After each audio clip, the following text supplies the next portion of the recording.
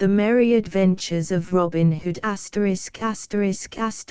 Merry Adventures of Robin Hood by Howard Pyle. Preface from the author to the reader. You who so plod amid serious things that you feel it shame to give yourself up even for a few short moments to mirth and joyousness in the land of fancy. You who think that life hath naught to do with innocent laughter that can harm no one. These pages are not for you. Clap to the leaves and go no farther than this, for I tell you plainly that if you go farther you will be scandalized by seeing good, sober folks of real history so frisk and caper in gay colors and motley that you would not know them but for the names tagged to them. Here is a stout, lusty fellow with a quick temper, yet none so ill for all that, who goes by the name of Henry II. Here is a fair, gentle lady before whom all the others bow and call her Queen Eleanor. Here is a fat rogue of a fellow, dressed up in rich robes of a clerical kind, that all the good folk call my Lord Bishop of Hereford.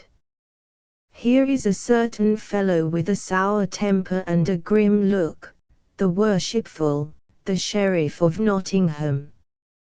And here, above all, is a great, tall, merry fellow that roams the greenwood and joins in homely sports, and sits beside the Sheriff at merry feast, which same beareth the name of the proudest of the Plantagenets, Richard of the Lion's Heart. Beside these are a whole host of knights, priests, nobles, burghers, yeomen, pages, ladies, lasses, landlords, beggars, peddlers, and what not, all living the merriest of merry lives, and all bound by nothing but a few odd strands of certain old ballads, snipped and clipped and tied together again in a score of knots, which draw these jocund fellows here and there, singing as they go. Here you will find 100 dull, sober, jogging places, all tricked out with flowers and what not, till no one would know them in their fanciful dress.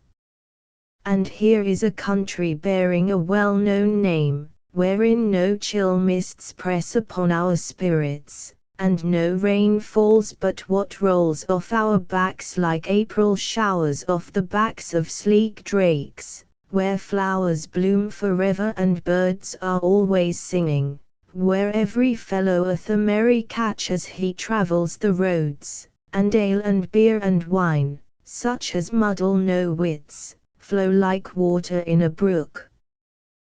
This country is not fairyland. What is it?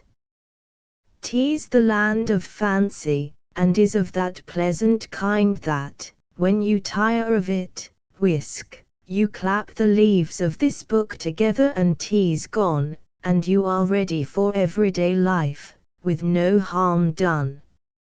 And now I lift the curtain that hangs between here and no man's land. Will you come with me, sweet reader? I thank you. Give me your hand.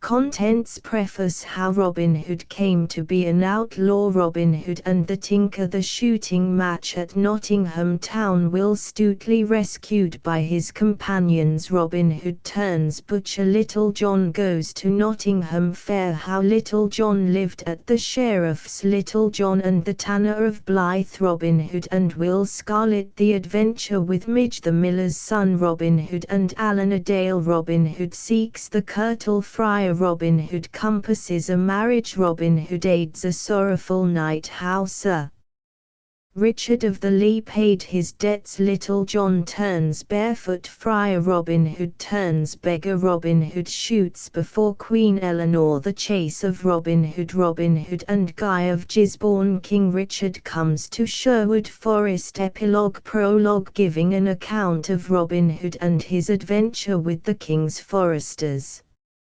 also telling how his band gathered around him, and of the merry adventure that gained him his good right-hand man, the famous Little John. How Robin Hood came to be an outlaw in merry England in the time of old, when good King Henry II ruled the land. There lived within the green glades of Sherwood Forest, near Nottingham town, a famous outlaw whose name was Robin Hood. No archer ever lived that could speed a grey goose shaft with such skill and cunning as his, nor were there ever such yeomen as the 70 merry men that roamed with him through the greenwood shades. Right merrily they dwelled within the depths of Sherwood Forest, suffering neither care nor want, but passing the time in merry games of archery or bouts of cudgel play, living upon the king's venison, washed down with draughts of ale of October brewing. Not only Robin himself but all the band were outlaws and dwelled apart from other men. Yet they were beloved by the country people round about, for no one ever came to jolly Robin for help in time of need and went away again with an empty fist. And now I will tell how it came about that Robin Hood fell a fur of the law. When Robin was a youth of 18, stout of sinew and bold of heart, the Sheriff of Nottingham proclaimed a shooting match and offered a prize of a butt of ale to whosoever should shoot the best shaft in Nottinghamshire. Now quoth Robin, will I go too, for fain would I draw a string for the bright eyes of my lass and a butt of good October brewing. So up he got and took his good stout yew bow and a score or more of broad-cloth-eyed arrows, and started off from Locksley town through Sherwood Forest to Nottingham. It was at the dawn of day in the merry Maytime, when hedgerows are green and flowers bedeck the meadows, daisies pied and yellow cuckoo buds and fair primroses all along the briery hedges, when apple buds blossom and sweet birds sing, the lark at dawn of day, the throstle cock and cuckoo, when lads and lasses look upon each other with sweet thoughts, when busy housewives spread their linen to bleach upon the bright green grass. Sweet was the greenwood as he walked along its paths, and bright the green and rustling leaves, amid which the little birds sang with might and main, and blithely Robin whistled as he trudged along, thinking of Maid Marian and her bright eyes, for at such times a youth's thoughts are wont to turn pleasantly upon the lass that he loves the best. As thus he walked along with a brisk step and a merry whistle, he came suddenly upon some foresters seated beneath a great oak tree. 15 there were in all, making themselves merry with feasting and drinking as they sat around a huge pasty, to which each man helped himself, thrusting his hands into the pie, and washing down that which they ate with great horns of ale which they drew all foaming from a barrel that stood nigh. Each man was clad in Lincoln green, and a fine show they made, seated upon the sward beneath that fair, spreading tree. Then one of them, with his mouth full, called out to Robin, "Hallo, where goest thou, little lad, with thy 1 penny bow and thy farthing shafts?" Then Robin grew angry, for no stripling likes to be taunted with his green years. "Now," quoth he, "my bow and eke mine arrows are as good as shine, and moreover, I go to the shooting match at Nottingham town, which same has been proclaimed by our good Sheriff of Nottinghamshire. There I will shoot with other stout yeomen, for a prize has been offered of a fine butt of ale." Then one who held a horn of ale in his hand said, "Ho! Listen to the lad.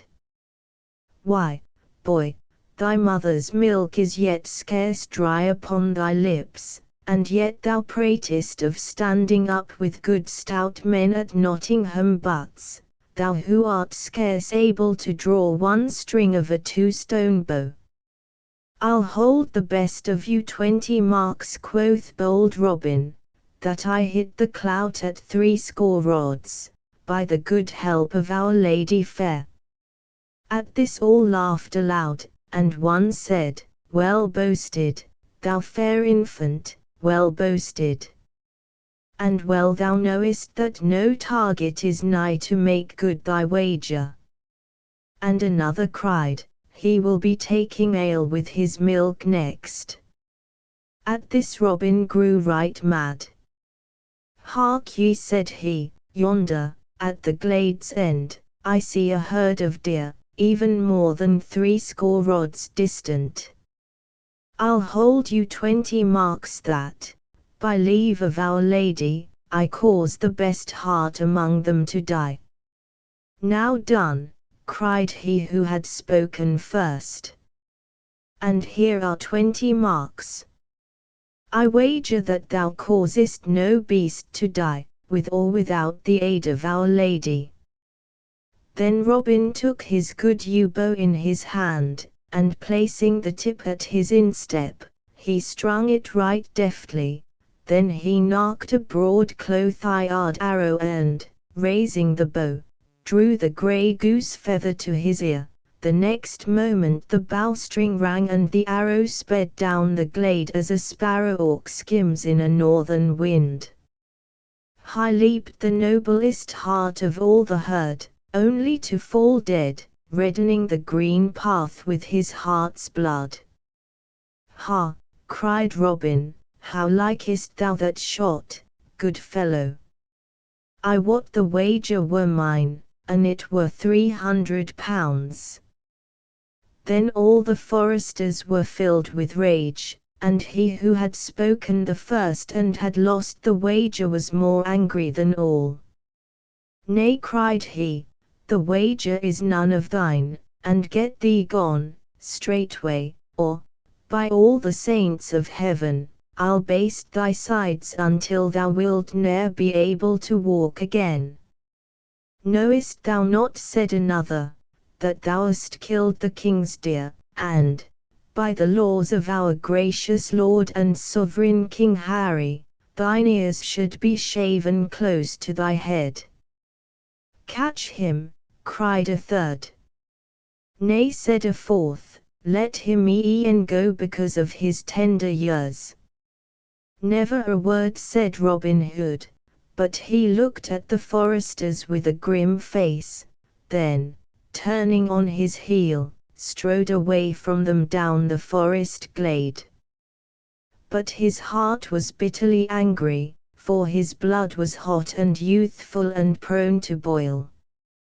Now, well would it have been for him who had first spoken had he left Robin Hood alone, but his anger was hot, both because the youth had gotten the better of him and because of the deep draughts of ale that he had been quaffing. So, of a sudden, without any warning, he sprang to his feet, and seized upon his bow and fitted it to a shaft. Cried he, and I'll hurry thee anon. And he sent the arrow whistling after Robin. It was well for Robin Hood that that same forester's head was spinning with ale, or else he would never have taken another step. As it was, the arrow whistled within 3 inches of his head. Then he turned around and quickly drew his own bow, and sent an arrow back in return. Ye said I was no archer, cried he aloud, but say so now again. The shaft flew straight, the archer fell forward with a cry, and lay on his face upon the ground, his arrows rattling about him from out of his quiver, the grey goose shaft wet with his heart's blood. Then, before the others could gather their wits about them, Robin Hood was gone into the depths of the greenwood. Some started after him, but not with much heart, for each feared to suffer the death of his fellow. So presently they all came and lifted the dead man up and bore him away to Nottingham town. Meanwhile Robin Hood ran through the greenwood. Gone was all the joy and brightness from everything, for his heart was sick within him, and it was borne in upon his soul that he had slain a man. "Alas," cried he, "thou hast found me an archer that will make thy wife to ring. I would that thou hadst ne'er said one word to me, or that I had never passed thy way, or e'en that my right forefinger had been stricken off ere that this had happened. In haste I smote, but grieve I saw at leisure." And then, even in his trouble, he remembered the old saw that what is done, and the egg cracked cannot be cured. And so he came to dwell in the greenwood that was to be his home for many a year to come, never again to see the happy days with the lads and lasses of sweet Locksley town, for he was outlawed, not only because he had killed a man, but also because he had poached upon the king's deer, and £200 were set upon his head, as a reward for whoever would bring him to the court of the king. Now the Sheriff of Nottingham swore that he himself would bring this knave Robin Hood to justice, and for two reasons. First, because he wanted the £200, and next, because the forester that Robin Hood had killed was of kin to him. But Robin Hood lay hidden in Sherwood Forest for 1 year, and in that time there gathered around him many others like himself, cast out from other folk for this cause and for that. Some had shot deer in hungry winter-time, when they could get no other food, and had been seen in the act by the foresters, but had escaped, thus saving their ears. Some had been turned out of their inheritance, that their farms might be added to the king's lands in Sherwood Forest. Some had been despoiled by a great baron or a rich abbot or a powerful esquire. All, for one cause or another, had come to Sherwood to escape wrong and oppression. So, in all that year, 50 or more good stout yeomen gathered about Robin Hood, and chose him to be their leader and chief. Then they vowed that even as they themselves had been despoiled they would despoil their oppressors, whether baron, abbot, knight, or squire, and that from each they would take that which had been wrung from the poor by unjust taxes, or land rents, or in wrongful fines. But to the poor folk they would give a helping hand in need and trouble, and would return to them that which had been unjustly taken from them. Besides this, they swore never to harm a child nor to wrong a woman, be she maid, wife, or widow, so that, after a while, when the people began to find that no harm was meant to them, but that money or food came in time of want to many a poor family, they came to praise Robin and his merry men, and to tell many tales of him and of his doings in Sherwood Forest, for they felt him to be one of themselves. Up rose Robin Hood one merry morn when all the birds were singing blithely among the leaves, and up rose all his merry men, each fellow washing his head and hands in the cold brown brook that leaped laughing from stone to stone. Then said Robin, "For 14 days have we seen no sport, so now I will go abroad to seek adventures forthwith. But tarry ye, my merry men all, here in the greenwood, only see that ye mind well my call. 3 blasts upon the bugle horn I will blow in my hour of need, then come quickly, for I shall want your aid." So saying, he strode away through the leafy forest glades until he had come to the verge of Sherwood. There he wandered for a long time, through highway and byway, through Dingley Dell and forest skirts. Now he met a fair buxom lass in a shady lane, and each gave the other a merry word and passed their way. Now he saw a fair lady upon an ambling pad, to whom he doffed his cap, and who bowed sedately in return to the fair youth. Now he saw a fat monk on a pannier-laden ass, now a gallant knight, with spear and shield and armor that flashed brightly in the sunlight, now a page clad in crimson, and now a stout burgher from good Nottingham town, pacing along with serious footsteps. All these sights he saw, but adventure found he none. At last he took a road by the forest skirts, a bypath that dipped toward a broad, pebbly stream spanned by a narrow bridge made of a log of wood. As he drew nigh this bridge he saw a tall stranger coming from the other side. Thereupon Robin quickened his pace, as did the stranger likewise, each thinking to cross first. "Now stand thou back," quoth Robin, "and let the better man cross first." "Nay," answered the stranger, "then stand back shine own self, for the better man, I wet, am I." "That will we presently see," quoth Robin, "and meanwhile stand thou where thou art, or else, by the bright brow of Saint Aelfrida, I will show thee right good Nottingham play with a cloth-iron shaft betwixt thy ribs." "Now," quoth the stranger, "I will tan thy hide till it be as many colours as a beggar's cloak, if thou darest so much as touch a string of that same bow that thou holdest in thy hands." "Thou pratest like an ass," said Robin, "for I could send this shaft clean through thy proud heart before a curtal friar could say grace over a roast goose at Michaelmarstead." "And thou pratest like a coward," answered the stranger, "for thou standest there with a good yew bow to shoot at my heart, while I have naught in my hand but a plain black thorn staff wherewith to meet thee." "Now," quoth Robin, "by the faith of my heart, never have I had a coward's name in all my life before. I will lay by my trusty bow and eke my arrows, and if thou darest abide my coming, I will go and cut a cudgel to test thy manhood withal."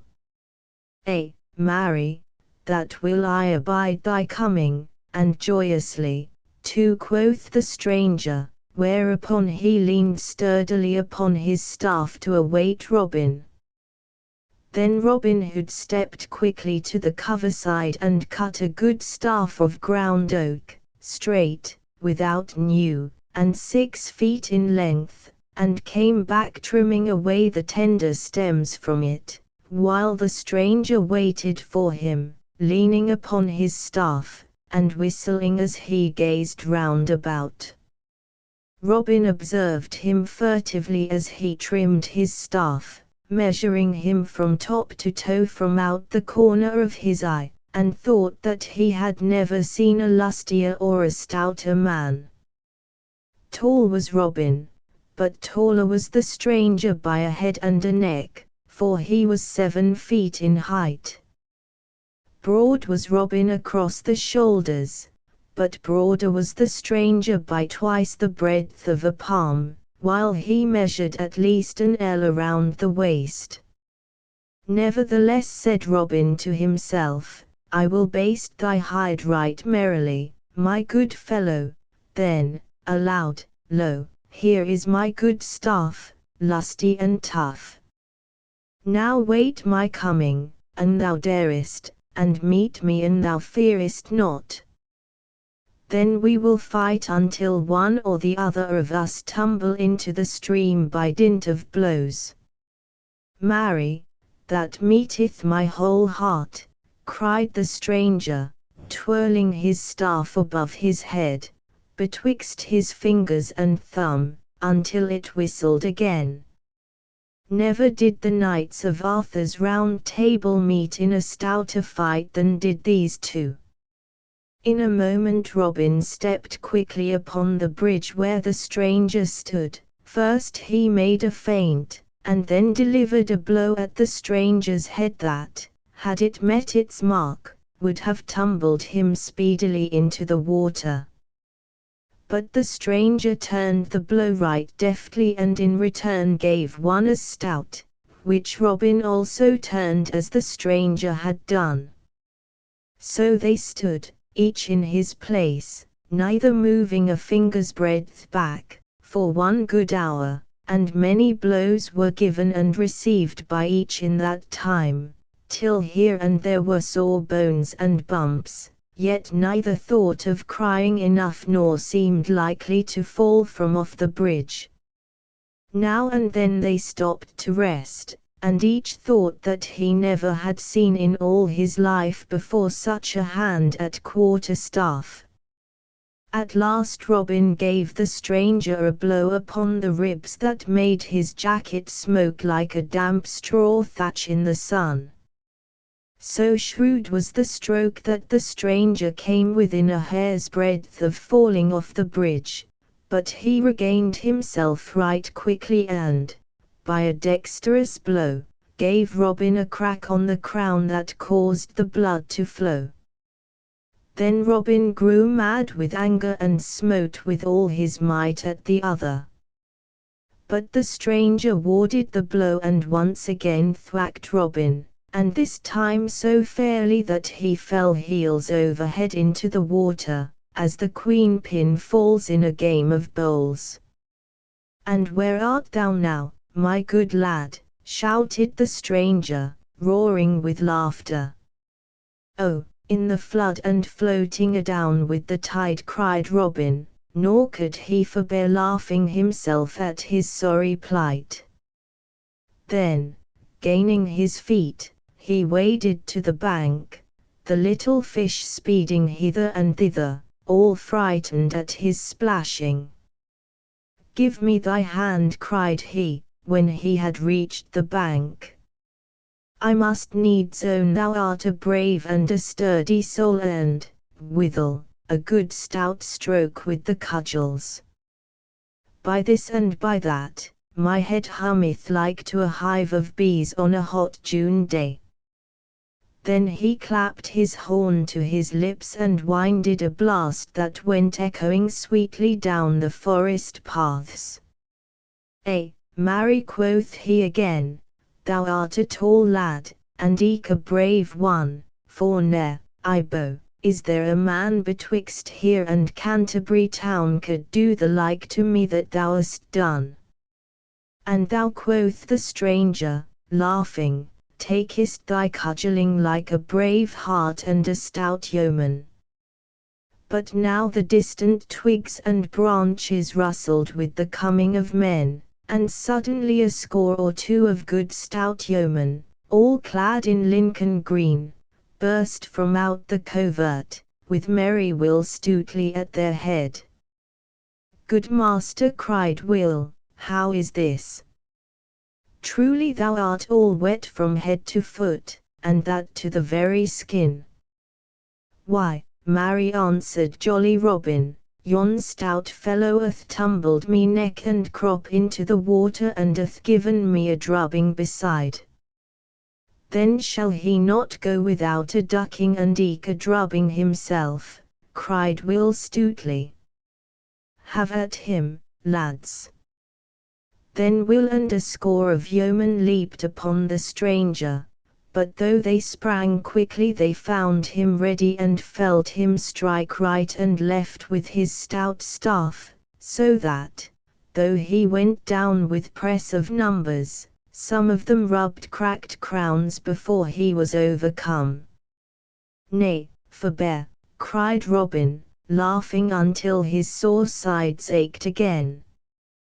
"He is a right good man and true, and no harm shall befall him. Now hark ye, good youth, wilt thou stay with me and be one of my band? 3 suits of Lincoln green shalt thou have each year, beside 40 marks in fee, and share with us whatsoever good shall befall us. Thou shalt eat sweet venison and quaff the stoutest ale, and mine own good right-hand man shalt thou be, for never did I see such a cudgel player in all my life before. Speak.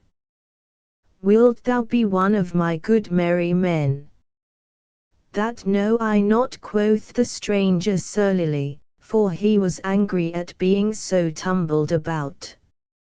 If ye handle yew bow and apple shaft no better than ye do oaken cudgel, I wot ye are not fit to be called yeomen in my country, but if there be any man here that can shoot a better shaft than I, then will I bethink me of joining with you.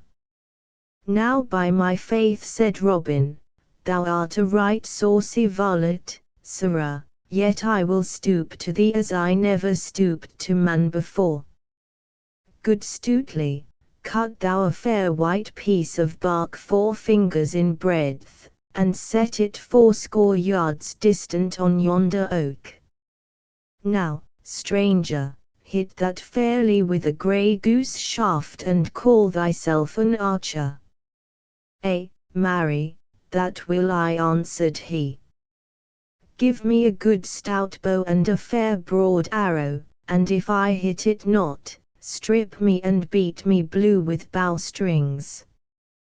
Then he chose the stoutest bow among them all, next to Robin's own, and a straight grey goose shaft, well feathered and smooth, and stepping to the mark, while all the band, sitting or lying upon the green sward, watched to see him shoot, he drew the arrow to his cheek and loosed the shaft right deftly, sending it so straight down the path that it clove the mark in the very centre.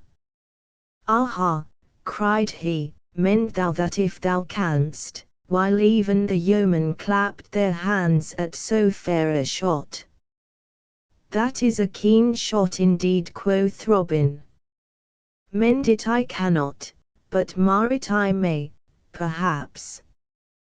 Then taking up his own good stout bow and nocking an arrow with care, he shot with his very greatest skill.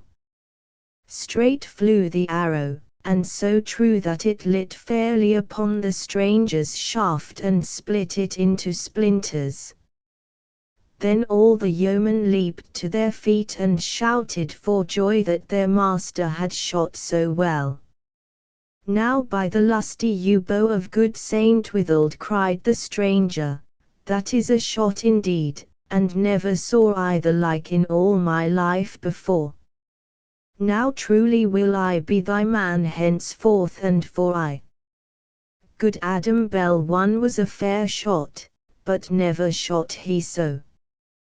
One Adam Bell, Clymo the Clough and William of Cloudsley were 3 noted North Country bowmen whose names have been celebrated in many ballads of the olden time. Then have I gained a right good man this day, quoth jolly Robin. What name goest thou by, good fellow? Men call me John Little, whence I came, answered the stranger. Then Will Stutely, who loved a good jest, spoke up. Nay, fair little stranger, said he, I like not thy name, and fain would I have it otherwise. Little art thou indeed, and small of bone and sinew, therefore shalt thou be christened Little John, and I will be thy godfather. Then Robin Hood and all his band laughed aloud until the stranger began to grow angry. And thou make a jest of me, quoth he to Will Stutely, thou wilt have sore bones and little pay, and that in short season. Nay, good friend, said Robin Hood, bottle thine anger, for the name fitteth thee well. Little John shall thou be called henceforth, and Little John shall it be. So come, my merry men, we will prepare a christening feast for this fair infant." So turning their backs upon the stream, they plunged into the forest once more, through which they traced their steps till they reached the spot where they dwelled in the depths of the woodland. There had they built huts of bark and branches of trees, and made couches of sweet rushes spread over with skins of fallow deer. Here stood a great oak tree with branches spreading broadly around, beneath which was a seat of green moss where Robin Hood was wont to sit at feast and at merry-making with his stout men about him. Here they found the rest of the band, some of whom had come in with a brace of fat does. Then they all built great fires and after a time roasted the does and broached a barrel of humming ale. Then when the feast was ready they all sat down, but Robin placed Little John at his right hand, for he was henceforth to be the second in the band. Then when the feast was done Will Stutely spoke up. "It is now time, I ween, to christen our bonny babe, is it not so, merry boys?" "And I," cried all, laughing till the woods echoed with their mirth. "Then 7 sponsors shall we have," quoth Will Stutely, and hunting among all the band, he chose the 7 stoutest men of them all. "Now by Saint Dunstan," cried Little John, springing to his feet, "more than one of you shall rue it an you lay finger upon me." But without a word they all ran upon him at once, seizing him by his legs and arms and holding him tightly in spite of his struggles, and they bore him forth while all stood around to see the sport.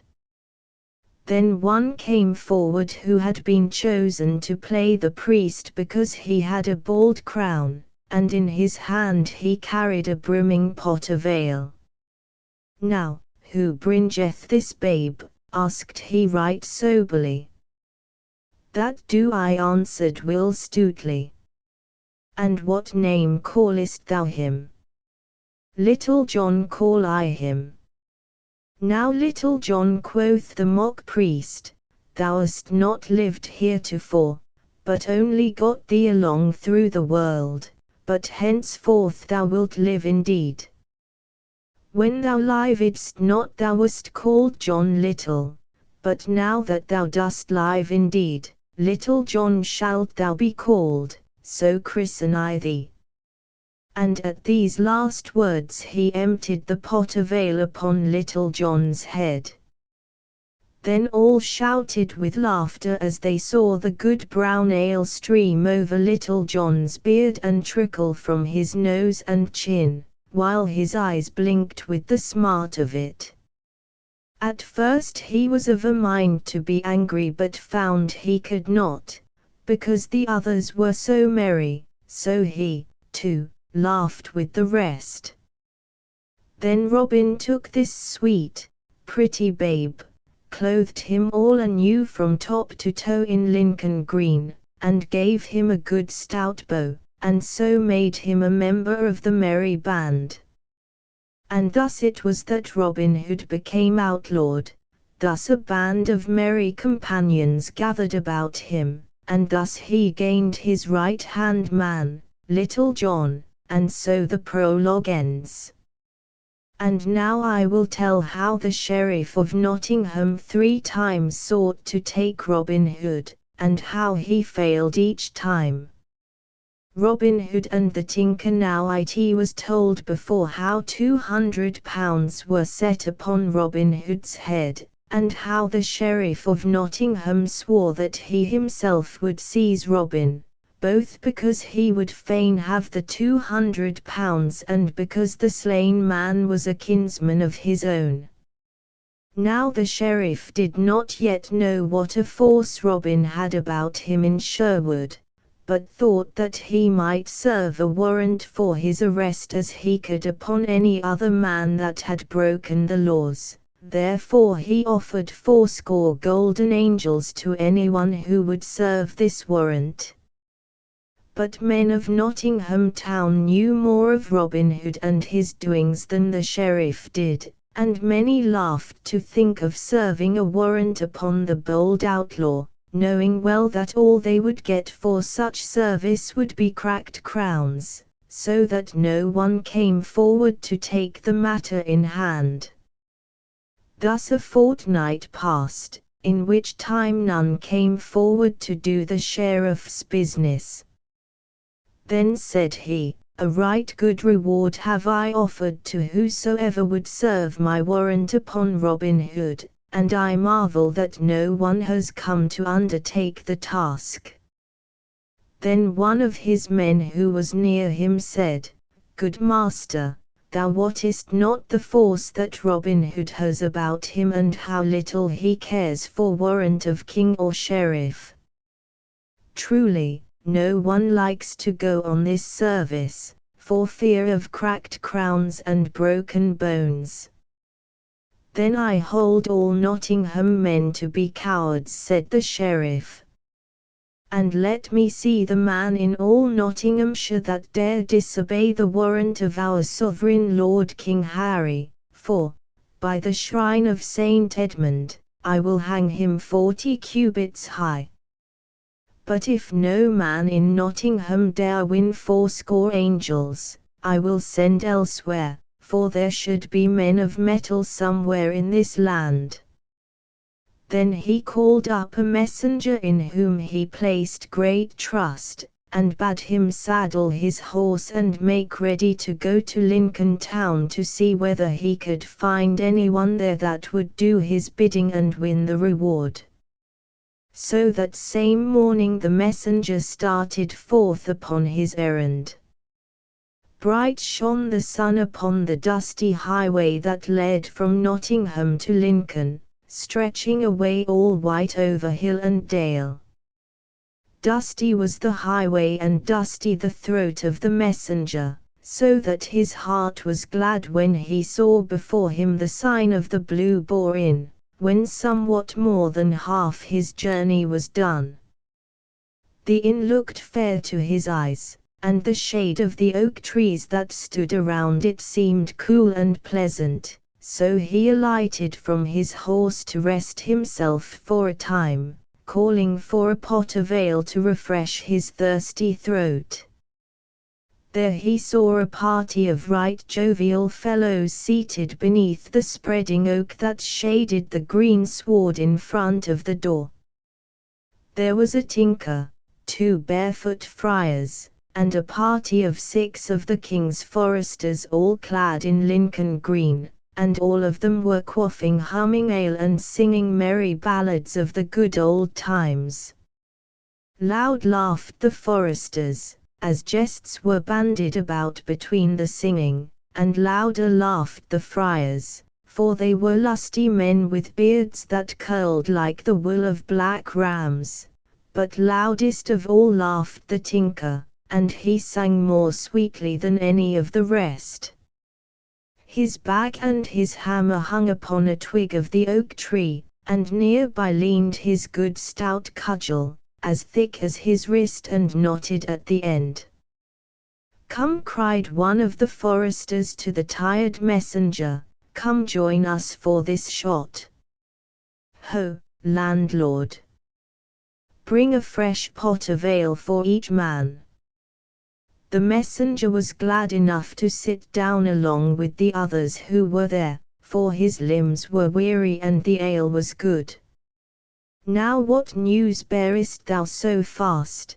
quoth one, "and whither ridest thou today?" The messenger was a chatty soul and loved a bit of gossip dearly.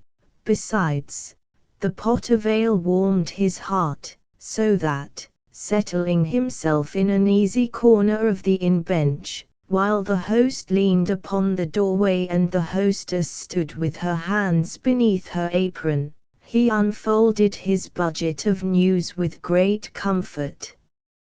He told all from the very first, how Robin Hood had slain the forester, and how he had hidden in the greenwood to escape the law, how that he lived therein, all against the law, God wot, slaying his majesty's deer and levying toll on fat abbot, knight, and esquire, so that none dared travel even on broad Watling Street or the Fosse Way for fear of him, how that the sheriff had a mind to serve the king's warrant upon this same rogue, though little would he mind warrant of either king or sheriff, for he was far from being a law-abiding man. Then he told how none could be found in all Nottingham town to serve this warrant, for fear of cracked pates and broken bones, and how that he, the messenger, was now upon his way to Lincoln town to find of what metal the Lincoln men might be. Now come I, forsooth, from good Banbury town, said the jolly tinker, and no one nigh Nottingham, nor Sherwood either, and that be the mark, can hold cudgel with my grip. Why, lads, did I not meet that mad wag Simon of Ely, even at the famous fair at Hertford town, and beat him in the ring at that place before Sir Robert of Leslie and his lady. This same Robin Hood, of whom, I wot, I never heard before, is a right merry blade, but gin he be strong, am not I stronger? And gin he be sly, am not I slyer? Now by the bright eyes of Nan o' the Mill, and by mine own name, and that's what o' the Crabstaff, and by mine own mother's son, and that's myself, will I, even I, what o' the Crabstaff, meet this same sturdy rogue, and gin he mind not the seal of our glorious sovereign King Harry, and the warrant of the good Sheriff of Nottinghamshire, I will so bruise, beat, and bemaul his pate that he shall never move finger or toe again. Hear ye that, bully boys?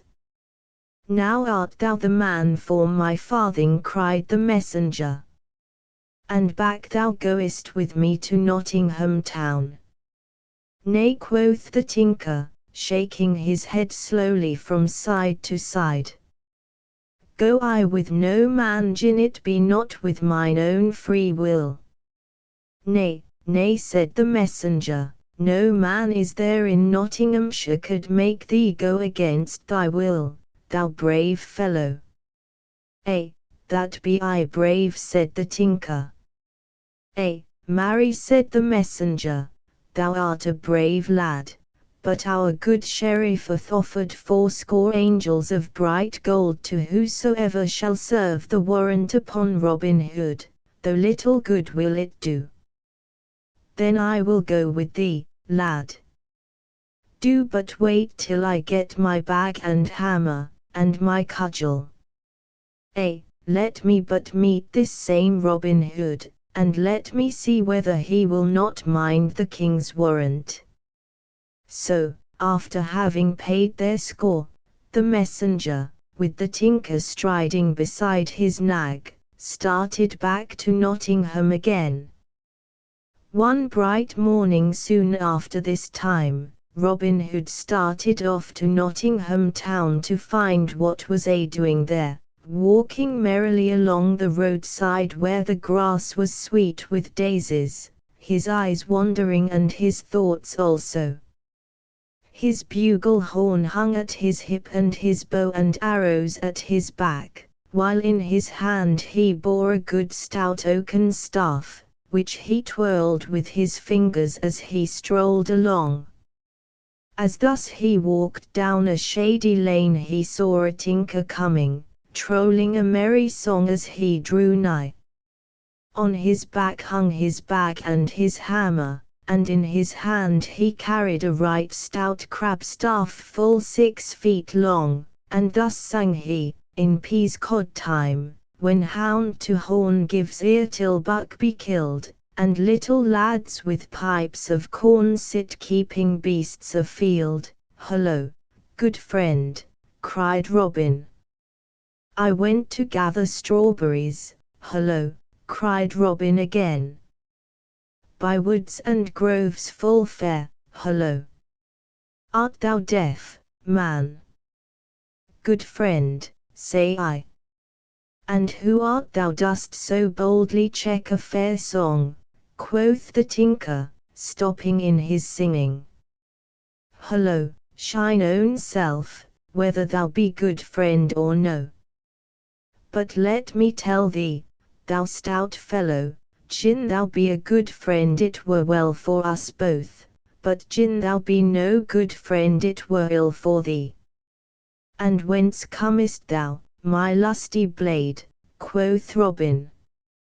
I come from Banbury, answered the tinker. Alas, quoth Robin, I hear there is sad news this merry morn. Ha! Is it indeed so? Cried the tinker eagerly. Prithee tell it speedily, for I am a tinker by trade, as thou seest, and as I am in my trade I am greedy for news, even as a priest is greedy for farthings.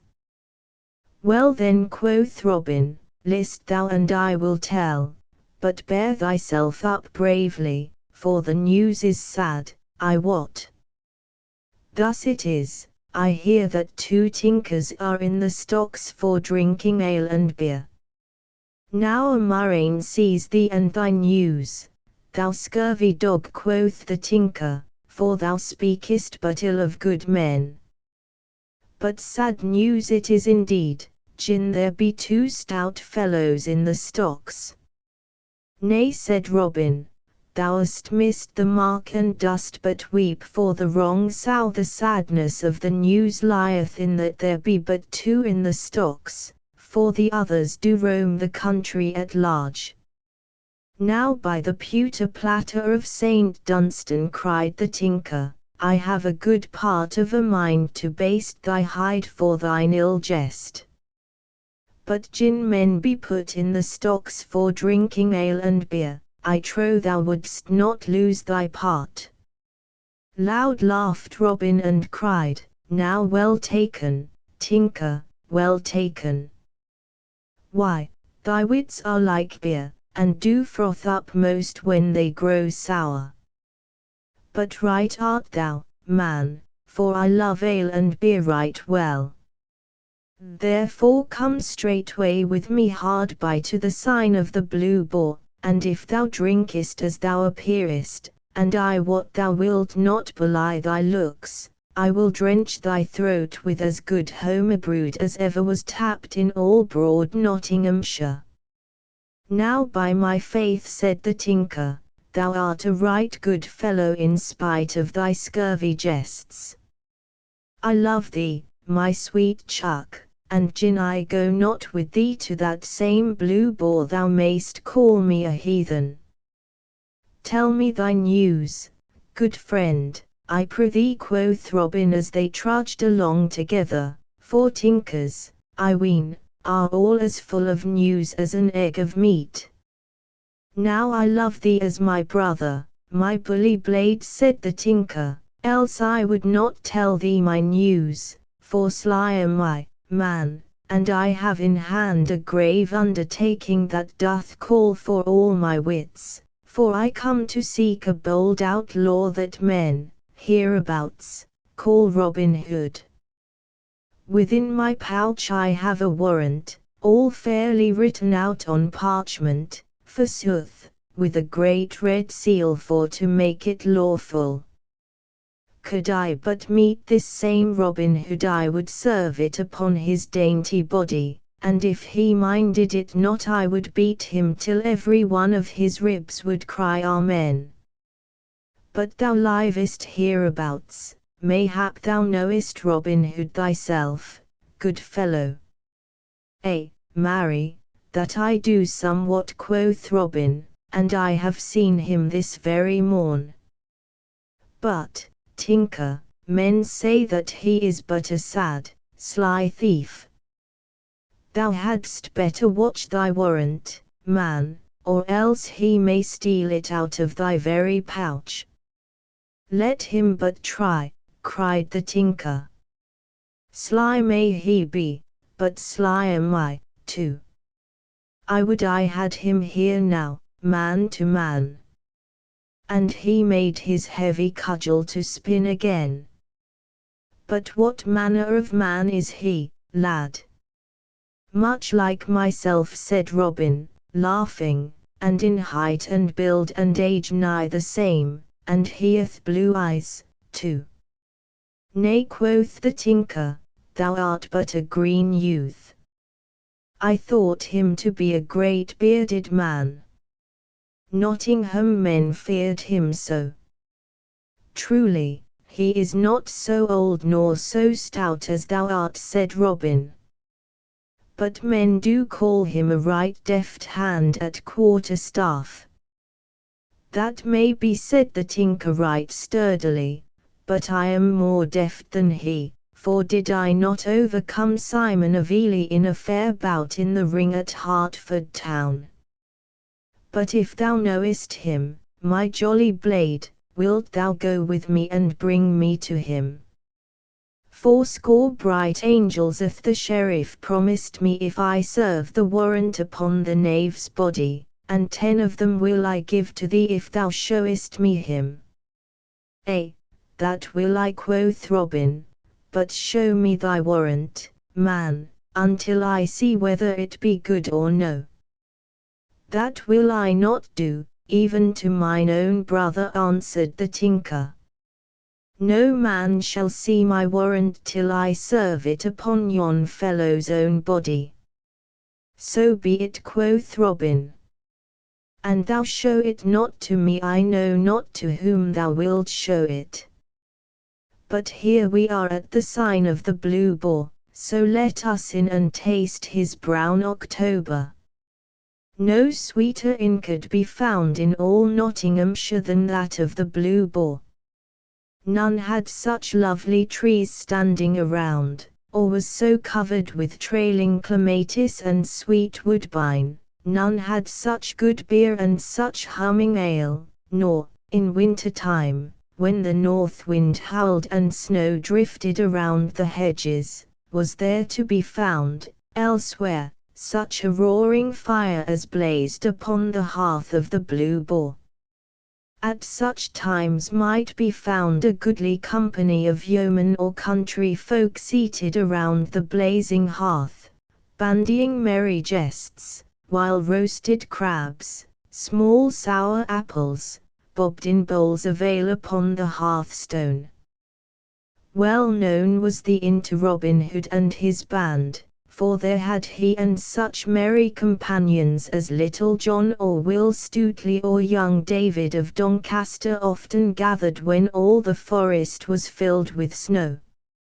As for mine host, he knew how to keep a still tongue in his head, and to swallow his words before they passed his teeth, for he knew very well which side of his bread was spread with butter. For Robin and his band were the best of customers and paid their scores without having them chalked up behind the door. So now, when Robin Hood and the tinker came thereto and called aloud for 2 great pots of ale, none would have known from look or speech that the host had ever set eyes upon the outlaw before. Bide thou here, quoth Robin to the tinker, while I go and see that mine host draweth ale from the right butt, for he hath good October, I know, and that brewed by Withold of Tamworth. So saying, he went within and whispered to the host to add a measure of Flemish strong waters to the good English ale, which the latter did and brought it to them.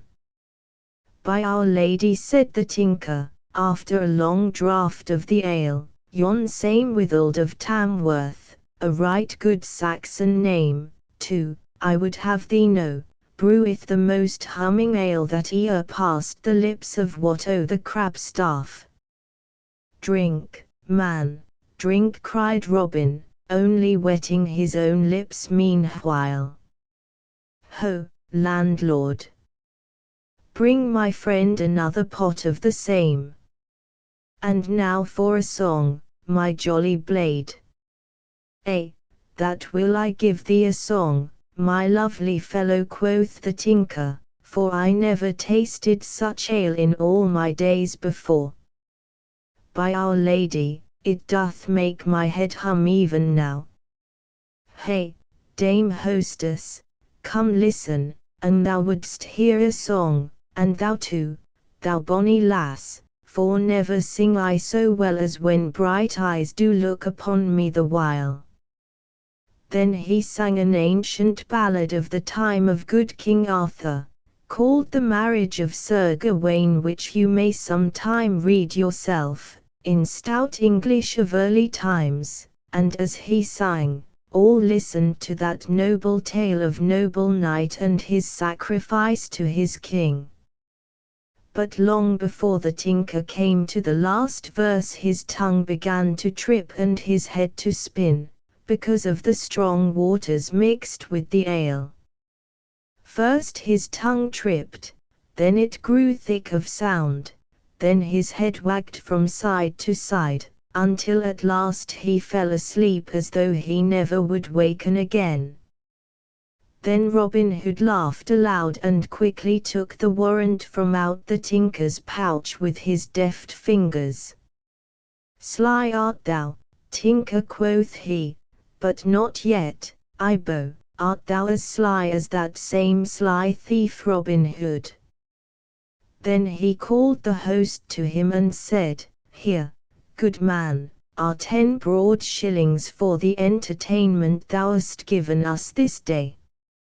See that thou takest good care of thy fair guest there, and when he wakes thou mayst again charge him 10 shillings also, and if he hath it not, thou mayst take his bag and hammer, and even his coat, in payment. Thus do I punish those that come into the greenwood to deal dole to me. As for thine own self, never knew I landlord yet that would not charge twice an he could. At this the host smiled slyly, as though saying to himself, the rustic saw, teach a magpie to suck eggs. The tinker slept until the afternoon drew to a close and the shadows grew long beside the woodland edge, then he awoke. First he looked up, then he looked down, then he looked east, then he looked west, for he was gathering his wits together, like barley straws blown apart by the wind. First he thought of his merry companion, but he was gone.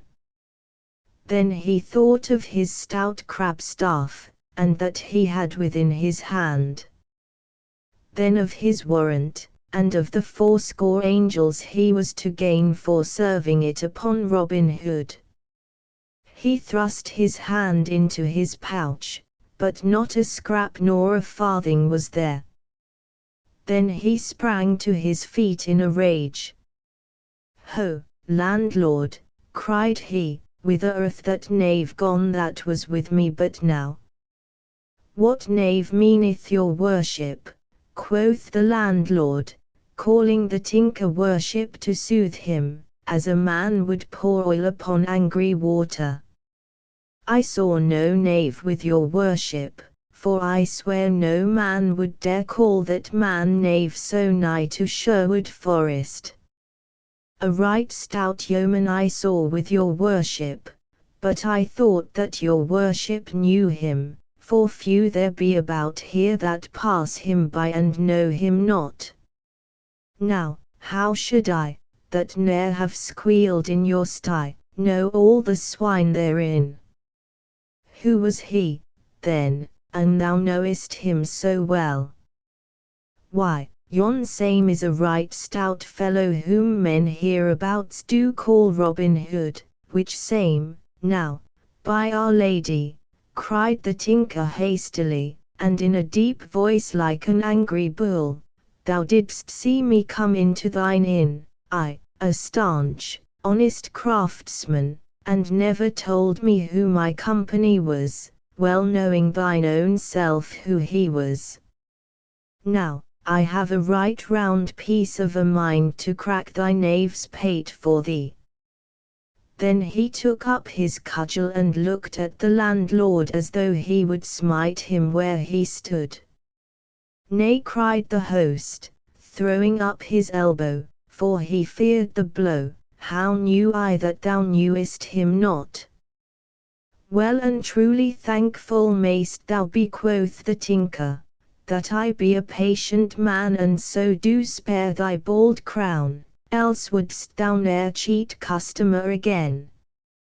But as for this same knave Robin Hood, I go straightway to seek him, and if I do not score his knave's pate, cut my staff into faggots and call me woman. So saying, he gathered himself together to depart. Nay, quoth the landlord, standing in front of him and holding out his arms like a gooseherd driving his flock, for money made him bold, thou goest not till thou hast paid me my score. But did not he pay thee?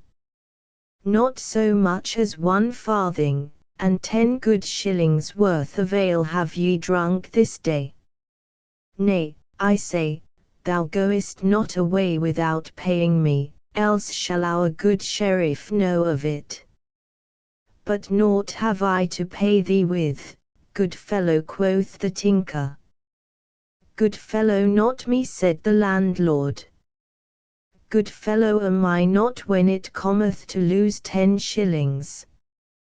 Pay me that thou owest me in broad money, or else leave thy coat and bag and hammer, yet, I wot they are not worth 10 shillings, and I shall lose thereby. Nay, an thou stirrest, I have a great dog within and I will loose him upon thee. Macon, open thou the door and let forth Brian if this fellow stirs 1 step. Nay, quoth the tinker, for, by roaming the country, he had learned what dogs were. Take thou what thou wilt have, and let me depart in peace, and may a murrain go with thee. But oh, landlord, an I catch yon scurvy varlet, I swear he shall pay full with usury for that he hath had. So saying, he strode away toward the forest, talking to himself, while the landlord and his worthy dame and Macon stood looking after him, and laughed when he had fairly gone. Robin and I stripped yon ass of his pack mane neatly, quoth the landlord.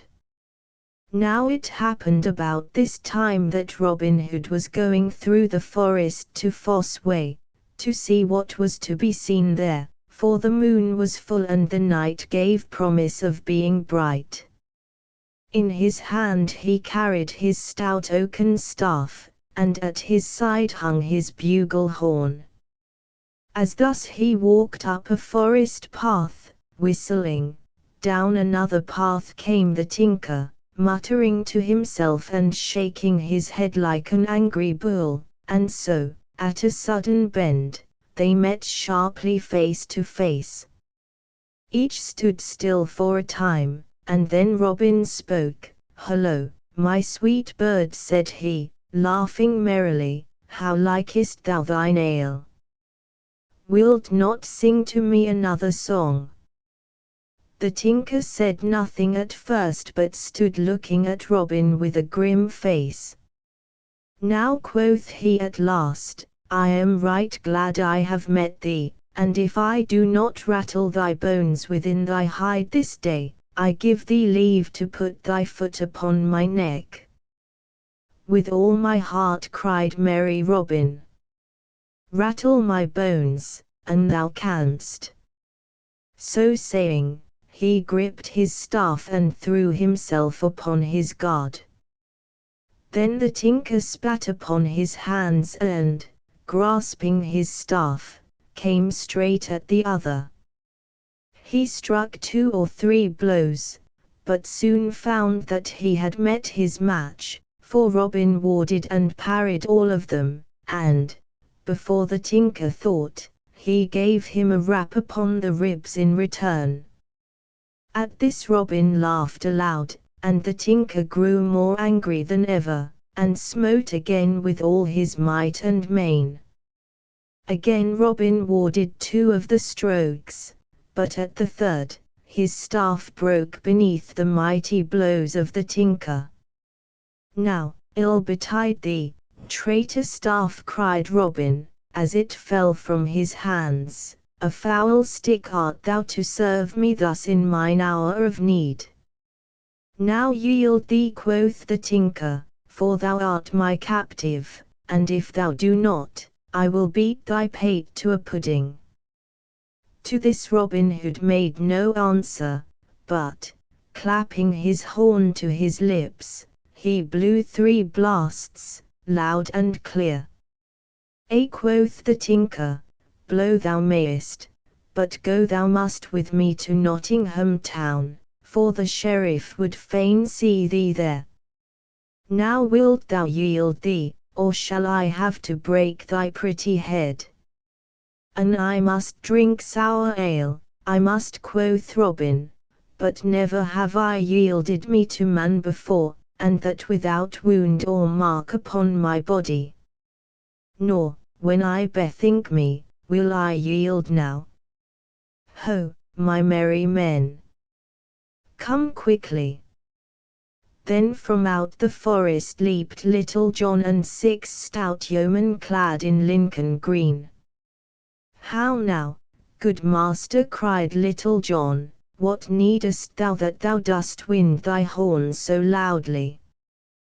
"There stands a tinker," quoth Robin, "that would fain take me to Nottingham, there to hang upon the gallows tree."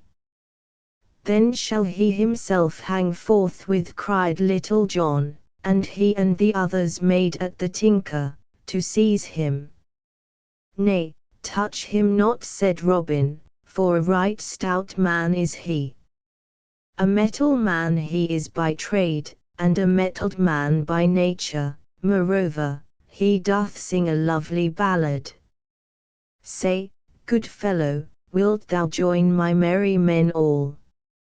3 suits of Lincoln green shalt thou have a year, besides 40 marks in fee. Thou shalt share all with us and lead a right merry life in the greenwood, for cares have we not, and misfortune cometh not upon us within the sweet shades of Sherwood, where we shoot the dun deer and feed upon venison and sweet oaten cakes, and curds and honey. Wilt thou come with me?"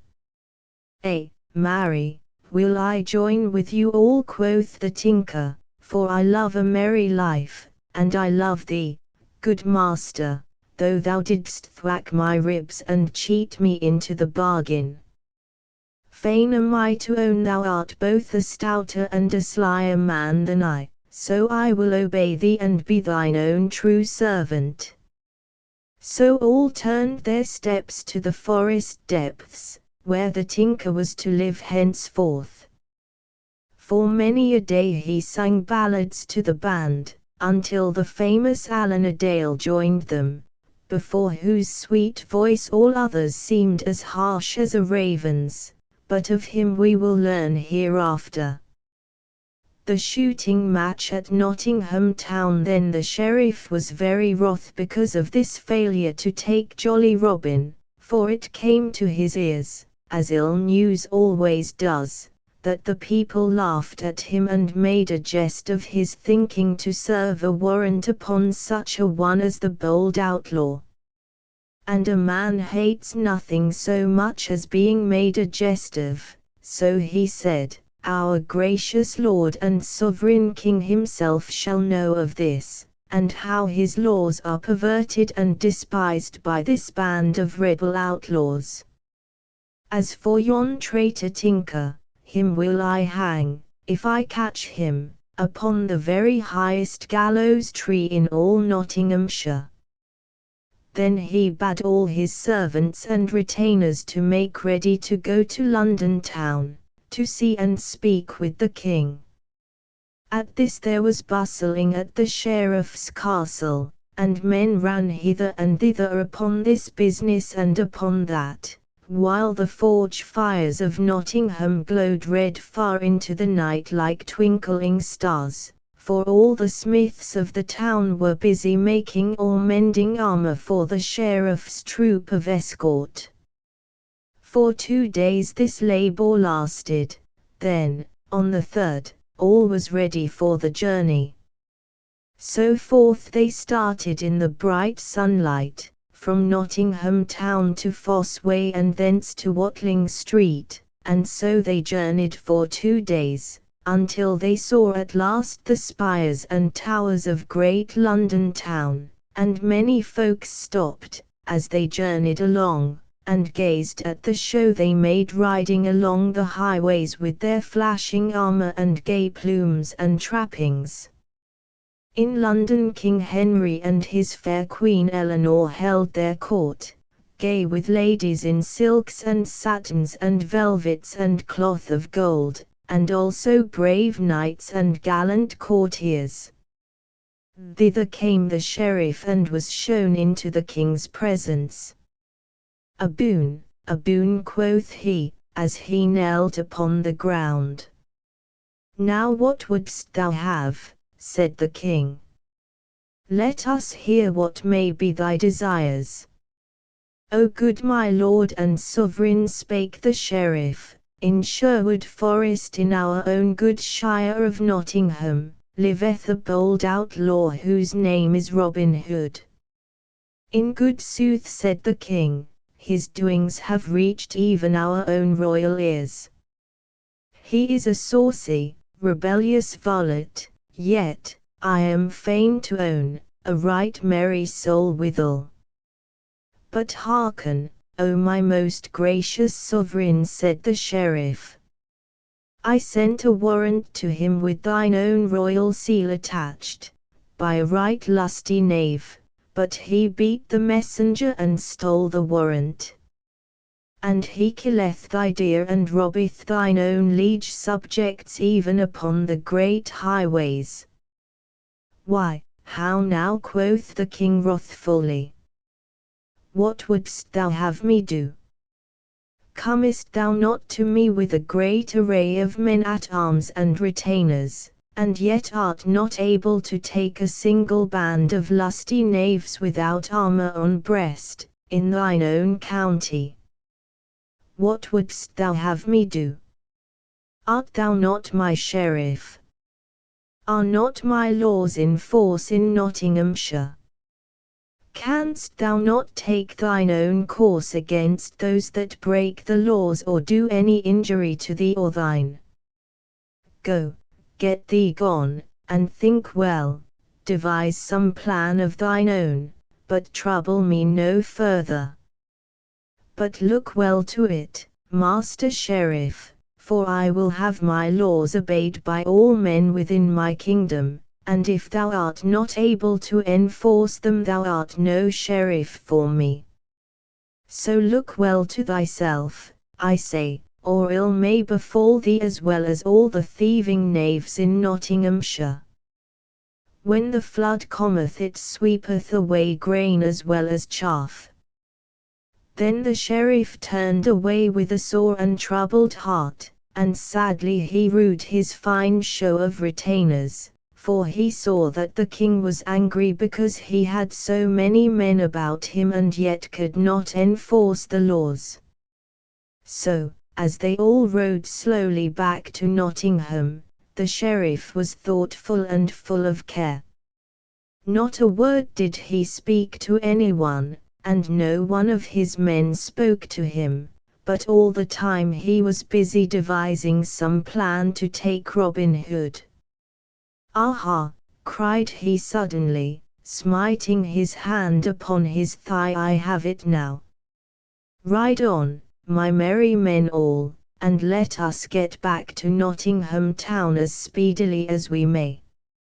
And mark well my words, before a fortnight is past, that evil knave Robin Hood will be safely clapped into Nottingham gaol. But what was the sheriff's plan?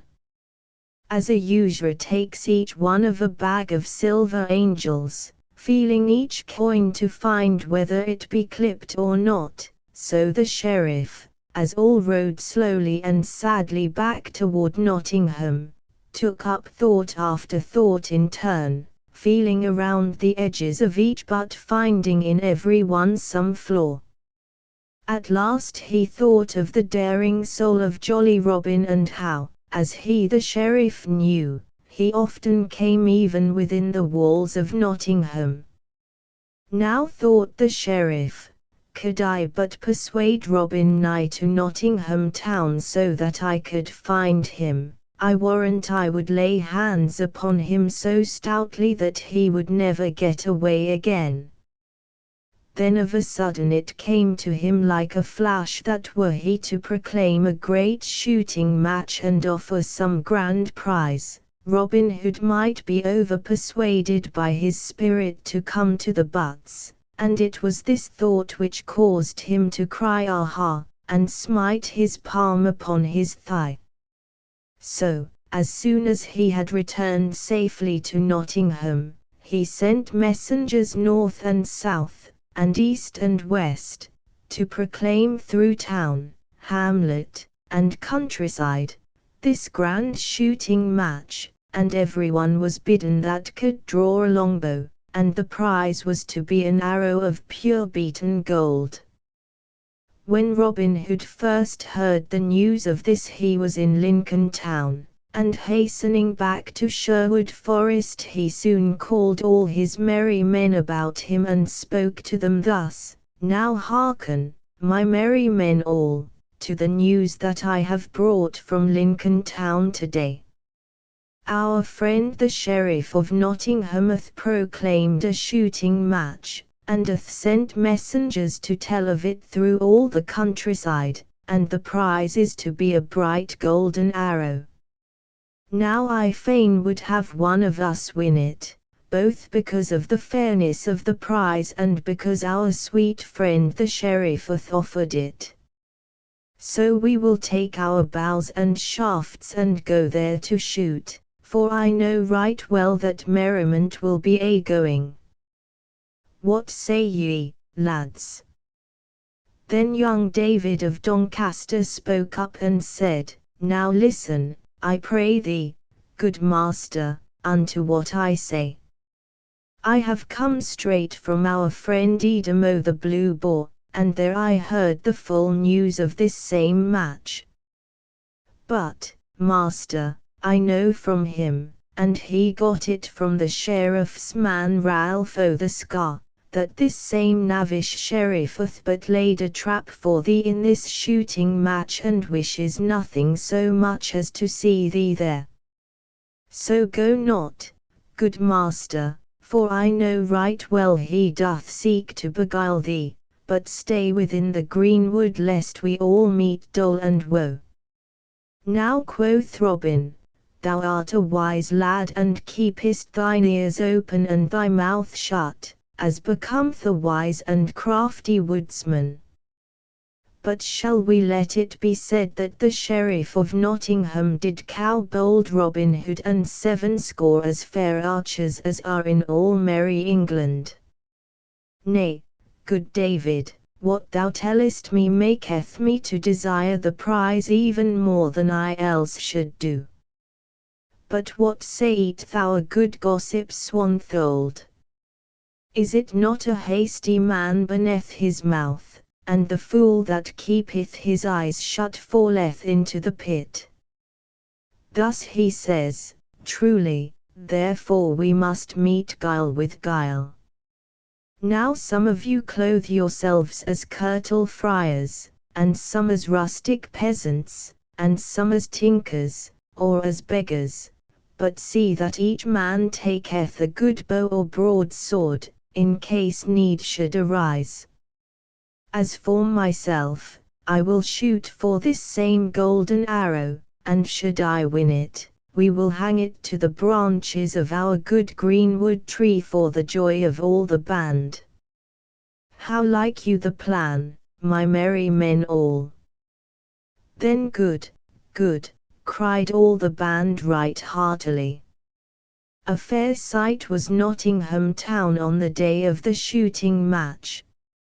All along upon the green meadow beneath the town wall stretched a row of benches, one above the other, which were for knight and lady, squire and dame, and rich burghers and their wives, for none but those of rank and quality were to sit there. At the end of the range, near the target, was a raised seat bedecked with ribbons and scarfs and garlands of flowers, for the Sheriff of Nottingham and his dame. The range was 20 paces broad. At one end stood the target, at the other a tent of striped canvas, from the pole of which fluttered many-coloured flags and streamers. In this booth were casks of ale, free to be broached by any of the archers who might wish to quench their thirst. Across the range from where the seats for the better folk were raised was a railing to keep the poorer people from crowding in front of the target. Already, while it was early, the benches were beginning to fill with people of quality, who kept constantly arriving in little carts or upon palfreys that curvetted gaily to the merry tinkle of silver bells at bridle reins. With these came also the poorer folk, who sat or lay upon the green grass near the railing that kept them from off the range. In the great tent the archers were gathering by twos and threes, some talking loudly of the fair shots each man had made in his day, some looking well to their bows, drawing a string betwixt the fingers to see that there was no fray upon it, or inspecting arrows, shutting one eye and peering down a shaft to see that it was not warped, but straight and true, for neither bow nor shaft should fail at such a time and for such a prize. And never was such a company of yeomen as were gathered at Nottingham town that day, for the very best archers of merry England had come to this shooting match. There was Gillow the Red Cap, the Sheriff's own head archer, and Dicon Cruikshank of Lincoln town, and Adam o' the Dell, a man of Tamworth, of 60 years and more, yet hale and lusty still, who in his time had shot in the famous match at Woodstock, and had there beaten that renowned archer, Clymo the Clough. And many more famous men of the longbow were there, whose names have been handed down to us in goodly ballads of the olden time. But now all the benches were filled with guests, lord and lady, burgher and dame, when at last the sheriff himself came with his lady, he riding with stately mien upon his milk-white horse and she upon her brown filly. Upon his head he wore a purple velvet cap, and purple velvet was his robe, all trimmed about with rich ermine. His jerkin and hose were of sea-green silk, and his shoes of black velvet, the pointed toes fastened to his garters with golden chains. A golden chain hung about his neck, and at his collar was a great carbuncle set in red gold. His lady was dressed in blue velvet, all trimmed with swan's down. So they made a gallant sight as they rode along side by side, and all the people shouted from where they crowded across the space from the gentlefolk. So the sheriff and his lady came to their place, where men at arms, with hauberk and spear, stood about, waiting for them. Then when the sheriff and his dame had sat down, he bade his herald wind upon his silver horn, who thereupon sounded 3 blasts that came echoing cheerily back from the grey walls of Nottingham. Then the archers stepped forth to their places, while all the folks shouted with a mighty voice, each man calling upon his favourite yeoman. Red Cap, cried some. Cruikshank, cried others. Hey for William O. Leslie, shouted others yet again, while ladies waved silken scarfs to urge each yeoman to do his best. Then the herald stood forth and loudly proclaimed the rules of the game as follows: shoot each man from yon mark, which is 70 yards and 10 from the target. 1 arrow shooteth each man first, and from all the archers shall the 10 that shooteth the fairest shafts be chosen for to shoot again. 2 arrows shooteth each man of these 10, then shall the 3 that shoot the fairest shafts be chosen for to shoot again. 3 arrows shooteth each man of those 3, and to him that shooteth the fairest shafts shall the prize be given. Then the sheriff leaned forward, looking keenly among the press of archers to find whether Robin Hood was among them, but no one was there clad in Lincoln green, such as was worn by Robin and his band. Nevertheless, said the sheriff to himself, he may still be there, and I miss him among the crowd of other men. But let me see when but 10 men shoot, for I wot he will be among the 10, or I know him not. And now the archers shot, each man in turn, and the good folk never saw such archery as was done that day. 6 arrows were within the clout, 4 within the black, and only 2 smote the outer ring, so that when the last arrow sped and struck the target, all the people shouted aloud, for it was noble shooting. And now but 10 men were left of all those that had shot before, and of these 10, 6 were famous throughout the land, and most of the folk gathered there knew them. These 6 men were Gilbert o' the Red Cap, Adam o' the Dell, Dicon Cruikshank, William o' Leslie, Hubert o' Cloud, and Swithin o' Hertford. 2 others were yeomen of merry Yorkshire, another was a tall stranger in blue, who said he came from London town, and the last was a tattered stranger in scarlet, who wore a patch over one eye. Now quoth the sheriff to a man-at-arms who stood near him, seest thou Robin Hood among those 10? Nay, that do I not, your worship, answered the man. 6 of them I know right well.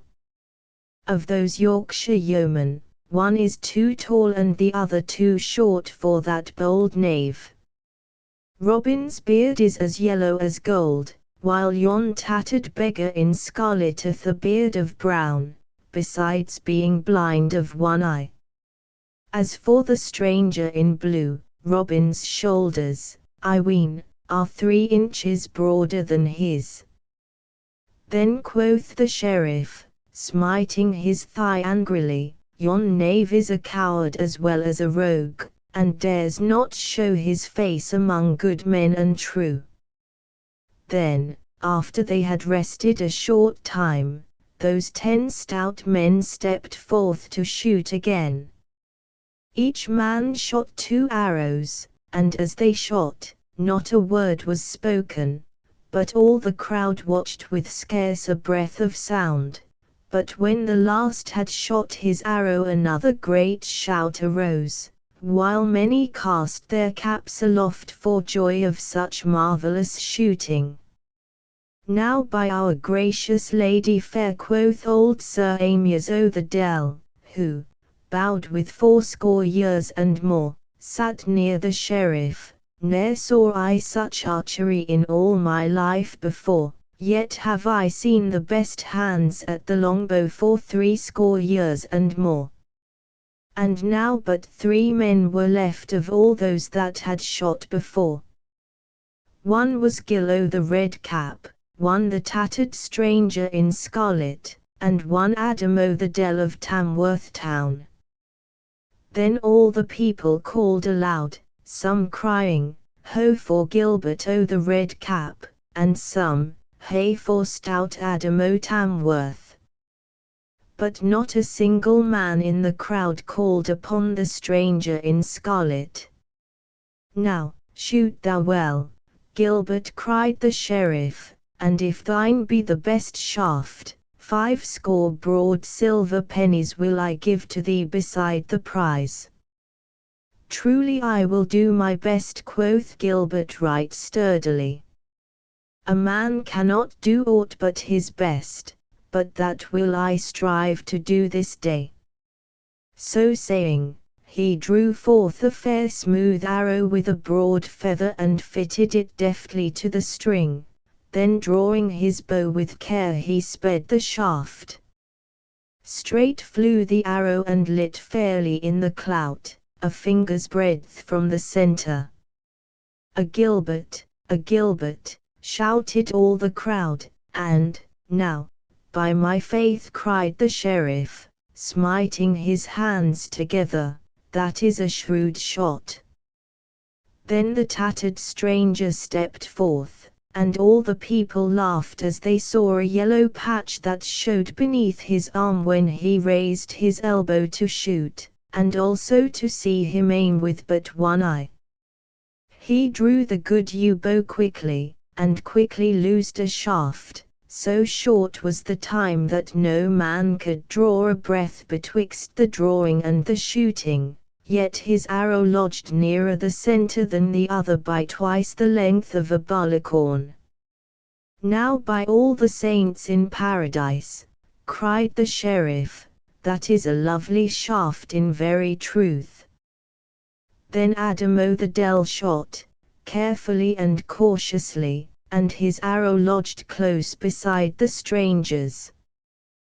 Then after a short space they all three shot again, and once more each arrow lodged within the clout, but this time Adam o' the Dell's was farthest from the centre, and again the tattered stranger's shot was the best. Then, after another time of rest, they all shot for the third time. This time Gilbert took great heed to his aim, keenly measuring the distance and shooting with shrewdest care. Straight flew the arrow, and all shouted till the very flags that waved in the breeze shook with the sound, and the rooks and daws flew clamoring about the roofs of the old grey tower, for the shaft had lodged close beside the spot that marked the very centre. Well done, Gilbert, cried the sheriff right joyously. Fain am I to believe the prize is thine, and right fairly won. Now, thou ragged knave, let me see thee shoot a better shaft than that. Naught spake the stranger but took his place, while all was hushed, and no one spoke or even seemed to breathe. So great was the silence for wonder what he would do. Meanwhile, also, quite still stood the stranger, holding his bow in his hand, while one could count 5. Then he drew his trusty yew, holding it drawn but a moment, then loosed the string. Straight flew the arrow, and so true that it smote a grey goose feather from off Gilbert's shaft, which fell fluttering through the sunlit air as the stranger's arrow lodged close beside his of the red cap, and in the very centre. No one spoke a word for a while and no one shouted, but each man looked into his neighbour's face amazedly. Nay, quoth old Adam o' the Dell presently, drawing a long breath and shaking his head as he spoke, 'Twascore years and more have I shot shaft, and maybe not all times bad, but I shoot no more this day, for no man can match with yon stranger, whosoe'er he may be.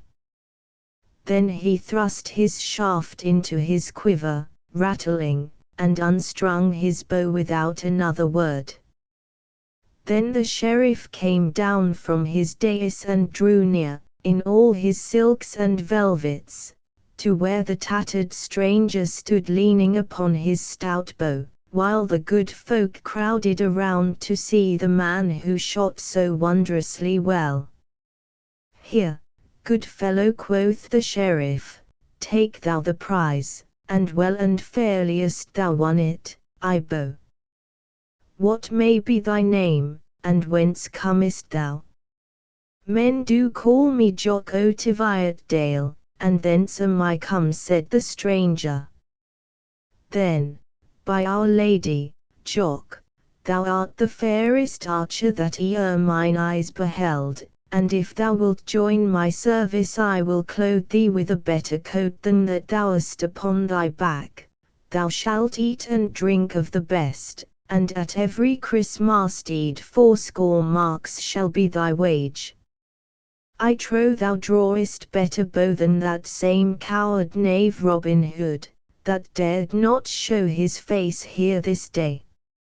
Say, good fellow, wilt thou join my service?" "Nay, that will I not," quoth the stranger roughly. "I will be mine own, and no man in all merry England shall be my master." "Then get thee gone, and a murrain seize thee," cried the sheriff, and his voice trembled with anger. "And by my faith and troth, I have a good part of a mind to have thee beaten for thine insolence." Then he turned upon his heel and strode away. It was a right motley company that gathered about the noble greenwood tree in Sherwood's depths that same day. 80 and more of barefoot friars were there, and some that looked like tinkers, and some that seemed to be sturdy beggars and rustic hinds, and seated upon a mossy couch was one all clad in tattered scarlet, with a patch over one eye, and in his hand he held the golden arrow that was the prize of the great shooting match. Then, amidst a noise of talking and laughter, he took the patch from off his eye and stripped away the scarlet rags from off his body and showed himself all clothed in fair Lincoln green, and quoth he, "Easy come these things away, but walnut stain cometh not so speedily from yellow hair." Then all laughed louder than before, for it was Robin Hood himself that had won the prize from the sheriff's very hands.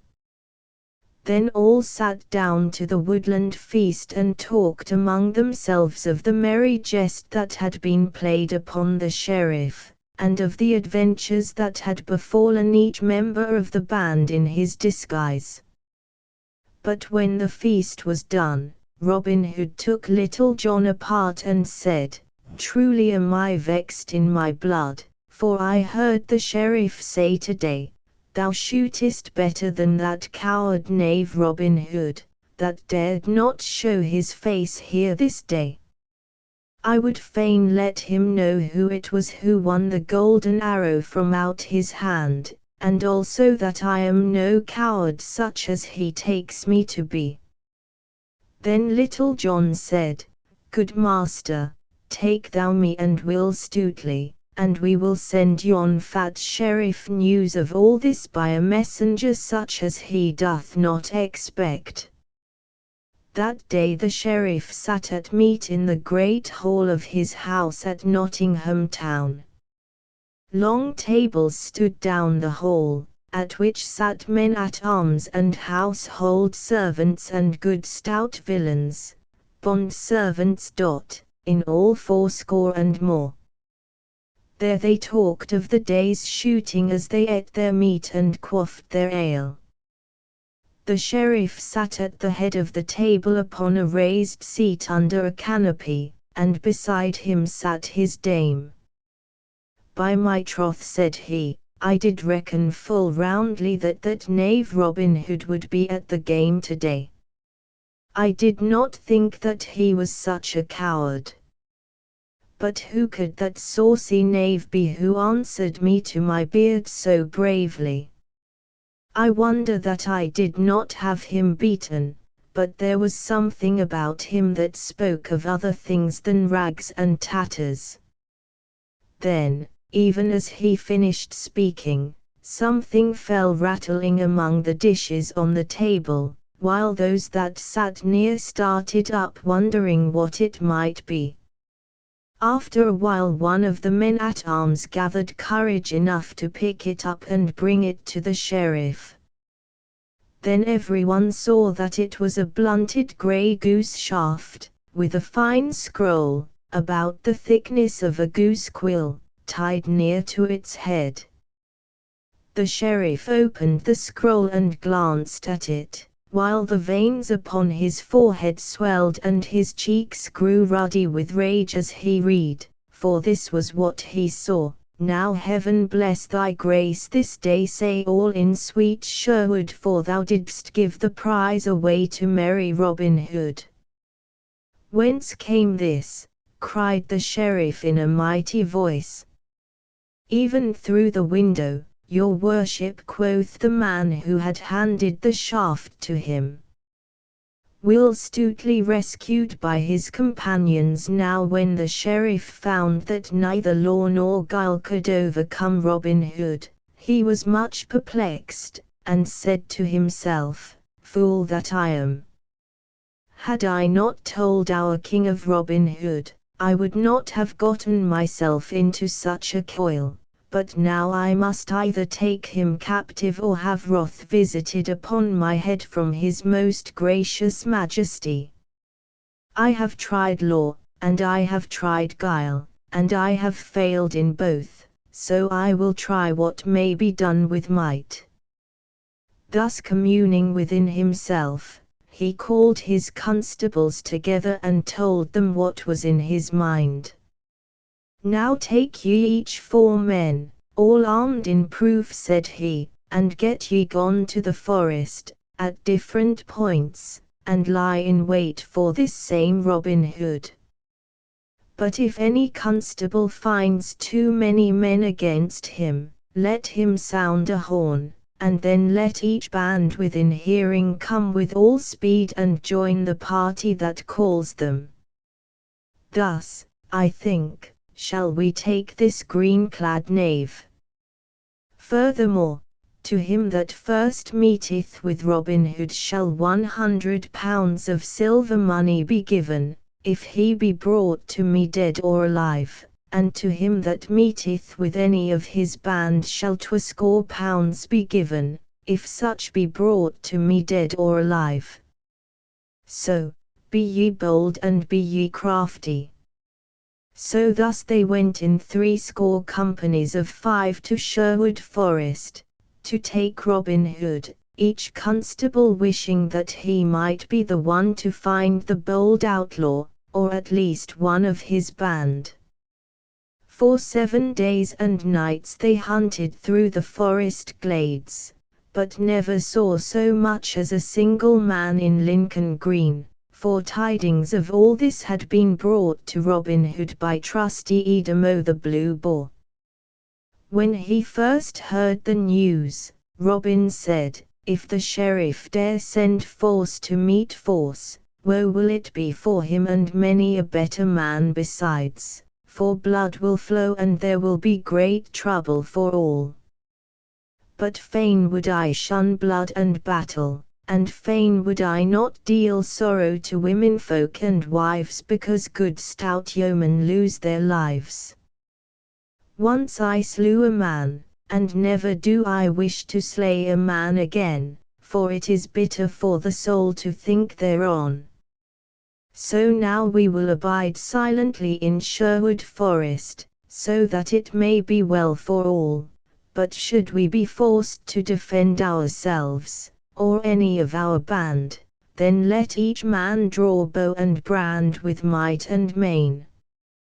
At this speech many of the band shook their heads, and said to themselves, now the sheriff will think that we are cowards, and folk will scoff throughout the countryside, saying that we fear to meet these men. But they said nothing aloud, swallowing their words and doing as Robin bade them. Thus they hid in the depths of Sherwood Forest for 7 days and 7 nights and never showed their faces abroad in all that time. But early in the morning of the 8th day Robin Hood called the band together and said, "Now who will go and find what the sheriff's men are at by this time? For I know right well they will not bide forever within Sherwood shades." At this a great shout arose, and each man waved his bow aloft and cried that he might be the one to go. Then Robin Hood's heart was proud when he looked around on his stout, brave fellows, and he said, "Brave and true are ye all, my merry men, and a right stout band of good fellows are ye, but ye cannot all go. So I will choose one from among you, and it shall be good Will Stutely, for he is as sly as an old dog fox in Sherwood Forest." Then Will Stutely leaped high aloft and laughed loudly, clapping his hands for pure joy that he should have been chosen from among them all. "Now thanks, good master," quoth he, "and if I bring not news of those knaves to thee, call me no more thy sly Will Stutely." Then he clad himself in a friar's gown, and underneath the robe he hung a good broadsword in such a place that he could easily lay hands upon it. Thus clad, he set forth upon his quest, until he came to the verge of the forest, and so to the highway. He saw 2 bands of the sheriff's men, yet he turned neither to the right nor the left, but only drew his cowl the closer over his face, folding his hands as if in meditation. So at last he came to the sign of the Blue Boar. For quoth he to himself, "Our good friend Edom will tell me all the news." At the sign of the Blue Boar he found a band of the sheriff's men drinking right lustily, so, without speaking to anyone, he sat down upon a distant bench, his staff in his hand, and his head bowed forward as though he were meditating. Thus he sat waiting until he might see the landlord apart, and Edom did not know him, but thought him to be some poor tired friar, so he let him sit without saying a word to him or molesting him, though he liked not the cloth. For said he to himself, "It is a hard heart that kicks the lame dog from off the sill." As Stutely sat thus, there came a great house cat and rubbed against his knee, raising his robe a palm's breadth high. Stutely pushed his robe quickly down again, but the constable who commanded the sheriff's men saw what had passed, and saw also fair Lincoln green beneath the friar's robe. He said nothing at the time, but communed within himself in this wise, "Yon is no friar of orders grey, and also, I wot, no honest yeoman goeth about in priest's garb, nor doth a thief go so for naught. Now I think in good sooth that is one of Robin Hood's own men." So, presently, he said aloud, "O holy father, wilt thou not take a good pot of March beer to slake thy thirsty soul withal?" But Stutely shook his head silently, for he said to himself, "Maybe there be those here who know my voice." Then the constable said again, "Whither goest thou, holy friar, upon this hot summer's day?" "I go a pilgrim to Canterbury town," answered Will Stutely, speaking gruffly, so that none might know his voice. Then the constable said, for the 3rd time, "Now tell me, holy father, do pilgrims to Canterbury wear good Lincoln green beneath their robes?" "Ha! By my faith, I take thee to be some lusty thief, and perhaps one of Robin Hood's own band." Now, by Our Lady's grace, if thou movest hand or foot, I will run thee through the body with my sword." Then he flashed forth his bright sword and leaped upon Will Stutely, thinking he would take him unaware, but Stutely had his own sword tightly held in his hand, beneath his robe, so he drew it forth before the constable came upon him. Then the stout constable struck a mighty blow, but he struck no more in all that fight, for Stutely, parrying the blow right deftly, smote the constable back again with all his might. Then he would have escaped, but could not, for the other, all dizzy with the wound and with the flowing blood, seized him by the knees with his arms even as he reeled and fell. Then the others rushed upon him, and Stutely struck again at another of the sheriff's men, but the steel cap glanced the blow, and though the blade bit deep, it did not kill. Meanwhile, the constable, fainting as he was, drew Stutely downward, and the others, seeing the yeoman hampered so, rushed upon him again, and one smote him a blow upon the crown so that the blood ran down his face and blinded him. Then, staggering, he fell, and all sprang upon him, though he struggled so manfully that they could hardly hold him fast. Then they bound him with stout hempen cords so that he could not move either hand or foot, and thus they overcame him. Robin Hood stood under the greenwood tree, thinking of Will Stutely and how he might be faring, when suddenly he saw two of his stout yeomen come running down the forest path, and betwixt them ran buxom Macon of the Blue Boar. Then Robin's heart fell, for he knew they were the bearers of ill tidings. "Will Stutely hath been taken," cried they, when they had come to where he stood. "And is it thou that hast brought such doleful news?" said Robin to the lass. "Ay, marry, for I saw it all," cried she, panting as the hare pants when it has escaped the hounds, "and I fear he is wounded sore, for one smote him main shrewdly I the crown. They have bound him and taken him to Nottingham town, and ere I left the Blue Boar I heard that he should be hanged tomorrow day." "He shall not be hanged tomorrow day," cried Robin, "or, if he be, full many a one shall gnaw the sod, and many shall have cause to cry alack a day." Then he clapped his horn to his lips and blew 3 blasts right loudly, and presently his good yeomen came running through the greenwood until 70 bold blades were gathered around him. "Now hark you all," cried Robin. "Our dear companion Will Stutely hath been taken by that vile sheriff's men, therefore doth it behoove us to take bow and brand in hand to bring him off again, for I wot that we ought to risk life and limb for him, as he hath risked life and limb for us.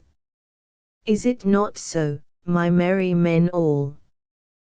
Then all cried, "Ay," with a great voice.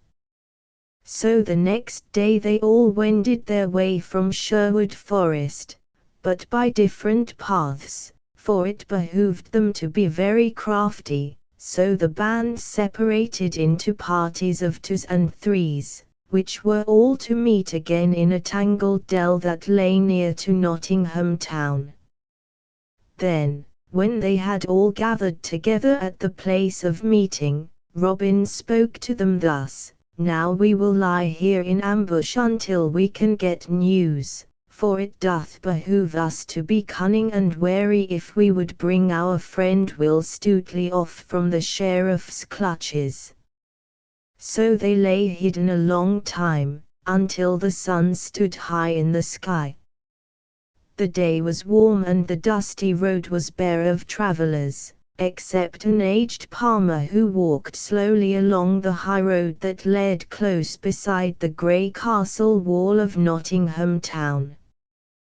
When Robin saw that no other wayfarer was within sight, he called young David of Doncaster, who was a shrewd man for his years, and said to him, "Now get thee forth, young David, and speak to yonder palmer that walks beside the town wall, for he hath come but now from Nottingham town, and may tell thee news of good Stuteley, perchance."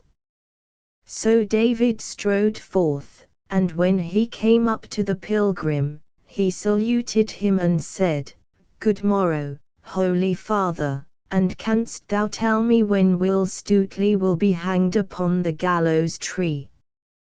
I fain would not miss the sight, for I have come from afar to see so sturdy a rogue hanged." "Now, out upon thee, young man," cried the palmer, "that thou shouldst speak so when a good stout man is to be hanged for nothing but guarding his own life." And he struck his staff upon the ground in anger. "Alas, say I, that this thing should be. For even this day, toward evening, when the sun falleth low, he shall be hanged, 80 rods from the great town gate of Nottingham, where 3 roads meet, for there the sheriff sweareth he shall die as a warning to all outlaws in Nottinghamshire. But yet, I say again, alas! For, the Robin Hood and his band may be outlaws, yet he taketh only from the rich and the strong and the dishonest man, while there is not a poor widow nor a peasant with many children, nigh to Sherwood, but has barley flour enough all the year long through him. It grieves my heart to see one as gallant as this Stuteley die, for I have been a good Saxon yeoman in my day, ere I turned palmer, and well I know a stout hand and one that smiteth shrewdly at a cruel Norman or a proud abbot with fat moneybags. Had good Stuteley's master but known how his man was compassed about with perils, perchance he might send succor to bring him out of the hand of his enemies." "Marry, that is true," cried the young man. "If Robin and his men be nigh this place, I wot right well they will strive to bring him forth from his peril. But fare thee well, thou good old man, and believe me, if Will Stuteley die, he shall be right well avenged." Then he turned and strode rapidly away, but the palmer looked after him, muttering, "I wot that youth is no country hind that hath come to see a good man die. Well, well, perchance Robin Hood is not so far away but that there will be stout doings this day." So he went upon his way, muttering to himself. When David of Doncaster told Robin Hood what the palmer had said to him, Robin called the band around him and spoke to them thus, "Now let us get straightway into Nottingham town and mix ourselves with the people there, but keep ye one another in sight, pressing as near the prisoner and his guards as ye can, when they come outside the walls. Strike no man without need, for I would fain avoid bloodshed, but if ye do strike, strike hard, and see that there be no need to strike again. Then keep all together until we come again to Sherwood, and let no man leave his fellows." The sun was low in the western sky when a bugle note sounded from the castle wall. Then all was bustle in Nottingham town and crowds filled the streets, for all knew that the famous Will Stuteley was to be hanged that day. Presently the castle gates opened wide and a great array of men-at-arms came forth with noise and clatter. The sheriff, all clad in shining mail of linked chain, riding at their head.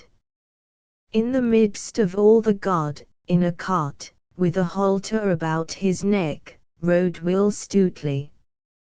His face was pale with his wound and with loss of blood, like the moon in broad daylight, and his fair hair was clotted in points upon his forehead, where the blood had hardened. When he came forth from the castle he looked up and he looked down, but though he saw some faces that showed pity and some that showed friendliness, he saw none that he knew. Then his heart sank within him like a plummet of lead, but nevertheless he spoke up boldly. "Give a sword into my hand, Sir Sheriff," said he, "and wounded man though I be, I will fight thee and all thy men till life and strength be gone." "Nay, thou naughty varlet," quoth the sheriff, turning his head and looking right grimly upon Will Stutely, "thou shalt have no sword but shall die a mean death, as beseemeth a vile thief like thee. Then do but untie my hands and I will fight thee and thy men with no weapon but only my naked fists. I crave no weapon, but let me not be meanly hanged this day." Then the sheriff laughed aloud.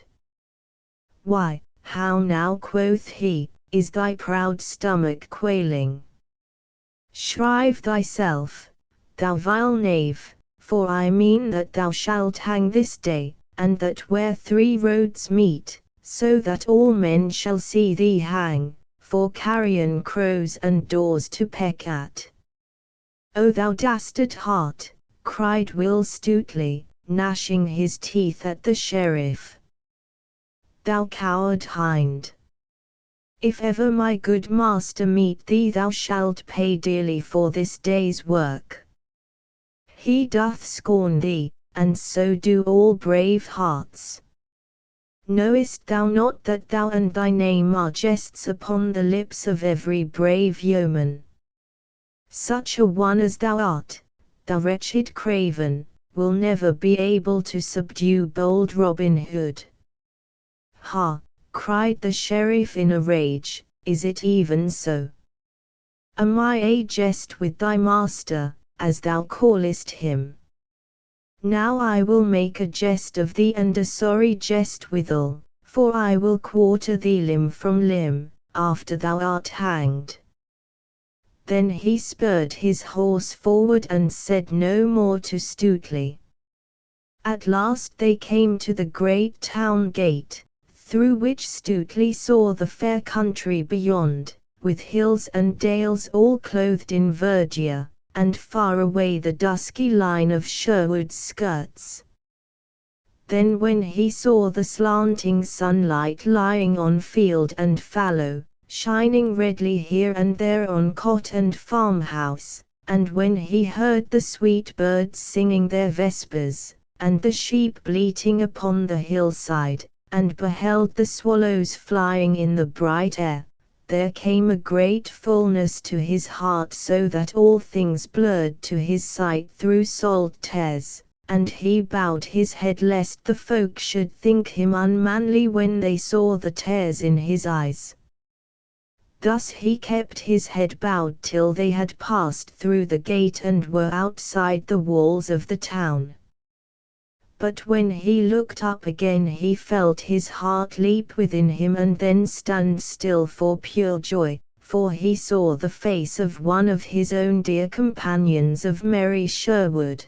Then glancing quickly around he saw well-known faces upon all sides of him, crowding closely upon the men-at-arms who were guarding him. Then of a sudden the blood sprang to his cheeks, for he saw for a moment his own good master in the press and, seeing him, knew that Robin Hood and all his band were there. Yet betwixt him and them was a line of men-at-arms. "Now, stand back," cried the sheriff in a mighty voice, for the crowd pressed around on all sides. "What mean ye, varlets, that ye push upon us so? Stand back, I say." Then came a bustle and a noise, and one strove to push between the men-at-arms so as to reach the cart, and Stuteley saw that it was Little John that made all that stir. "Now stand thou back," cried one of the men-at-arms whom Little John pushed with his elbows. "Now stand thou back thine own self," quoth Little John, and straightway smote the man a buffet beside his head that felled him as a butcher fells an ox, and then he leaped to the cart where Stuteley sat. "I pray thee take leave of thy friends ere thou diest, Will," quoth he, "or maybe I will die with thee if thou must die, for I could never have better company." Then with one stroke he cut the bonds that bound the other's arms and legs, and Stuteley leaped straightway from the cart. "Now as I live," cried the sheriff, "yon varlet I know right well is a sturdy rebel. Take him, I bid you all, and let him not go." So saying, he spurred his horse upon Little John, and rising in his stirrups smote with might and main, but Little John ducked quickly underneath the horse's belly and the blow whistled harmlessly over his head. "Nay, good Sir Sheriff," cried he, leaping up again when the blow had passed, "I must e'en borrow thy most worshipful sword." Thereupon he twitched the weapon deftly from out the sheriff's hand. "Here, Stuteley," he cried, "the sheriff hath lent thee his sword. Back to back with me, man, and defend thyself, for help is nigh." "Down with them," bellowed the sheriff in a voice like an angry bull, and he spurred his horse upon the two who now stood back to back, forgetting in his rage that he had no weapon with which to defend himself. "Stand back, Sheriff," cried Little John, and even as he spoke, a bugle horn sounded shrilly and a cloth-iron shaft whistled within an inch of the sheriff's head. Then came a swaying hither and thither, and oaths, cries, and groans, and clashing of steel, and swords flashed in the setting sun, and a score of arrows whistled through the air. And some cried, "Help, help," and some, "A rescue, a rescue." "Treason," cried the sheriff in a loud voice. "Bear back, bear back, else we be all dead men." Thereupon he reined his horse backward through the thickest of the crowd. Now Robin Hood and his band might have slain half of the sheriff's men had they desired to do so, but they let them push out of the press and get them gone, only sending a bunch of arrows after them to hurry them in their flight. "Oh stay," shouted Will Stuteley after the sheriff. "Thou wilt never catch bold Robin Hood if thou dost not stand to meet him face to face." But the sheriff, bowing along his horse's back, made no answer but only spurred the faster. Then Will Stuteley turned to Little John and looked him in the face till the tears ran down from his eyes and he wept aloud, and kissing his friend's cheeks, "O Little John," quoth he, "mine own true friend, and he that I love better than man or woman in all the world beside. Little did I reckon to see thy face this day, or to meet thee this side paradise." Little John could make no answer, but wept also. Then Robin Hood gathered his band together in a close rank, with Will Stuteley in the midst, and thus they moved slowly away toward Sherwood, and were gone, as a storm cloud moves away from the spot where a tempest has swept the land. But they left 10 of the sheriff's men lying along the ground wounded, some more, some less, yet no one knew who smote them down. Thus the Sheriff of Nottingham tried thrice to take Robin Hood and failed each time, and the last time he was frightened, for he felt how near he had come to losing his life, so he said, "These men fear neither God nor man, nor king's officers. I would sooner lose mine office than my life, so I will trouble them no more." So he kept close within his castle for many a day and dared not show his face outside of his own household, and all the time he was gloomy and would speak to no one, for he was ashamed of what had happened that day. Robin Hood turns butcher now after all these things had happened, and it became known to Robin Hood how the sheriff had tried 3 times to make him captive. He said to himself, "If I have the chance, I will make our worshipful sheriff pay right well for that which he hath done to me. Maybe I may bring him some time into Sherwood Forest and have him to a right merry feast with us." For when Robin Hood caught a baron or a squire, or a fat abbot or bishop, he brought them to the greenwood tree and feasted them before he lightened their purses. But in the meantime Robin Hood and his band lived quietly in Sherwood Forest, without showing their faces abroad, for Robin knew that it would not be wise for him to be seen in the neighbourhood of Nottingham, those in authority being very wroth with him.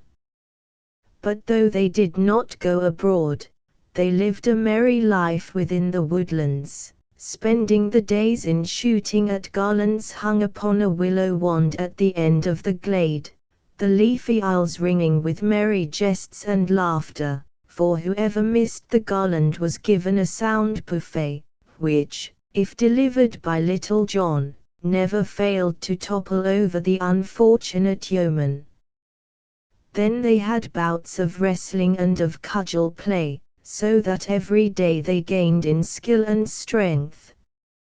Thus they dwelled for nearly a year, and in that time Robin Hood often turned over in his mind many means of making an even score with the sheriff. At last he began to fret at his confinement, so one day he took up his stout cudgel and set forth to seek adventure, strolling blithely along until he came to the edge of Sherwood.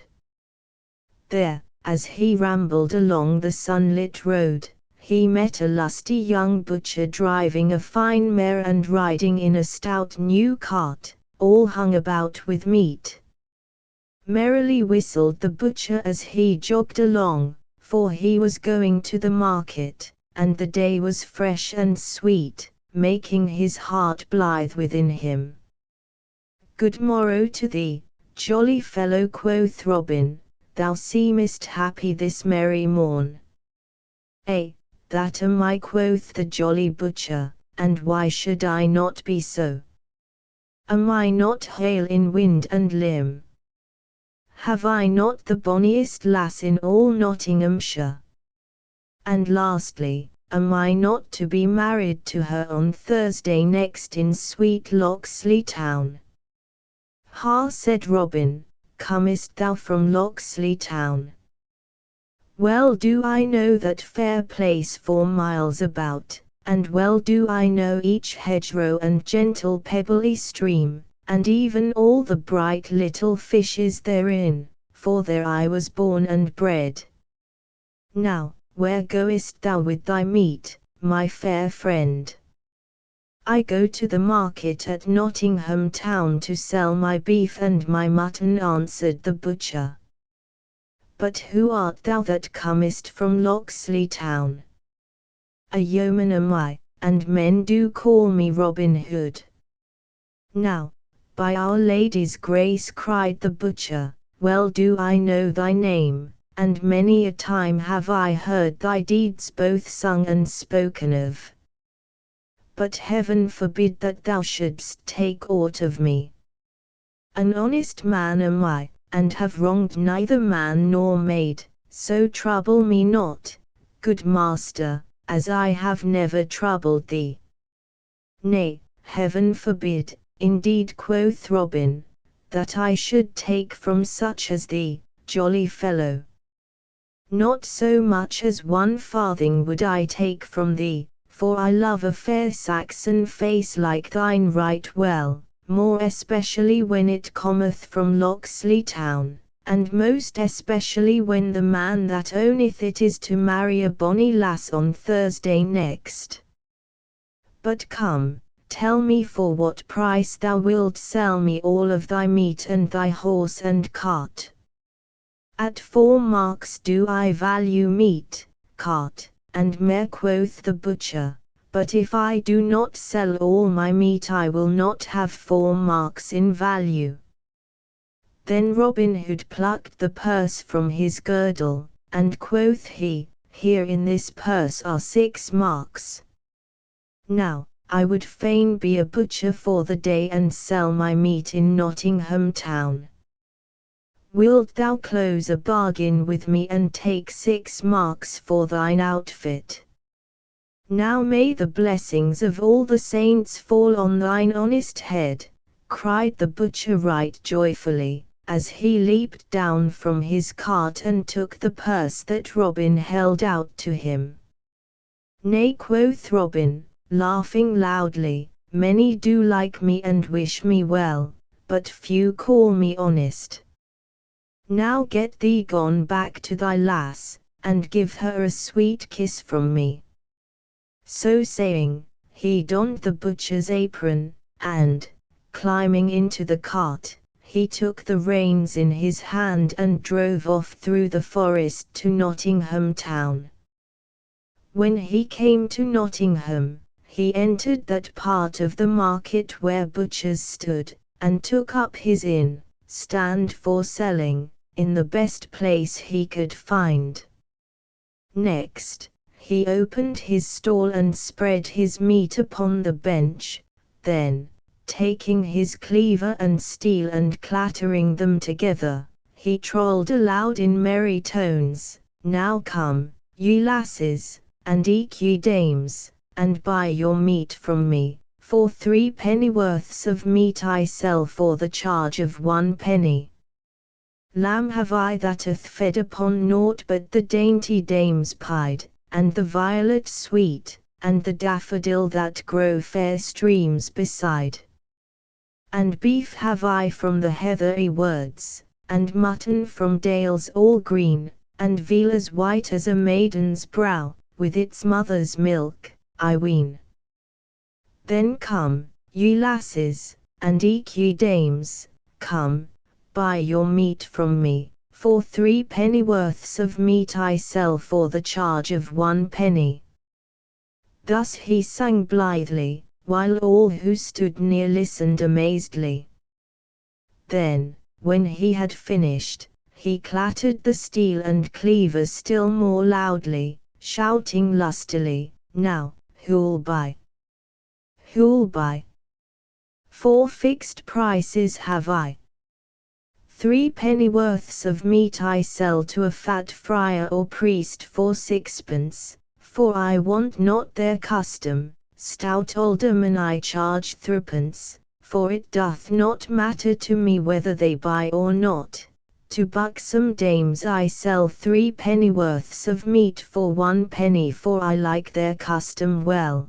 But to the bonny lass that hath a liking for a good tight butcher I charge naught but 1 fair kiss, for I like her custom the best of all. Then all began to stare and wonder and crowd around, laughing, for never was such selling heard of in all Nottingham town. But when they came to buy they found it as he had said, for he gave goodwife or dame as much meat for 1 penny as they could buy elsewhere for 3, and when a widow or a poor woman came to him, he gave her flesh for nothing, but when a merry lass came and gave him a kiss, he charged not 1 penny for his meat, and many such came to his stall, for his eyes were as blue as the skies of June, and he laughed merrily, giving to each full measure. Thus he sold his meat so fast that no butcher that stood near him could sell anything. Then they began to talk among themselves, and some said, "This must be some thief who has stolen cart, horse, and meat," but others said, "Nay, when did ye ever see a thief who parted with his goods so freely and merrily? This must be some prodigal who hath sold his father's land, and would fain live merrily while the money lasts." And these latter being the greater number, the others came round, one by one to their way of thinking. Then some of the butchers came to him to make his acquaintance. "Come, brother," quoth one who was the head of them all, "we be all of one trade, so wilt thou go dine with us? For this day the sheriff hath asked all the butcher guild to feast with him at the guild hall. There will be stout fare and much to drink, and that thou likest, or I much mistake thee." Now, beshrew his heart, quoth jolly Robin, that would deny a butcher. "And, moreover, I will go dine with you all, my sweet lads, and that as fast as I can hie."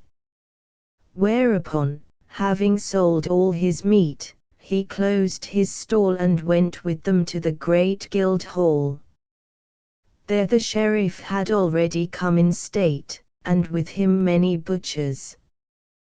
When Robin and those that were with him came in, all laughing at some merry jest he had been telling them, those that were near the sheriff whispered to him, "Yon is a right mad blade, for he hath sold more meat for 1 penny this day than we could sell for 3, and to whatsoever merry lass gave him a kiss he gave meat for naught." And others said, "He is some prodigal that hath sold his land for silver and gold, and meaneth to spend all right merrily."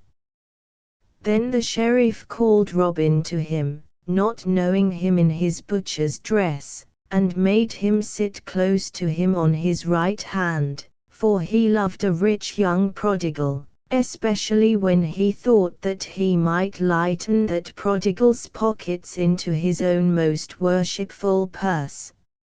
So he made much of Robin, and laughed and talked with him more than with any of the others. At last the dinner was ready to be served, and the sheriff bade Robin say grace. So Robin stood up and said, "Now heaven bless us all, and eat good meat and good sack within this house, and may all butchers be and remain as honest men as I am." At this all laughed, the sheriff loudest of all, for he said to himself, "Surely this is indeed some prodigal, and perchance I may empty his purse of some of the money that the fool throweth about so freely." Then he spake aloud to Robin, saying, "Thou art a jolly young blade, and I love thee mightily," and he smote Robin upon the shoulder. Then Robin laughed loudly too. "Yea," quoth he, "I know thou dost love a jolly blade, for didst thou not have jolly Robin Hood at thy shooting match, and didst thou not gladly give him a bright golden arrow for his own?" At this the sheriff looked grave, and all the guild of butchers too, so that none laughed but Robin, only some winked slyly at each other. "Come, fill us some sack," cried Robin.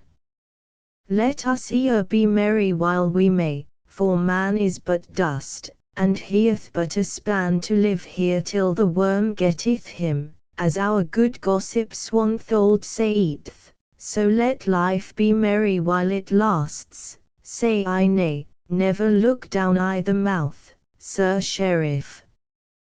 Who knowest but that thou mayest catch Robin Hood yet, if thou drinkest less good sack and malmsey, and bringest down the fat about thy paunch and the dust from out thy brain." Be merry, man." Then the sheriff laughed again, but not as though he liked the jest, while the butchers said, one to another, "Before heaven, never have we seen such a mad rollicking blade. Mayhap, though, he will make the sheriff mad."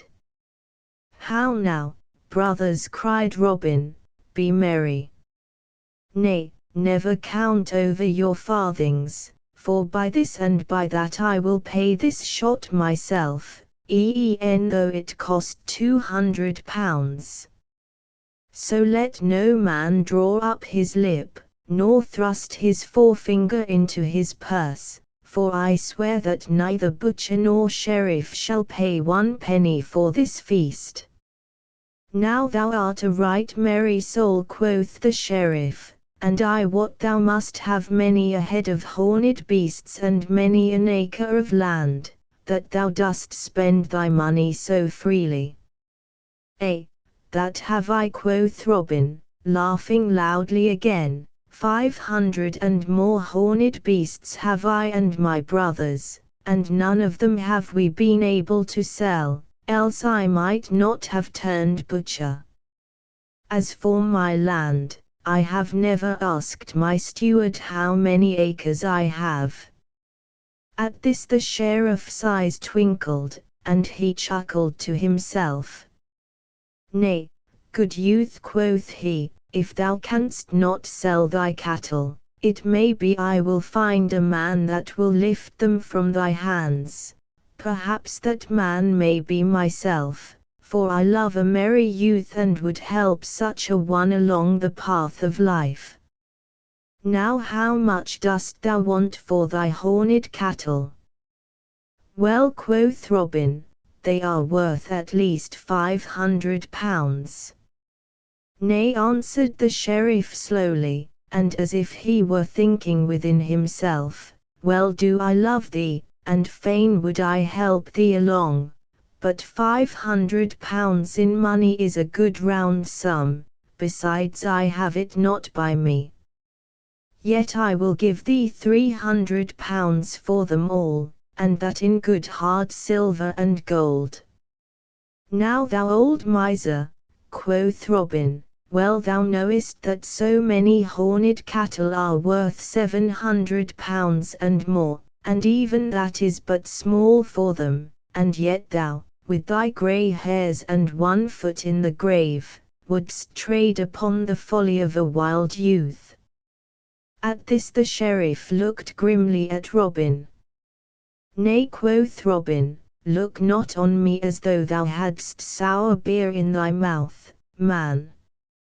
I will take thine offer, for I and my brothers do need the money. We lead a merry life, and no one leads a merry life for a farthing, so I will close the bargain with thee. But mind that thou bringest a good £300 with thee, for I trust not one that driveth so shrewd a bargain." "I will bring the money," said the sheriff. "But what is thy name, good youth?" "Men call me Robert o' Locksley," quoth bold Robin. "Then, good Robert o' Locksley," quoth the sheriff, "I will come this day to see thy horned beasts. But first my clerk shall draw up a paper in which thou shalt be bound to the sale, for thou gettest not my money without I get thy beasts in return." Then Robin Hood laughed again. "So be it," he said, smiting his palm upon the sheriff's hand. "Truly my brothers will be thankful to thee for thy money."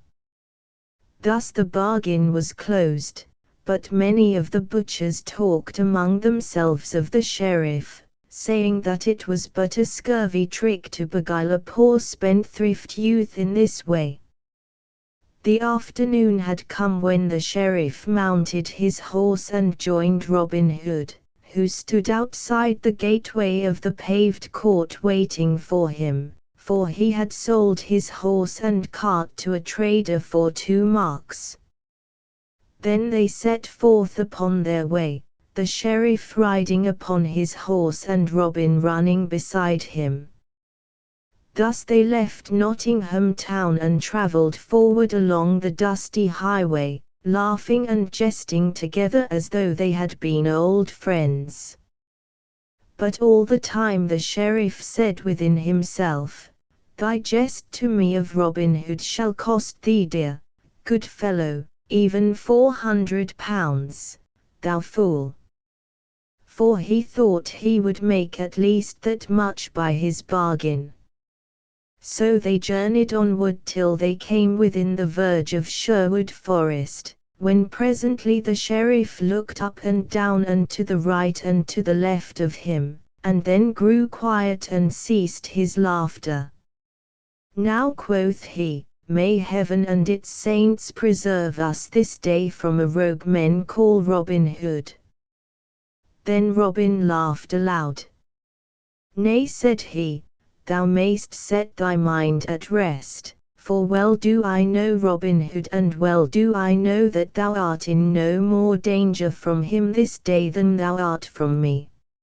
At this the sheriff looked askance at Robin, saying to himself, "I like not that thou seemest so well acquainted with this bold outlaw, and I wish that I were well out of Sherwood Forest." But still they travelled deeper into the forest shades, and the deeper they went, the more quiet grew the sheriff. At last they came to where the road took a sudden bend, and before them a herd of dun deer went tripping across the path. Then Robin Hood came close to the sheriff and pointing his finger, he said, "These are my horned beasts, good master sheriff. How dost thou like them? Are they not fat and fair to see?"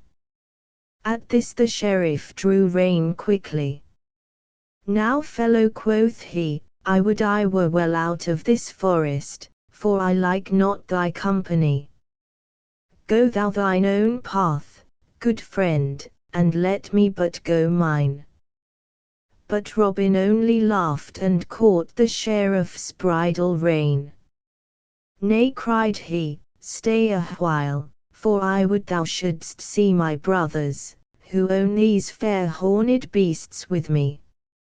So saying, he clapped his bugle to his mouth and winded 3 merry notes, and presently up the path came leaping 50 good stout yeomen with Little John at their head. "What wouldst thou have, good master?" quoth Little John. "Why," answered Robin, "dost thou not see that I have brought goodly company to feast with us today?" "Fie, for shame! Do you not see our good and worshipful master, the Sheriff of Nottingham? Take thou his bridle, Little John, for he has honoured us today by coming to feast with us."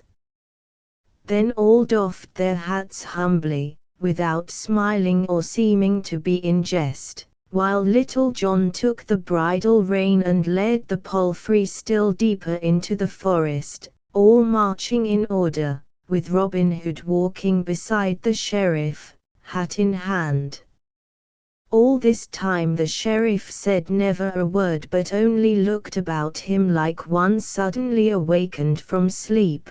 But when he found himself going within the very depths of Sherwood, his heart sank within him, for he thought, "Surely my £300 will be taken from me, even if they take not my life itself, for I have plotted against their lives more than once."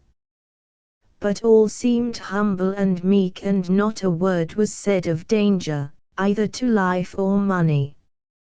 So at last they came to that part of Sherwood Forest where a noble oak spread its branches wide, and beneath it was a seat all made of moss, on which Robin sat down, placing the sheriff at his right hand.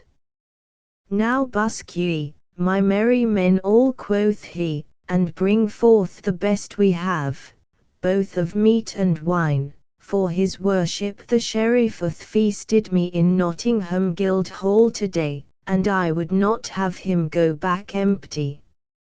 All this time nothing had been said of the sheriff's money, so presently he began to pluck up heart. For said he to himself, "Maybe Robin Hood hath forgotten all about it."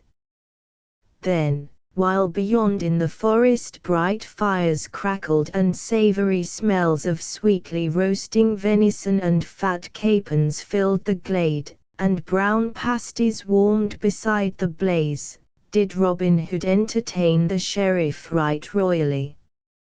First, several couples stood forth at quarterstaff, and so shrewd were they at the game, and so quickly did they give stroke and parry, that the sheriff, who loved to watch all lusty sports of the kind, clapped his hands, forgetting where he was, and crying aloud, "Well struck! Well struck, thou fellow with the black beard," little knowing that the man he called upon was the tinker that tried to serve his warrant upon Robin Hood. Then several yeomen came forward and spread cloths upon the green grass, and placed a royal feast, while others still broached barrels of sack and malmsey and good stout ale, and set them in jars upon the cloth, with drinking horns about them. Then all sat down and feasted and drank merrily together until the sun was low and the half-moon glimmered with a pale light betwixt the leaves of the trees overhead. Then the sheriff arose and said, "I thank you all, good yeomen, for the merry entertainment ye have given me this day. Right courteously have ye used me, showing therein that ye have much respect for our glorious king and his deputy in brave Nottinghamshire. But the shadows grow long, and I must away before darkness comes, lest I lose myself within the forest." Then Robin Hood and all his merry men arose also, and Robin said to the sheriff, "If thou must go, worshipful sir, go thou must. But thou hast forgotten one thing." "Nay, I forgot naught," said the sheriff, yet all the same his heart sank within him. "But I say thou hast forgot something," quoth Robin. "We keep a merry inn here in the greenwood, but whoever becometh our guest must pay his reckoning." Then the sheriff laughed, but the laugh was hollow. "Well, jolly boys," quoth he, "we have had a merry time together today, and even if ye had not asked me, I would have given you a score of pounds for the sweet entertainment I have had." "Nay," quoth Robin seriously, "it would ill beseem us to treat your worship so meanly. By my faith, Sir Sheriff, I would be ashamed to show my face if I did not reckon the king's deputy at £300. Is it not so, my merry men all?" "Then cried all, in a loud voice. 300 devils," roared the sheriff. "Think ye that your beggarly feast was worth £3, let alone 300? "Nay," quoth Robin gravely. "Speak not so roundly, your worship. I do love thee for the sweet feast thou hast given me this day in merry Nottingham town, but there be those here who love thee not so much. If thou wilt look down the cloth thou wilt see Will Stutely, in whose eyes thou hast no great favour. Then 2 other stout fellows are there here that thou knowest not, that were wounded in a brawl nigh Nottingham town, some time ago, thou wottest when. One of them was sore hurt in one arm, yet he hath got the use of it again. Good sheriff, be advised by me, pay thy score without more ado, or maybe it may fare ill with thee." As he spoke the sheriff's ruddy cheeks grew pale, and he said nothing more but looked upon the ground and gnawed his nether lip. Then slowly he drew forth his fat purse and threw it upon the cloth in front of him. "Now take the purse, Little John," quoth Robin Hood, "and see that the reckoning be right. We would not doubt our sheriff, but he might not like it if he should find he had not paid his full score." Then Little John counted the money and found that the bag held 300 pounds in silver and gold. But to the sheriff it seemed as if every clink of the bright money was a drop of blood from his veins. And when he saw it all counted out in a heap of silver and gold, filling a wooden platter, he turned away and silently mounted his horse. "Never have we had so worshipful a guest before," quoth Robin, "and, as the day waxeth late, I will send one of my young men to guide thee out of the forest depths." "Nay, heaven forbid," cried the sheriff hastily. "I can find mine own way, good man, without aid."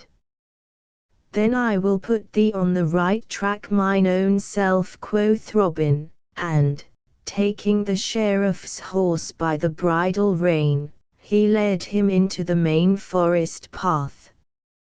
Then, before he let him go, he said, "Now, fare thee well, good sheriff, and when next thou thinkest to despoil some poor prodigal, remember thy feast in Sherwood Forest. Ne'er buy a horse, good friend, without first looking into its mouth, as our good gaffer Swanthold says. And so, once more, fare thee well." Then he clapped his hand to the horse's back, and off went nag and sheriff through the forest glades. Then bitterly the sheriff rued the day that first he meddled with Robin Hood, for all men laughed at him and many ballads were sung by folk throughout the country, of how the sheriff went to shear and came home shorn to the very quick. For thus men sometimes overreach themselves through greed and guile. Little John goes to Nottingham Fair. Spring had gone since the sheriff's feast in Sherwood, and summer also, and the mellow month of October had come. All the air was cool and fresh, the harvests were gathered home, the young birds were full-fledged, the hops were plucked, and apples were ripe. But though time had so smoothed things over that men no longer talked of the horned beasts that the sheriff wished to buy, he was still sore about the matter and could not bear to hear Robin Hood's name spoken in his presence. With October had come the time for holding the great fair which was celebrated every 5 years at Nottingham town, to which folk came from far and near throughout the country. At such times archery was always the main sport of the day, for the Nottinghamshire yeomen were the best hand at the longbow in all merry England, but this year the sheriff hesitated a long time before he issued proclamation of the fair, fearing lest Robin Hood and his band might come to it. At first he had a great part of a mind not to proclaim the fair, but second thought told him that men would laugh at him and say among themselves that he was afraid of Robin Hood, so he put that thought by. At last he fixed in his mind that he would offer such a prize as they would not care to shoot for. At such times it had been the custom to offer a half-score of marks or a ton of ale, so this year he proclaimed that a prize of 2 fat steers should be given to the best bowman. When Robin Hood heard what had been proclaimed he was vexed, and said, Now beshrew this sheriff that he should offer such a prize that none but shepherd hinds will care to shoot for it. I would have loved nothing better than to have had another bout at merry Nottingham town, but if I should win this prize naught would it pleasure or profit me. Then up spoke Little John, Nay, but hearken, good master, said he, only today Will Stutely, young David of Doncaster, and I were at the sign of the Blue Boar, and there we heard all the news of this merry fair, and also that the sheriff hath offered this prize, that we of Sherwood might not care to come to the fair, so, good master, if thou wilt, I would fain go and strive to win even this poor thing among the stout yeomen who will shoot at Nottingham town. Nay, Little John, quoth Robin, thou art a sound stout fellow, yet thou lackest the cunning that good Stutely hath, and I would not have harm befall thee for all Nottinghamshire. Nevertheless, if thou wilt go, take some disguise lest there be those there who may know thee. So be it, good master, quoth Little John, yet all the disguise that I wish is a good suit of scarlet instead of this of Lincoln green. I will draw the cowl of my jacket about my head so that it will hide my brown hair and beard, and then, I trust, no one will know me. It is much against my will, said Robin Hood, any other less, if thou dost wish it, get thee gone, but bear thyself seemingly, Little John, for thou art mine own right-hand man and I could ill bear to have harm befall thee. So Little John clad himself all in scarlet and started off to the fair at Nottingham town. Right merry were these fair days at Nottingham, when the green before the great town gate was dotted with booths standing in rows, with tents of many-coloured canvas, hung about with streamers and garlands of flowers, and the folk came from all the countryside, both gentle and common. In some booths there was dancing to merry music, in others flowed ale and beer, and in others yet again sweet cakes and barley sugar were sold, and sport was going outside the booths also, where some minstrel sang ballads of the olden time, playing a second upon the harp, or where the wrestlers struggled with one another within the sawdust ring. But the people gathered most of all around a raised platform where stout fellows played at quarter-staff. So Little John came to the fair. All scarlet were his hose and jerkin, and scarlet was his cowled cap, with a scarlet feather stuck in the side of it. Over his shoulders was slung a stout bow of yew, and across his back hung a quiver of good round arrows. Many turned to look after such a stout, tall fellow, for his shoulders were broader by a palm's breadth than any that were there, and he stood a head taller than all the other men. The lasses, also, looked at him askance, thinking they had never seen a lustier youth. First of all he went to the booth where stout ale was sold and, standing aloft on a bench, he called to all that were near to come and drink with him. "Hey, sweet lads," cried he, "who will drink ale with a stout yeoman? Come, all. Come, all. Let us be merry, for the day is sweet and the ale is tingling. Come hither, good yeoman, and thou, for not a farthing shall one of you pay. Nay, turn hither, thou lusty beggar, and thou jolly tinker, for all shall be merry with me." Thus he shouted, and all crowded around, laughing, while the brown ale flowed, and they called Little John a brave fellow, each swearing that he loved him as his own brother, for when one has entertainment with nothing to pay, one loves the man that gives it to one. Then he strolled to the platform where they were at cudgel play, for he loved a bout at quarterstaff as he loved meat and drink, and here befell an adventure that was sung in ballads throughout the mid-country for many a day. One fellow there was that cracked crowns of everyone who threw cap into the ring. This was Eric O'Lincoln, of great renown, whose name had been sung in ballads throughout the countryside. When Little John reached the stand he found none fighting, but only bold Eric walking up and down the platform, swinging his staff and shouting lustily, "Now, who will come and strike a stroke for the lass he loves the best, with a good Lincolnshire yeoman? How now, lads? Step up! Step up! Or else the lass's eyes are not bright hereabouts, or the blood of Nottingham youth is sluggish and cold. Lincoln against Nottingham, say I. For no one hath put foot upon the boards this day such as we of Lincoln call a cudgel player."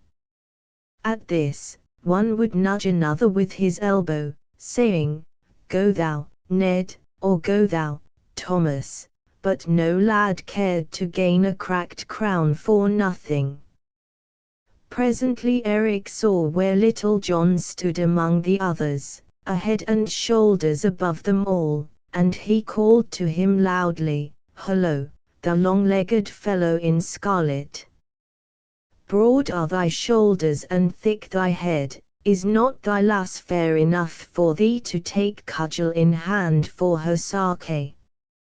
In truth, I believe that Nottingham men do turn to bone and sinew, for neither heart nor courage have they. Now, thou great lout, wilt thou not twirl staff for Nottingham?" "Ay," quoth Little John, "had I but mine own good staff here, it would pleasure me hugely to crack thy knave's pate, thou saucy braggart. I wot it would be well for thee an thy coxcomb were cut." Thus he spoke, slowly at first, for he was slow to move, but his wrath gathered headway like a great stone rolling down a hill, so that at the end he was full of anger. Then Eric O'Lincoln laughed aloud. "Well spoken for one who fears to meet me fairly, man to man," said he. "Saucy art thou thine own self, and if thou puttest foot upon these boards, I will make thy saucy tongue rattle within thy teeth." "Now," quoth Little John, "is there never a man here that will lend me a good stout staff till I try the mettle of yon fellow?" At this, half a score reached him their staves, and he took the stoutest and heaviest of them all. Then, looking up and down the cudgel, he said, "Now, I have in my hand but a splint of wood, a barley straw, as it were, yet I trow it will have to serve me, so here goeth." Thereupon he cast the cudgel upon the stand and, leaping lightly after it, snatched it up in his hand again. Then each man stood in his place and measured the other with fell looks until he that directed the sport cried, "Play!" At this they stepped forth, each grasping his staff tightly in the middle. Then those that stood around saw the stoutest game of quarterstaff that e'er Nottingham town beheld. At first Eric O'Lincoln thought that he would gain an easy advantage, so he came forth as if he would say, "Watch, good people, how that I carve you this cockerel right speedily," but he presently found it to be no such speedy matter. Right deftly he struck, and with great skill of fence, but he had found his match in Little John. Once, twice, thrice, he struck, and 3 times Little John turned the blows to the left hand and to the right. Then quickly and with a dainty back-handed blow, he rapped Eric beneath his guard so shrewdly that it made his head ring again. Then Eric stepped back to gather his wits, while a great shout went up and all were glad that Nottingham had cracked Lincoln's crown, and thus ended the first bout of the game. Then presently the director of the sport cried, "Play," and they came together again, but now Eric played warily, for he found his man was of right good mettle, and also he had no sweet memory of the blow that he had got, so this bout neither Little John nor the Lincoln man caught a stroke within his guard. Then, after a while, they parted again, and this made the second bout. Then for the third time they came together, and at first Eric strove to be wary, as he had been before, but, growing mad at finding himself so foiled, he lost his wits and began to rain blows so fiercely and so fast that they rattled like hail on penthouse roof, but, in spite of all, he did not reach within Little John's guard. Then at last Little John saw his chance and seized it right cleverly. Once more, with a quick blow, he rapped Eric beside the head, and ere he could regain himself, Little John slipped his right hand down to his left and, with a swinging blow, smote the other so sorely upon the crown that down he fell as though he would never move again. Then the people shouted so loud that folk came running from all about to see what was the ado, while Little John leaped down from the stand and gave the staff back to him that had lent it to him. And thus ended the famous bout between Little John and Eric o' Lincoln of great renown. But now the time had come when those who were to shoot with the longbow were to take their places, so the people began flocking to the butts where the shooting was to be. Near the target, in a good place, sat the sheriff upon a raised dais, with many gentlefolk around him. When the archers had taken their places, the herald came forward and proclaimed the rules of the game, and how each should shoot 3 shots, and to him that should shoot the best the prize of 2 fat steers was to belong. A score of brave shots were gathered there, and among them some of the keenest hands at the longbow in Lincoln and Nottinghamshire, and among them Little John stood taller than all the rest. "Who is yon stranger clad all in scarlet?" said some, and others answered, "It is he that hath but now so soundly cracked the crown of Eric o' Lincoln." Thus the people talked among themselves, until at last it reached even the sheriff's ears. And now each man stepped forward and shot in turn, but though each shot well, Little John was the best of all, for 3 times he struck the clout, and once only the length of a barleycorn from the centre.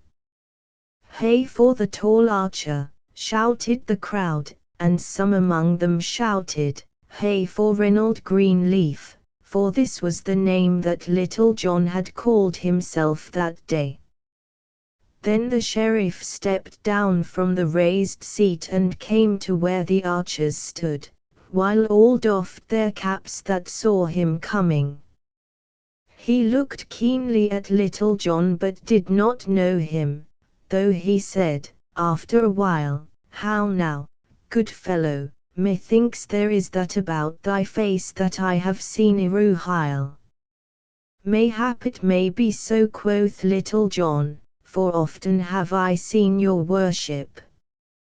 And, as he spoke, he looked steadily into the sheriff's eyes so that the latter did not suspect who he was. "A brave blade art thou, good friend," said the sheriff, and I hear that thou hast well upheld the skill of Nottinghamshire against that of Lincoln this day. What may be thy name, good fellow? Men do call me Reynold Greenleaf, your worship, said Little John, and the old ballad that tells of this, adds, so, in truth, was he a green leaf, but of what manner of tree the sheriff wot not. Now, Reynold Greenleaf, quoth the sheriff, thou art the fairest hand at the longbow that mine eyes ever beheld, next to that false knave, Robin Hood, from whose wiles heaven forfend me. Wilt thou join my service, good fellow? Thou shalt be paid right well, for 3 suits of clothes shalt thou have a year, with good food and as much ale as thou canst drink, and, besides this, I will pay thee 40 marks each Michaelmas steed. Then here stand I a free man, and right gladly will I enter thy household, said Little John, for he thought he might find some merry jest, should he enter the sheriff's service. Fairly hast thou won the fat steers, said the sheriff, and hereunto I will add a butt of good March beer, for joy of having gotten such a man, for, I wot, thou shootest as fair a shaft as Robin Hood himself. Then said Little John, for joy of having gotten myself into thy service, I will give fat steers and brown ale to all these good folk, to make them merry withal. At this arose a great shout, many casting their caps aloft, for joy of the gift. Then some built great fires and roasted the steers, and others broached the butt of ale, with which all made themselves merry. Then, when they had eaten and drunk as much as they could, and when the day faded and the great moon arose, all red and round, over the spires and towers of Nottingham town, they joined hands and danced around the fires, to the music of bagpipes and harps. But long before this merry-making had begun, the sheriff and his new servant Reynold Greenleaf were in the castle of Nottingham. How Little John lived at the sheriff's. Thus Little John entered into the sheriff's service and found the life he led there easy enough, for the sheriff made him his right-hand man and held him in great favour. He sat nigh the sheriff at meat, and he ran beside his horse when he went a-hunting, so that, what with hunting and hawking a little, and eating rich dishes and drinking good sack, and sleeping until late hours in the morning, he grew as fat as a stall-fed ox. Thus things floated easily along with the tide, until one day when the sheriff went a-hunting, there happened that which broke the smooth surface of things. This morning the sheriff and many of his men set forth to meet certain lords, to go a-hunting. He looked all about him for his good man, Reynold Greenleaf, but, not finding him, was vexed, for he wished to show Little John's skill to his noble friends. As for Little John, he lay abed, snoring lustily, till the sun was high in the heavens. At last he opened his eyes and looked about him but did not move to arise.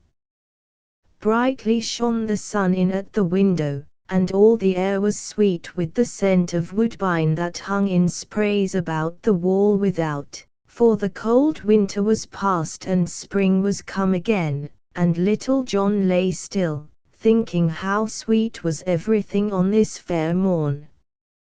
Just then he heard, faint and far away, a distant bugle note sounding thin and clear. The sound was small, but, like a little pebble dropped into a glassy fountain, it broke all the smooth surface of his thoughts, until his whole soul was filled with disturbance. His spirit seemed to awaken from its sluggishness, and his memory brought back to him all the merry greenwood life, how the birds were singing blithely there this bright morning, and how his loved companions and friends were feasting and making merry, or perhaps talking of him with sober speech, for when he first entered the sheriff's service he did so in jest. But the hearthstone was warm during the winter, and the fare was full, and so he had abided, putting off from day to day his going back to Sherwood, until 6 long months had passed. But now he thought of his good master and of Will Stutely, whom he loved better than anyone in all the world, and of young David of Doncaster, whom he had trained so well in all manly sports, till there came over his heart a great and bitter longing for them all, so that his eyes filled with tears. Then he said aloud, "Here I grow fat like a stall-fed ox, and all my manliness departeth from me while I become a sluggard and dolt. But I will arouse me and go back to mine own dear friends once more, and never will I leave them again till life doth leave my lips." So saying, he leaped from bed, for he hated his sluggishness now. When he came downstairs he saw the steward standing near the pantry door, a great, fat man, with a huge bundle of keys hanging to his girdle. Then Little John said, "Ho, Master Steward, a hungry man am I, for naught have I had for all this blessed morn. Therefore, give me to eat." Then the steward looked grimly at him and rattled the keys in his girdle, for he hated Little John because he had found favor with the sheriff. "So, Master Reynold Greenleaf, thou art an hungered, art thou?" quoth he. "But, fair youth, if thou livest long enough, thou wilt find that he who getteth overmuch sleep for an idle head goeth with an empty stomach. For what saith the old saw, Master Greenleaf? Is it not the late fowl find death but ill faring?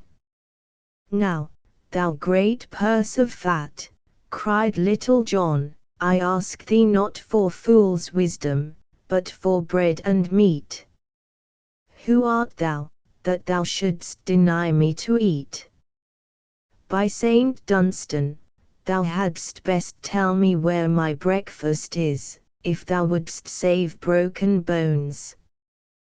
"Thy breakfast, Master Fireblaze, is in the pantry," answered the steward.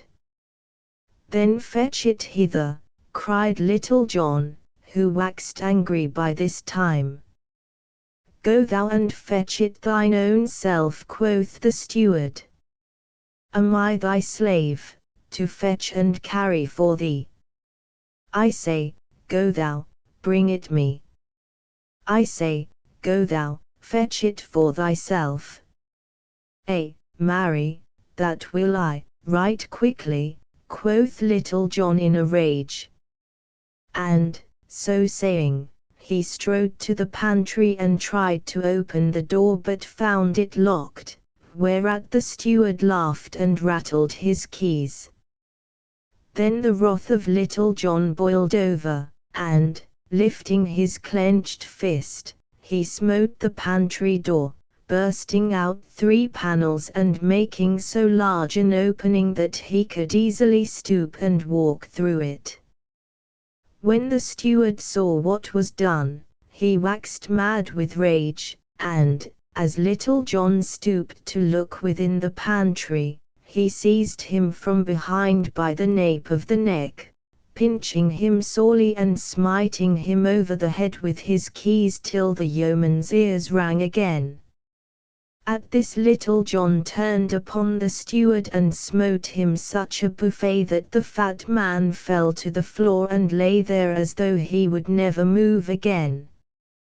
There, quoth Little John, think well of that stroke and never keep a good breakfast from a hungry man again. So saying, he crept into the pantry and looked about him to see if he could find something to appease his hunger. He saw a great venison pasty and 2 roasted capons, beside which was a platter of plover's eggs. Moreover, there was a flask of sack and 1 of canary, a sweet sight to a hungry man. These he took down from the shelves and placed upon a sideboard, and prepared to make himself merry. Now the cook, in the kitchen across the courtyard, heard the loud talking between Little John and the steward, and also the blow that Little John struck the other, so he came running across the court and up the stairway to where the steward's pantry was, bearing in his hands the spit with the roast still upon it. Meanwhile the steward had gathered his wits about him and risen to his feet, so that when the cook came to the steward's pantry he saw him glowering through the broken door at Little John, who was making ready for a good repast, as one dog glowers at another that has a bone. When the steward saw the cook, he came to him, and, putting one arm over his shoulder, "Alas, sweet friend," quoth he, for the cook was a tall, stout man, "seest thou what that vile knave Reynold Greenleaf hath done? He hath broken in upon our master's goods, and hath smitten me a buffet upon the ear, so that I thought I was dead. Good cook, I love thee well, and thou shalt have a good pottle of our master's best wine every day, for thou art an old and faithful servant. Also, good cook, I have 10 shillings that I mean to give as a gift to thee. But hatest thou not to see a vile upstart like this Reynold Greenleaf taking it upon him so bravely?" "Marry, that do I," quoth the cook boldly, for he liked the steward because of his talk of the wine and of the 10 shillings. "Get thee gone straightway to thy room, and I will bring out this knave by his ears." So saying, he laid aside his spit and drew the sword that hung by his side, whereupon the steward left as quickly as he could, for he hated the sight of naked steel. Then the cook walked straightway to the broken pantry door, through which he saw Little John tucking a napkin beneath his chin and preparing to make himself merry. "Why, how now, Reynold Greenleaf," said the cook, "thou art no better than a thief, I wot. Come thou straight forth, man, or I will carve thee as I would carve a sucking pig. Nay, good cook, bear thou thyself more seemingly, or else I will come forth to thy dole. At most times I am as a yearling lamb, but when one cometh between me and my meat, I am a raging lion, as it were."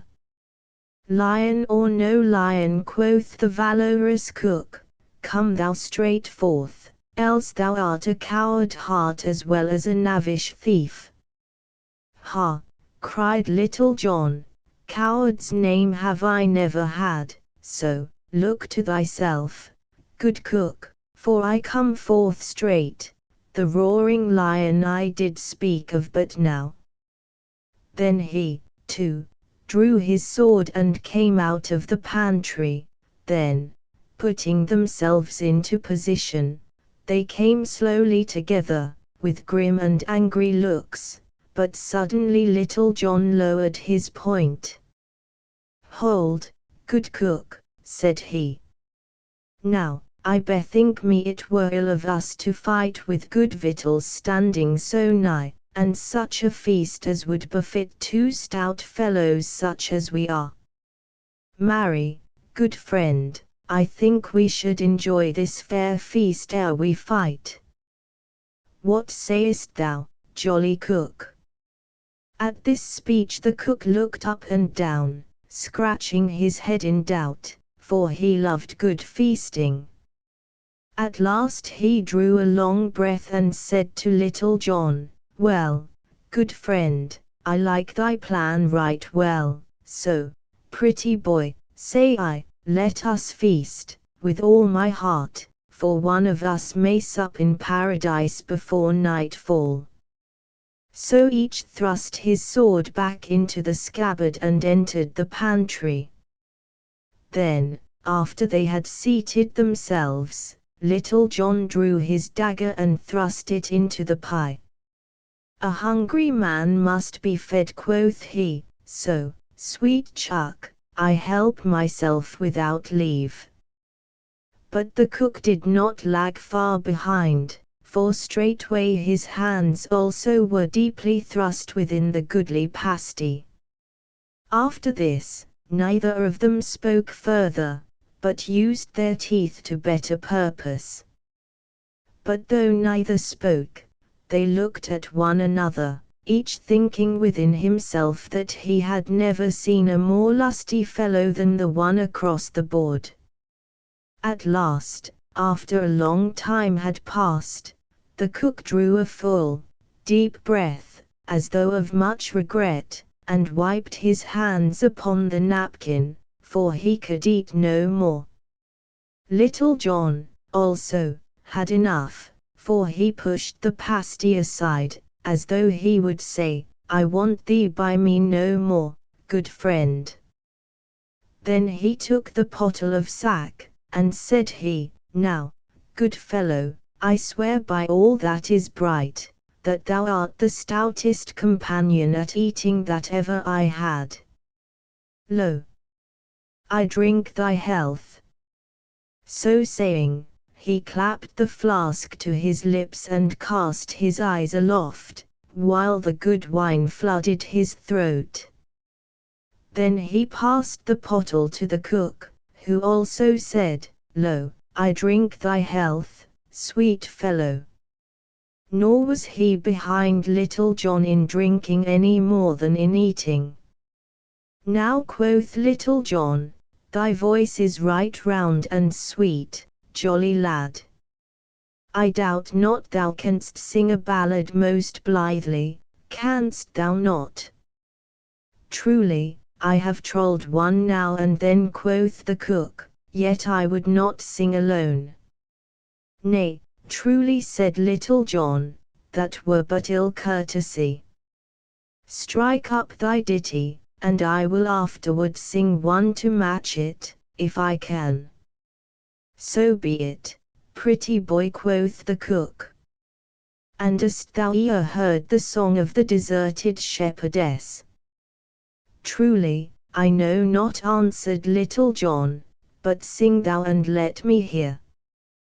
Then the cook took another draught from the pottle, and, clearing his throat, sang right sweetly, the song of the deserted shepherdess in Lenten time, when leaves wax green, and pretty birds begin to mate, when lark cloth sing, and thrush, I ween, and stock dove coo eateth soon and late. Fair Phyllis sat beside a stone, and thus I heard her make her moan, "O willow, willow, willow, willow, I'll take me of thy branches fair and twine a wreath to deck my hair." The thrush hath taken him a she, the robin, too, and eke the dove, my robin hath deserted me, and left me for another love. So here, by brookside, all alone, I sit me down and make my moan. "O willow, willow, willow, willow, I'll take me of thy branches fair and twine a wreath to deck my hair." But ne'er came herring from the sea, but good as he were in the tide, young Corydon came o'er the lea, and sat him Phyllis down beside. So, presently, she changed her tone, and 'gan to cease her from her moan, "O willow, willow, willow, willow, thou mayst e'en keep thy garlands fair, I want them not to deck my hair." "Now, by my faith," cried Little John, "that same is a right good song, and doth truth in it, also." "Glad am I thou likest it, sweet lad," said the cook. "Now sing thou one also, for ne'er should a man be merry alone, or sing and list not." "Then I will sing thee a song of a right good knight of Arthur's court, and how he cured his heart's wound without running upon the dart again, as did thy Phyllis, for I wot she did but cure one smart by giving herself another. So, list thou while I sing, the good knight and his love when Arthur, king, did rule this land, a goodly king was he, and had he of stout knights a band of merry company. Among them all, both great and small, a good stout knight was there, a lusty child, and eke a tall, that loved a lady fair. But naught would she to do with he, but turned her face away, so gat he gone to far country, and left that lady gay. There all alone he made his moan, and eke did sob and sigh, and weep till it would move a stone, and he was like to die. But still his heart did feel the smart, and eke the dire distress, and rather grew his pain more sharp as grew his body less. Then gat he back where was good sack and merry company, and soon did cease to cry alack. When blithe and gay was he. From which I hold, and feel full bold to say, and eke believe, that gin the belly go not cold the heart will cease to grieve. Now, by my faith, cried the cook, as he rattled the pottle against the sideboard, I like that same song hugely, and eke the motive of it, which lieth like a sweet kernel in a hazelnut. Now thou art a man of shrewd opinions, quoth Little John, and I love thee truly as thou wert my brother. And I love thee, too. But the day draweth on, and I have my cooking to do ere our master cometh home, so let us e'en go and settle this brave fight we have in hand. Marry, quoth Little John, and that right speedily. Never have I been more laggard in fighting than in eating and drinking. So come thou straight forth into the passageway, where there is good room to swing a sword, and I will try to serve thee.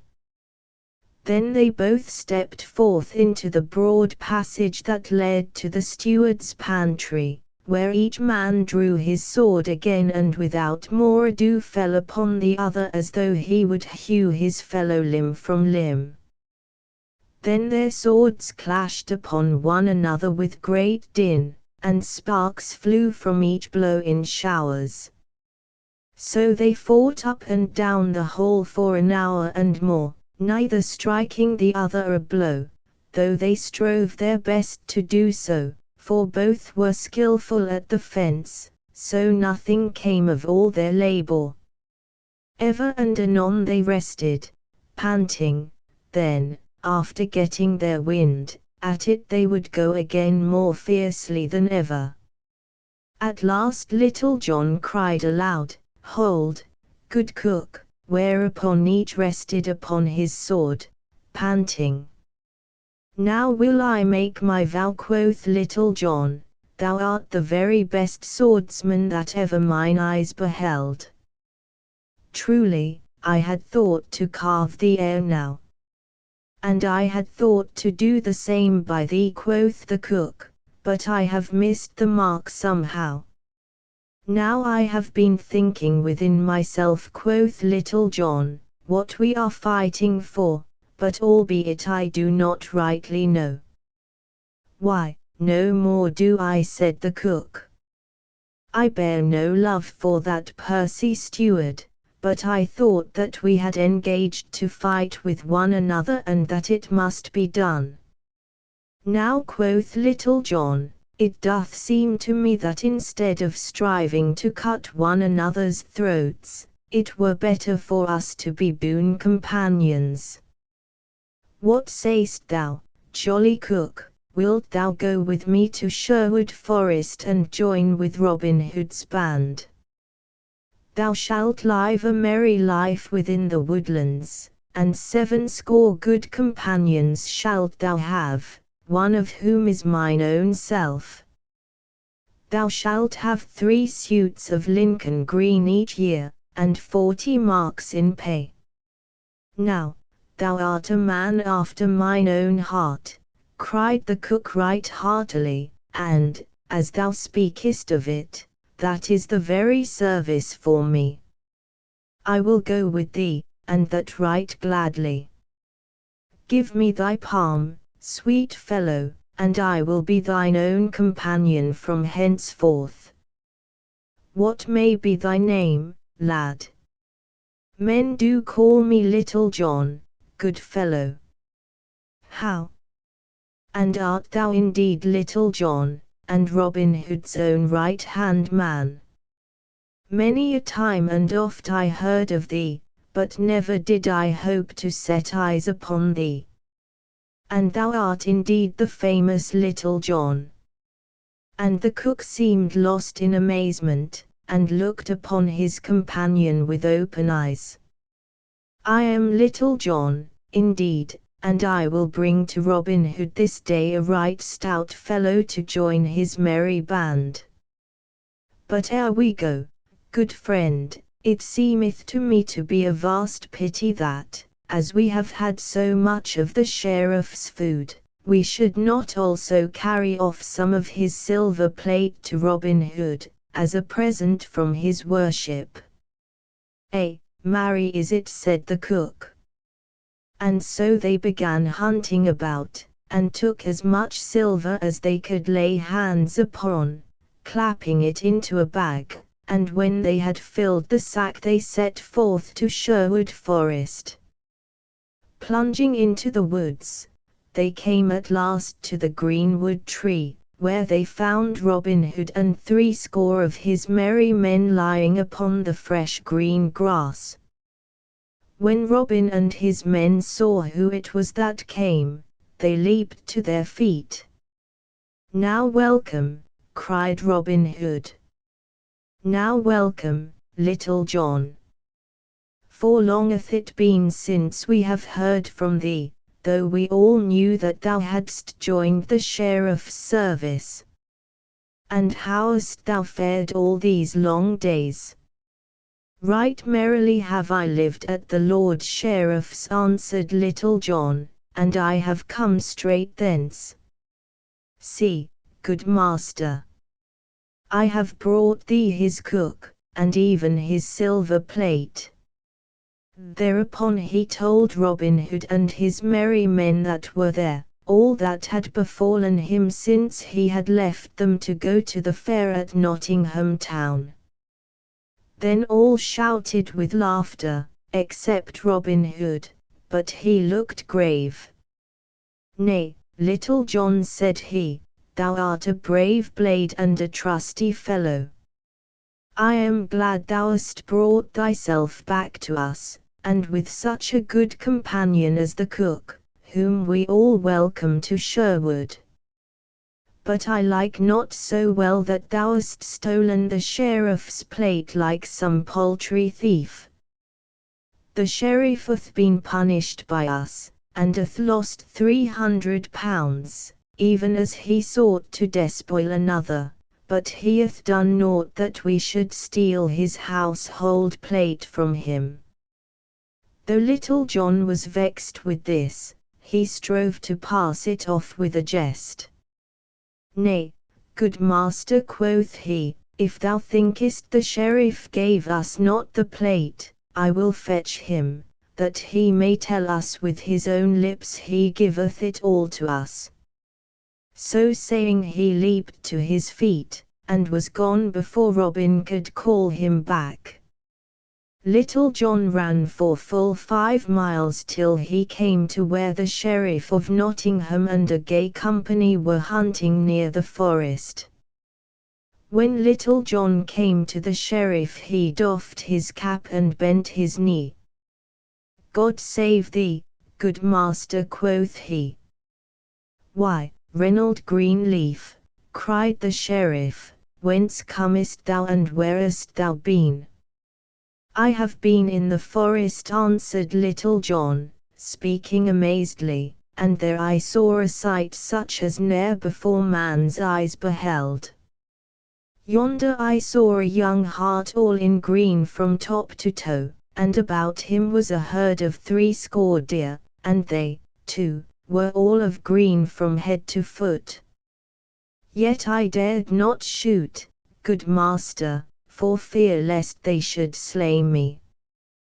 "Why, how now, Reynold Greenleaf," cried the sheriff, "art thou dreaming or art thou mad, that thou dost bring me such a tale?" "Nay, I am not dreaming nor am I mad," said Little John, "and if thou wilt come with me, I will show thee this fair sight, for I have seen it with mine own eyes. But thou must come alone, good master, lest the others frighten them and they get away." So the party all rode forward, and Little John led them downward into the forest. "Now, good master," quoth he at last, "we are nigh where I saw this herd." Then the sheriff descended from his horse and bade them wait for him until he should return, and Little John led him forward through a close copse until suddenly they came to a great open glade, at the end of which Robin Hood sat beneath the shade of the great oak tree, with his merry men all about him. "See, good master sheriff," quoth Little John, "yonder is the hart of which I spake to thee." At this the sheriff turned to Little John and said bitterly, "Long ago I thought I remembered thy face, but now I know thee. Woe betide thee, Little John, for thou hast betrayed me this day." In the meantime Robin Hood had come to them. "Now welcome, Master Sheriff," said he. "Hast thou come today to take another feast with me?" "Nay, heaven forbid," said the sheriff in tones of deep earnest. "I care for no feast and have no hunger today." "Nevertheless," quoth Robin, "if thou hast no hunger, maybe thou hast thirst, and well I know thou wilt take a cup of sack with me.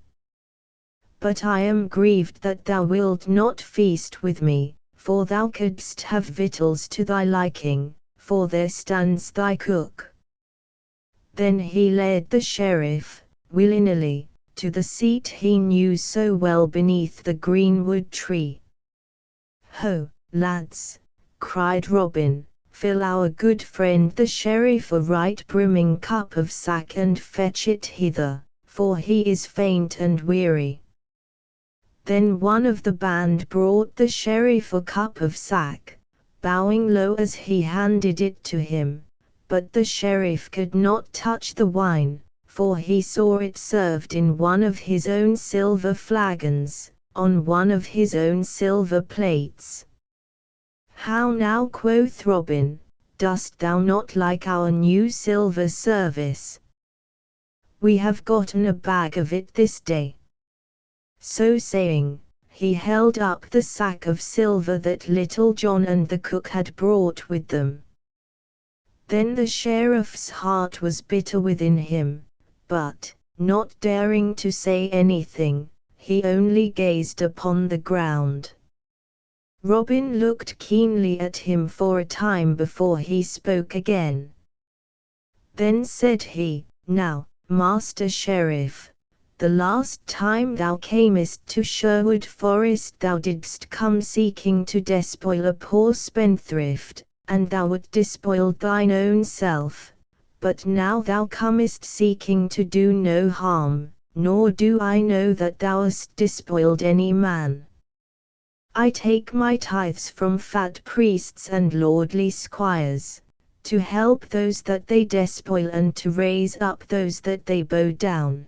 But I know not that thou hast tenants of thine own whom thou hast wronged in any way. Therefore, take thou thine own again, nor will I dispossess thee today of so much as 1 farthing. Come with me, and I will lead thee from the forest back to thine own party again.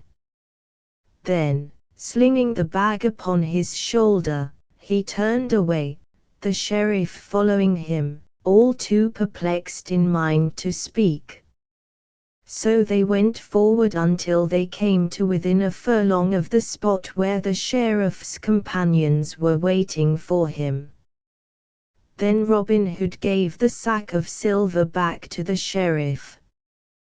Take thou thine own again, he said, and hearken to me, good sheriff, take thou a piece of advice with it. Try thy servants well ere thou dost engage them again so readily. Then, turning, he left the other standing bewildered, with the sack in his hands. The company that waited for the sheriff were all amazed to see him come out of the forest bearing a heavy sack upon his shoulders, but though they questioned him, he answered never a word, acting like one who walks in a dream. Without a word, he placed the bag across his nag's back and then, mounting, rode away, all following him. But all the time there was a great turmoil of thoughts within his head, tumbling one over the other.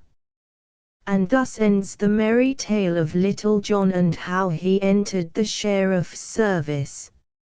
Little John and the tanner of Blythe. One fine day, not long after Little John had left abiding with the sheriff and had come back, with his worship's cook, to the merry greenwood, as has just been told, Robin Hood and a few chosen fellows of his band lay upon the soft sward beneath the greenwood tree where they dwelled.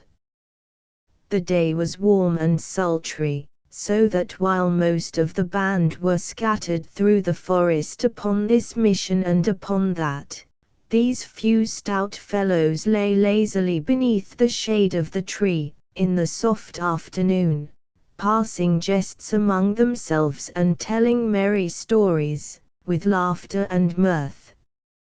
All the air was laden with the bitter fragrance of the May, and all the bosky shades of the woodlands beyond rang with the sweet song of birds, the throstle cock, the cuckoo, and the wood pigeon, and with the song of birds mingled the cool sound of the gurgling brook that leaped out of the forest shades, and ran fretting amid its rough, grey stones across the sunlit open glade before the trysting tree.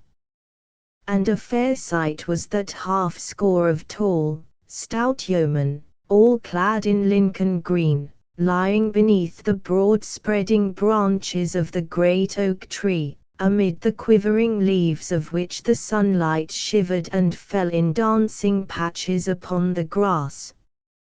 Suddenly Robin Hood smote his knee. "By Saint Dunstan," quoth he, "I had nigh forgot that quarter-day cometh on apace, and yet no cloth of Lincoln green in all our store. It must be looked to, and that in quick season. Come, busk thee, Little John. Stir those lazy bones of thine, for thou must get thee straightway to our good gossip, the draper Hugh Longshanks of Ancaster. Bid him send us straightway 20 yards of fair cloth of Lincoln green, and mayhap the journey may take some of the fat from off thy bones, that thou hast gotten from lazy living at our dear sheriff's." "Nay," muttered Little John, for he had heard so much upon this score that he was sore upon the point. "Nay, truly, mayhap I have more flesh upon my joints than I once had, yet, flesh or no flesh, I doubt not that I could still hold my place and footing upon a narrow bridge against a yeoman in Sherwood, or Nottinghamshire, for the matter of that, even though he had no more fat about his bones than thou'st, good master. At this reply a great shout of laughter went up, and all looked at Robin Hood, for each man knew that Little John spake of a certain fight that happened between their master and himself, through which they first became acquainted. Nay, quoth Robin Hood, laughing louder than all, Heaven forbid that I should doubt thee, for I care for no taste of thy staff myself, Little John. I must needs own that there are those of my band can handle a 7-foot staff more deftly than I, yet no man in all Nottinghamshire can draw grey goose shaft with my fingers.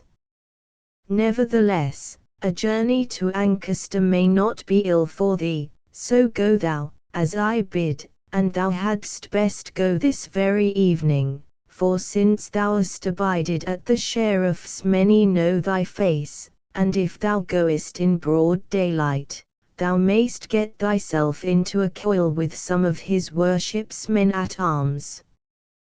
Bide thou here till I bring thee money to pay our good Hugh. I warrant he hath no better customers in all Nottinghamshire than we. So saying, Robin left them and entered the forest. Not far from the trysting tree was a great rock in which a chamber had been hewn, the entrance being barred by a massive oaken door 2 palms' breadth in thickness, studded about with spikes, and fastened with a great padlock. This was the treasure house of the band, and thither Robin Hood went and, unlocking the door, entered the chamber, from which he brought forth a bag of gold which he gave to Little John, to pay Hugh Longshanks withal, for the cloth of Lincoln green. Then up got Little John, and, taking the bag of gold, which he thrust into his bosom, he strapped a girdle about his loins, took a stout pike-staff full 7 feet long in his hand, and set forth upon his journey. So he strode whistling along the leafy forest path that led to Fosse Way, turning neither to the right hand nor the left, until at last he came to where the path branched, leading on the one hand onward to Fosse Way, and on the other, as well Little John knew, to the Merry Blue Boar Inn. Here Little John suddenly ceased whistling and stopped in the middle of the path. First he looked up and then he looked down, and then, tilting his cap over one eye, he slowly scratched the back part of his head. For thus it was, at the sight of these 2 roads, 2 voices began to alarum within him, the one crying, "There lies the road to the Blue Boar Inn, a can of brown October, and a merry night with sweet companions such as thou mayst find there." The other, "There lies the way to Ancaster and the duty thou art sent upon." Now the first of these 2 voices was far the louder, for Little John had grown passing fond of good living through abiding at the sheriff's house, so, presently, looking up into the blue sky, across which bright clouds were sailing like silver boats, and swallows skimming in circling flight, quoth he, "I fear me it will rain this evening, so I'll stop at the Blue Boar till it passes by, for I know my good master would not have me wet to the skin." So, without more ado, off he strode down the path that lay the way of his likings. Now there was no sign of any foul weather, but when one wishes to do a thing, as Little John did, one finds no lack of reasons for the doing. 4 merry wags were at the Blue Boar Inn, a butcher, a beggar, and 2 barefoot friars. Little John heard them singing from afar, as he walked through the hush of the mellow twilight that was now falling over hill and dale. Right glad were they to welcome such a merry blade as Little John. Fresh cans of ale were brought, and with jest and song and merry tales the hours slipped away on fleeting wings. None thought of time or tide till the night was so far gone that Little John put by the thought of setting forth upon his journey again that night, and so bided at the Blue Boar Inn until the morrow. Now it was an ill piece of luck for Little John that he left his duty for his pleasure, and he paid a great score for it, as we are all apt to do in the same case, as you shall see.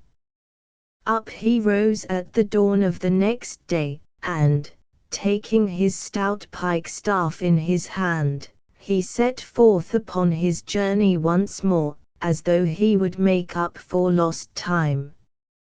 In the good town of Blythe there lived a stout tanner, celebrated far and near for feats of strength and many tough bouts at wrestling and the quarter-staff.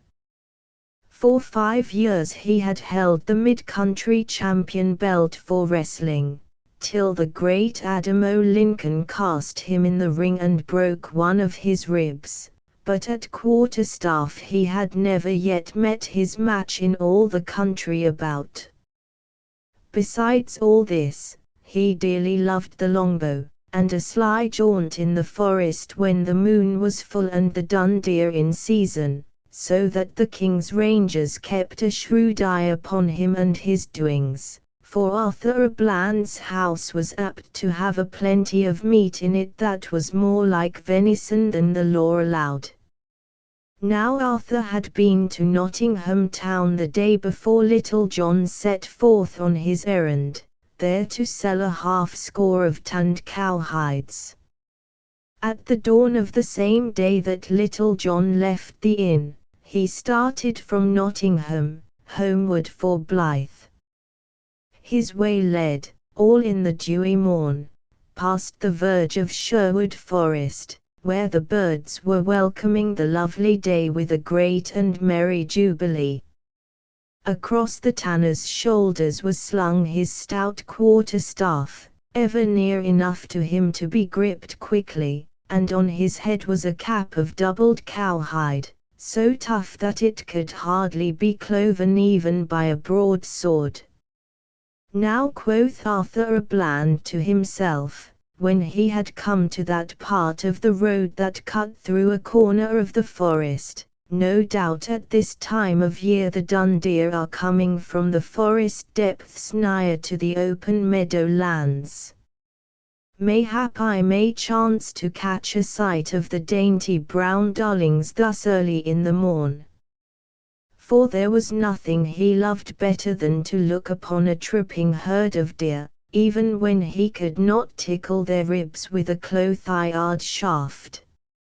Accordingly, quitting the path, he went peeping this way and that through the underbrush, spying now here and now there, with all the wiles of a master of woodcraft, and of one who had more than once donned a doublet of Lincoln green. Now as Little John stepped blithely along, thinking of nothing but of such things as the sweetness of the hawthorn buds that bedecked the hedgerows, or gazing upward at the lark, that, springing from the dewy grass, hung aloft on quivering wings in the yellow sunlight, pouring forth its song that fell like a falling star from the sky, his luck led him away from the highway, not far from the spot where Arthur a Bland was peeping this way and that through the leaves of the thickets. Hearing a rustling of the branches, Little John stopped and presently caught sight of the brown cowhide cap of the tanner moving among the bushes. "I do much wonder," quoth Little John to himself, "what yon knave is after, that he should go thus peeping and peering about. I verily believe that yon scurvy varlet is no better than a thief, and cometh here after our own and the good king's dun deer." For by much roving in the forest, Little John had come to look upon all the deer in Sherwood as belonging to Robin Hood and his band as much as to good King Harry. "Nay," quoth he again, after a time, "this matter must e'en be looked into." So, quitting the high road, he also entered the thickets, and began spying around after stout Arthur à Bland. So for a long time they both of them went hunting about, Little John after the tanner, and the tanner after the deer. At last Little John trod upon a stick, which snapped under his foot, whereupon, hearing the noise, the tanner turned quickly and caught sight of the yeoman. Seeing that the tanner had spied him out, Little John put a bold face upon the matter. "Hillo," quoth he, "what art thou doing here, thou naughty fellow? Who art thou that comest ranging Sherwood's paths? In very sooth thou hast an evil cast of countenance, and I do think, truly, that thou art no better than a thief, and comest after our good king's deer." "Nay," quoth the tanner boldly, for, though taken by surprise, he was not a man to be frightened by big words. "Thou liest in thy teeth. I am no thief, but an honest craftsman. As for my countenance, it is what it is, and, for the matter of that, thine own is none too pretty, thou saucy fellow." "Ha," quoth Little John in a great loud voice, "wouldst thou give me back talk? Now I have a great part of a mind to crack thy pate for thee. I would have thee know, fellow, that I am, as it were, one of the king's foresters." "Leastwise," muttered he to himself, "I and my friends do take good care of our good sovereign's deer." "I care not who thou art," answered the bold tanner, "and unless thou hast many more of thy kind by thee, thou canst never make Arthur à Bland cry a mercy." "Is it so?" cried Little John in a rage. "Now, by my faith, thou saucy rogue, thy tongue hath led thee into a pit thou wilt have a sorry time getting out of, for I will give thee such a drubbing as ne'er hast thou had in all thy life before. Take thy staff in thy hand, fellow, for I will not smite an unarmed man." "Marry, come up with a murrain," cried the tanner, for he, too, had talked himself into a fume. "Big words ne'er killed so much as a mouse. Who art thou that talkest so freely of cracking the head of Arthur à Bland? If I do not tan thy hide this day as ne'er I tanned a calf's hide in all my life before, split my staff into skewers for lamb's flesh and call me no more brave man. Now look to thyself, fellow." "Stay," said Little John. "Let us first measure our cudgels. I do reckon my staff longer than thine, and I would not take vantage of thee by even so much as an inch." "Nay, I pass not for length," answered the tanner. "My staff is long enough to knock down a calf, so look to thyself, fellow, I say again." So, without more ado, each gripped his staff in the middle, and, with fell and angry looks, they came slowly together. Now news had been brought to Robin Hood how that Little John, instead of doing his bidding, had passed by duty for pleasure, and so had stopped overnight with merry company at the Blue Boar Inn, instead of going straight to Ancaster. So, being vexed to his heart by this, he set forth at dawn of day to seek Little John at the Blue Boar, or at least to meet the yeoman on the way, and ease his heart of what he thought of the matter. As thus he strode along in anger, putting together the words he would use to chide Little John, he heard, of a sudden, loud and angry voices, as of men in a rage, passing fell words back and forth from one to the other. At this, Robin Hood stopped and listened. Surely, quoth he to himself, that is Little John's voice, and he is talking in anger also. Methinks the other is strange to my ears. Now heaven forfend that my good trusty Little John should have fallen into the hands of the king's rangers.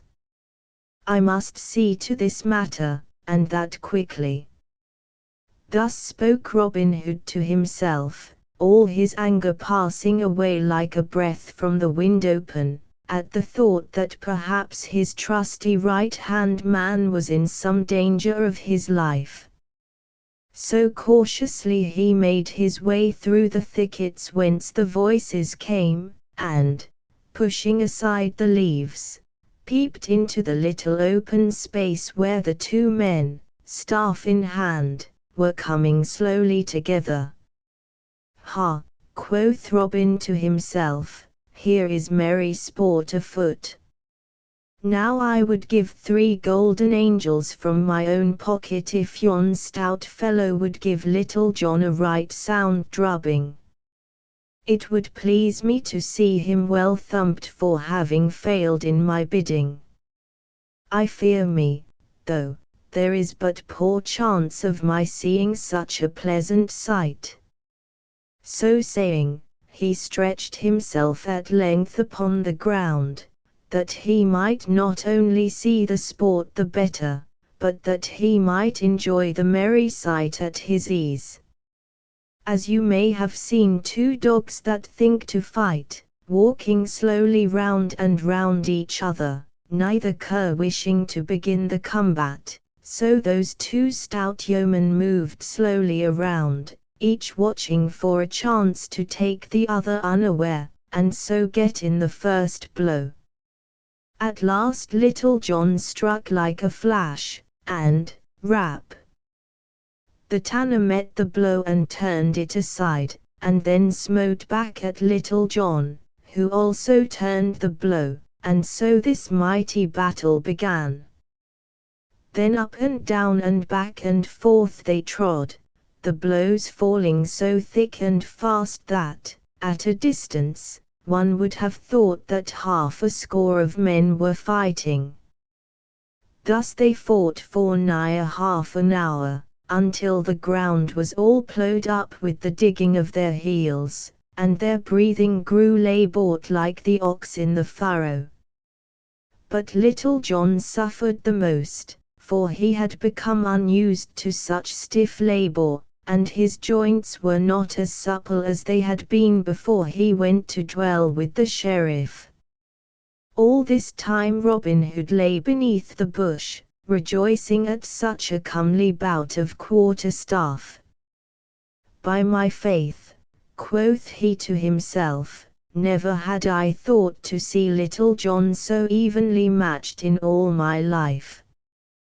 Belike, though, he would have overcome yon fellow before this had he been in his former trim. At last Little John saw his chance, and, throwing all the strength he felt going from him into one blow that might have felled an ox, he struck at the tanner with might and main. And now did the tanner's cowhide cap stand him in good stead, and but for it he might never have held staff in hand again. As it was, the blow he caught beside the head was so shrewd that it sent him staggering across the little glade, so that, if Little John had had the strength to follow up his vantage, it would have been ill for stout Arthur. But he regained himself quickly and, at arm's length, struck back a blow at Little John, and this time the stroke reached its mark, and down went Little John at full length, his cudgel flying from his hand as he fell. Then, raising his staff, stout Arthur dealt him another blow upon the ribs. "Hold!" roared Little John. "Wouldst thou strike a man when he is down?" "Ay, marry would I," quoth the tanner, giving him another thwack with his staff. "Stop!" roared Little John. "Help! Hold, I say! I yield me! I yield me, I say, good fellow!" "Hast thou had enough?" asked the tanner grimly, holding his staff aloft. "Ay, marry, and more than enough." "And thou dost own that I am the better man of the two?" "Yet, truly, and a murrain seize thee," said Little John, the first aloud and the last to his beard. "Then thou mayst go thy ways, and thank thy patron saint that I am a merciful man," said the tanner. "A plague o' such mercy as thine," said Little John, sitting up and feeling his ribs where the tanner had cudgelled him. "I make my vow, my ribs feel as though every one of them were broken in twain.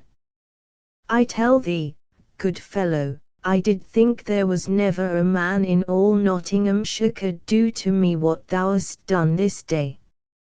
"And so thought I," also cried Robin Hood, bursting out of the thicket and shouting with laughter till the tears ran down his cheeks. "O man, man," said he, as well as he could for his mirth, "a didst go over like a bottle knocked from a wall. I did see the whole merry bout, and never did I think to see thee yield thyself so, hand and foot, to any man in all merry England. I was seeking thee, to chide thee for leaving my bidding undone, but thou hast been paid all I owed thee, full measure, pressed down and overflowing, by this good fellow." Marry, did reach out his arm full length while thou stood gaping at him, and, with a pretty rap, tumbled thee over as never have I seen one tumbled before. So spoke bold Robin, and all the time Little John sat upon the ground, looking as though he had sour curds in his mouth. "What may be thy name, good fellow?" said Robin, next, turning to the tanner. "Men do call me Arthur a Bland," spoke up the tanner boldly, "and now what may be thy name?" "Ha, Arthur a Bland," quoth Robin, "I have heard thy name before, good fellow. Thou didst break the crown of a friend of mine at the fair at Ely last October. The folk there call him Jock o' Nottingham, we call him Will Scathelocke. This poor fellow whom thou hast so belabored is counted the best hand at the quarterstaff in all merry England. His name is Little John, and mine Robin Hood." "How," cried the tanner, "art thou indeed the great Robin Hood, and is this the famous Little John? Marry, had I known who thou art, I would never have been so bold as to lift my hand against thee. Let me help thee to thy feet, good Master Little John, and let me brush the dust from off thy coat." "Nay," quoth Little John testily, at the same time rising carefully, as though his bones had been made of glass, "I can help myself, good fellow, without thy aid. And let me tell thee, had it not been for that vile cowskin cap of thine, it would have been ill for thee this day." At this Robin laughed again, and, turning to the tanner, he said, "Wilt thou join my band, good Arthur? For I make my vow thou art one of the stoutest men that ever mine eyes beheld." "Will I join thy band?" cried the tanner joyfully. "Ay, marry, will I." "Hey for a merry life!" cried he, leaping aloft and snapping his fingers, "and hey for the life I love! Away with tan bark and filthy vats and foul cowhides! I will follow thee to the ends of the earth, good master, and not a herd of dun deer in all the forest but shall know the sound of the twang of my bowstring." "As for thee, Little John," said Robin, turning to him and laughing, "thou wilt start once more for Ancaster, and we will go part way with thee, for I will not have thee turn again to either the right hand or the left till thou'st fairly gotten away from Sherwood. There are other inns that thou knowest yet, hereabouts." Thereupon, leaving the thickets, they took once more to the highway and departed upon their business. Robin Hood and Will Scarlet thus they travelled along the sunny road, three stout fellows such as you could hardly match anywhere else in all merry England. Many stopped to gaze after them as they strode along, so broad were their shoulders and so sturdy their gait. Quoth Robin Hood to Little John, "Why didst thou not go straight to Ancaster, yesterday, as I told thee? Thou hadst not gotten thyself into such a coil hadst thou done as I ordered."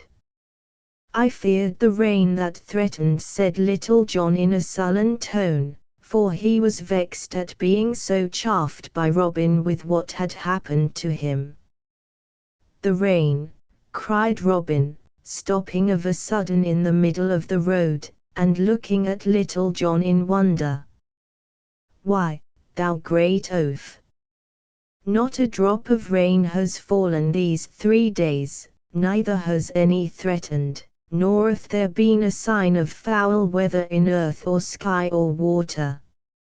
"Nevertheless," growled Little John, "the holy saint Swithin holdeth the waters of the heavens in his pewter pot, and he could have poured them out, had he chosen, even from a clear sky, and wouldst thou have had me wet to the skin?" At this Robin Hood burst into a roar of laughter. "O Little John," said he, "what butter wits hast thou in that head of thine? Who could hold anger against such a one as thou art?" So saying, they all stepped out once more, with the right foot foremost, as the saying is. After they had travelled some distance, the day being warm and the road dusty, Robin Hood waxed thirsty, so, there being a fountain of water as cold as ice, just behind the hedgerow, they crossed the stile and came to where the water bubbled up from beneath a mossy stone. Here, kneeling and making cups of the palms of their hands, they drank their fill, and then, the spot being cool and shady, they stretched their limbs and rested them for a space. In front of them, over beyond the hedge, the dusty road stretched away across the plain. Behind them the meadowlands and bright green fields of tender young corn lay broadly in the sun, and overhead spread the shade of the cool, rustling leaves of the beechen tree. Pleasantly to their nostrils came the tender fragrance of the purple violets and wild thyme that grew within the dewy moisture of the edge of the little fountain, and pleasantly came the soft gurgle of the water. All was so pleasant and so full of the gentle joy of the bright Maytime, that for a long time no one of the three cared to speak, but each lay on his back, gazing up through the trembling leaves of the trees to the bright sky overhead. At last, Robin, whose thoughts were not quite so busy wool-gathering as those of the others, and who had been gazing around him now and then, broke the silence. "Heyday," quoth he, Yon is a gaily feathered bird, I take my vow. The others looked and saw a young man walking slowly down the highway. Gay was he, indeed, as Robin had said, and a fine figure he cut, for his doublet was of scarlet silk and his stockings also. A handsome sword hung by his side, the embossed leathern scabbard being picked out with fine threads of gold. His cap was of scarlet velvet, and a broad feather hung down behind and back of one ear. His hair was long and yellow and curled upon his shoulders, and in his hand he bore an early rose, which he smelled at daintily now and then. By my life, quoth Robin Hood, laughing, saw ye e'er such a pretty, mincing fellow? Truly, his clothes have overmuch prettiness for my taste, quoth Arthur a Bland, but, any other less, his shoulders are broad and his loins are narrow, and seest thou, good master, how that his arms hang from his body? They dangle not down like spindles, but hang stiff and bend at the elbow. I take my vow, there be no bread and milk limbs in those fine clothes, but stiff joints and tough thews. Methinks thou art right, friend Arthur, said Little John. I do verily think that yon is no such rose laugh and whipped cream gallant as he would have one take him to be. Pah, quoth Robin Hood, the sight of such a fellow doth put a nasty taste into my mouth. Look how he doth hold that fair flower betwixt his thumb and finger, as he would say, good rose, I like thee not so ill, but I can bear thy odour for a little while. I take it ye are both wrong, and verily believe that were a furious mouse to run across his path, he would cry, la, or lackaday, and fall straightway into a swoon. I wonder who he may be.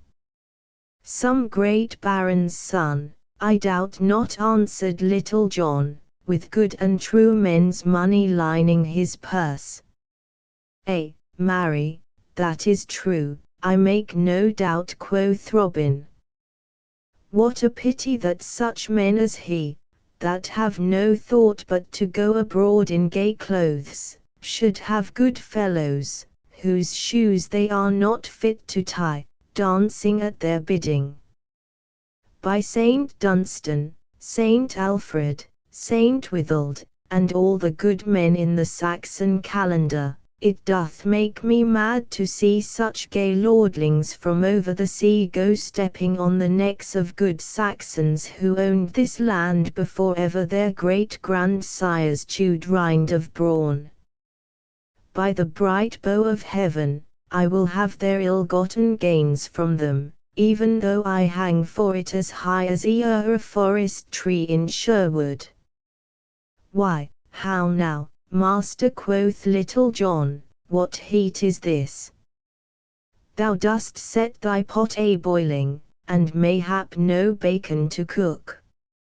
Methinks yon fellow's hair is overlight for Norman locks.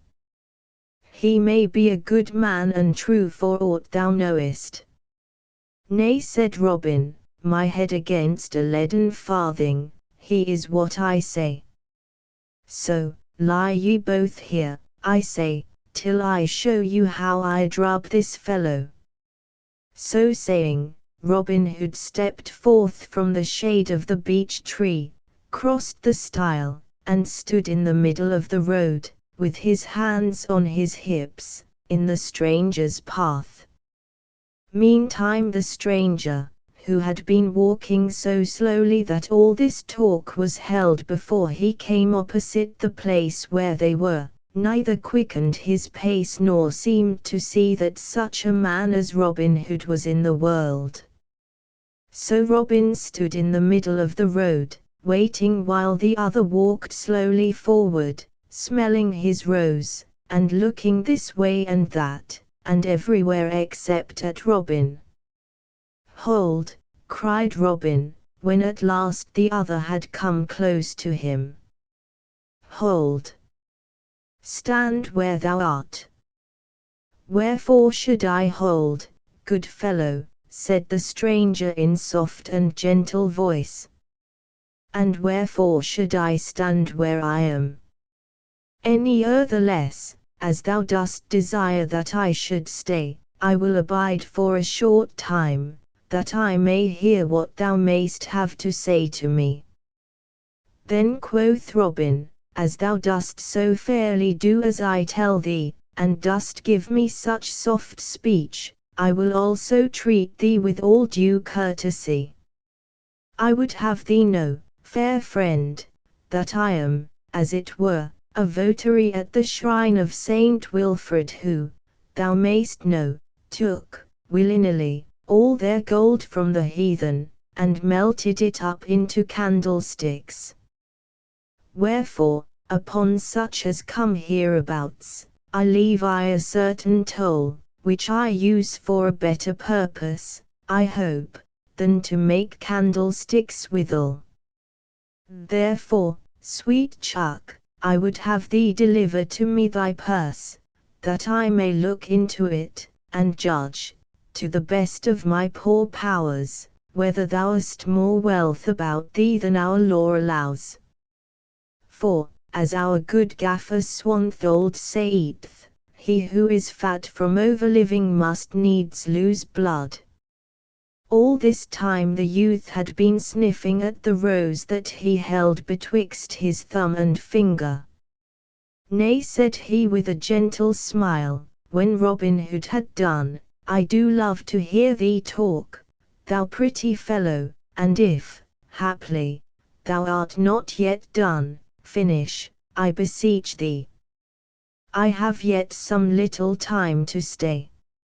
"I have said all," quoth Robin, "and now, if thou wilt give me thy purse, I will let thee go thy way without let or hindrance so soon as I shall see what it may hold. I will take none from thee if thou hast but little."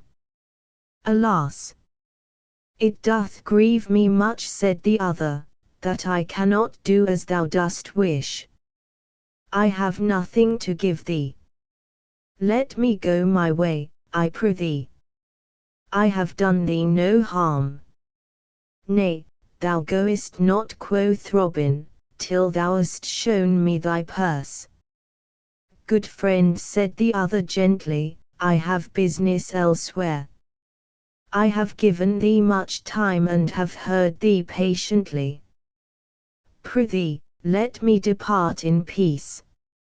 "I have spoken to thee, friend," said Robin sternly, "and I now tell thee again, that thou goest not one step forward till thou hast done as I bid thee." So saying, he raised his quarterstaff above his head in a threatening way. "Alas," said the stranger sadly, "it doth grieve me that this thing must be. I fear much that I must slay thee, thou poor fellow." So saying, he drew his sword. "Put by thy weapon," quoth Robin. "I would take no vantage of thee. Thy sword cannot stand against an oaken staff such as mine. I could snap it like a barley straw. Yonder is a good oaken thicket by the roadside, take thee a cudgel thence and defend thyself fairly, if thou hast a taste for a sound drubbing." First the stranger measured Robin with his eye, and then he measured the oaken staff. "Thou art right, good fellow," said he presently, "truly, my sword is no match for that cudgel of thine. Bide thee a while till I get me a staff." So saying, he threw aside the rose that he had been holding all this time, thrust his sword back into the scabbard, and, with a more hasty step than he had yet used, stepped to the roadside where grew the little clump of ground oaks Robin had spoken of. Choosing among them, he presently found a sapling to his liking. He did not cut it, but, rolling up his sleeves a little way, he laid hold of it, placed his heel against the ground, and, with one mighty pull, plucked the young tree up by the roots from out the very earth.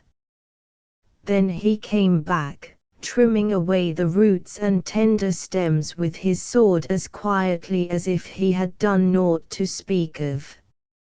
Little John and the tanner had been watching all that passed, but when they saw the stranger drag the sapling up from the earth, and heard the rending and snapping of its roots, the tanner pursed his lips together, drawing his breath between them in a long inward whistle. "By the breath of my body," said Little John, as soon as he could gather his wits from their wonder, "sawest thou that, Arthur? Marry, I think our poor master will stand but an ill chance with yon fellow. By Our Lady, he plucked up yon green tree as it were a barley straw." Whatever Robin Hood thought, he stood his ground, and now he and the stranger in scarlet stood face to face. Well did Robin Hood hold his own that day as a mid-country yeoman. This way and that they fought, and back and forth, Robin's skill against the stranger's strength. The dust of the highway rose up around them like a cloud, so that at times Little John and the tanner could see nothing, but only hear the rattle of the staves against one another. Thrice Robin Hood struck the stranger, once upon the arm and twice upon the ribs, and yet had he warded all the others' blows, only one of which, had it met its mark, would have laid stout Robin lower in the dust than he had ever gone before. At last the stranger struck Robin's cudgel so fairly in the middle that he could hardly hold his staff in his hand. Again he struck, and Robin bent beneath the blow. A third time he struck, and now not only fairly beat down Robin's guard, but gave him such a rap, also, that down he tumbled into the dusty road. "Hold!" cried Robin Hood, when he saw the stranger raising his staff once more. "I yield me." "Hold!" cried Little John, bursting from his cover, with the tanner at his heels. "Hold! Give over, I say." "Nay," answered the stranger quietly, "if there be two more of you, and each as stout as this good fellow, I am like to have my hands full. Nevertheless, come on, and I will strive my best to serve you all." "Stop!" cried Robin Hood, "we will fight no more. I take my vow, this is an ill day for thee and me, Little John. I do verily believe that my wrist, and eke my arm, are palsied by the jar of the blow that this stranger struck me." Then Little John turned to Robin Hood. "Why, how now, good master," said he. "Alas! Thou art in an ill plight. Marry, thy jerkin is all befooled with the dust of the road. Let me help thee to arise." "A plague on thy aid!" cried Robin angrily. "I can get to my feet without thy help, good fellow. Nay, but let me at least dust thy coat for thee." "I fear thy poor bones are mightily sore," quoth Little John soberly, but with a slight twinkle in his eyes. "Give over, I say," quoth Robin in a fume. "My coat hath been dusted enough already, without aid of thine." Then, turning to the stranger, he said, "What may be thy name, good fellow?" "My name is Gamwell," answered the other. "Ha!" cried Robin, is it even so? I have near kin of that name. Whence camest thou, fair friend? From Maxfield town I come, answered the stranger. There was I born and bred, and thence I come to seek my mother's young brother, whom men call Robin Hood. So, if perchance thou mayst direct me, ha! Will Gamwell, cried Robin, placing both hands upon the other's shoulders and holding him off at arm's length. Surely, it can be none other. I might have known thee by that pretty maiden air of thine, that dainty, finicking manner of gait. Dost thou not know me, lad? Look upon me well. Now, by the breath of my body, cried the other, I do believe from my heart that thou art mine own Uncle Robin. Nay, certain it is so. And each flung his arms around the other, kissing him upon the cheek. Then once more Robin held his kinsman off at arm's length and scanned him keenly from top to toe. Why, how now, quoth he, what change is here? Verily, some 8 or 10 years ago I left thee a stripling lad, with great joints and ill-hung limbs, and lo! Here thou art, as tight a fellow as e'er I set mine eyes upon. Dost thou not remember, lad, how I showed thee the proper way to nip the goose feather betwixt thy fingers and throw out thy bow arm steadily? Thou gavest great promise of being a keen archer. And dost thou not mind how I taught thee to fend and parry with the cudgel? Yes, said young Gamwell, and I did so look up to thee, and thought thee so above all other men that, I make my vow, had I known who thou wert, I would never have dared to lift hand against thee this day.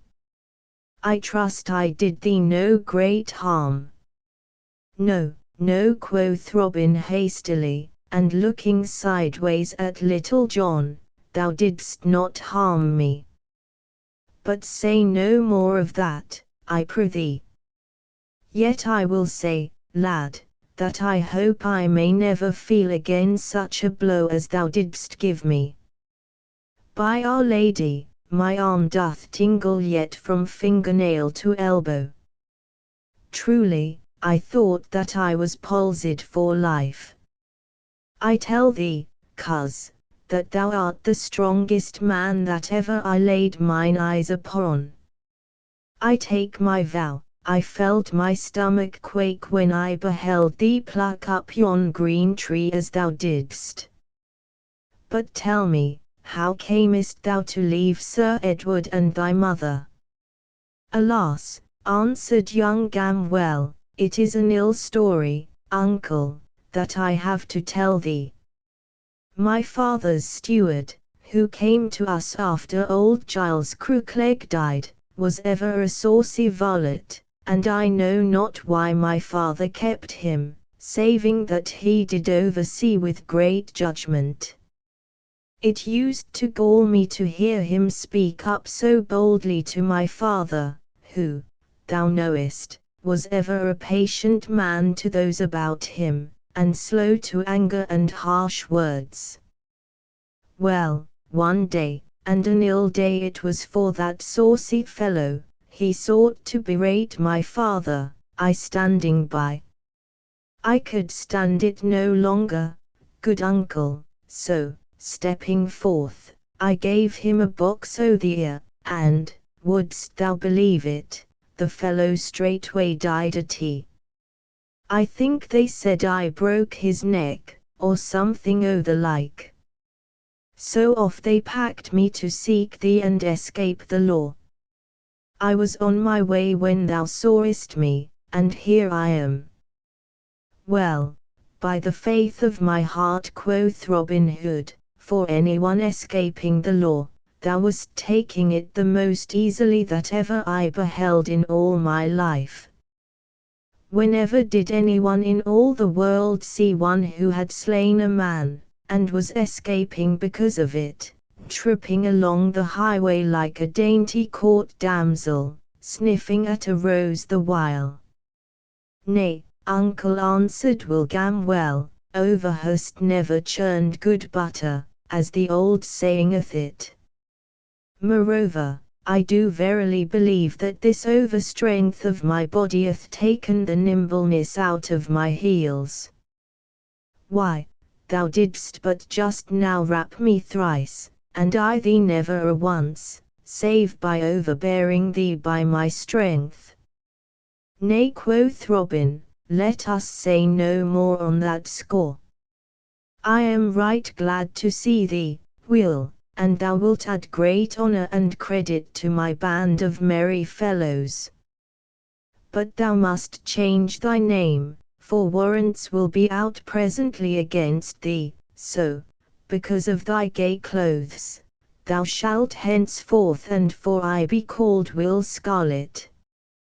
Will Scarlet, quoth Little John, stepping forward and reaching out his great palm, which the other took. Will Scarlet, the name fitteth thee well. Right glad am I to welcome thee among us. I am called Little John, and this is a new member who has just joined us, a stout tanner named Arthur a Bland. Thou art like to achieve fame, Will, let me tell thee, for there will be many a merry ballad sung about the country, and many a merry story told in Sherwood of how Robin Hood taught Little John and Arthur a Bland the proper way to use the quarter-staff, likewise, as it were, how our good master bit off so large a piece of cake that he choked on it. Nay, good Little John, quoth Robin gently, for he liked ill to have such a jest told of him. Why should we speak of this little matter? Prithee, let us keep this day's doings among ourselves. With all my heart, quoth Little John. But, good master, I thought that thou didst love a merry story, because thou hast so often made a jest about a certain increase of fatness on my joints, of flesh gathered by my abiding with the sheriff of. Nay, good Little John, said Robin hastily, I do bethink me I have said full enough on that score. It is well, quoth Little John, for in truth I myself have tired of it somewhat. But now I bethink me, thou didst also seem minded to make a jest of the rain that threatened last night, so. Nay, then, said Robin Hood testily, I was mistaken. I remember me now, it did seem to threaten rain. Truly, I did think so myself, quoth Little John, therefore, no doubt, thou dost think it was wise of me to abide all night at the Blue Boar Inn, instead of venturing forth in such stormy weather, dost thou not? A plague of thee and thy doings, cried Robin Hood. If thou wilt have it so, thou wert right to abide wherever thou didst choose. Once more, it is well, quoth Little John. As for myself, I have been blind this day. I did not see thee drubbed, I did not see thee tumbled heels over head in the dust, and if any man says that thou wert, I can with a clear conscience rattle his lying tongue betwixt his teeth. Come, cried Robin, biting his nether lip, while the others could not forbear laughing. We will go no farther today, but will return to Sherwood, and thou shalt go to Ancaster another time, Little John. So said Robin, for now that his bones were sore, he felt as though a long journey would be an ill thing for him. So, turning their backs, they retraced their steps whence they came.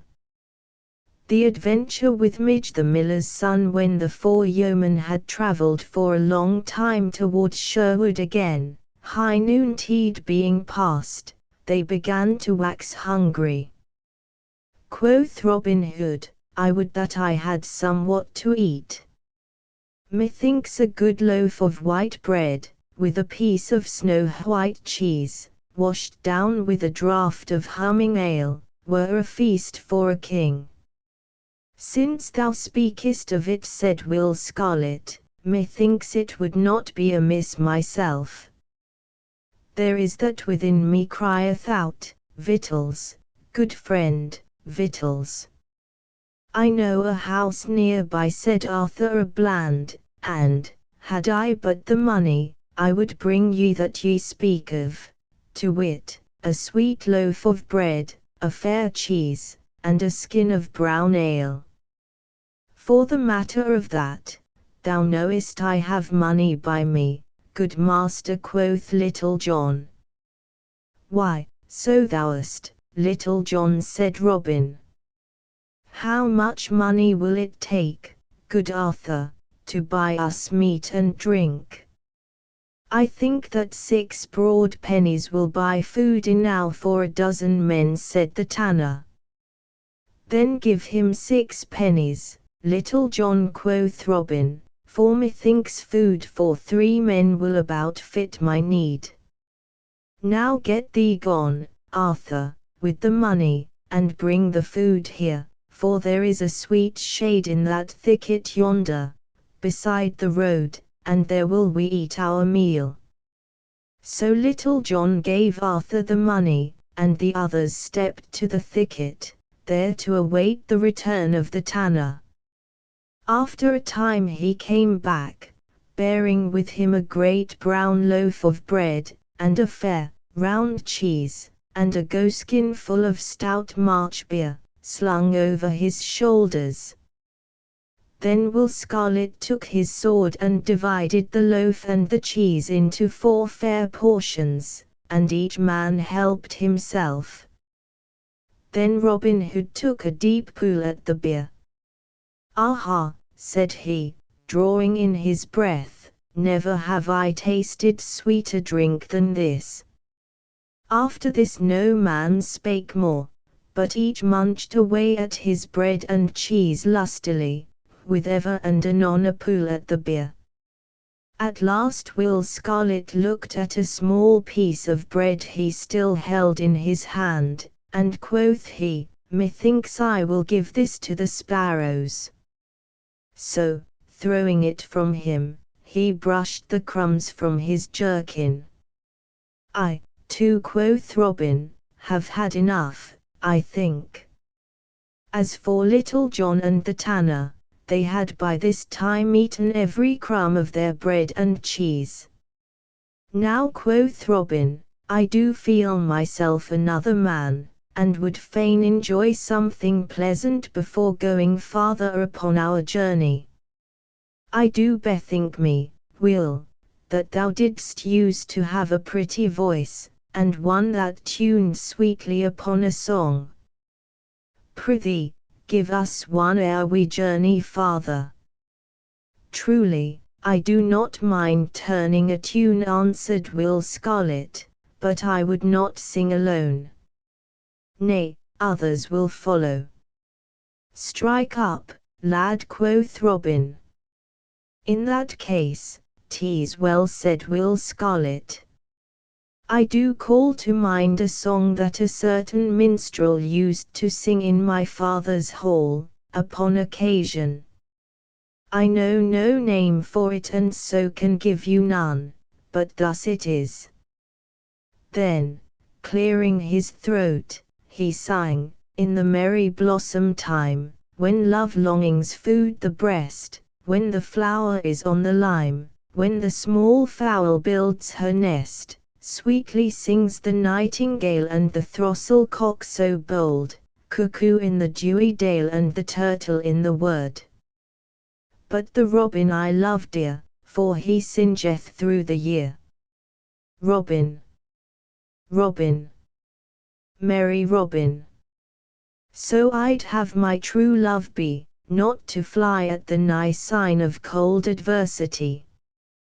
When the spring brings sweet delights, when aloft the lark doth rise, lovers woo o mellow nights, and youths peep in maidens' eyes, that time blooms the eglantine, daisies pied upon the hill, cowslips fair and columbine, dusky violets by the rill. But the ivy green cloth grow when the north wind bringeth snow. Ivy, ivy, stanch and true. Thus I'd have her love to be, not to die at the nigh breath of cold adversity. "'Tis well sung," quoth Robin, "but, cousin, I tell thee plain, I would rather hear a stout fellow like thee sing some lusty ballad than a finicking song of flowers and birds, and what not. Yet, thou didst sing it fair, and 'tis none so bad a snatch of a song, for the matter of that. Now, Tanner, it is thy turn." "I know not," quoth Arthur, smiling, with his head on one side, like a budding lass that is asked to dance, "I know not that I can match our sweet friend's song, moreover, I do verily think that I have caught a cold and have a certain tickling and huskiness in the windpipe." "Nay, sing up, friend," quoth Little John, who sat next to him, patting him upon the shoulder. "Thou'st a fair, round, mellow voice, let us have a touch of it." "Nay, an ye will ha a poor thing," said Arthur, "I will do my best. Have ye ever heard of the wooing of Sir Keith, the stout young Cornish knight, in good King Arthur's time?" "Methinks I have heard somewhat of it," said Robin, "but any the less strike up thy ditty and let us hear it, for, as I do remember me, it is a gallant song, so out with it, good fellow." Thereupon, clearing his throat, the tanner, without more ado, began to sing, "The wooing of Sir Keith. King Arthur sat in his royal hall, and about on either hand was many a noble lordling tall, the greatest in the land. Sat Lancelot with raven locks, Gawain with golden hair, Sir Tristram, Kay who kept the locks, and many another there. And through the stained windows bright, from o'er the red-tiled eaves, the sunlight blazed with coloured light on golden helms and greaves. But suddenly a silence came about the Table Round, for up the hall there walked a dame bent nigh unto the ground. Her nose was hooked, her eyes were bleared, her locks were lank and white, upon her chin there grew a beard, she was a gruesome sight. And so with crawling step she came and kneeled at Arthur's feet. Quoth Kay, "She is the foulest dame that e'er my sight did greet. O mighty king, of thee I crave a boon on bended knee." 'Twas thus she spoke. "What wouldst thou have?" Quoth Arthur, "King, of me." Quoth she, "I have a foul disease doth gnaw my very heart, and but one thing can bring me ease or cure my bitter smart. There is no rest, no ease for me north, east, or west, or south, till Christian knight will willingly thrice kiss me on the mouth. Nor wedded may this child have been that giveth ease to me, nor may he be constrained, I ween, but kiss me willingly. So is there here one Christian knight of such a noble strain that he will give a tortured wight sweet ease of mortal pain." "A wedded man," quoth Arthur, "King, a wedded man I be, else would I deem it noble thing to kiss thee willingly. Now, Lancelot, in all men's sight thou art the head and chief of chivalry. Come, noble knight, and give her quick relief. But Lancelot he turned aside and looked upon the ground, for it did sting his haughty pride to hear them laugh around. Come thou, Sir Tristram, quoth the king.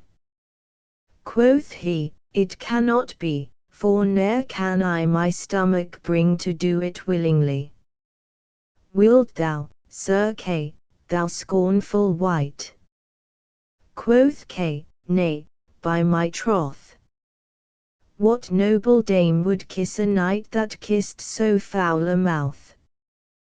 Wilt thou, Gawain? I cannot, king. Sir Geraint? Nay, not I, my kisses no relief could bring, for sooner would I die. Then up and spake the youngest man of all about the board, now such relief as Christian can I'll give to her, my lord. It was Sir Keith, a youthful knight, yet strong of limb and bold, with beard upon his chin as light as finest threads of gold. Quoth Kay, he hath no mistress yet that he may call his own, but here is one that's quick to get, as she herself has shown. He kissed her once, he kissed her twice, he kissed her 3 times o'er, a wondrous change came in a trice, and she was foul no more. Her cheeks grew red as any rose, her brow as white as lawn, her bosom like the winter snows, her eyes like those of fawn.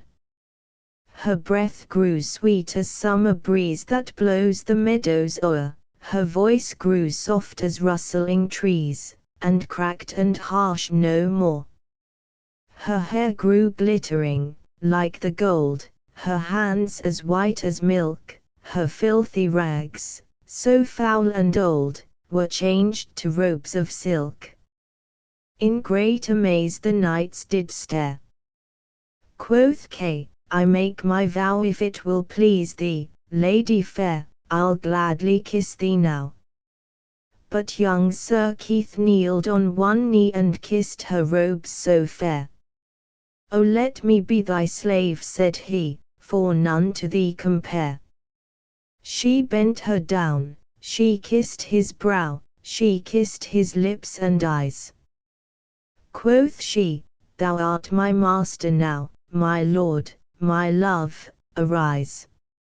And all the wealth that is mine own, my lands, I give to thee, for never knight hath lady shown such noble courtesy. Bewitched was I, in bitter pain, but thou hast set me free, so now I am myself again, I give myself to thee. Yet, truly quoth Robin Hood, when the tanner had made an end of singing, it is as I remember it, a fair ditty, and a ballad with a pleasing tune of a song. It hath oftentimes seemed to me, said Will Scarlet, that it hath a certain motive in it, such as this, that a duty which seemeth to us sometimes ugly and harsh, when we do kiss it fairly upon the mouth, so to speak, is no such foul thing after all. Methinks thou art right, quoth Robin, and, contrariwise, that when we kiss a pleasure that appeareth gay it turneth foul to us, is it not so, Little John? Truly such a thing hath brought thee sore thumps this day. Nay, man, never look down in the mouth. Clear thy pipes and sing us a ditty. Nay, said Little John, I have none as fair as that merry Arthur has trolled. They are all poor things that I know. Moreover, my voice is not in tune today, and I would not spoil even a tolerable song by ill singing. Upon this all pressed Little John to sing, so that when he had denied them a proper length of time, such as is seemly in one that is asked to sing, he presently yielded. Quoth he, well, an ye will ha it so, I will give you what I can. Like to fair will, I have no title to my ditty, but thus it runs, O lady mine, the spring is here, with a hey nonny nonny, the sweet love season of the year, with a ninny ninny nonny. Now lad and lass lie in the grass that groweth green with flowers between. The buck doth rest, the leaves do start, the cock doth crow, the breeze doth blow, and all things laugh in. Who may yon fellow be coming along the road? Said Robin, breaking into the song. I know not, quoth Little John in a surly voice. But this I do know, that it is an ill thing to do to check the flow of a good song. Nay, Little John, said Robin, be not vexed, I prithee, but I have been watching him coming along, bent beneath that great bag over his shoulder, ever since thou didst begin thy song. Look, Little John, I pray, and see if thou knowest him. Little John looked whither Robin Hood pointed. Truly, quoth he, after a time, I think yon fellow is a certain young miller I have seen now and then around the edge of Sherwood, a poor wight, methinks, to spoil a good song about. Now thou speakest of him, quoth Robin Hood, methinks I myself have seen him now and then. Hath he not a mill over beyond Nottingham town, nigh to the Salisbury road? Thou art right, that is the man, said Little John. A good stout fellow, quoth Robin. I saw him crack Ned o' Bradford's crown about a fortnight since, and never saw I hair lifted more neatly in all my life before. By this time the young miller had come so near that they could see him clearly. His clothes were dusted with flour, and over his back he carried a great sack of meal, bending so as to bring the whole weight upon his shoulders, and across the sack was a thick quarter-staff. His limbs were stout and strong, and he strode along the dusty road right sturdily with the heavy sack across his shoulders. His cheeks were ruddy as a winter hip, his hair was flaxen in color, and on his chin was a downy growth of flaxen beard. A good honest fellow, quoth Robin Hood, and such an one as is a credit to English yeomanry. Now let us have a merry jest with him. We will forth as though we were common thieves and pretend to rob him of his honest gains. Then will we take him into the forest and give him a feast such as his stomach never held in all his life before.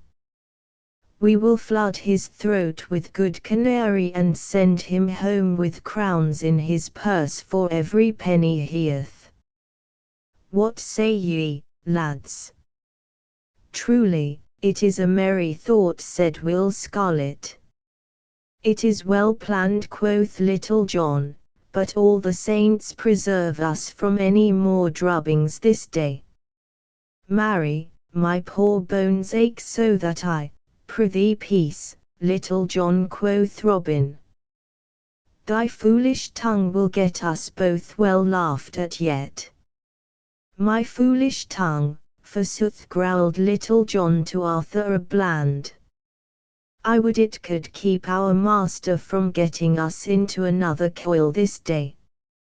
But now the miller, plodding along the road, had come opposite to where the yeoman lay hidden, whereupon all four of them ran at him and surrounded him.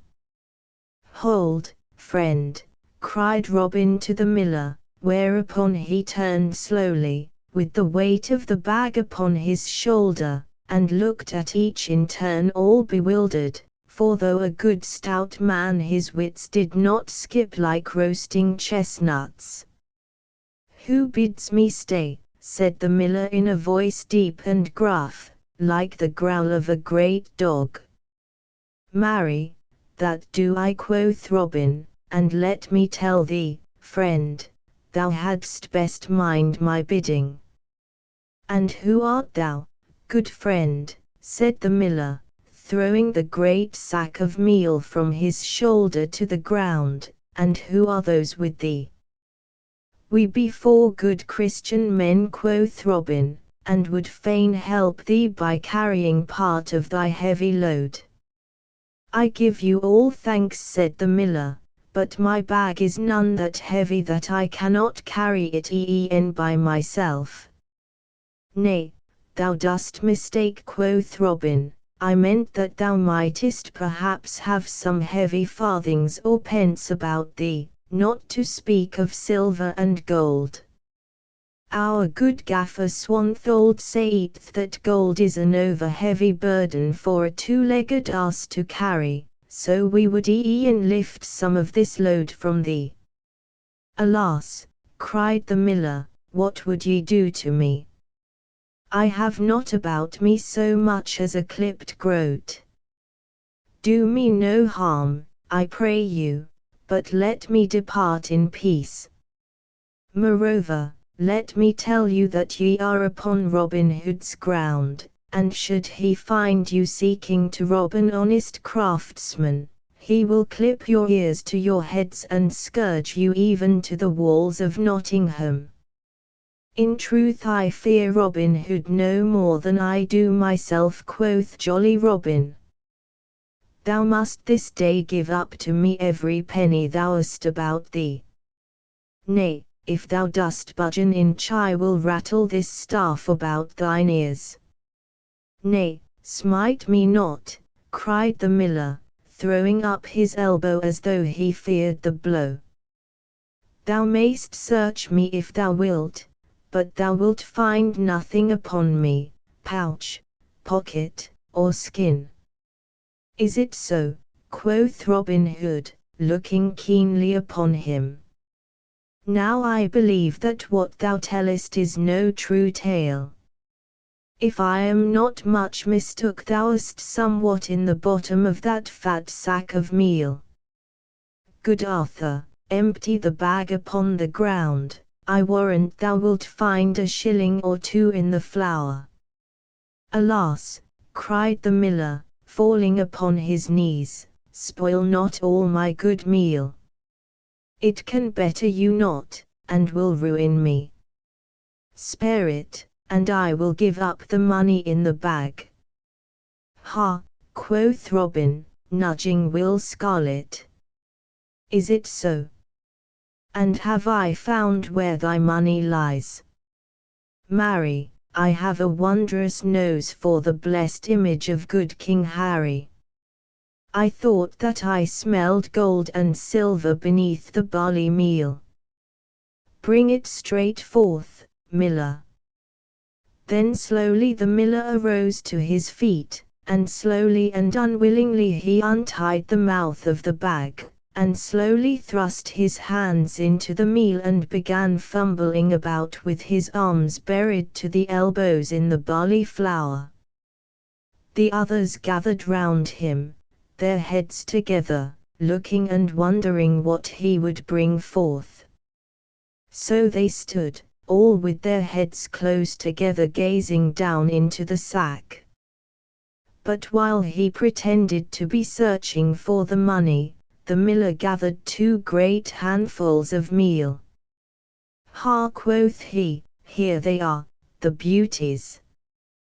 Then, as the others leaned still more forward to see what he had, he suddenly cast the meal into their faces, filling their eyes and noses and mouths with the flour, blinding and half choking them.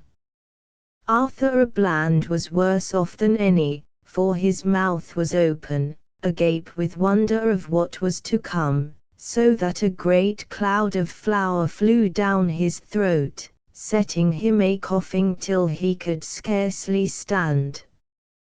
Then, while all 4 stumbled about, roaring with the smart of the meal in their eyeballs, and while they rubbed their eyes till the tears made great channels on their faces through the meal, The miller seized another handful of flour and another, throwing it in their faces, so that even had they had a glimmering of light before, they were now as blind as ever a beggar in Nottinghamshire, while their hair and beards and clothes were as white as snow. Then catching up his great crab-staff, the miller began laying about him as though he were clean gone mad. This way and that skipped the four, like peas on a drumhead, but they could see neither to defend themselves nor to run away. Thwack! Thwack! Went the miller's cudgel across their backs, and at every blow great white clouds of flour rose in the air from their jackets and went drifting down the breeze. "Stop!" roared Robin at last.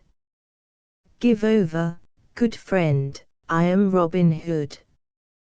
"Thou liest, thou knave!" cried the miller, giving him a rap on the ribs that sent up a great cloud of flour like a puff of smoke. "Stout Robin never robbed an honest tradesman." "Ha! Thou wouldst have my money, wouldst thou?" And he gave him another blow.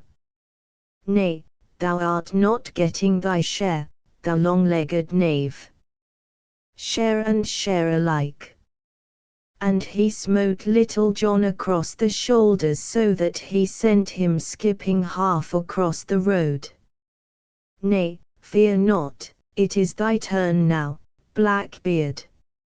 And he gave the tanner a crack that made him roar for all his coughing. "How now, Redcoat, let me brush the dust from thee," cried he, smiting Will Scarlet. And so he gave them merry words and blows until they could scarcely stand, and whenever he saw one like to clear his eyes he threw more flour in his face. At last Robin Hood found his horn and clapping it to his lips, blew 3 loud blasts upon it. Now it chanced that Will Stutely and a party of Robin's men were in the glade not far from where this merry sport was going forward. Hearing the hubbub of voices, and blows that sounded like the noise of a flail in the barn in winter-time, they stopped, listening and wondering what was toward. Quoth Will Stutely, "Now if I mistake not there is some stout battle with cudgels going forward not far hence. I would fain see this pretty sight." So saying, he and the whole party turned their steps whence the noise came. When they had come near where all the tumult sounded they heard the 3 blasts of Robin's bugle horn. "Quick!" cried young David of Doncaster. "Our master is in sore need." So, without stopping a moment, they dashed forward with might and main and burst forth from the covert into the high road. But what a sight was that which they saw! The road was all white with meal, and 5 men stood there also white with meal from top to toe, for much of the barley flour had fallen back upon the miller. "What is thy need, master?" cried Will Stutely. "And what doth all this mean?" "Why," quoth Robin in a mighty passion, "yon traitor felt loath come as nigh slaying me as e'er a man in all the world. Hadst thou not come quickly, good Stutely, thy master had been dead." Hereupon, while he and the 3 others rubbed the meal from their eyes, and Will Stutely and his men brushed their clothes clean, he told them all, how that he had meant to pass a jest upon the miller, which same had turned so grievously upon them. "Quick, men, seize the vile miller," cried Stutely, who was nigh choking with laughter as were the rest, whereupon several ran upon the stout fellow and seizing him, bound his arms behind his back with bowstrings. "Ha!" cried Robin, when they brought the trembling miller to him. "Thou wouldst murder me, wouldst thou? By my faith!" Here he stopped and stood glaring upon the miller grimly. But Robin's anger could not hold, so first his eyes twinkled, and then in spite of all he broke into a laugh. Now when they saw their master laugh, the yeomen who stood around could contain themselves no longer, and a mighty shout of laughter went up from all. Many could not stand, but rolled upon the ground from pure merriment. "What is thy name, good fellow?" said Robin at last to the miller, who stood gaping and as though he were in a maze.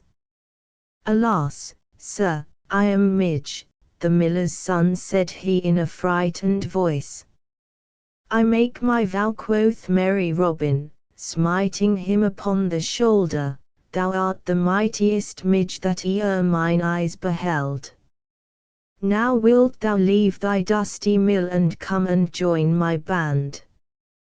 By my faith, thou art too stout a man to spend thy days betwixt the hopper and the till.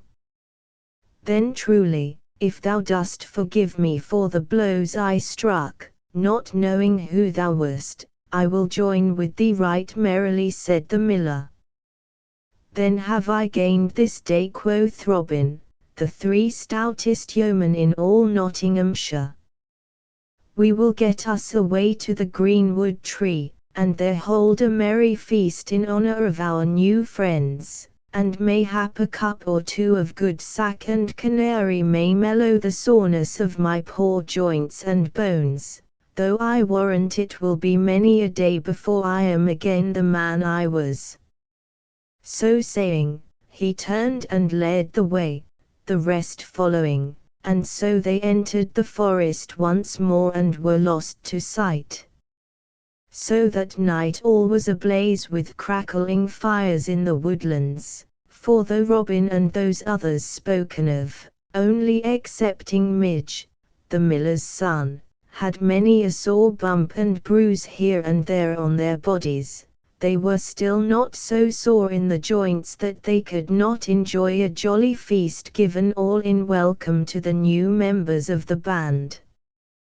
Thus with songs and jesting and laughter that echoed through the deeper and more silent nooks of the forest, the night passed quickly along, as such merry times are wont to do, until at last each man sought his couch and silence fell on all things and all things seemed to sleep. But Little John's tongue was ever one that was not easy of guidance, so that, inch by inch, the whole story of his fight with the tanner and Robin's fight with Will Scarlet leaked out. And so I have told it that you may laugh at the merry tale along with me. Robin Hood and Alan a Daylight. He has just been told how 3 unlucky adventures fell upon Robin Hood and Little John all in one day, bringing them sore ribs and aching bones. So next we will tell how they made up for those ill happenings by a good action that came about not without some small pain to Robin. 2 days had passed by, and somewhat of the soreness had passed away from Robin Hood's joints, yet still, when he moved of a sudden and without thinking, pain here and there would, as it were, jog him, crying, "Thou'st had a drubbing, good fellow." The day was bright and jocund, and the morning dew still lay upon the grass.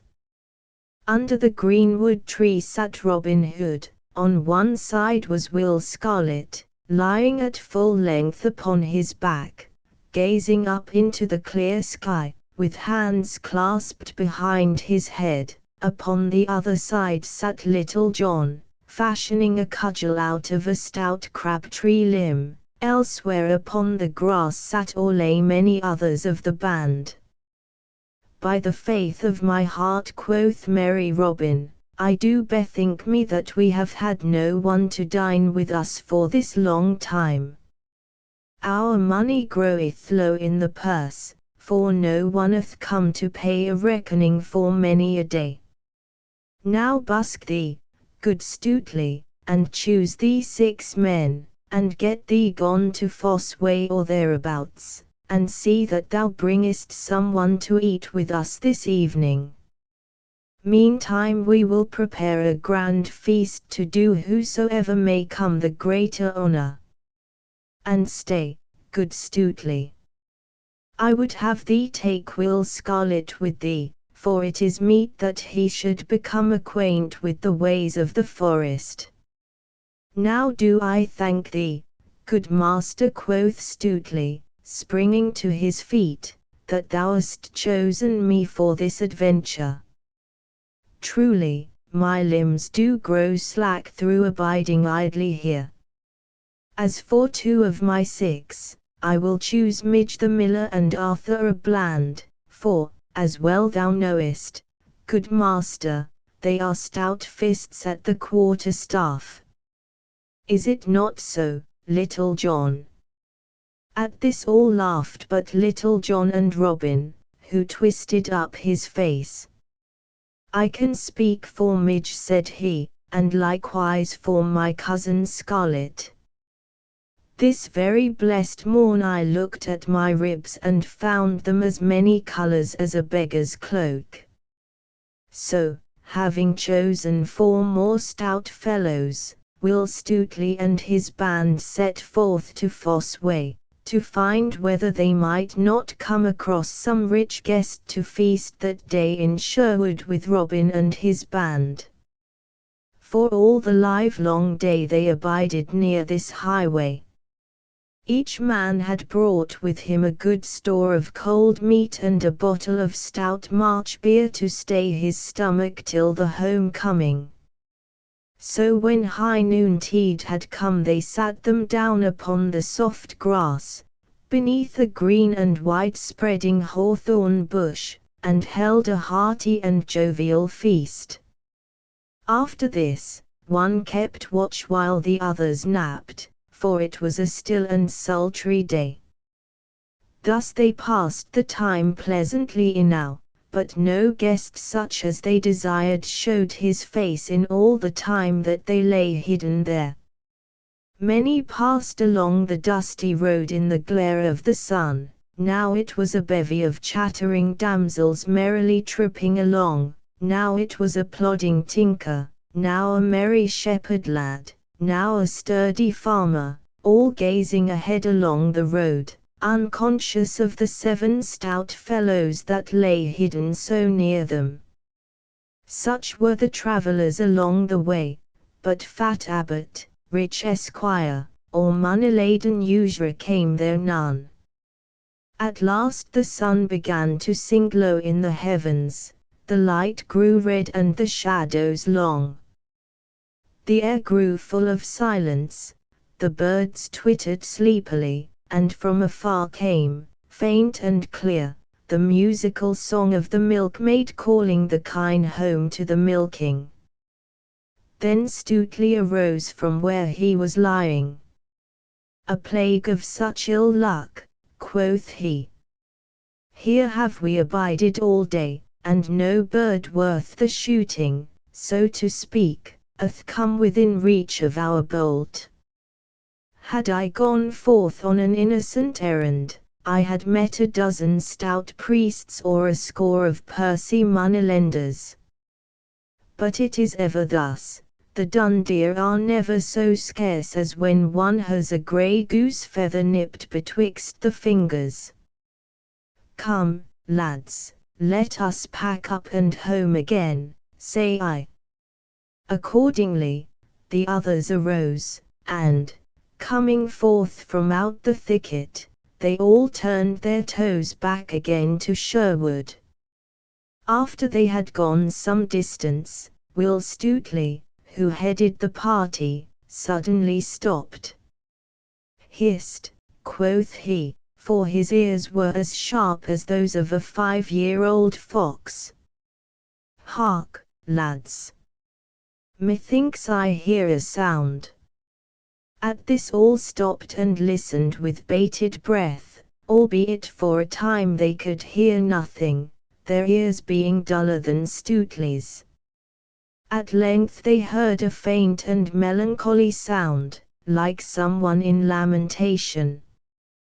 "Ha," quoth Will Scarlet, "this must be looked into. There is someone in distress nigh to us here." "I know not," quoth Will Stuteley, shaking his head doubtfully. "Our master is ever rash about thrusting his finger into a boiling pot, but, for my part, I see no use in getting ourselves into mischievous coils. Yon is a man's voice, if I mistake not, and a man should be always ready to get himself out from his own pothers." Then out spake Will Scarlet boldly. "Now out upon thee, to talk in that manner, Stuteley.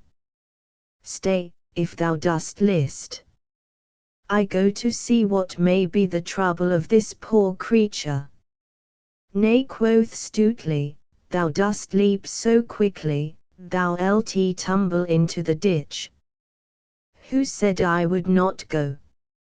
Come along, say I."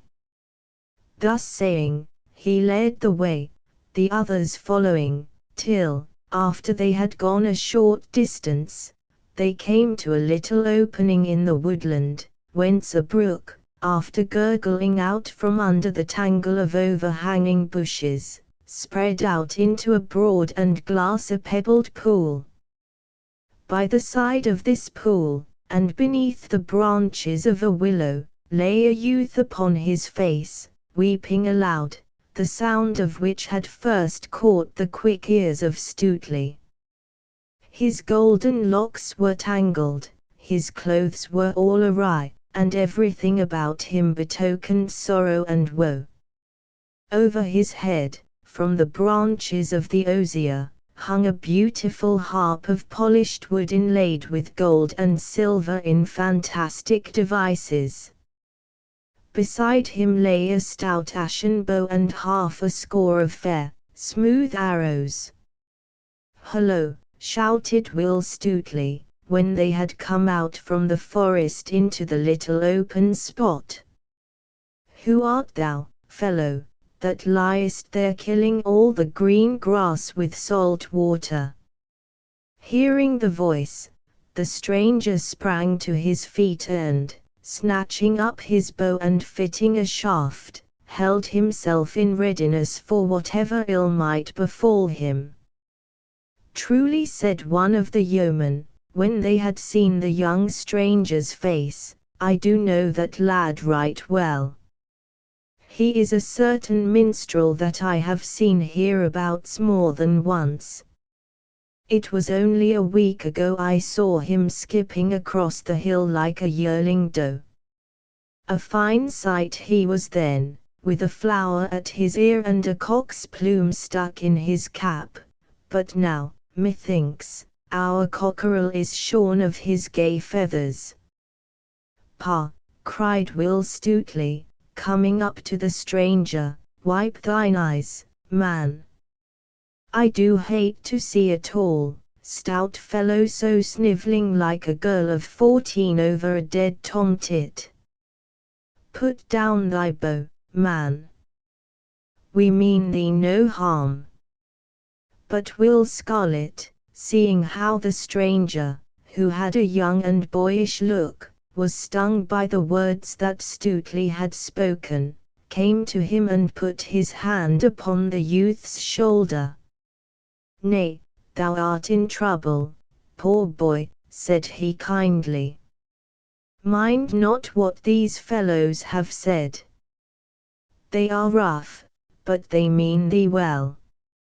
Mayhap they do not understand a lad like thee. Thou shalt come with us, and perchance we may find a certain one that can aid thee in thy perplexities, whatsoever they may be. "Yet, truly, come along," said Will Stutely gruffly. "I meant thee no harm, and may mean thee some good. Take down thy singing tool from off this fair tree, and away with us." The youth did as he was bidden and, with bowed head and sorrowful step, accompanied the others, walking beside Will Scarlet. So they wended their way through the forest. The bright light faded from the sky and a glimmering grey fell over all things.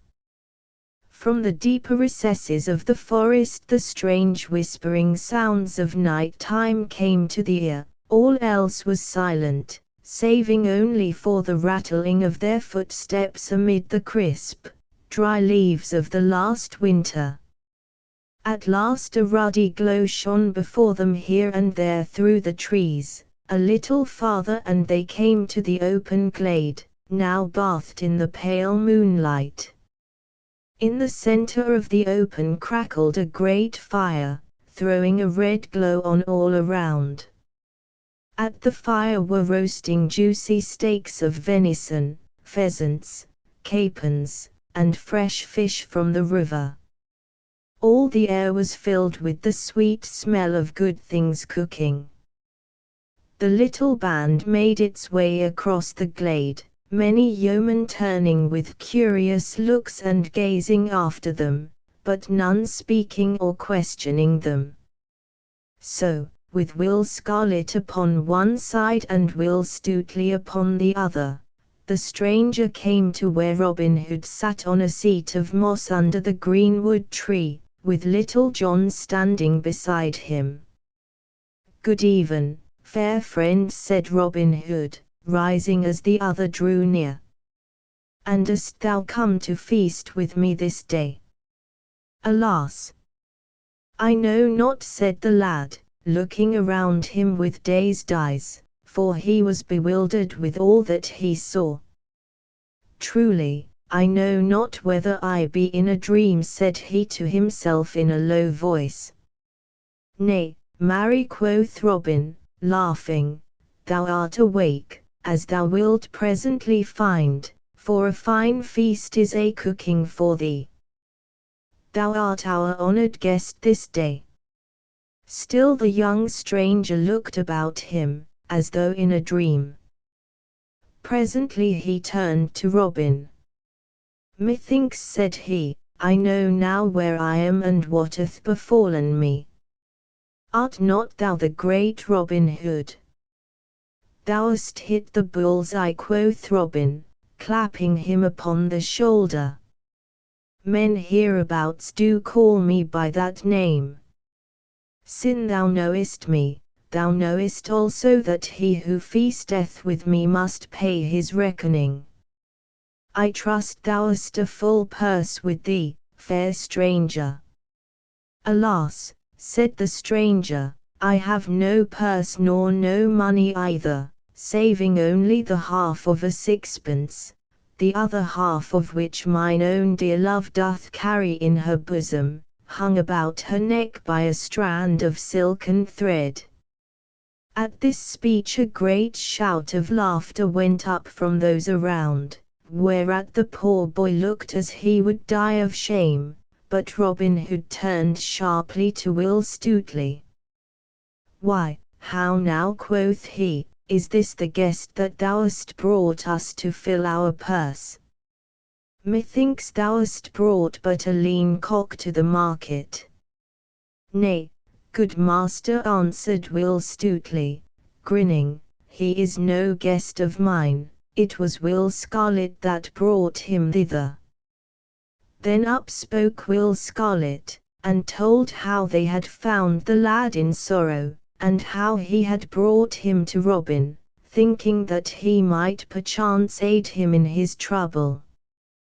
Then Robin Hood turned to the youth, and, placing his hand upon the other's shoulder, held him off at arm's length, scanning his face closely. "A young face," quoth he in a low voice, half to himself, "a kind face, a good face. 'Tis like a maiden's for purity, and, withal, the fairest that e'er mine eyes did see. But, if I may judge fairly by thy looks, grief cometh to young as well as to old. At these words, spoken so kindly, the poor lad's eyes brimmed up with tears. Nay, nay, said Robin hastily, cheer up, lad, I warrant thy case is not so bad that it cannot be mended. What may be thy name? Allan a Dale is my name, good master. Allan a Dale, repeated Robin, musing. Allan a Dale. It doth seem to me that the name is not altogether strange to mine ears. Yet, surely thou art the minstrel of whom we have been hearing lately, whose voice so charmeth all men. Dost thou not come from the dale of Rotherstream, over beyond Staveley?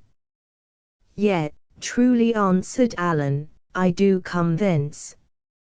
How old art thou, Allan? Said Robin. I am but 20 years of age. Methinks thou art overyoung to be perplexed with trouble, quoth Robin kindly. Then, turning to the others, he cried, Come, lads, busk ye and get our feast ready, only thou, Will Scarlet, and thou, Little John, stay here with me. Then, when the others had gone, each man about his business, Robin turned once more to the youth. Now, lad, said he, tell us thy troubles, and speak freely. A flow of words doth ever ease the heart of sorrows, it is like opening the waste weir when the mill dam is over full. Come, sit thou here beside me, and speak at thine ease.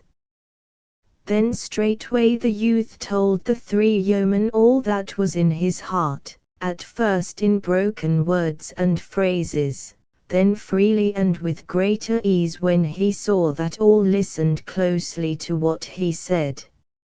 So he told them how he had come from York to the sweet vale of Rother, travelling the country through as a minstrel, stopping now at castle, now at hall, and now at farmhouse, how he had spent one sweet evening in a certain broad, low farmhouse, where he sang before a stout franklin and a maiden as pure and lovely as the first snowdrop of spring, how he had played and sung to her, and how sweet Ellen o' the Dale had listened to him and had loved him.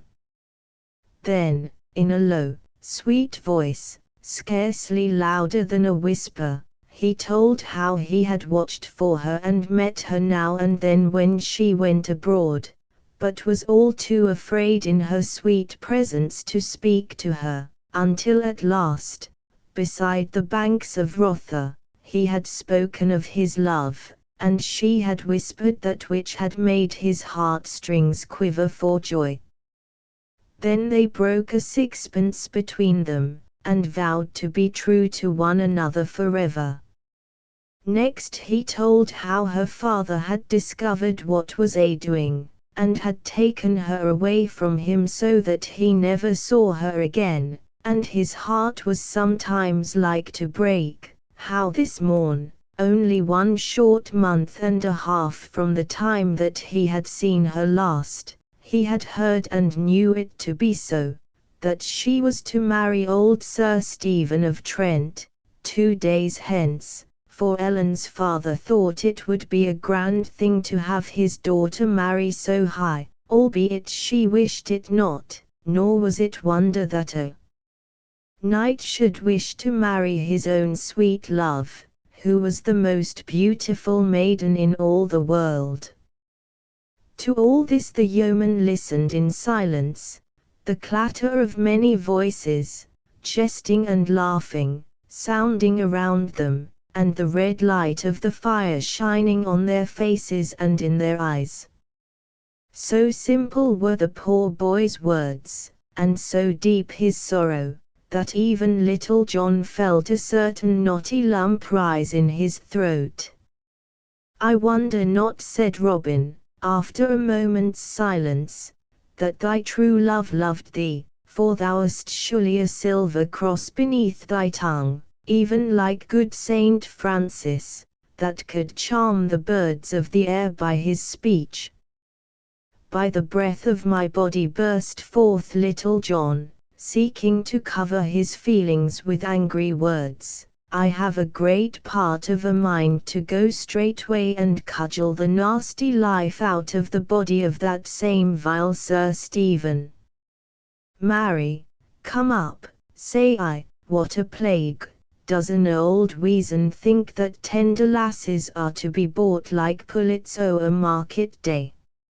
Out upon him, but no matter, only let him look to himself." Then up spoke Will Scarlet. "Methinks it seemeth but ill done of the lass that she should so quickly change at others' bidding, more especially when it cometh to the marrying of a man as old as this same Sir Stephen. I like it not in her, Allan." "Nay," said Allan hotly, "thou dost wrong her. She is as soft and gentle as a stock dove. I know her better than anyone in all the world. She may do her father's bidding, but if she marries Sir Stephen, her heart will break and she will die. My own sweet dear, He stopped and shook his head, for he could say nothing further. While the others were speaking, Robin Hood had been sunk in thought. "Methinks I have a plan might fit thy case, Allan," said he. "But tell me first, thinkest thou, lad, that thy true loveth spirit enough to marry thee were ye together in church, the banns published, and the priest found, even were her father to say her nay?" "Marry would she," cried Allan eagerly. "Then, if her father be the man that I take him to be, I will undertake that he shall give you both his blessing as wedded man and wife, in the place of old Sir Stephen, and upon his wedding morn. But stay, now I bethink me, there is one thing reckoned not upon, the priest. Truly, those of the cloth do not love me overmuch, and when it comes to doing as I desire in such a matter, they are as like as not to prove stiff-necked. As to the lesser clergy, they fear to do me a favour because of abbot or bishop." "Nay," quoth Will Scarlet, laughing, "so far as that goeth, I know of a certain friar that, couldst thou but get on the soft side of him, would do thy business even though Pope Joan herself stood forth to ban him. He is known as the Curtal Friar of Fountain Abbey, and dwelleth in Fountain Dale." "But," quoth Robin, "Fountain Abbey is a good 100 miles from here.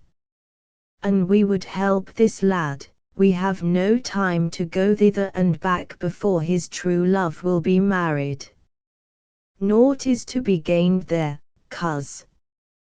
"Yea," quoth Will Scarlet, laughing again, "but this Fountain Abbey is not so far away as the one of which thou speakest, uncle. The Fountain Abbey of which I speak is no such rich and proud place as the other, but a simple little cell, yet, withal, as cosy a spot as ever stout anchorite dwelled within.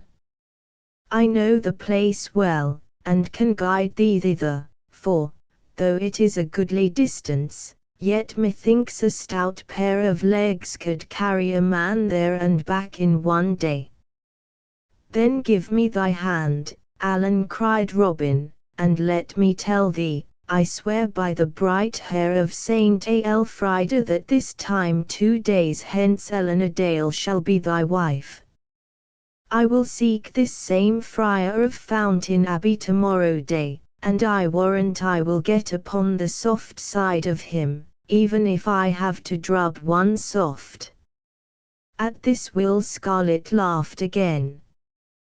Be not too sure of that, good uncle, quoth he. Nevertheless, from what I know of him, I think this Curtal Friar will gladly join two such fair lovers, more especially if there be good eating and drinking afoot thereafter. But now one of the band came to say that the feast was spread upon the grass, so, Robin leading the way, the others followed to where the goodly feast was spread. Merry was the meal. Jest and story passed freely, and all laughed till the forest rang again. Alan laughed with the rest, for his cheeks were flushed with the hope that Robin Hood had given him. At last the feast was done, and Robin Hood turned to Alan, who sat beside him. Now, Alan, quoth he, so much has been said of thy singing that we would fain have a taste of thy skill ourselves. Canst thou not give us something?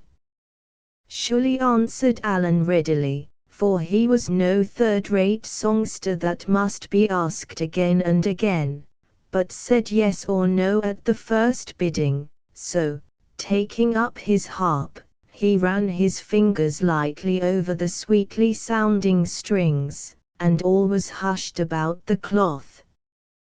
Then, backing his voice with sweet music on his harp, he sang May Ellen's Wedding, giving an account of how she was beloved by a fairy prince, who took her to his own home. May Ellen sat beneath a thorn, and in a shower around the blossoms fell at every breeze like snow upon the ground, and in a lime tree near was heard the sweet song of a strange, wild bird. O sweet, sweet, sweet, O piercing sweet, O lingering sweet the strain. May Ellen's heart within her breast stood still with blissful pain, and so, with listening, upturned face, she sat as dead in that fair place. Come down from out the blossoms, bird. Come down from out the tree, and on my heart I'll let thee lie, and love thee tenderly. Thus cried May Ellen, soft and low, from where the hawthorn shed its snow. Down dropped the bird on quivering wing, from out the blossoming tree, and nestled in her snowy breast. My love! My love! cried she, then straightway home, mid sun and flower, she bare him to her own sweet bower. The dayeth passed to mellow night, the moon floats o'er the lea, and in its solemn, pallid light a youth stands silently, a youth of beauty strange and rare, within May Ellen's bower there. He stood where o'er the pavement cold the glimmering moonbeams lay. May Ellen gazed with wide, scared eyes, nor could she turn away, for, as in mystic dreams we see a spirit, stood he silently. All in a low and breathless voice, whence comest thou, said she, art thou the creature of a dream, or a vision that I see? Then soft spake he, as night winds shiver through straining reeds beside the river. I came, a bird on feathered wing, from distant Fairyland where murmuring waters softly sing upon the golden strand, where sweet trees are forever green, and there my mother is the queen. No more May Ellen leaves her bower to grace the blossoms fair, but in the hushed and midnight hour they hear her talking there, or, when the moon is shining white, they hear her singing through the night. Oh, don thy silks and jewels fine, May Ellen's mother said, for hither comes the Lord of Line, and thou this lord must wed. May Ellen said, it may not be. He ne'er shall find his wife in me.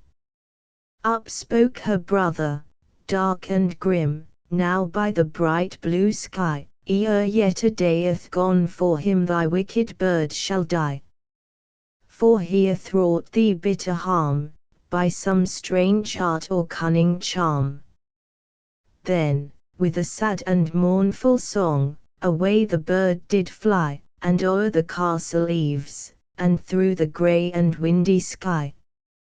Come forth, then cried the brother grim, why dost thou gaze so after him? It is May Ellen's wedding day, the sky is blue and fair, and many a lord and lady gay in church are gathered there. The bridegroom was Sir Hugh the Bold, all clad in silk and cloth of gold. In came the bride in samite white with a white wreath on her head, her eyes were fixed with a glassy look, her face was as the dead, and when she stood among the throng, she sang a wild and wondrous song. Then came a strange and rushing sound like the coming wind doth bring, and in the open windows shot 9 swans on whistling wing, and high above the heads they flew, in gleaming fight the darkness through. Around May Ellen's head they flew in wide and windy fight, and 3 times round the circle drew. The guests shrank in affright, and the priest beside the altar there, did cross himself with muttered prayer. But the 3rd time they flew around, fair Ellen straight was gone, and in her place, upon the ground, there stood a snow-white swan. Then, with a wild and lovely song, it joined the swift and winged throng. There's ancient men at weddings been, for 60 years and more, but such a wondrous wedding day, they never saw before. But none could check and none could stay, the swans that bore the bride away. Not a sound broke the stillness when Alan a Dale had done, but all sat gazing at the handsome singer, for so sweet was his voice and the music that each man sat with bated breath, lest one drop more should come and he should lose it. By my faith and my troth, quoth Robin at last, drawing a deep breath, lad, thou must not leave our company, Alan. Wilt thou not stay with us here in the sweet green forest? Truly, I do feel my heart go out toward thee with great love. Then Alan took Robin's hand and kissed it. I will stay with thee always, dear master, said he, for never have I known such kindness as thou hast shown me this day. Then Will Scarlet stretched forth his hand and shook Alan's in token of fellowship, as did Little John likewise. And thus the famous Alan a Dale became one of Robin Hood's band. Robin Hood seeks the curtal friar, the stout yeomen of Sherwood Forest were ever early risers of a morn, more especially when the summer time had come, for then in the freshness of the dawn the dew was always the brightest, and the song of the small birds the sweetest.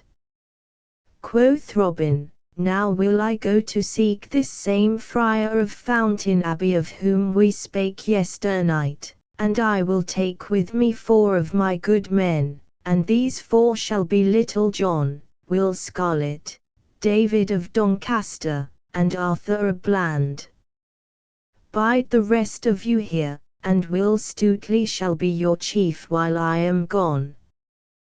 Then straightway Robin Hood donned a fine steel coat of chain mail, over which he put on a light jacket of Lincoln green. Upon his head he clapped a steel cap, and this he covered by one of soft white leather, in which stood a nodding cock's plume. By his side he hung a good broadsword of tempered steel, the bluish blade marked all over with strange figures of dragons, winged women, and what not. A gallant sight was Robin so arrayed, I wot, the glint of steel showing here and there as the sunlight caught brightly the links of polished mail that showed beneath his green coat.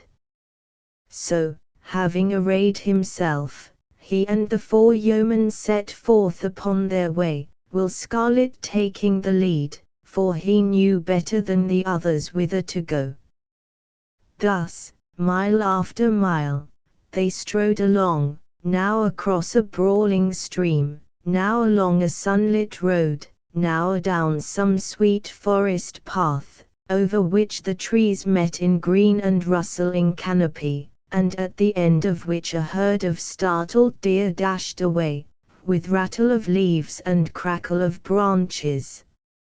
Onward they walked with song and jest and laughter till noontide was past, when at last they came to the banks of a wide, glassy, and lily-padded stream. Here a broad, beaten path stretched along beside the banks, on which path lay brought the horses that tugged at the slow-moving barges, laden with barley meal or what not, from the countryside to the many-towered town. But now, in the hot silence of the midday, no horse was seen nor any man besides themselves. Behind them and before them stretched the river, its placid bosom ruffled here and there by the purple dusk of a small breeze. "Now, good uncle," quoth Will Scarlet at last, when they had walked for a long time beside this sweet, bright river, "just beyond yon bend ahead of us is a shallow ford which in no place is deeper than thy mid-thigh, and upon the other side of the stream is a certain little hermitage hidden amidst the bosky tangle of the thickets wherein dwelleth the Friar of Fountain Dale. Thither will I lead thee, for I know the way, albeit it is not over hard to find." "Nay," quoth jolly Robin, stopping suddenly, "had I thought that I should have had to wade water, even were it so crystal a stream as this, I had donned other clothes than I have upon me. But no matter now, for after all a wetting will not wash the skin away, and what must be, must. But bide ye here, lads, for I would enjoy this merry adventure alone. Nevertheless, listen well, and if ye hear me sound upon my bugle horn, come quickly." So saying, he turned and left them, striding onward alone. Robin had walked no farther than where the bend of the road hid his good men from his view, when he stopped suddenly, for he thought that he heard voices. He stood still and listened, and presently heard words passed back and forth betwixt what seemed to be 2 men, and yet the 2 voices were wondrously alike. The sound came from over behind the bank, that here was steep and high, dropping from the edge of the road a half a score of feet to the sedgy verge of the river. "'Tis strange," muttered Robin to himself after a space, when the voices had ceased their talking, "surely there be 2 people that spoke the one to the other, and yet methinks their voices are mightily alike. I make my vow that never have I heard the like in all my life before. Truly, if this twain are to be judged by their voices, no 2 peas were ever more alike. I will look into this matter." So saying, he came softly to the river bank and laying him down upon the grass, peered over the edge and down below. All was cool and shady beneath the bank. A stout osier grew, not straight upward, but leaning across the water, shadowing the spot with its soft foliage. All around grew a mass of feathery ferns such as hide and nestle in cool places, and up to Robin's nostrils came the tender odour of the wild thyme, that loves the moist verges of running streams. Here, with his broad back against the rugged trunk of the willow tree, and half hidden by the soft ferns around him, sat a stout, brawny fellow, but no other man was there. His head was as round as a ball, and covered with a mat of close-clipped, curly black hair that grew low down on his forehead. But his crown was shorn as smooth as the palm of one's hand, which, together with his loose robe, cowl, and string of beads, showed that which his looks never would have done, that he was a friar. His cheeks were as red and shining as a winter crab, albeit they were nearly covered over with a close curly black beard, as were his chin and upper lip likewise. His neck was thick like that of a north country bull, and his round head closely set upon shoulders a match for those of Little John himself. Beneath his bushy black brows danced a pair of little grey eyes that could not stand still for very drollery of humour. No man could look into his face and not feel his heartstrings tickled by the merriment of their look. By his side lay a steel cap, which he had laid off for the sake of the coolness to his crown. His legs were stretched wide apart, and betwixt his knees he held a great pasty compounded of juicy meats of divers kinds made savoury with tender young onions, both meat and onions being mingled with a good rich gravy. In his right fist he held a great piece of brown crust at which he munched sturdily, and every now and then he thrust his left hand into the pie and drew it forth full of meat. Anon he would take a mighty pull at a great bottle of Malmsey that lay beside him. By my faith, quoth Robin to himself, I do verily believe that this is the merriest feast, the merriest wight, the merriest place, and the merriest sight in all merry England. Methought there was another here, but it must have been this holy man talking to himself. So Robin lay watching the friar, and the friar, all unknowing that he was so overlooked, ate his meal placidly.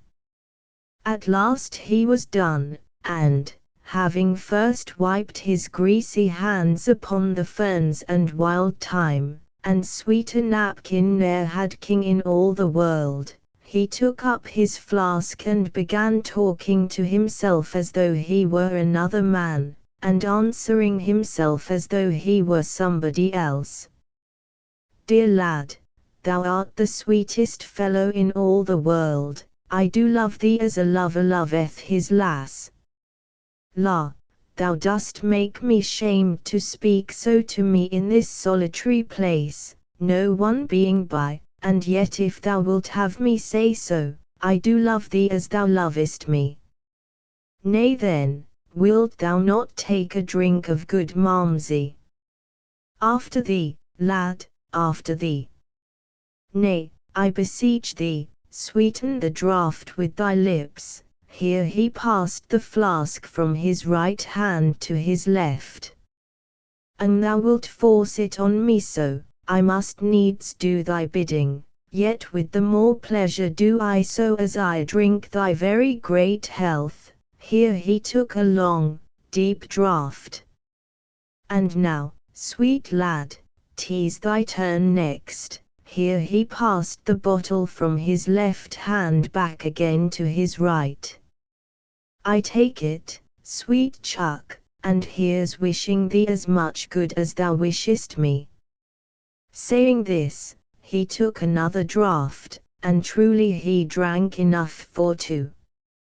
All this time merry Robin lay upon the bank and listened, while his stomach so quaked with laughter that he was forced to press his palm across his mouth to keep it from bursting forth, for, truly, he would not have spoiled such a goodly jest for the half of Nottinghamshire. Having gotten his breath from his last draught, the friar began talking again in this wise, "Now, sweet lad, canst thou not sing me a song?" "La, I know not, I am but in an ill voice this day, prithee ask me not, dost thou not hear how I croak like a frog?" "Nay, nay, thy voice is as sweet as any bullfinch, come, sing, I prithee, I would rather hear thee sing than eat a fair feast." "Alas, I would fain not sing before one that can pipe so well and hath heard so many goodly songs and ballads, any other less, and thou wilt have it so, I will do my best. But now methinks that thou and I might sing some fair song together. Dost thou not know a certain dainty little catch called the loving youth and the scornful maid?" "Why, truly, methinks I have heard it ere now." "Then dost thou not think that thou couldst take the lass's part if I take the lad's?" "I know not, but I will try. Begin thou with the lad and I will follow with the lass." Then, singing first with a voice deep and gruff, and anon in one high and squeaking, he blithely trolled the merry catch of the loving youth and the scornful maid. It's wilt thou come with me, my love? And it's wilt thou, love, he mine? For I will give unto thee, my love, gay knots and ribbons so fine. I'll woo thee, love, on my bended knee, and I'll pipe sweet songs to none but thee. Then it's hark, hark, hark, to the winged lark, and it's hark to the cooing dove. And the bright daffodil groweth down by the rill, so come thou and be my love. She now get thee away, young man so fine, now get thee away, I say, for my true love shall never be thine, and so thou hadst better not stay. Thou art not a fine enough lad for me, so I'll wait till a better young man I see. For it's hark, hark, hark, to the winged lark, and it's hark to the cooing dove. And the bright daffodil groweth down by the rill, yet never I'll be thy love. He then straight will I seek for another fair she, for many a maid can be found, and as thou wilt never have aught of me, by thee will I never be bound. For never is a blossom in the field so rare, but others are found that are just as fair. So it's hark, hark, hark, to the joyous lark, and it's hark to the cooing dove. And the bright daffodil groweth down by the rill, and I'll seek me another dear love. She, young man, turn not so very quick away another fair lass to find. Methinks I have spoken in haste today, nor have I made up my mind, and if thou only wilt stay with me, I'll love no other, sweet lad, but thee. Here Robin could contain himself no longer, but burst forth into a mighty roar of laughter. Then, the holy friar keeping on with the song, he joined in the chorus, and together they sang, or, as one might say, bellowed, so it's hark, hark, hark, to the joyous lark, and it's hark to the cooing dove. For the bright daffodil groweth down by the rill, and I'll be thine own true love. So they sang together, for the stout friar did not seem to have heard Robin's laughter, neither did he seem to know that the yeoman had joined in with the song, but, with eyes half closed, looking straight before him and wagging his round head from side to side in time to the music, he kept on bravely to the end, he and Robin finishing up with a mighty roar that might have been heard a mile. But no sooner had the last word been sung than the holy man seized his steel cap, clapped it on his head, and springing to his feet, cried in a great voice, "What spy have we here? Come forth, thou limb of evil, and I will carve thee into as fine pudding meat as e'er a wife in Yorkshire cooked of a Sunday." Hereupon he drew from beneath his robes a great broadsword full as stout as was Robin's. "Nay, put up thy pinking iron, friend," quoth Robin, standing up with the tears of laughter still on his cheeks. "Folk who have sung so sweetly together should not fight thereafter." Hereupon he leaped down the bank to where the other stood. "I tell thee, friend," said he, "my throat is as parched with that song as e'er a barley stubble in October. Hast thou haply any malmsey left in that stout pottle?" "Truly," said the friar in a glum voice, "thou dost ask thyself freely where thou art not bidden. Yet I trust I am too good a Christian to refuse any man drink that is athirst. Such as there is a tea thou art welcome to a drink of the same." And he held the pottle out to Robin.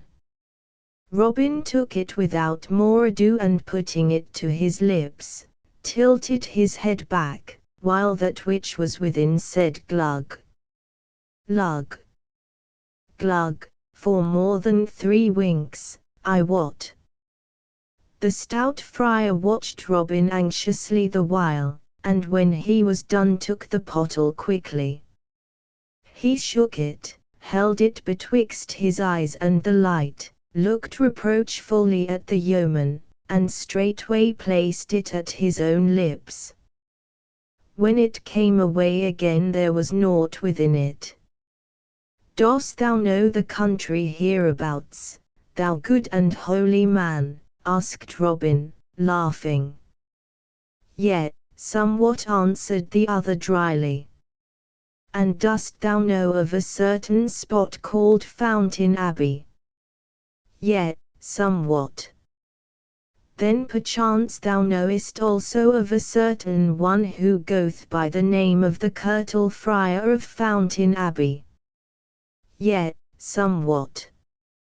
"Well then, good fellow, holy father, or whatever thou art," quoth Robin, "I would know whether this same friar is to be found upon this side of the river or the other." "That," quoth the friar, "is a practical question upon which the cunning rules appertaining to logic touch not. I do advise thee to find that out by the aid of thine own 5 senses, sight, feeling, and what not." "I do wish much," quoth Robin, looking thoughtfully at the stout priest, "to cross yon ford and strive to find this same good friar." "Truly," said the other piously, "it is a goodly wish on the part of one so young. Far be it from me to check thee in so holy a quest. Friend, the river is free to all." "Yet, good father," said Robin, "but thou seest that my clothes are of the finest and I fain would not get them wet. Methinks thy shoulders are stout and broad, couldst thou not find it in thy heart to carry me across?" "Now, by the white hand of the Holy Lady of the Fountain," burst forth the friar in a mighty rage, "dost thou, thou poor puny stripling, thou kiss my Lady la Popenge, thou, what shall I call thee? Dost thou ask me, the holy tuck, to carry thee? Now I swear," here he paused suddenly, then slowly the anger passed from his face, and his little eyes twinkled once more. "But why should I not?"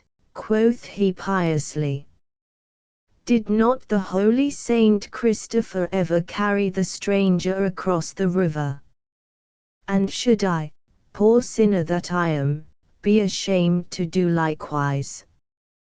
Come with me, stranger, and I will do thy bidding in an humble frame of mind." So saying, he clambered up the bank, closely followed by Robin, and led the way to the shallow pebbly ford, chuckling to himself the while as though he were enjoying some goodly jest within himself. Having come to the ford, he girded up his robes about his loins, tucked his good broadsword beneath his arm, and stooped his back to take Robin upon it. Suddenly he straightened up. "Methinks," quoth he, "thou lt get thy weapon wet. Let me tuck it beneath mine arm along with mine own." "Nay, good father," said Robin, "I would not burden thee with aught of mine but myself." "Dost thou think," said the friar mildly, "that the good Saint Christopher would ha sought his own ease so? Nay, give me thy tool as I bid thee, for I would carry it as a penance to my pride." Upon this, without more ado, Robin Hood unbuckled his sword from his side and handed it to the other, who thrust it with his own beneath his arm. Then once more the friar bent his back, and, Robin having mounted upon it, he stepped sturdily into the water and so strode onward, splashing in the shoal, and breaking all the smooth surface into ever-widening rings. At last he reached the other side and Robin leaped lightly from his back. "Many thanks, good father," quoth he. "Thou art indeed a good and holy man. Prithee give me my sword and let me away, for I am in haste." At this the stout friar looked upon Robin for a long time, his head on one side, and with a most waggish twist to his face, then he slowly winked his right eye. "Nay, good youth," said he gently, "I doubt not that thou art in haste with thine affairs, yet thou dost think nothing of mine.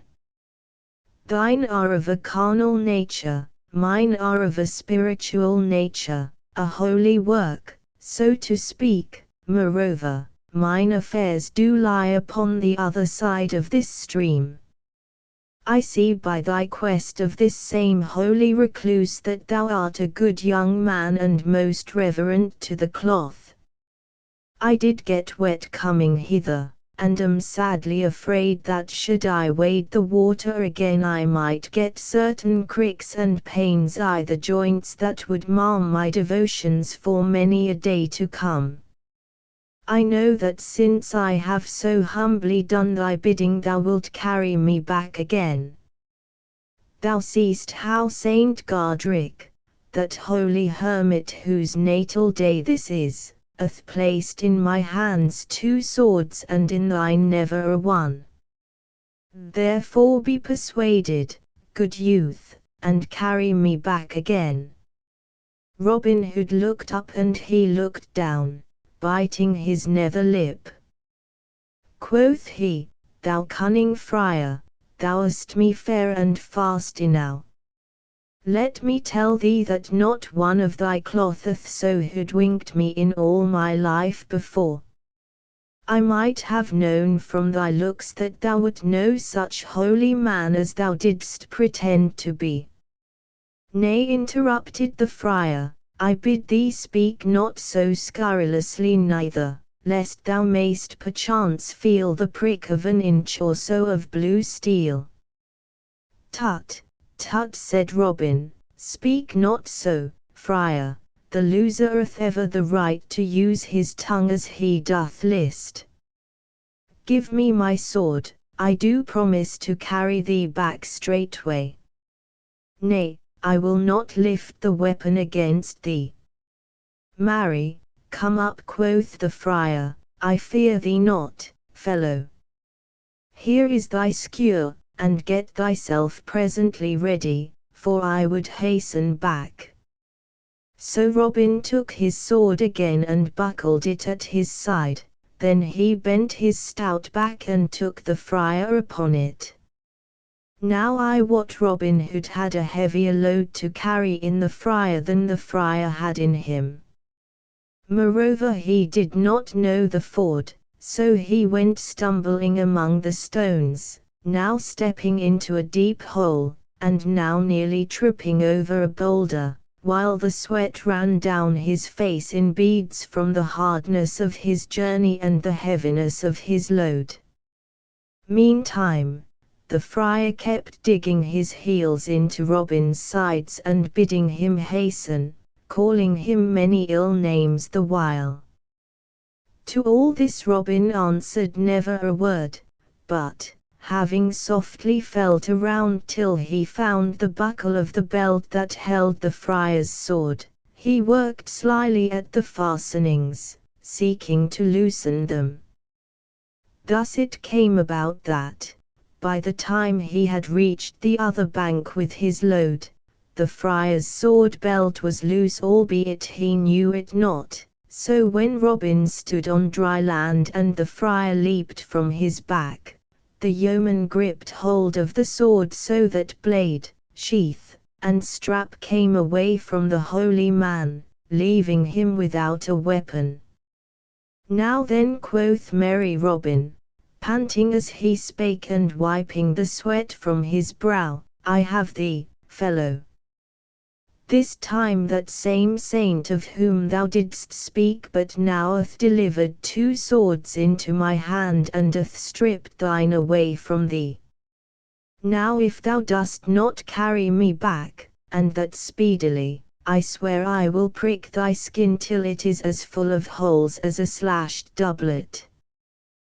The good friar said not a word for a while, but he looked at Robin with a grim look.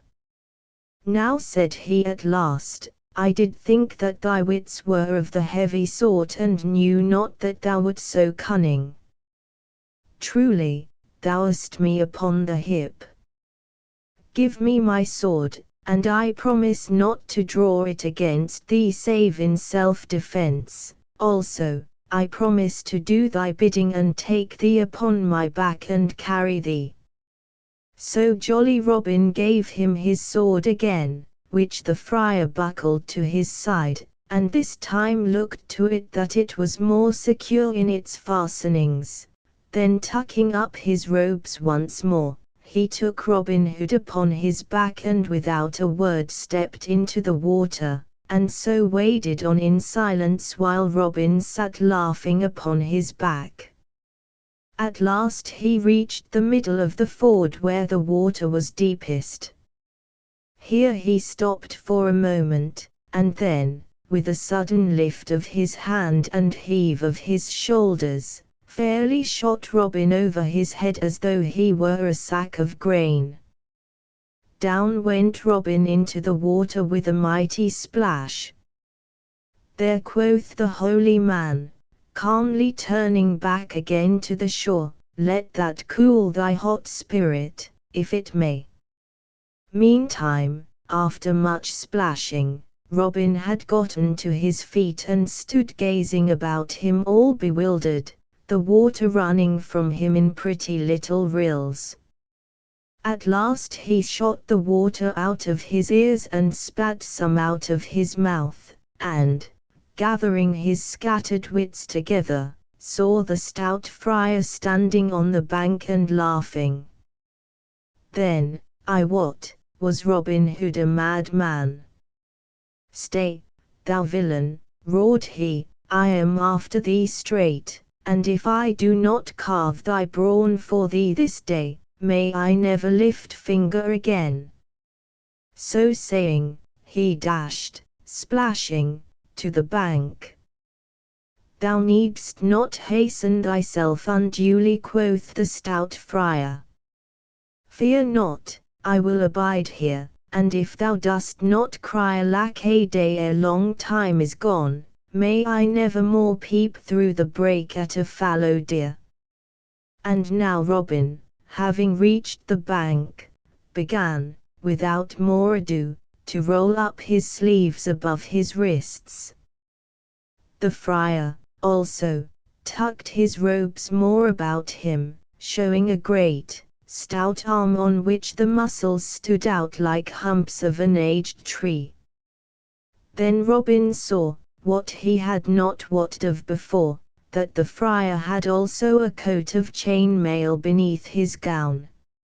"Look to thyself," cried Robin, drawing his good sword. Marry," quoth the friar, who held his already in his hand. So, without more ado, they came together, and thereupon began a fierce and mighty battle. Right and left, and up and down and back and forth they fought.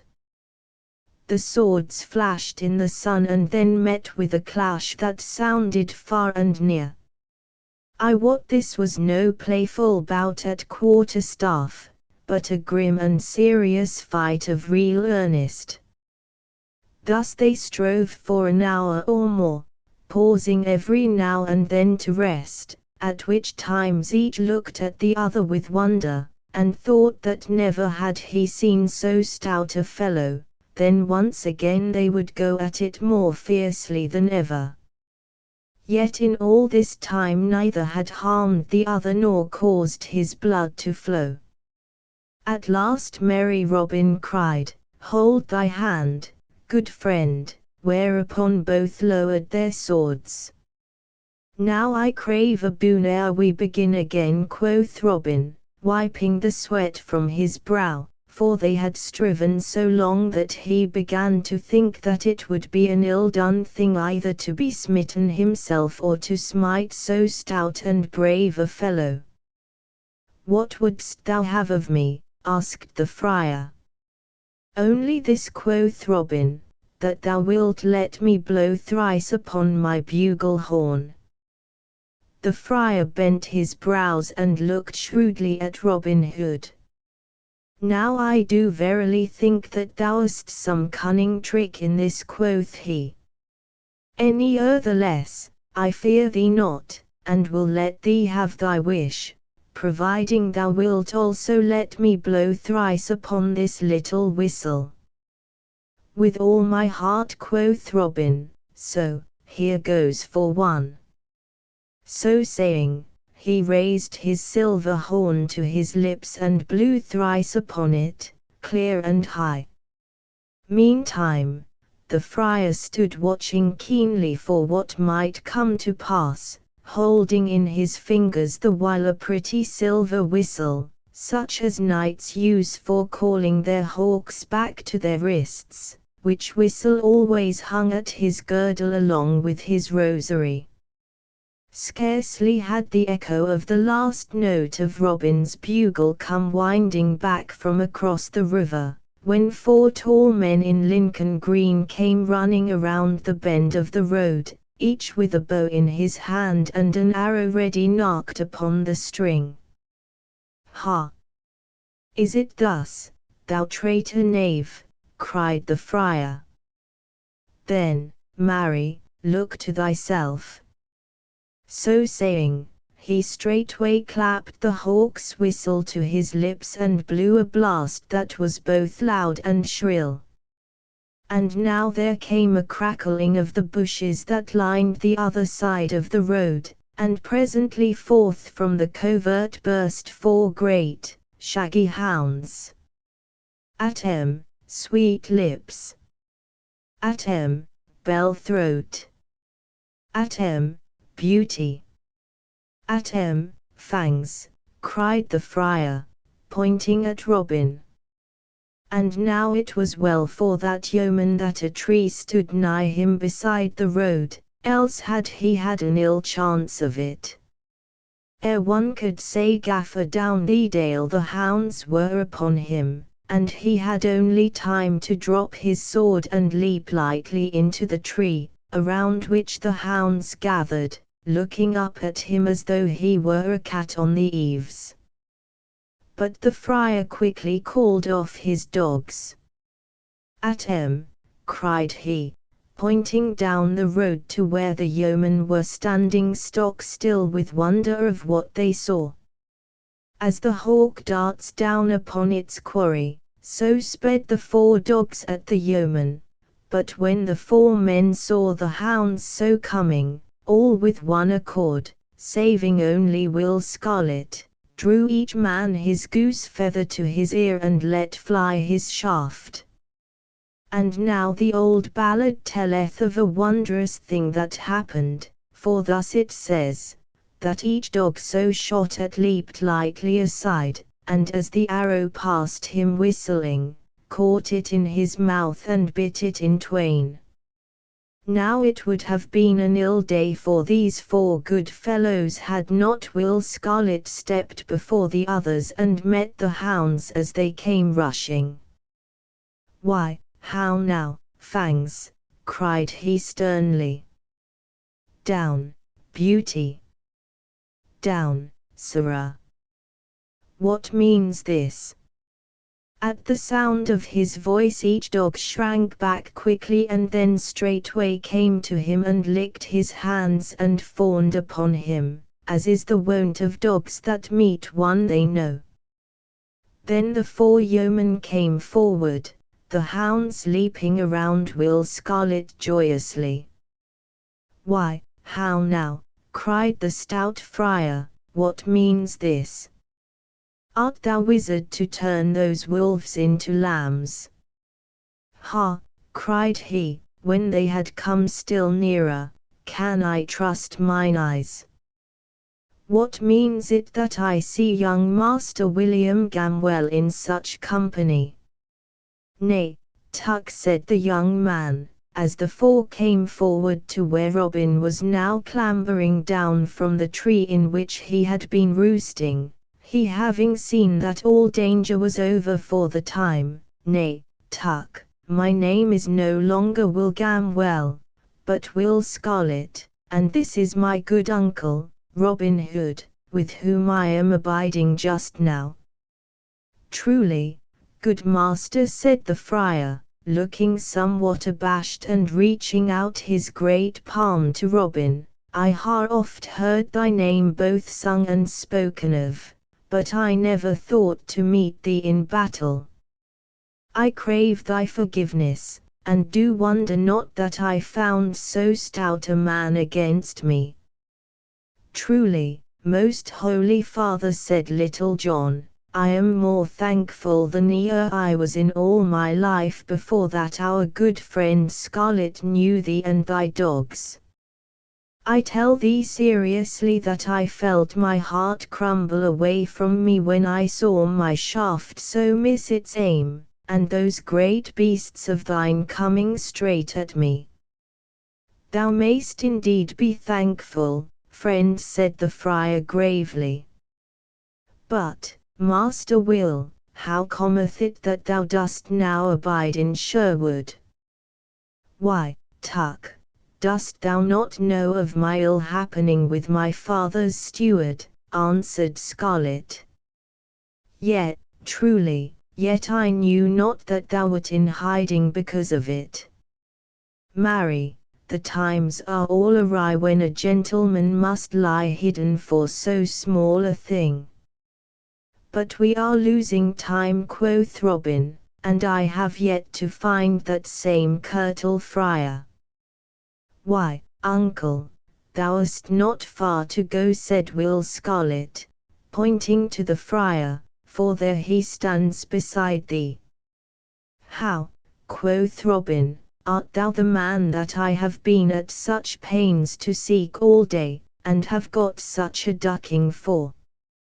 "Why, truly," said the friar demurely, "some do call me the Curtal friar of Fountain Dale, others again call me in jest the abbot of Fountain Abbey, others still again call me simple Friar Tuck."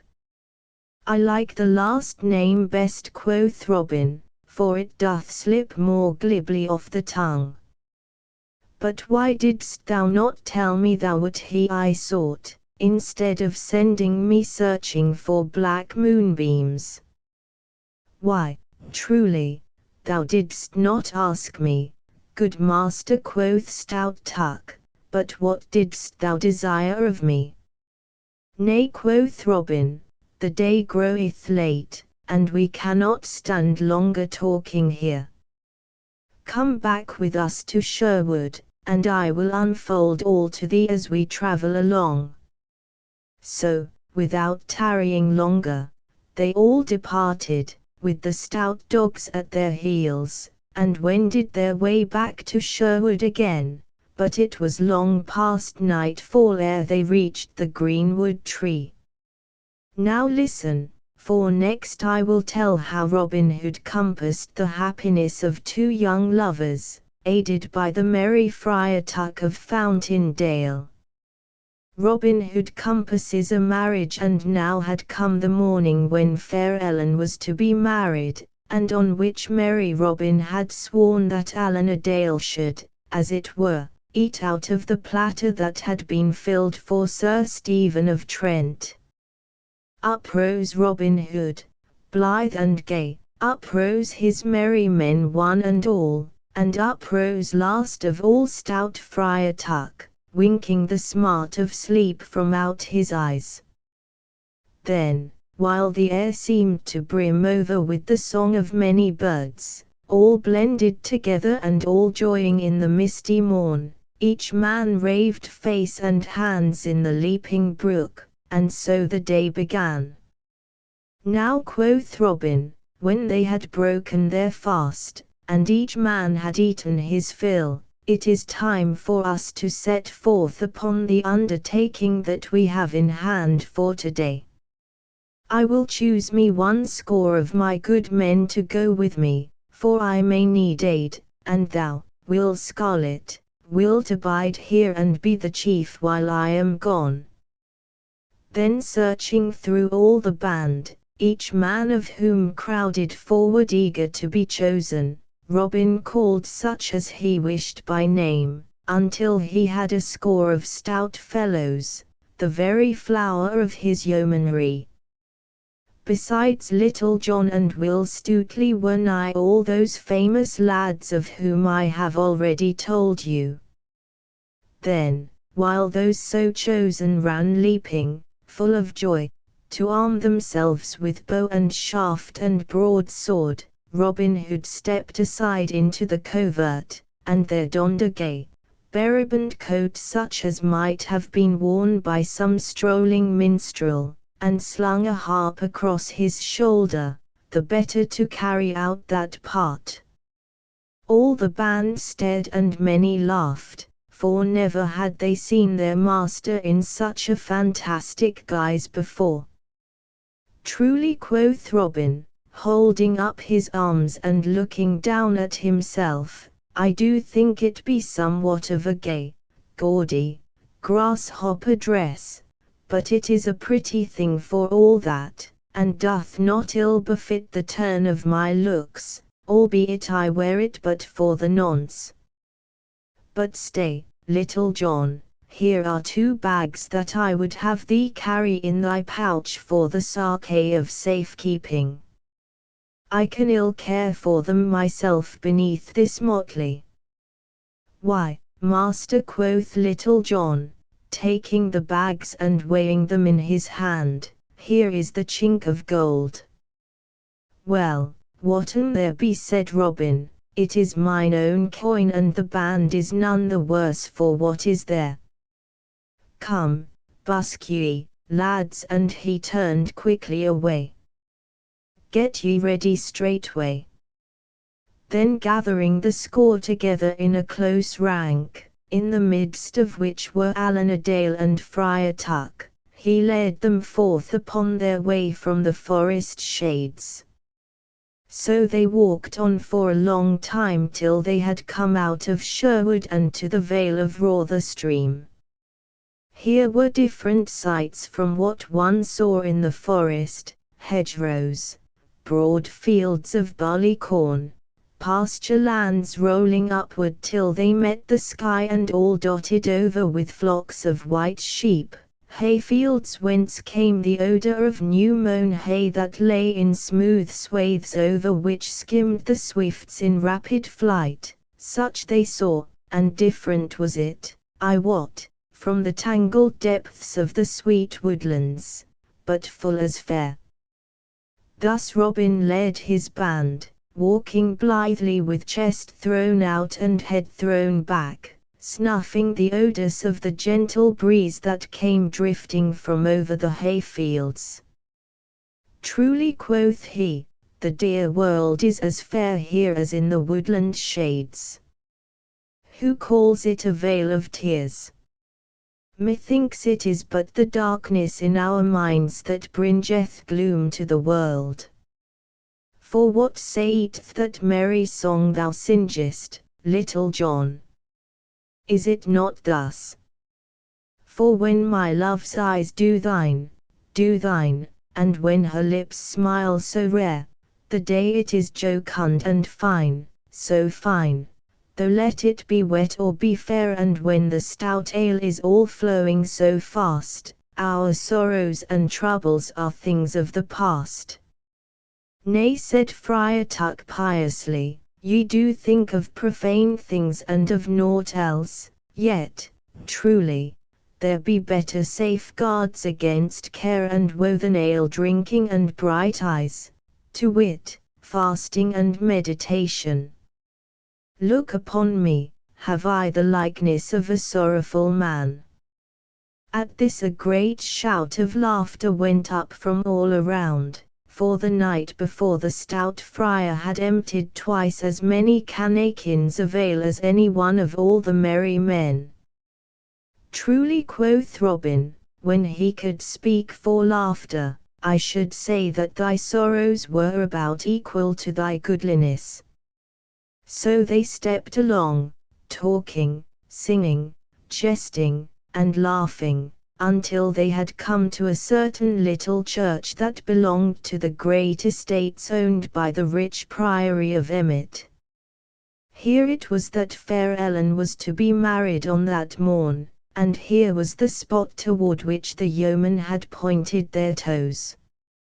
On the other side of the road from where the church stood, with waving fields of barley around, ran a stone wall along the roadside. Over the wall from the highway was a fringe of young trees and bushes, and here and there the wall itself was covered by a mass of blossoming woodbine that filled all the warm air far and near with its sweet summer odor. Then straightway the yeoman leaped over the wall, alighting on the tall soft grass upon the other side, frightening a flock of sheep that lay there in the shade so that they scampered away in all directions. Here was a sweet cool shadow both from the wall and from the fair young trees and bushes, and here sat the yeomen down, and glad enough they were to rest after their long tramp of the morning. Now, quoth Robin, I would have one of you watch and tell me when he sees anyone coming to the church, and the one I choose shall be young David of Doncaster. So get thee upon the wall, David, and hide beneath the woodbines so as to keep watch. Accordingly young David did as he was bidden, the others stretching themselves at length upon the grass, some talking together and others sleeping. Then all was quiet save only for the low voices of those that talked together, and for Alan's restless footsteps pacing up and down, for his soul was so full of disturbance that he could not stand still, and saving, also, for the mellow snoring of Friar Tuck, who enjoyed his sleep with a noise as of one sawing softwood very slowly.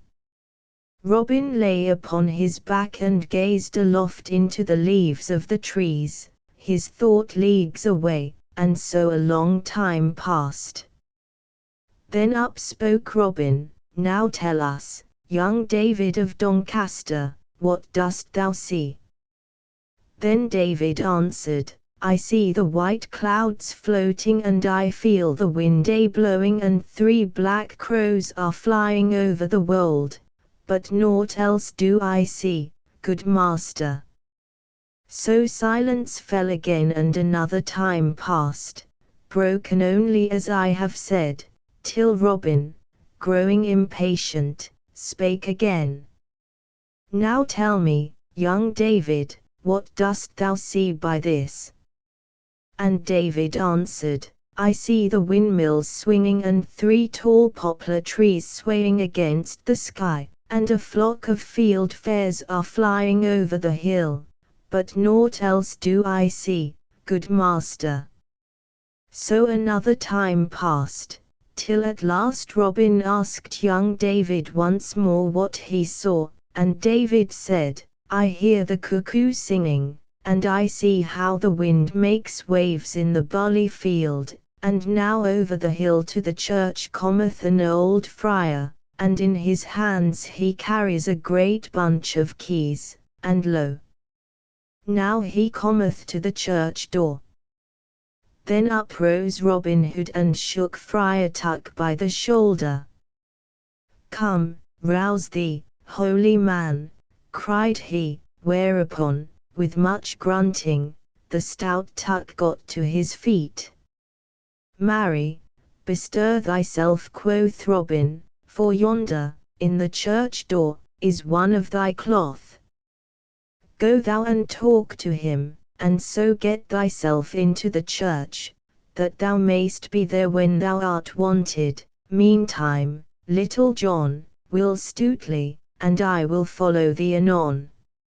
So Friar Tuck clambered over the wall, crossed the road, and came to the church, where the old friar was still labouring with the great key, the lock being somewhat rusty and he somewhat old and feeble.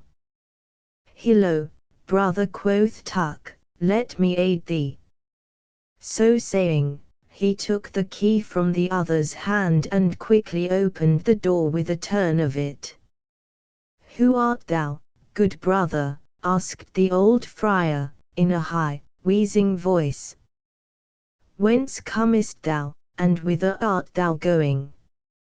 And he winked and blinked at stout Friar Tuck like an owl at the sun. "Thus do I answer thy questions, brother," said the other. "My name is Tuck, and I go no farther than this spot, if thou wilt haply but let me stay while this same wedding is going forward.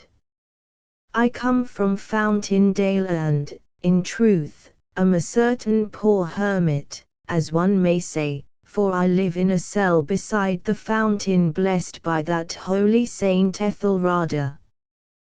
But, if I understand aught, there is to be a gay wedding here today, so, if thou mindest not, I would fain rest me in the cool shade within, for I would like to see this fine sight." "Truly, thou art welcome, brother," said the old man, leading the way within. Meantime, Robin Hood, in his guise of harper, together with Little John and Will Stutely, had come to the church. Robin sat him down on a bench beside the door, but Little John, carrying the 2 bags of gold, went within, as did Will Stutely. So Robin sat by the door, looking up the road and down the road to see who might come, till, after a time, he saw 6 horsemen come riding sedately and slowly, as became them, for they were churchmen in high orders. Then, when they had come nearer, Robin saw who they were, and knew them.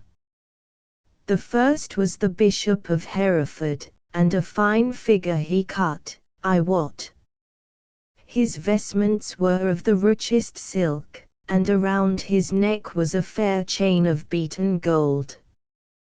The cap that hid his tonsure was of black velvet, and around the edges of it were rows of jewels that flashed in the sunlight, each stone being set in gold. His hose were of flame-colored silk, and his shoes of black velvet, the long, pointed toes being turned up and fastened to his knees, and on either instep was embroidered a cross in gold thread. Beside the bishop rode the prior of Emmet upon a mincing palfrey. Rich were his clothes also, but not so gay as the stout bishop's. Behind these were 2 of the higher brethren of Emmet, and behind these again 2 retainers belonging to the bishop, for the Lord Bishop of Hereford strove to be as like the great barons as was in the power of one in holy orders. When Robin saw this train drawing near, with flash of jewels and silk and jingle of silver bells on the trappings of the nags, he looked sourly upon them. Quoth he to himself, "Yon bishop is over gaudy for a holy man. I do wonder whether his patron, who, methinks, was Saint Thomas, was given to wearing golden chains about his neck, silk clothing upon his body, and pointed shoes upon his feet, the money for all of which, God wot, hath been wrung from the sweat of poor tenants. Bishop, bishop, thy pride may have a fall ere thou wottest of it." So the holy men came to the church, the bishop and the prior jesting and laughing between themselves about certain fair dames, their words more befitting the lips of laymen, methinks, than holy clerks.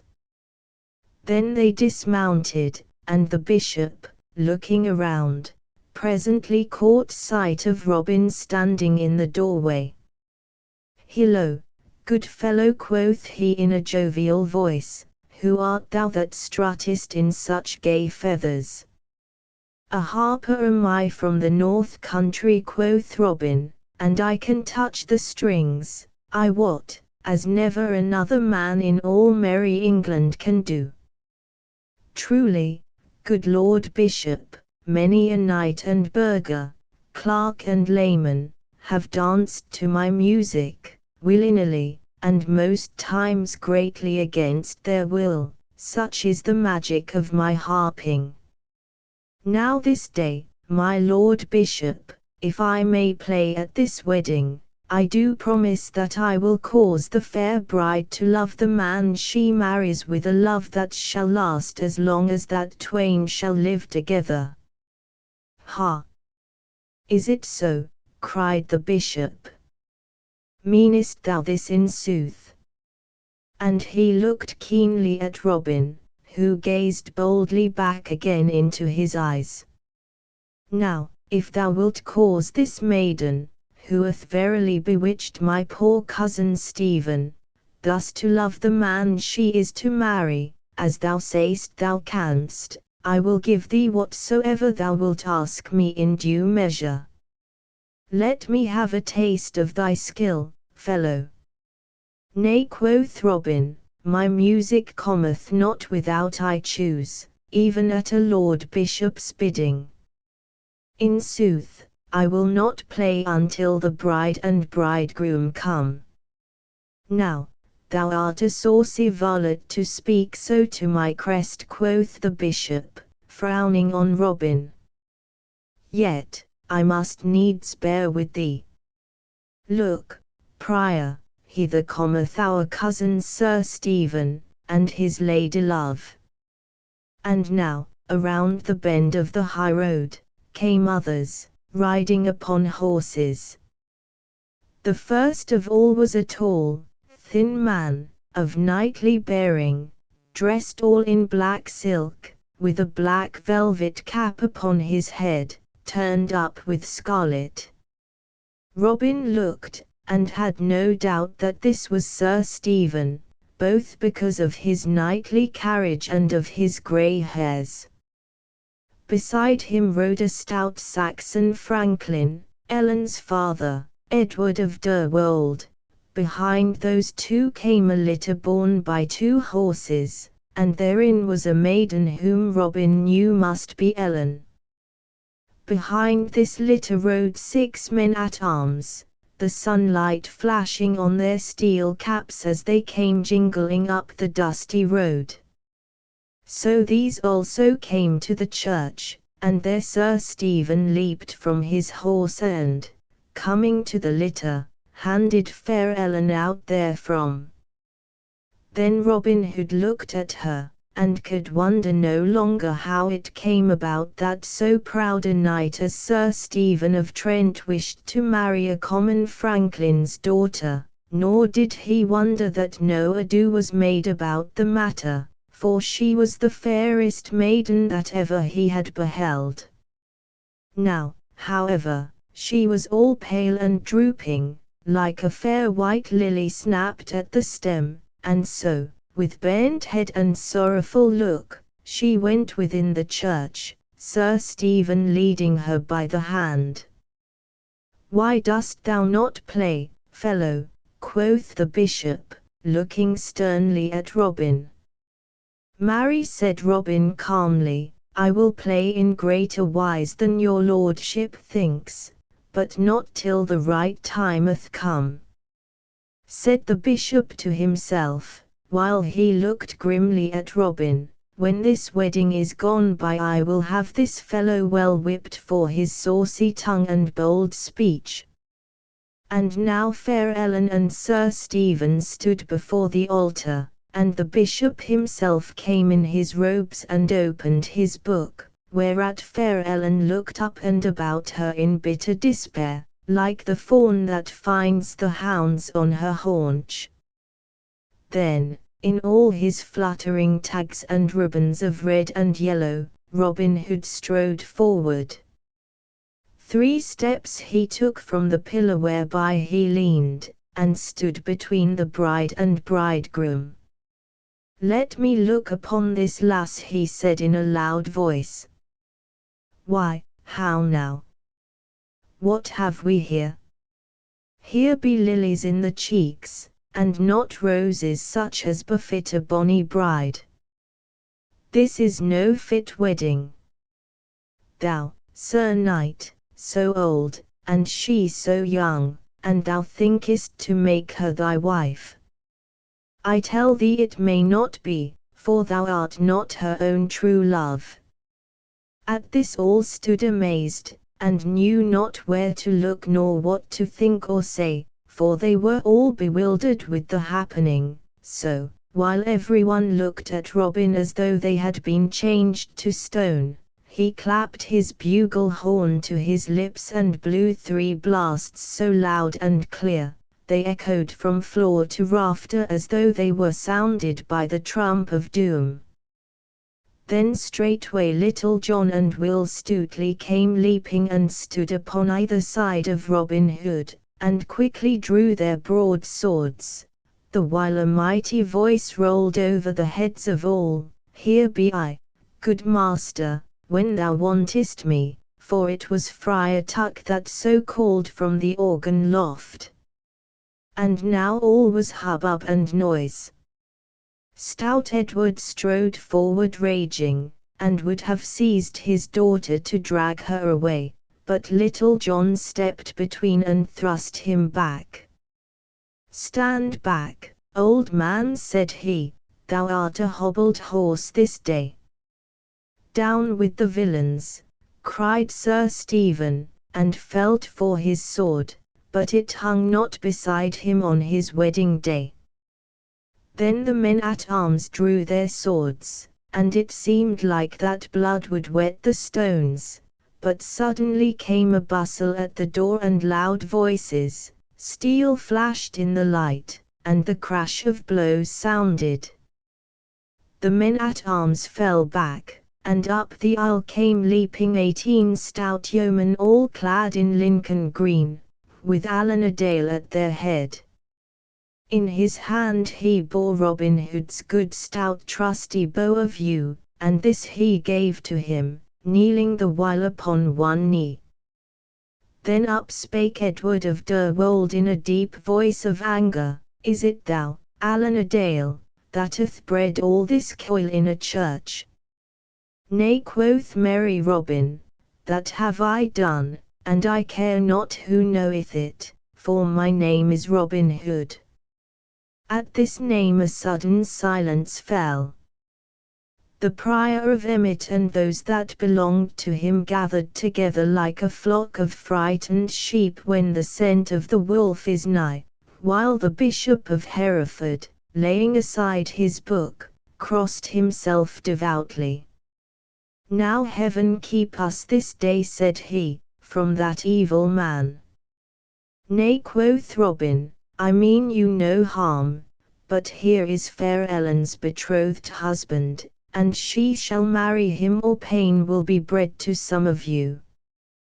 Then up spake stout Edward in a loud and angry voice, "Now I say nay. I am her father, and she shall marry Sir Stephen and none other."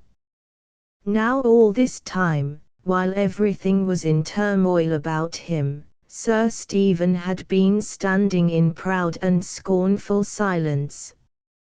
"Nay, fellow," said he coldly, "thou mayst take thy daughter back again. I would not marry her after this day's doings could I gain all merry England thereby. I tell thee plainly, I loved thy daughter, old as I am, and would have taken her up like a jewel from the sty, yet, truly, I knew not that she did love this fellow, and was beloved by him. Maiden, if thou dost rather choose a beggarly minstrel than a high-born knight, take thy choice.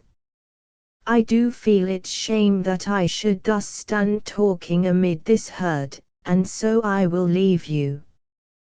Thus saying, he turned and, gathering his men about him, walked proudly down the aisle. Then all the yeomen were silenced by the scorn of his words.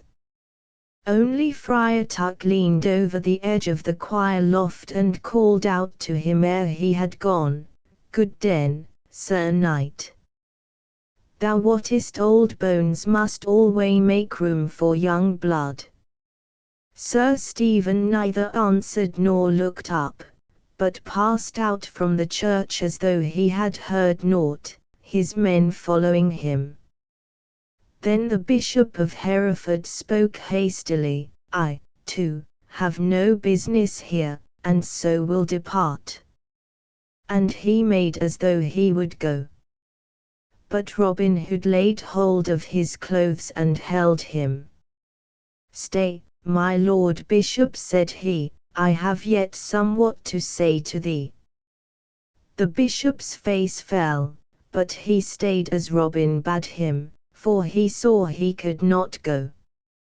Then Robin Hood turned to stout Edward of Derwold, and said he, "Give thy blessing on thy daughter's marriage to this yeoman, and all will be well. Little John, give me the bags of gold. Look, farmer. Here are 200 bright golden angels. Give thy blessing, as I say, and I will count them out to thee as thy daughter's dower. Give not thy blessing, and she shall be married all the same, but not so much as a cracked farthing shall cross thy palm. Choose."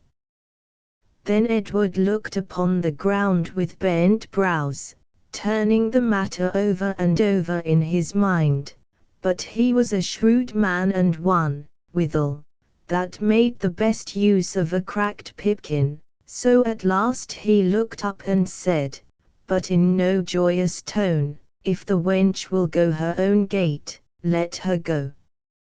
I had thought to make a lady of her, yet if she chooses to be what she is like to be, I have naught to do with her henceforth.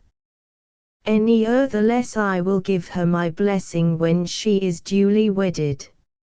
"It may not be," spake up one of those of Emmet.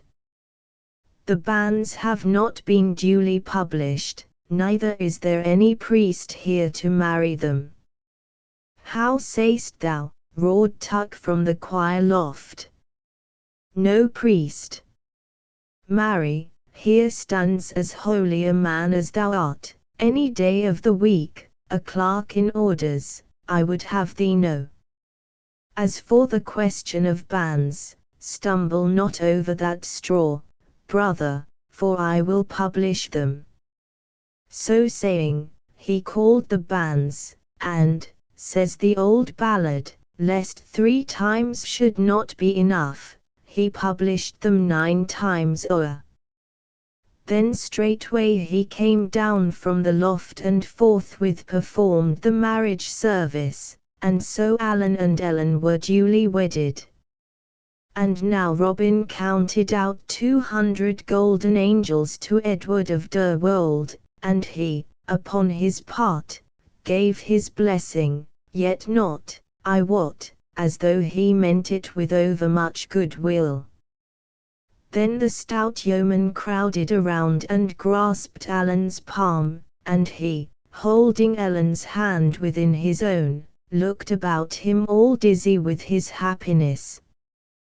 Then at last jolly Robin turned to the Bishop of Hereford, who had been looking on at all that passed with a grim look. "My Lord Bishop," quoth he, "thou mayst bring to thy mind that thou didst promise me that did I play in such wise as to cause this fair lass to love her husband, thou wouldst give me whatsoever I asked in reason. I have played my play, and she loveth her husband, which she would not have done but for me, so now fulfill thy promise. Thou hast upon thee that which, methinks, thou wouldst be the better without, therefore, I prithee, give me that golden chain that hangeth about thy neck as a wedding present for this fair bride." Then the bishop's cheeks grew red with rage and his eyes flashed. He looked at Robin with a fell look, but saw that in the yeoman's face which bade him pause. Then slowly he took the chain from about his neck and handed it to Robin, who flung it over Ellen's head so that it hung glittering about her shoulders. Then said merry Robin, "I thank thee, on the bride's part, for thy handsome gift, and truly thou thyself art more seemly without it. Now, shouldst thou ever come nigh to Sherwood, I much hope that I shall give thee there such a feast as thou hast ne'er had in all thy life before." "May heaven forfend," cried the bishop earnestly, for he knew right well what manner of feast it was that Robin Hood gave his guests in Sherwood Forest. But now Robin Hood gathered his men together, and, with Alan and his young bride in their midst, they all turned their footsteps toward the woodlands. On the way thither Friar Tuck came close to Robin and plucked him by the sleeve. "Thou dost lead a merry life, good master," quoth he, "but dost thou not think that it would be for the welfare of all your souls to have a good stout chaplain, such as I, to oversee holy matters? Truly, I do love this life mightily."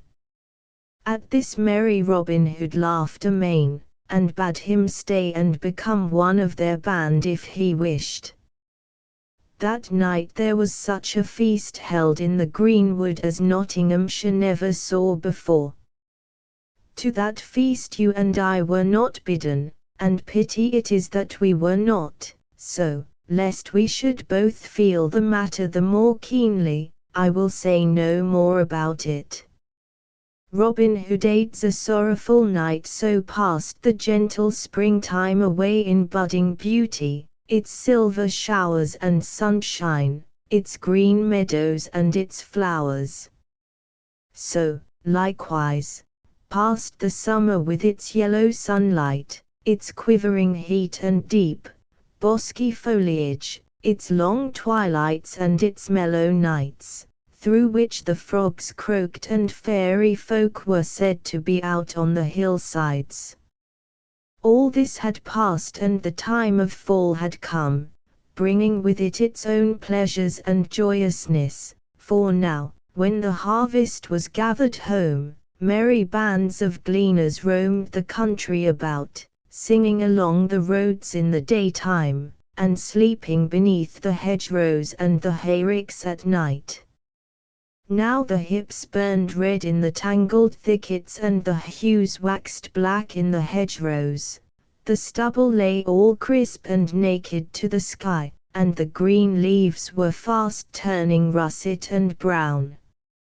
Also, at this merry season, good things of the year are gathered in great store. Brown ale lies ripening in the cellar, hams and bacon hang in the smoke shed, and crabs are stowed away in the straw for roasting in the winter time, when the north wind piles the snow in drifts around the gables and the fire crackles warm upon the hearth.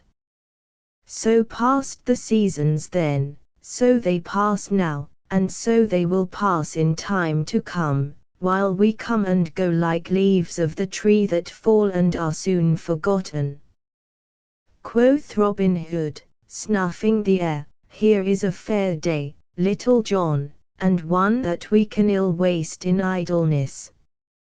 Choose such men as thou dost need, and go thou east while I will wend to the west, and see that each of us bringeth back some goodly guest to dine this day beneath the greenwood tree. Marry, cried Little John, clapping his palms together for joy, thy bidding fitteth my liking like heft to blade. I'll bring thee back a guest this day, or come not back mine own self. Then they each chose such of the band as they wished, and so went forth by different paths from the forest. Now, you and I cannot go two ways at the same time while we join in these merry doings, so we will e'en let Little John follow his own path while we tuck up our skirts and trudge after Robin Hood. And here is good company, too, Robin Hood, Will Scarlet, Allan a Dale, Will Scathelocke, Midge, the miller's son, and others. A score or more of stout fellows had abided in the forest, with Friar Tuck, to make ready for the home-coming, but all the rest were gone either with Robin Hood or Little John. They travelled onward, Robin following his fancy and the others following Robin. Now they wended their way through an open dale with cottage and farm lying therein, and now again they entered woodlands once more. Passing by fair Mansfield town, with its towers and battlements and spires all smiling in the sun, they came at last out of the forest lands. Onward they journeyed, through highway and byway, through villages where good wives and merry lasses peeped through the casements at the fine show of young men, until at last they came over beyond Alverton in Derbyshire. By this time high noontide had come, yet they had met no guest such as was worth their while to take back to Sherwood, so, coming at last to a certain spot where a shrine stood at the crossing of two roads, Robin called upon them to stop, for here on either side was shelter of high hedgerows, behind which was good hiding, whence they could watch the roads at their ease, while they ate their midday meal. Quoth merry Robin, here, methinks, is good lodging, where peaceful folk, such as we be, can eat in quietness, therefore we will rest here, and see what may, perchance, fall into our luck pot. So they crossed a stile and came behind a hedgerow where the mellow sunlight was bright and warm, and where the grass was soft, and there sat them down. Then each man drew from the pouch that hung beside him that which he had brought to eat, for a merry walk such as this had been sharpens the appetite till it is as keen as a March wind. So no more words were spoken, but each man saved his teeth for better use, munching at brown crust and cold meat right lustily. In front of them, one of the highroads crawled up the steep hill and then dipped suddenly over its crest, sharp cut with hedgerow and shaggy grass against the sky.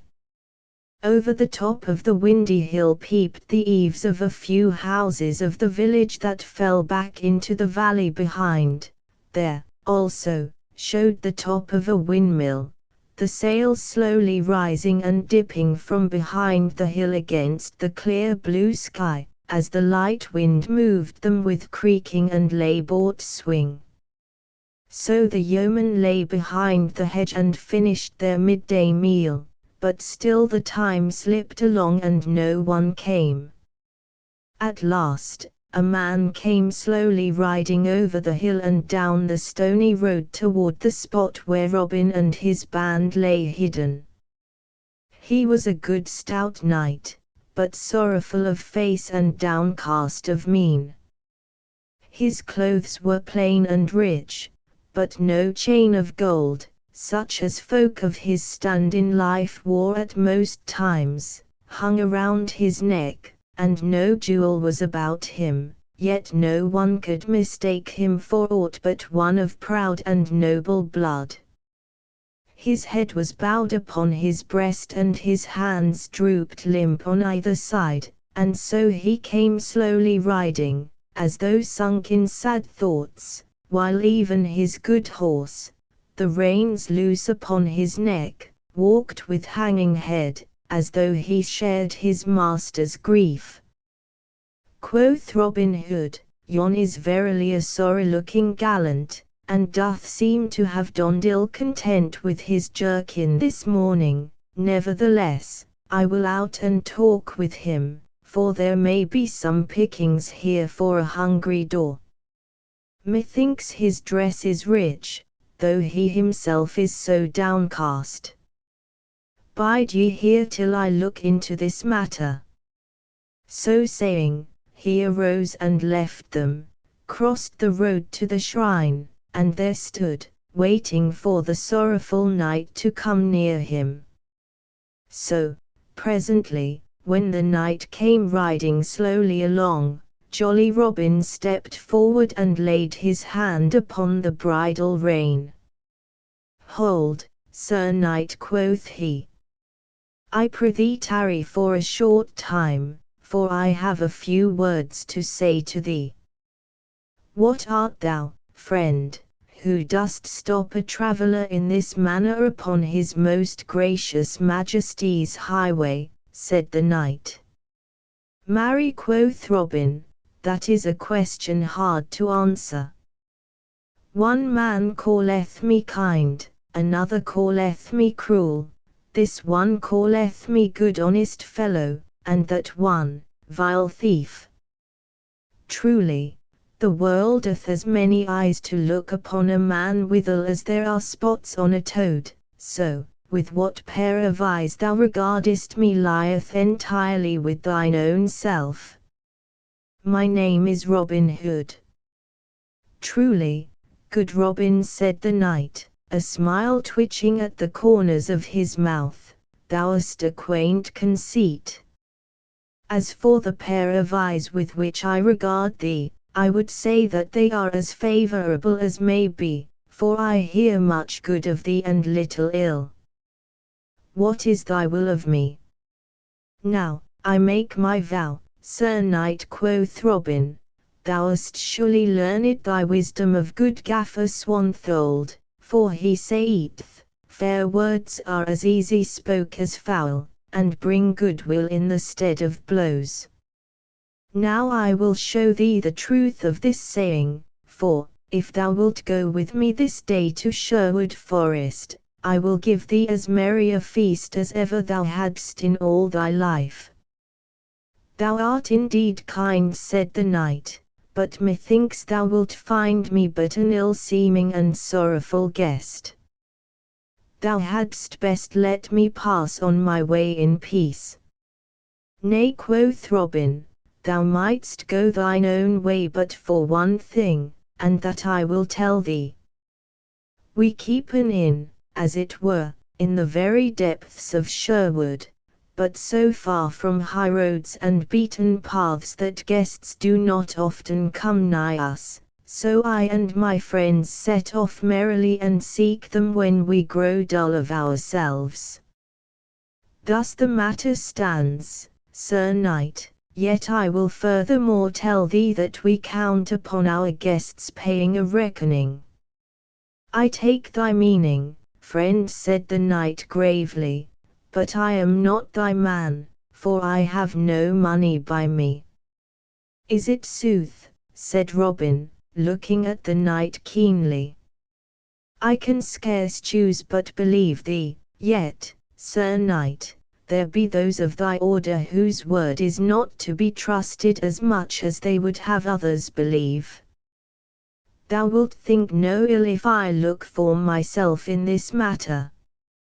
Then, still holding the horse by the bridle rein, he put his fingers to his lips and blew a shrill whistle, whereupon 80 yeomen came leaping over the stile and ran to where the knight and Robin stood. These, said Robin, looking upon them proudly, are some of my merry men. They share and share alike with me all joys and troubles, gains and losses. Sir Knight, I prithee tell me what money thou hast about thee. For a time the knight said not a word, but a slow red arose into his cheeks. At last he looked Robin in the face and said, I know not why I should be ashamed, for it should be no shame to me, but, friend, I tell thee the truth, when I say that in my purse are 10 shillings, and that is every groat that Sir Richard of the Leath in all the wide world. When Sir Richard ended, a silence fell, until at last Robin said, And dost thou pledge me thy knightly word that this is all thou hast with thee?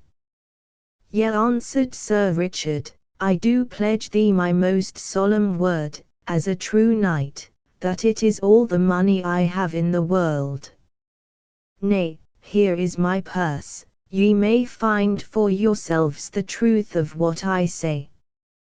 And he held his purse out to Robin. Put up thy purse, Sir Richard, quoth Robin. Far be it from me to doubt the word of so gentle a knight. The proud I strive to bring low, but those that walk in sorrow I would aid if I could. Come, Sir Richard, cheer up thy heart and go with us into the greenwood. Even I may perchance aid thee, for thou surely knowest how the good Athelstane was saved by the little blind mole that digged a trench over which he that sought the king's life stumbled. Truly, friend, said Sir Richard, methinks thou meanest kindness in thine own way, nevertheless my troubles are such that it is not likely that thou canst cure them. But I will go with thee this day into Sherwood. Hereupon he turned his horse's head, and they all wended their way to the woodlands, Robin walking on one side of the knight and Will Scarlet on the other, while the rest of the band trudged behind. After they had travelled thus for a time, Robin Hood spake. Sir Knight, said he, I would not trouble thee with idle questions, but dost thou find it in thy heart to tell me thy sorrows? Truly, Robin, quoth the knight, I see no reason why I should not do so. Thus it is, my castle and my lands are in pawn for a debt that I owe. 3 days hence the money must be paid, or else all mine estate is lost forever, for then it falls into the hands of the Priory of Emmet, and what they swallow they never give forth again. Quoth Robin, I understand not why those of thy kind live in such a manner that all their wealth passeth from them like snow beneath the spring-tide sun. Thou wrongest me, Robin, said the knight, for listen, I have a son but 20 winters old, nevertheless he has won his spurs as knight. Last year, on a certain evil day, the jousts were held at Chester, and thither my son went, as did I and my lady wife. I wot it was a proud time for us, for he unhorsed each knight that he tilted against. At last he ran a course with a certain great knight, Sir Walter of Lancaster, yet, though my son was so youthful, he kept his seat, albeit both spears were shivered to the heft. But it happened that a splinter of my boy's lance ran through the visor of Sir Walter's helmet and pierced through his eye into his brain, so that he died ere his esquire could unlace his helm. Now, Robin, Sir Walter had great friends at court, therefore his kinsman stirred up things against my son so that, to save him from prison, I had to pay a ransom of £600 in gold. All might have gone well even yet, only that, by ins and outs and crookedness of laws, I was shorn like a sheep that is clipped to the quick. So it came that I had to pawn my lands to the Priory of Emmet for more money, and a hard bargain they drove with me in my hour of need. Yet I would have thee understand I grieve so for my lands only because of my dear lady wife. But where is thy son now? Asked Robin, who had listened closely to all the knight had said. In Palestine, said Sir Richard, battling like a brave Christian soldier for the cross and the Holy Sepulchre. Truly, England was an ill place for him because of Sir Walter's death and the hate of the Lancastrians' kinsmen. Truly, said Robin, much moved, thine is a hard lot. But tell me, what is owing to Emmet for thine estates? Only £400, said Sir Richard. At this, Robin smote his thigh in anger. Oh, the bloodsuckers, cried he. A noble estate to be forfeit for £400. But what will befall thee if thou dost lose thy lands, Sir Richard? It is not mine own lot that doth trouble me in that case, said the knight, but my dear lady's, for should I lose my land she will have to betake herself to some kinsman and there abide in charity, which, methinks, would break her proud heart. As for me, I will over the salt sea, and so to Palestine to join my son in fight for the Holy Sepulchre. Then up spake Will Scarlet. But hast thou no friend that will help thee in thy dire need? Never a man, said Sir Richard. While I was rich enow at home, and had friends, they blew great boasts of how they loved me. But when the oak falls in the forest the swine run from beneath it lest they should be smitten down also. So my friends have left me, for not only am I poor but I have great enemies. Then Robin said, Thou say'st thou hast no friends, Sir Richard. I make no boast, but many have found Robin Hood a friend in their troubles. Cheer up, Sir Knight, I may help thee yet. The knight shook his head with a faint smile, but for all that, Robin's words made him more blithe of heart, for in truth hope, be it never so faint, bringeth a gleam into darkness, like a little rushlight that costeth but a groat. The day was well nigh gone when they came near to the greenwood tree.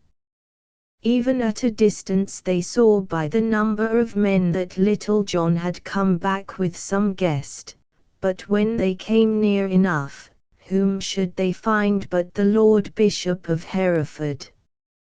The good bishop was in a fine stew, I wot. Up and down he walked beneath the tree like a fox caught in a hen coop. Behind him were 3 black friars standing close together in a frightened group, like 3 black sheep in a tempest.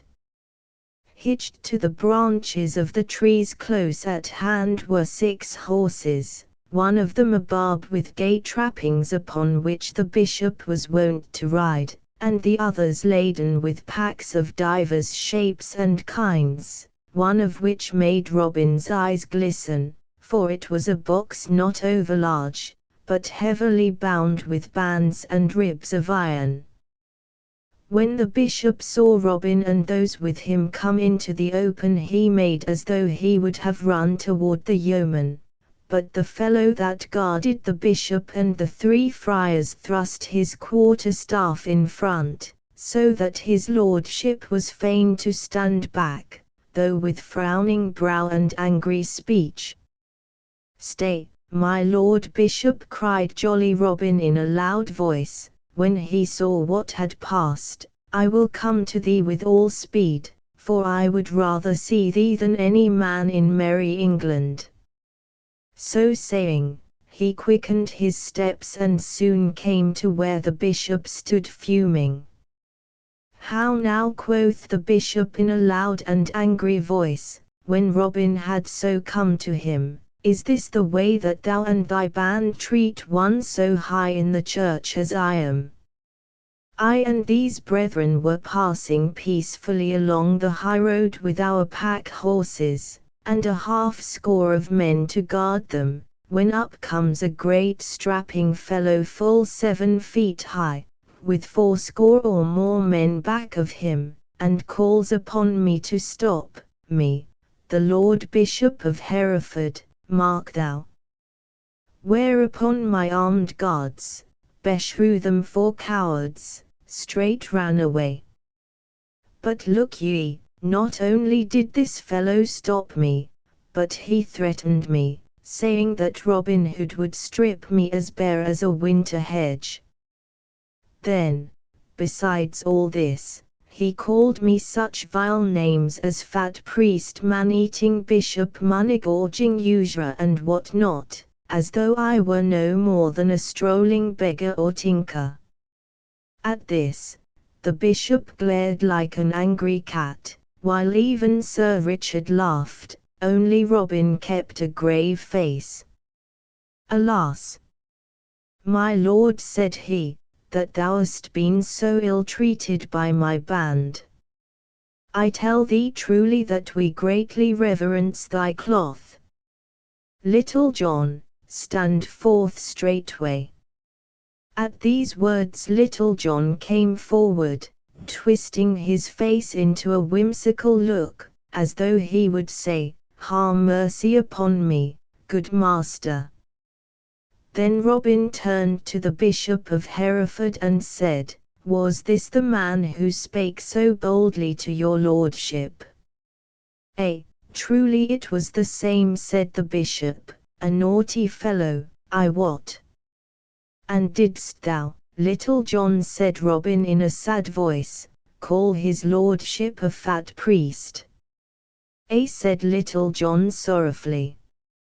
"And a man-eating bishop?" "Ay," said Little John, more sorrowfully than before. "And a money-gorging usurer?" "Ay," said Little John in so sorrowful a voice that it might have drawn tears from the Dragon of Wentley. "Alas, that these things should be," said jolly Robin, turning to the bishop, "for I have ever found Little John a truthful man." At this, a roar of laughter went up, whereat the blood rushed into the bishop's face till it was cherry red from crown to chin, but he said nothing and only swallowed his words, though they well nigh choked him. "Nay, my lord bishop," said Robin, "we are rough fellows, but I trust not such ill men as thou thinkest, after all. There is not a man here that would harm a hair of thy reverence's head. I know thou art galled by our jesting, but we are all equal here in the greenwood, for there are no bishops nor barons nor earls among us, but only men. So thou must share our life with us while thou dost abide here. Come, busk ye, my merry men, and get the feast ready. Meantime, we will show our guests our woodland sports." So, while some went to kindle the fires for roasting meats, others ran leaping to get their cudgels and longbows. Then Robin brought forward Sir Richard of the Lee. "My Lord Bishop," said he, "here is another guest that we have with us this day. I wish that thou mightest know him better, for I and all my men will strive to honour you both at this merrymaking." "Sir Richard," said the bishop in a reproachful tone, "methinks thou and I are companions and fellow sufferers in this den of—" He was about to say thieves, but he stopped suddenly and looked askance at Robin Hood.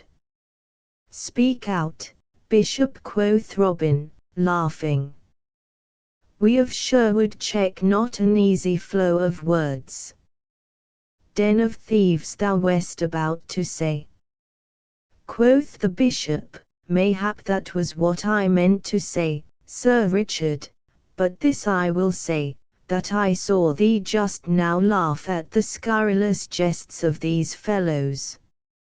It would have been more becoming of thee, methinks, to have checked them with frowns instead of spurring them on by laughter." "I meant no harm to thee," said Sir Richard, "but a merry jest is a merry jest, and I may truly say I would have laughed at it had it been against mine own self." But now Robin Hood called upon certain ones of his band who spread soft moss upon the ground and laid deerskins thereon. Then Robin bade his guests be seated, and so they all three sat down, some of the chief men, such as Little John, Will Scarlet, Allan a Dale, and others, stretching themselves upon the ground near by. Then a garland was set up at the far end of the glade, and there ate the bowmen shot, and such shooting was done that day as it would have made one's heart leap to see. And all the while Robin talked so quaintly to the bishop and the knight that, the one forgetting his vexation and the other his troubles, they both laughed aloud again and again. Then Allan a Dale came forth and tuned his harp, and all was hushed around, and he sang in his wondrous voice songs of love, of war, of glory, and of sadness, and all listened without a movement or a sound. So Allan sang till the great round silver moon gleamed with its clear white light amid the upper tangle of the mazy branches of the trees. At last two fellows came to say that the feast was ready spread, so Robin, leading his guests with either hand, brought them to where great smoking dishes that sent savoury smells far and near stood along the white linen cloth spread on the grass. All around was a glare of torches that lit everything up with a red light. Then, straightway sitting down, all fell to with noise and hubbub, the rattling of platters blending with the sound of loud talking and laughter. A long time the feast lasted, but at last all was over, and the bright wine and humming ale passed briskly. Then Robin Hood called aloud for silence, and all was hushed till he spoke. "I have a story to tell you all, so listen to what I have to say," quoth he, whereupon, without more ado, he told them all about Sir Richard, and how his lands were in pawn. But, as he went on, the bishop's face, that had erst been smiling and ruddy with merriment, waxed serious, and he put aside the horn of wine he held in his hand, for he knew the story of Sir Richard, and his heart sank within him with grim forebodings. Then, when Robin Hood had done, he turned to the Bishop of Hereford. "Now, my Lord Bishop," said he, "dost thou not think this is ill done of anyone, much more of a churchman, who should live in humbleness and charity. To this the bishop answered not a word, but looked upon the ground with moody eyes. Quoth Robin, "Now, thou art the richest bishop in all England, canst thou not help this needy brother?" But still the bishop answered not a word. Then Robin turned to Little John, and quoth he, "Go thou and Will Stutely and bring forth those 5 pack horses yonder." Whereupon the 2 yeomen did as they were bidden, those about the cloth making room on the green, where the light was brightest, for the 5 horses which Little John and Will Stutely presently led forward.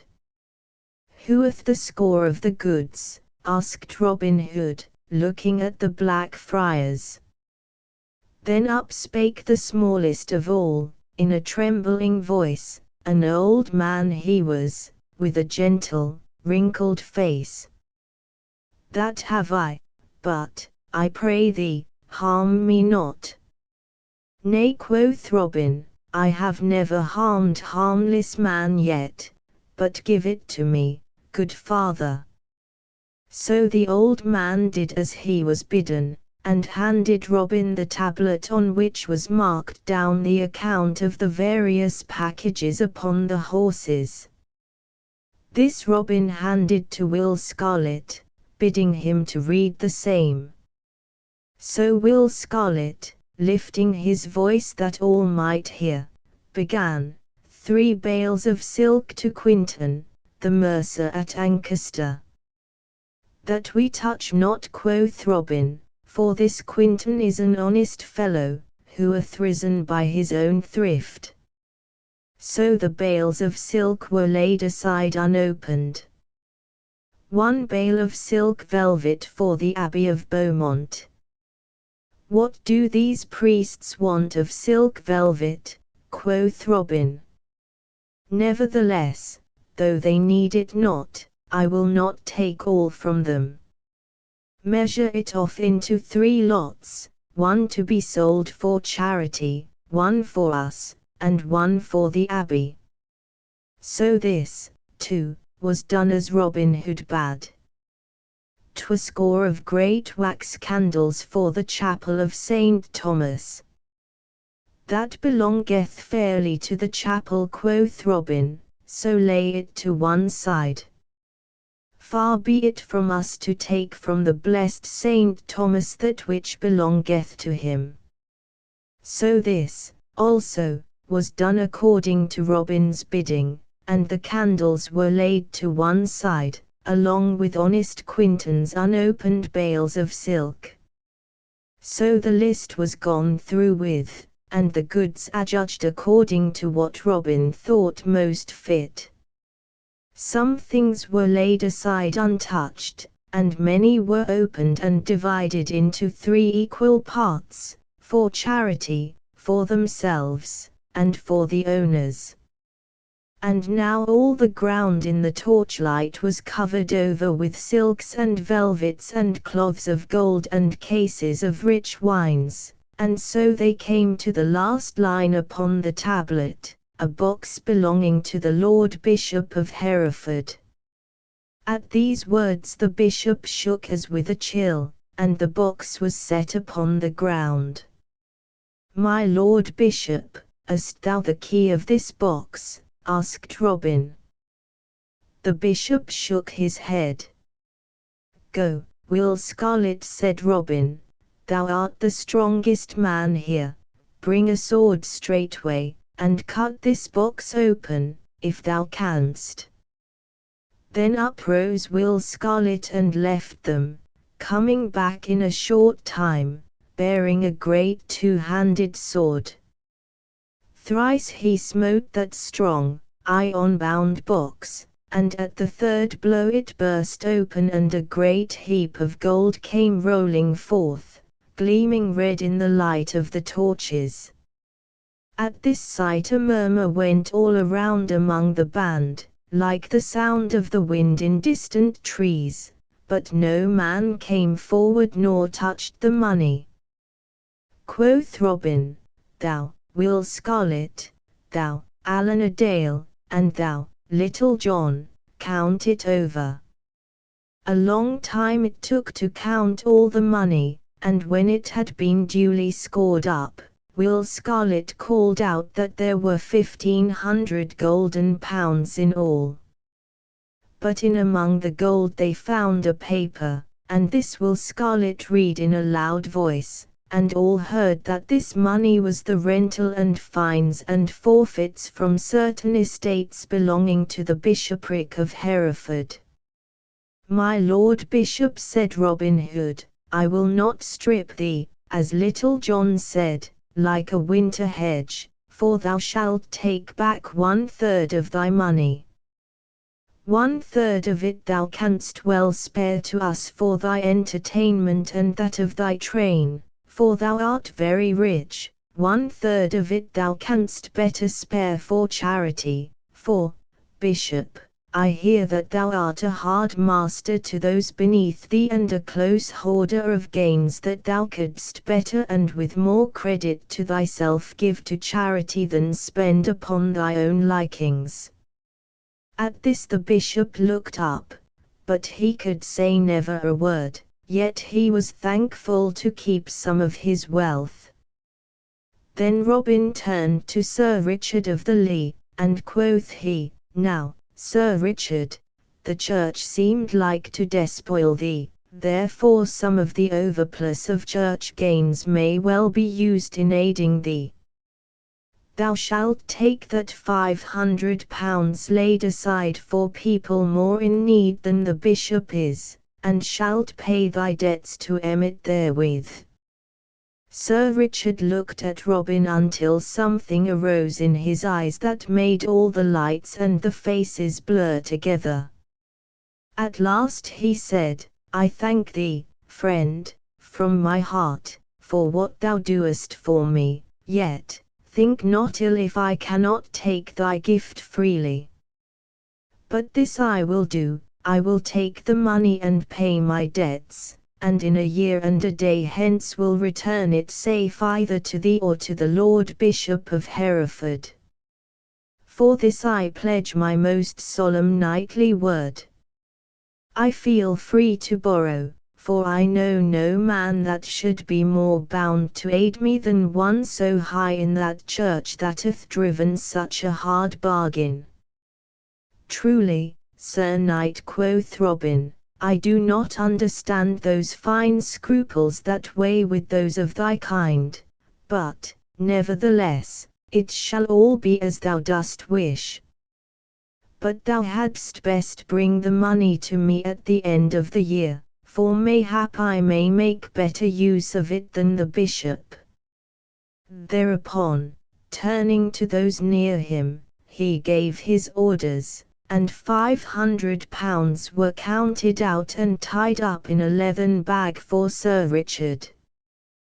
The rest of the treasure was divided, and part taken to the treasurers of the band, and part put by with the other things for the bishop. Then Sir Richard arose. "I cannot stay later, good friends," said he, "for my lady will wax anxious if I come not home, so I crave leave to depart." Then Robin Hood and all his merry men arose, and Robin said, "We cannot let thee go hence unattended, Sir Richard." Then up spake Little John, "Good master, let me choose a score of stout fellows from the band, and let us arm ourselves in a seemly manner and so serve as retainers to Sir Richard till he can get others in our stead."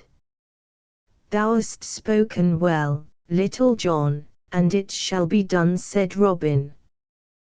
Then up spake Will Scarlet, "Let us give him a golden chain to hang about his neck, such as befits one of his blood, and also golden spurs to wear at his heels." Then Robin Hood said, "Thou hast spoken well, Will Scarlet, and it shall be done."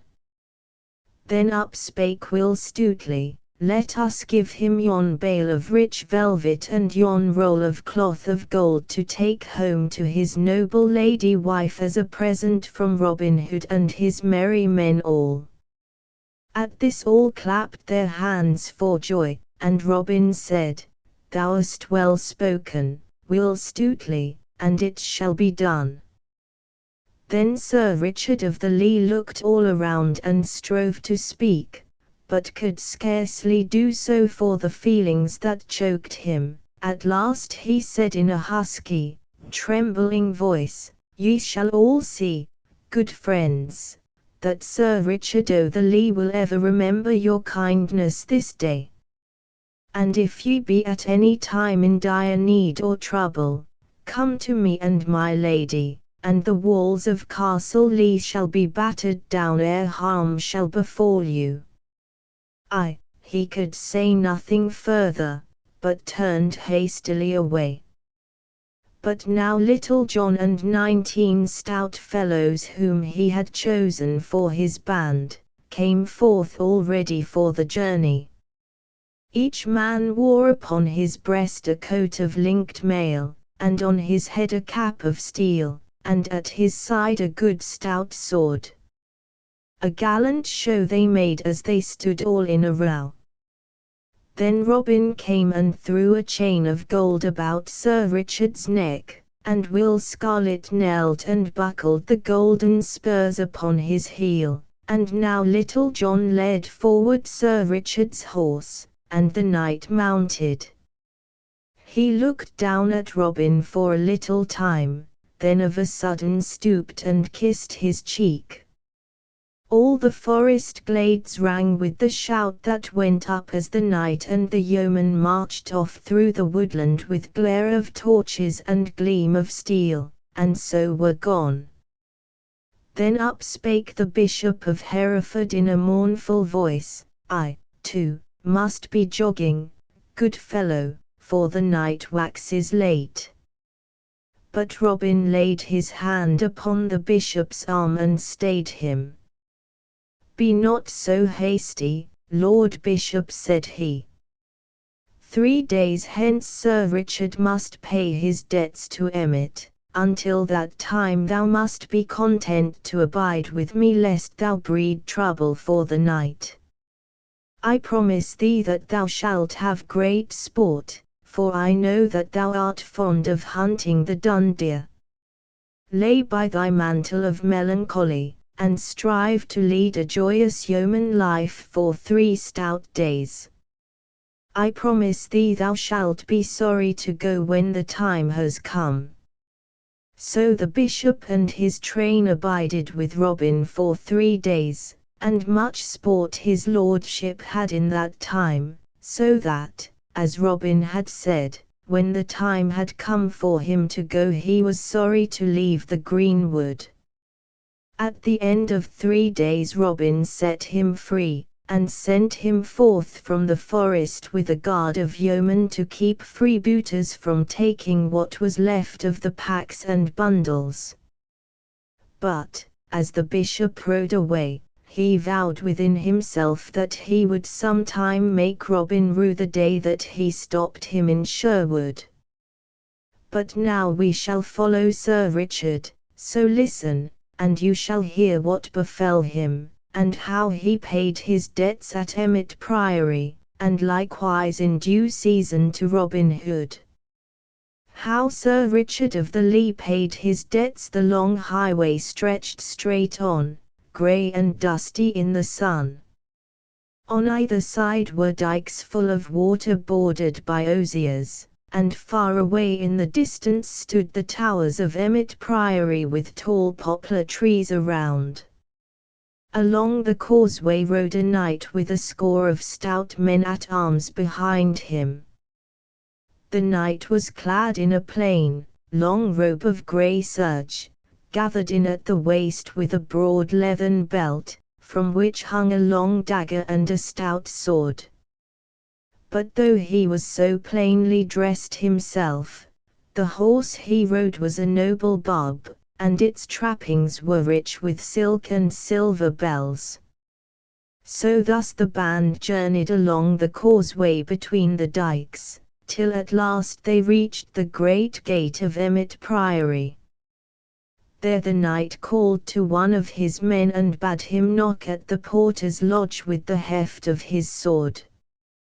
The porter was drowsing on his bench within the lodge, but at the knock he roused himself and, opening the wicket, came hobbling forth and greeted the knight, while a tame starling that hung in a wicker cage within piped out, "In celo cuis. In celo cuis," such being the words that the poor old lame porter had taught him to speak. "Where is thy prior?" asked the knight of the old porter. "He is at meat, good knight, and he looketh for thy coming," quoth the porter, "for, if I mistake not, thou art Sir Richard of the Lee." "I am Sir Richard of the Lee, then I will go seek him forthwith," said the knight. "But shall I not send thy horse to stable?" said the porter. "By Our Lady, it is the noblest nag, and the best harnessed, that e'er I saw in all my life before." And he stroked the horse's flank with his palm. "Nay," quoth Sir Richard, "the stables of this place are not for me, so make way, I prithee."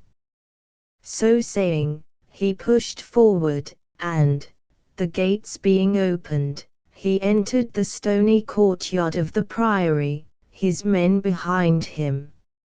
In they came with rattle of steel and clashing of swords, and ring of horses' feet on cobble-stones, whereat a flock of pigeons that strutted in the sun flew with flapping wings to the high eaves of the round towers. While the knight was riding along the causeway to Emmet, a merry feast was toward in the refectory there. The afternoon sun streamed in through the great arched windows and lay in broad squares of light upon the stone floor and across the board covered with a snowy linen cloth, whereon was spread a princely feast. At the head of the table sat Prior Vincent of Emmet, all clad in soft robes of fine cloth and silk. On his head was a black velvet cap picked out with gold, and around his neck hung a heavy chain of gold, with a great locket pendant therefrom. Beside him, on the arm of his great chair, roosted his favourite falcon, for the prior was fond of the gentle craft of hawking. On his right hand sat the Sheriff of Nottingham in rich robes of purple all trimmed about with fur, and on his left a famous doctor of law in dark and sober garb. Below these sat the High Celler of Emmet, and others chief among the brethren. Jest and laughter passed around, and all was as merry could be. The wizened face of the man of law was twisted into a wrinkled smile, for in his pouch were 80 golden angels that the prior had paid him in fee for the case betwixt him and Sir Richard of the Lee. The learned doctor had been paid beforehand, for he had not overmuch trust in the holy Vincent of Emmet. Quoth the Sheriff of Nottingham, "But art thou sure, Sir Prior, that thou hast the lands so safe?" Marry," said Prior Vincent, smacking his lips after a deep draught of wine, "I have kept a close watch upon him, albeit he was unawares of the same, and I know right well that he hath no money to pay me withal." "True," said the man of law in a dry, husky voice, "his land is surely forfeit if he cometh not to pay, but, Sir Prior, thou must get a release beneath his sign manual, or else thou canst not hope to hold the land without trouble from him." "Yes," said the prior, "so thou hast told me ere now, but I know that this knight is so poor that he will gladly sign away his lands for £200 of hard money." Then up spake the high cellarer, methinks it is a shame to so drive a misfortunate knight to the ditch. I think it sorrow that the noblest estate in Derbyshire should so pass away from him for a paltry £500. Truly, how now broke in the prior in a quivering voice, his eyes glistening and his cheeks red with anger, dost thou prate to my very beard, sirrah? By Saint Hubert, thou hadst best save thy breath to cool thy pottage, else it may scald thy mouth. Nay, said the man of law smoothly, I dare swear this same knight will never come to settlement this day, but will prove recreant. Nevertheless, we will seek some means to gain his lands from him, so never fear. But even as the doctor spoke, there came a sudden clatter of horses' hoofs and a jingle of iron mail in the courtyard below. Then up spake the prior and called upon one of the brethren that sat below the salt, and bade him look out of the window and see who was below, albeit he knew right well it could be none but Sir Richard. So the brother arose and went and looked, and he said, I see below a score of stout men-at-arms and a knight just dismounting from his horse. He is dressed in long robes of grey which, methinks, are of poor seeming, but the horse he rideth uponeth the richest coursing that ever I saw. The knight dismounts and they come this way, and are even now below in the great hall. Lo, see ye there now, quoth Prior Vincent. Here ye have a knight with so lean a purse as scarce to buy him a crust of bread to munch, yet he keeps a band of retainers and puts rich trappings upon his horse's hide, while his own back goeth bare. Is it not well that such men should be brought low? But art thou sure, said the little doctor tremulously, that this knight will do us no harm? Such as he are fierce when crossed, and he hath a band of naughty men at his heels. Mayhap thou hadst better give an extension of his debt. Thus he spake, for he was afraid Sir Richard might do him a harm.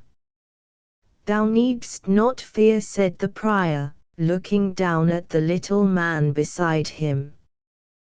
This knight is gentle and would as soon think of harming an old woman as thee. As the prior finished, a door at the lower end of the refectory swung open, and in came Sir Richard, with folded hands and head bowed upon his breast.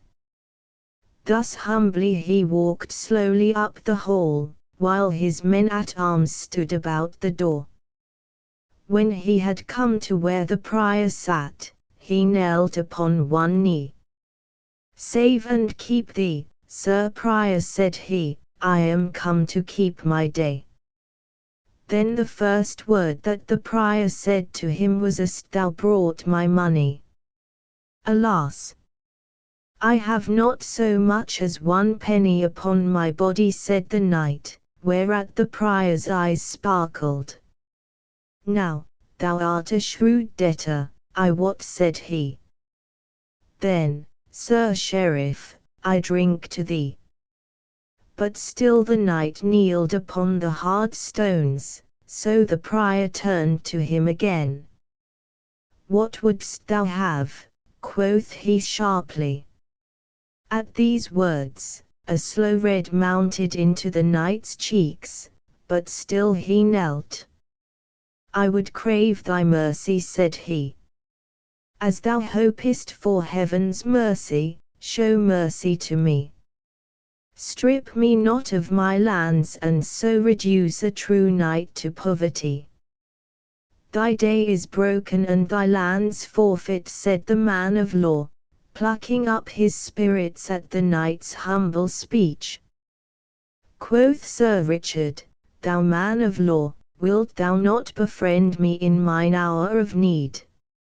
Nay, said the other, I hold with this holy prior, who hath paid me my fees in hard gold, so that I am bounder to him.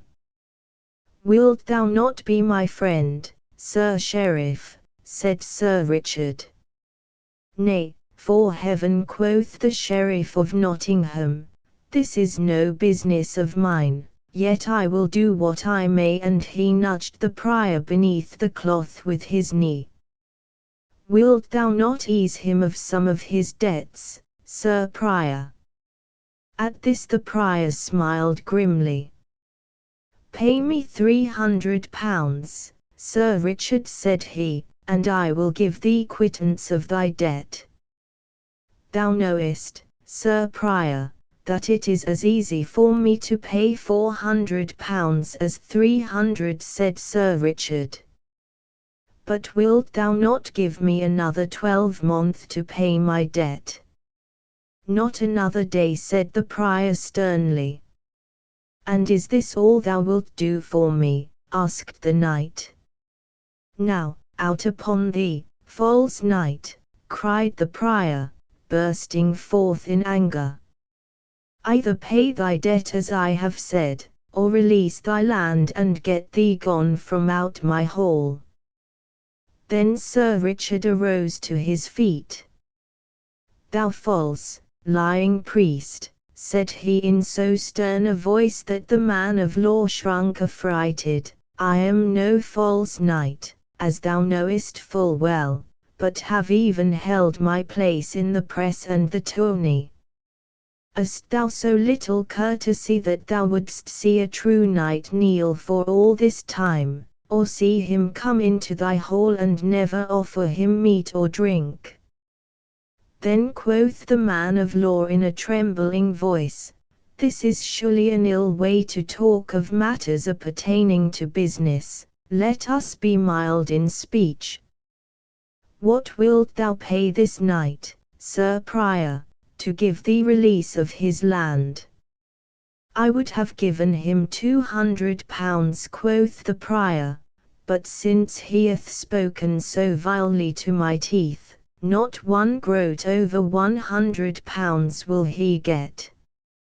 Hadst thou offered me £1,000, false prior, said the knight, thou wouldst not have got an inch of my land. Then turning to where his men-at-arms stood near the door, he called, come hither, and beckoned with his finger, whereupon the tallest of them all came forward and handed him a long leathern bag. Sir Richard took the bag and shot from it upon the table a glittering stream of golden money. Bear in mind, Sir Prior, said he, that thou hast promised me quittance for £300. Not one farthing above that shalt thou get. So saying, he counted out £300 and pushed it toward the prior. But now the prior's hands dropped at his sides and the prior's head hung upon his shoulder, for not only had he lost all hopes of the land, but he had forgiven the knight £100 of his debt and had needlessly paid the man of law 80 angels. To him he turned, and quoth he, give me back my money that thou hast. Nay, cried the other shrilly, it is but my fee that thou didst pay me, and thou gettest it not back again. And he hugged his gown about him. Now, Sir Prior, quoth Sir Richard, I have held my day and paid all the dues demanded of me, so, as there is no more betwixt us, I leave this vile place straightway. So saying, he turned upon his heel and strode away. All this time the sheriff had been staring with wide open eyes and mouth agape at the tall man-at-arms, who stood as though carved out of stone. At last he gasped out, Reynold Greenleaf. At this, the tall man-at-arms, who was no other than Little John, turned, grinning, to the sheriff. I give thee good den, fair gossip, quoth he. I would say, sweet sheriff, that I have heard all thy pretty talk this day, and it shall be duly told unto Robin Hood. So, farewell for the nonce, till we meet again in Sherwood Forest. Then he, also, turned and followed Sir Richard down the hall, leaving the sheriff, all pale and amazed, shrunk together upon his chair. A merry feast it was to which Sir Richard came, but a sorry lot he left behind him, and little hunger had they for the princely food spread before them. Only the learned doctor was happy, for he had his fee. Now a 12-month and a day passed since Prior Vincent of Emmet sat at feast, and once more the mellow fall of another year had come. But the year had brought great change, I wot, to the lands of Sir Richard of the Lee, for, where before shaggy wild grasses grew upon the meadow lands, now all stretch away in golden stubble, betokening that a rich and plentiful crop had been gathered therefrom. A year had made a great change in the castle, also, for, where were empty moats and the crumbling of neglect, all was now orderly and well kept. Bright shone the sun on battlement and tower, and in the blue air overhead a hawk of clattering jackdaws flew around the gilded weather vane and spire. Then, in the brightness of the morning, the drawbridge fell across the moat with a rattle and clank of chains. The gate of the castle swung slowly open, and a goodly array of steel-clad men-at-arms, with a knight all clothed in chain mail, as white as frost on briar and thorn of a winter morning, came flashing out from the castle courtyard.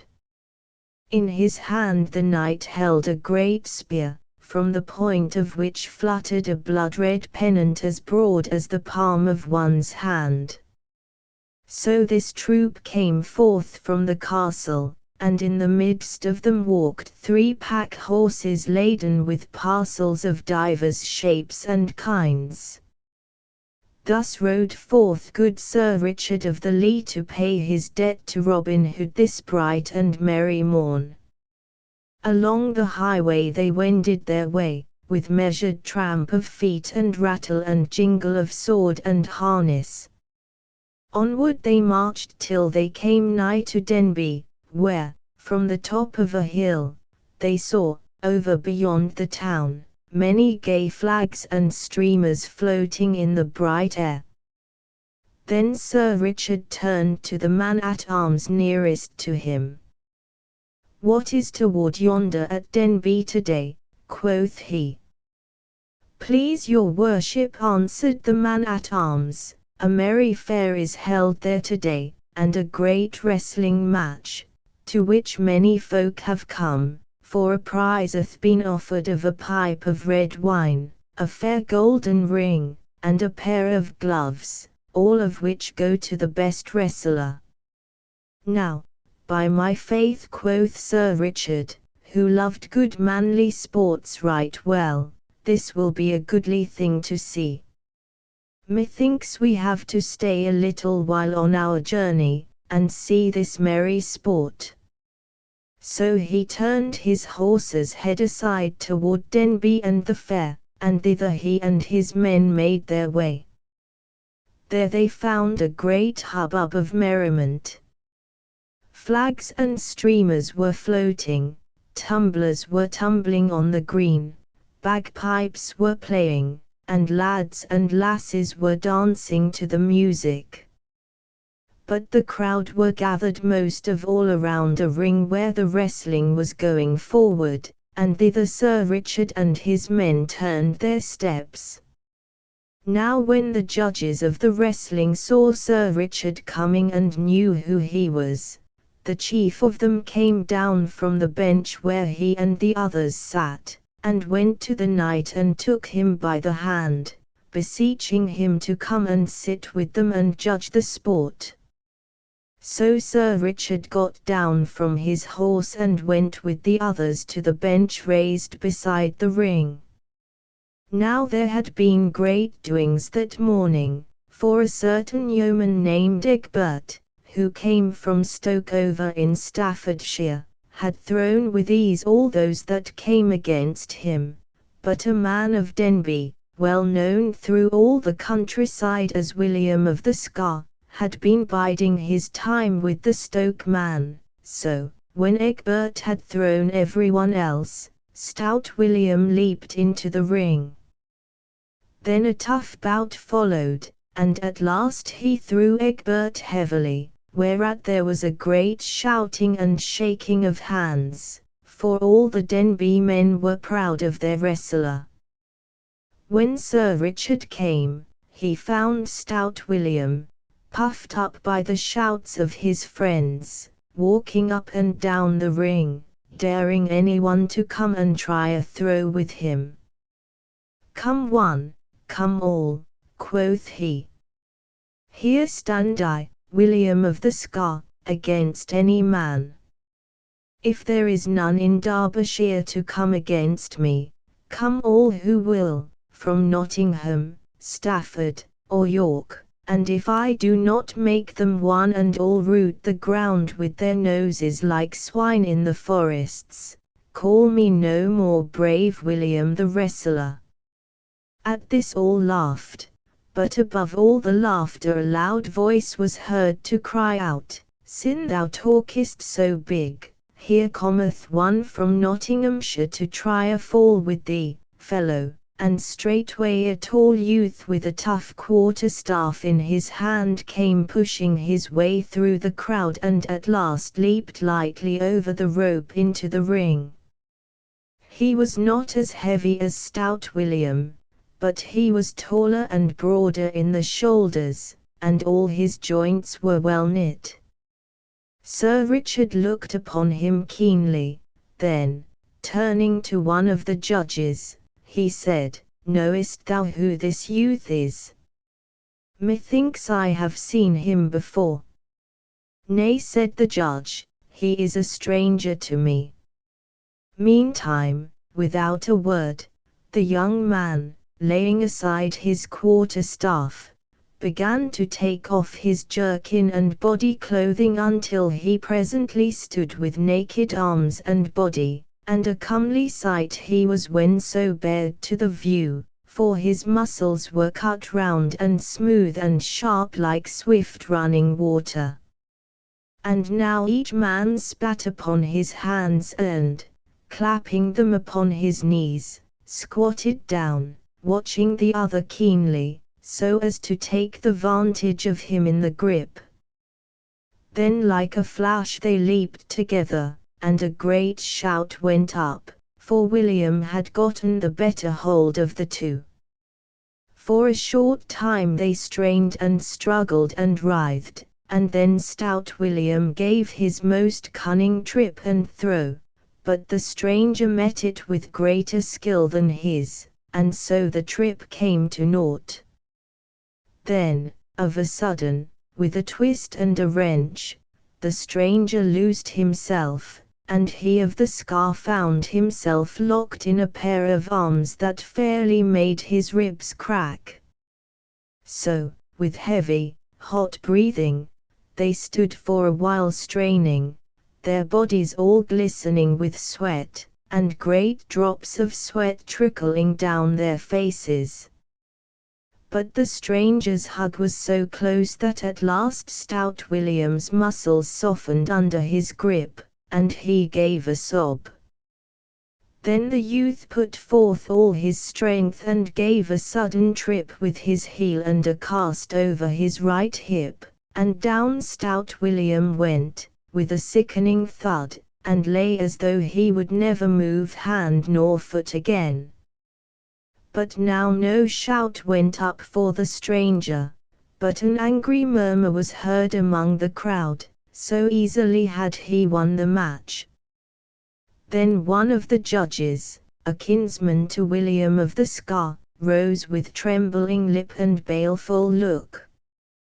Quoth he, if thou hast slain that man it will go ill with thee, let me tell thee, fellow.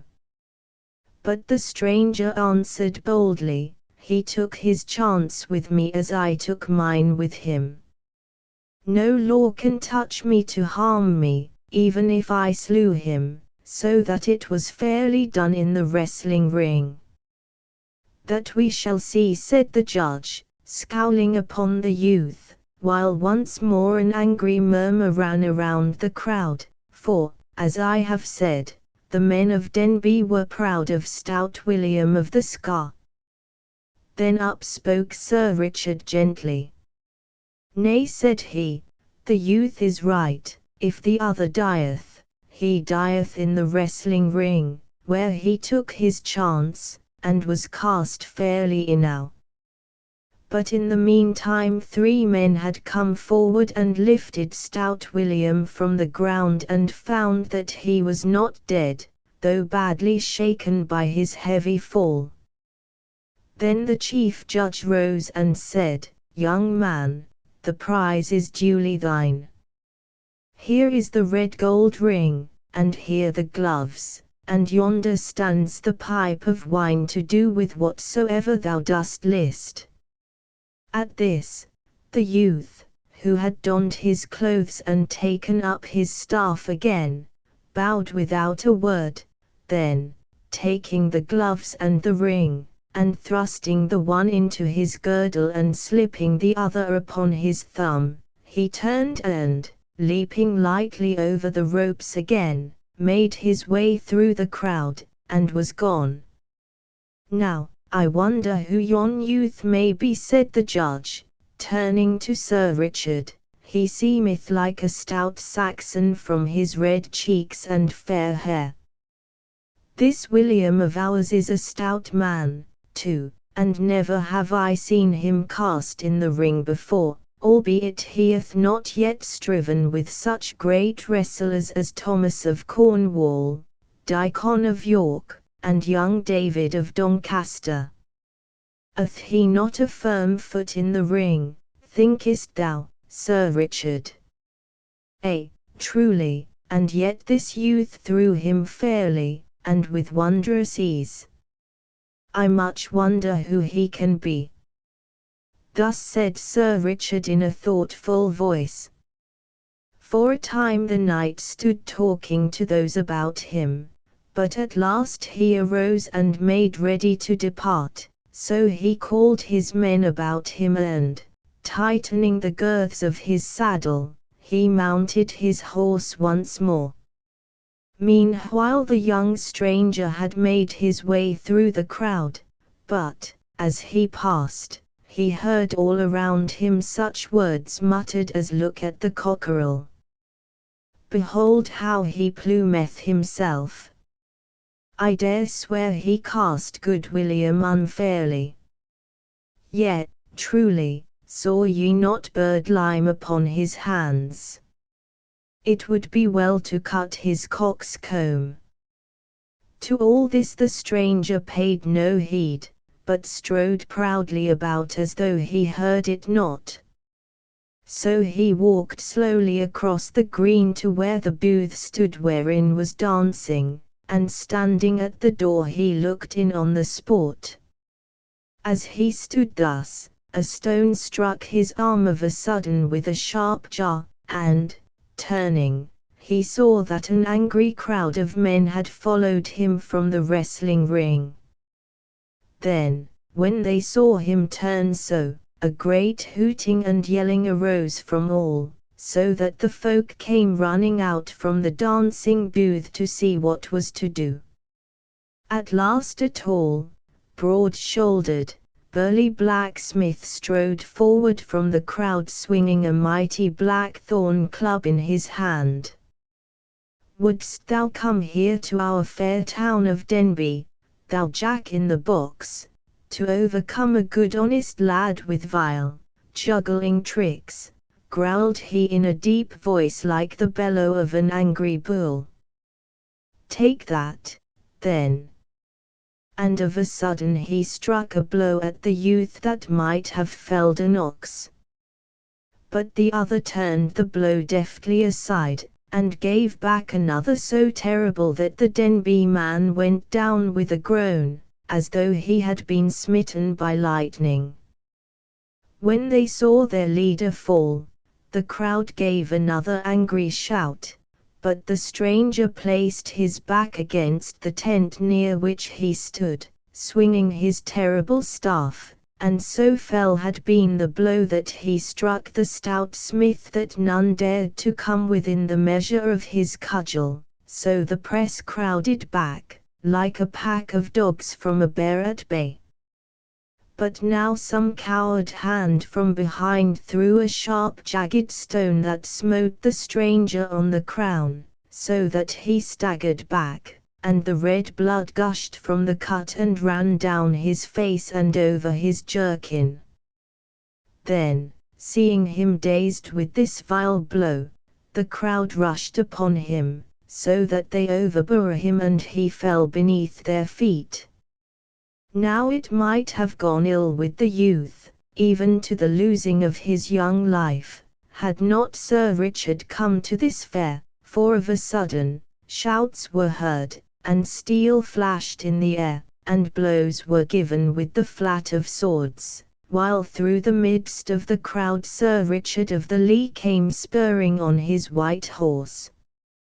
Then the crowd, seeing the steel-clad knight and the armed men, melted away like snow on the warm hearth, leaving the young man all bloody and dusty upon the ground. Finding himself free, the youth arose and, wiping the blood from his face, looked up. Quoth he, "Sir Richard of the Lee, mayhap thou hast saved my life this day." "Who art thou that knowest Sir Richard of the Lee so well?" quoth the knight. "Methinks I have seen thy face before, young man." "Yet, thou hast," said the youth, "for men call me David of Doncaster."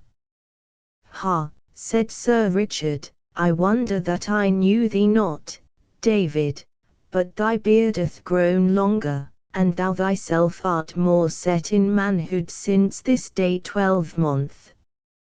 Come hither into the tent, David, and wash the blood from thy face.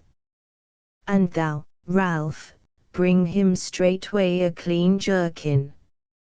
Now I am sorry for thee, yet I am right glad that I have had a chance to pay a part of my debt of kindness to thy good master Robin Hood, for it might have gone ill with thee had I not come, young man." So saying, the knight led David into the tent, and there the youth washed the blood from his face and put on the clean jerkin. In the meantime a whisper had gone around from those that stood nearest that this was none other than the great David of Doncaster, the best wrestler in all the mid-country, who only last spring had cast stout Adam o' Lincoln in the ring at Selby, in Yorkshire, and now held the mid-country champion belt.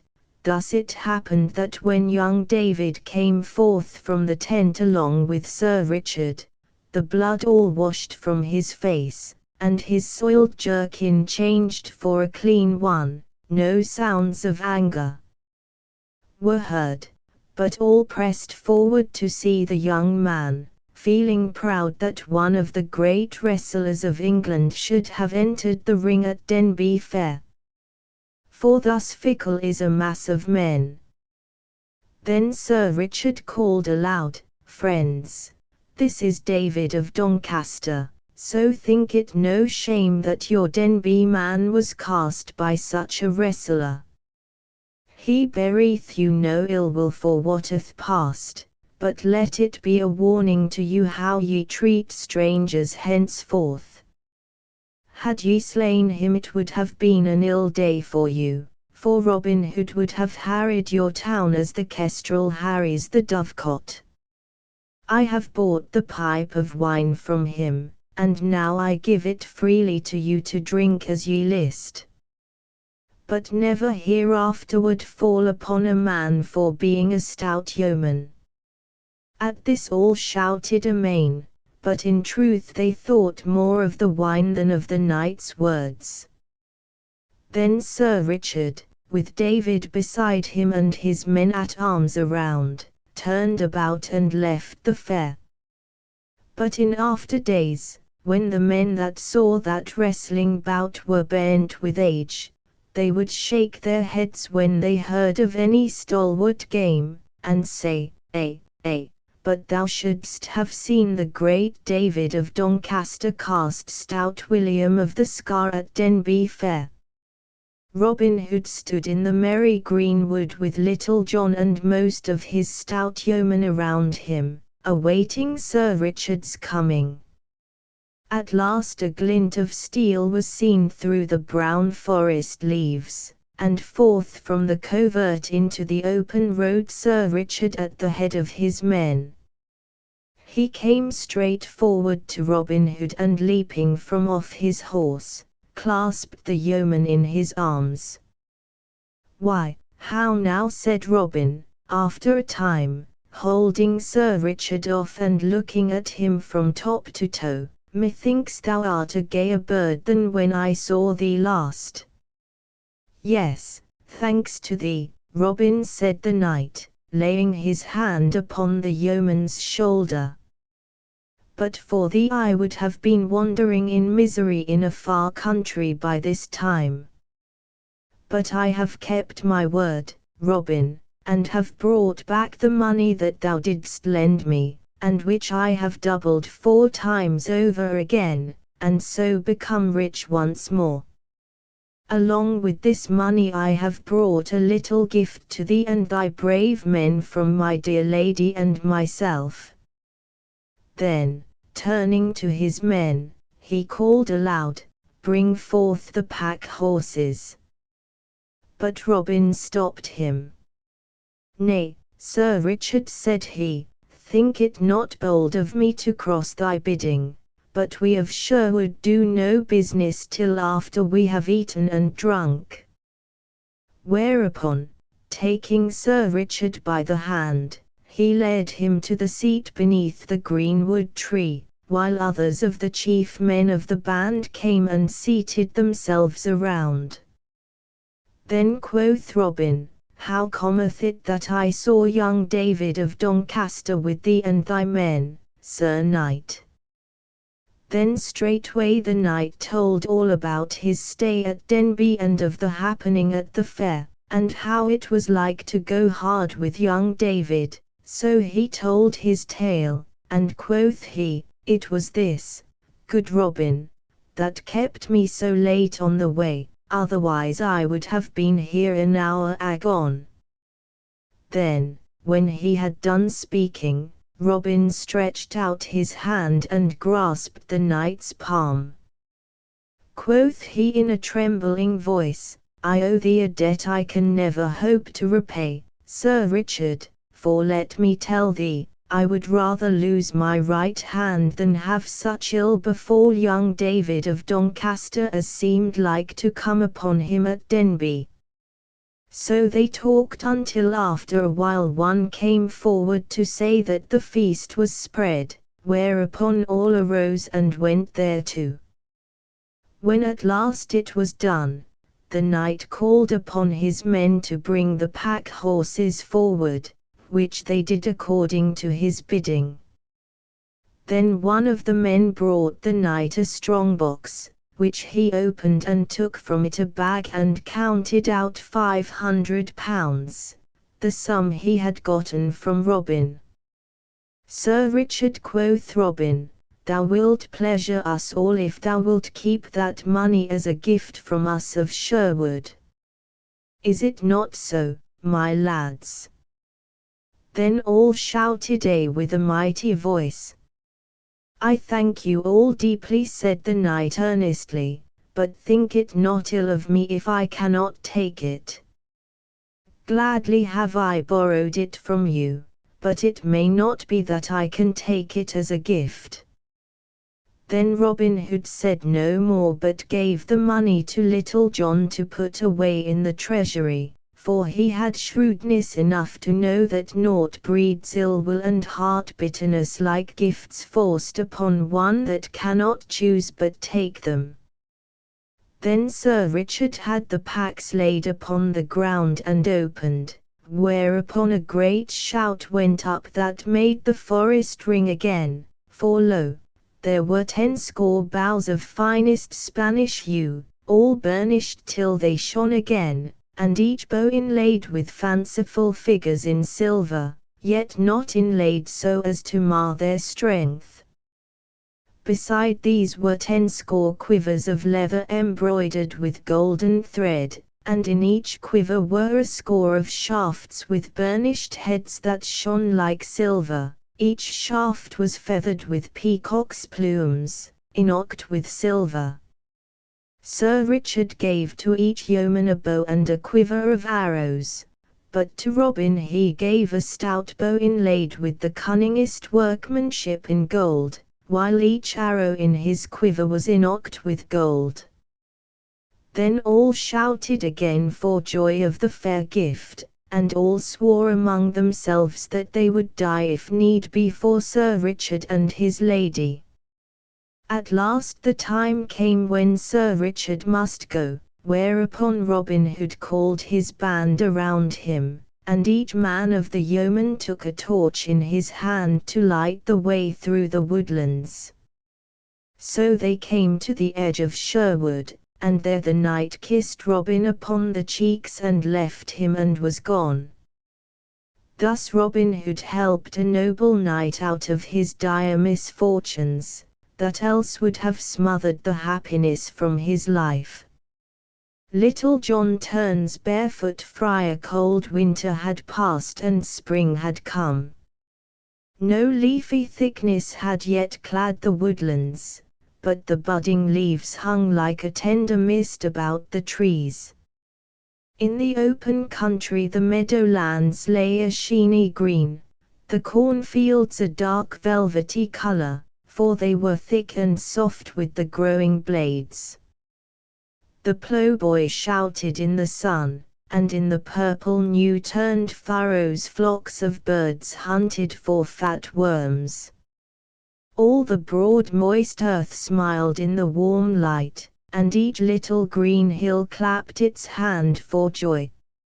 On a deer's hide, stretched on the ground in the open in front of the greenwood tree, sat Robin Hood basking in the sun like an old dog fox.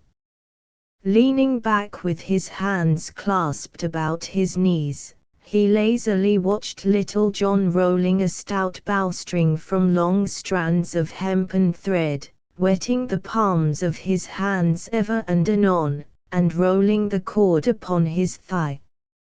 Near by sat Allan a Dale fitting a new string to his harp.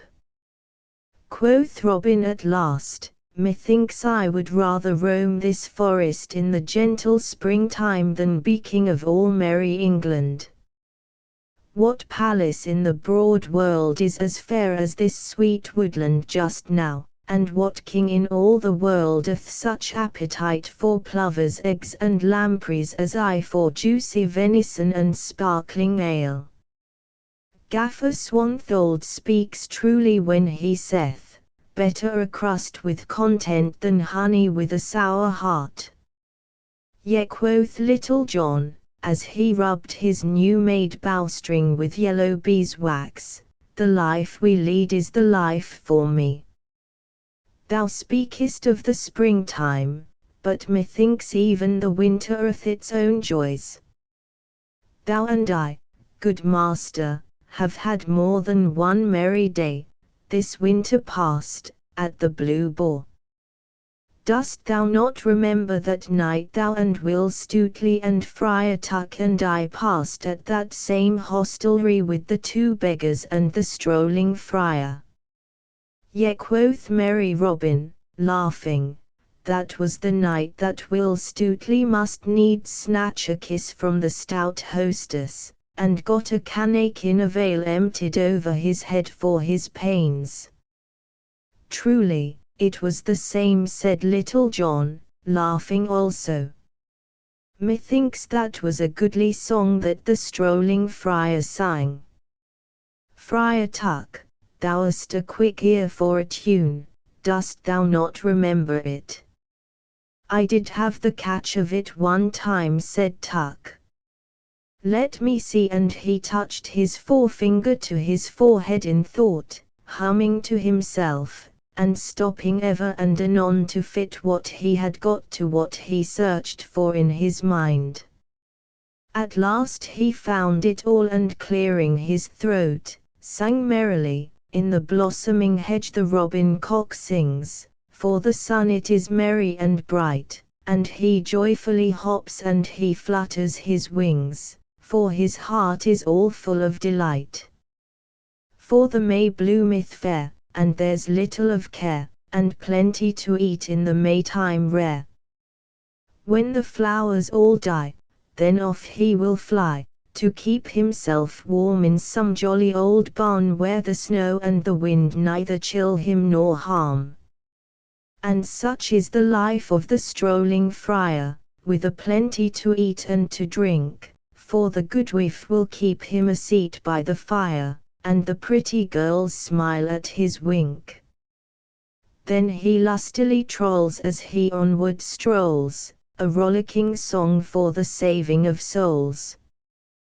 When the wind doth blow, with the coming of snow, there's a place by the fire for the fatherly friar, and a crab in the bowl for his heart's desire.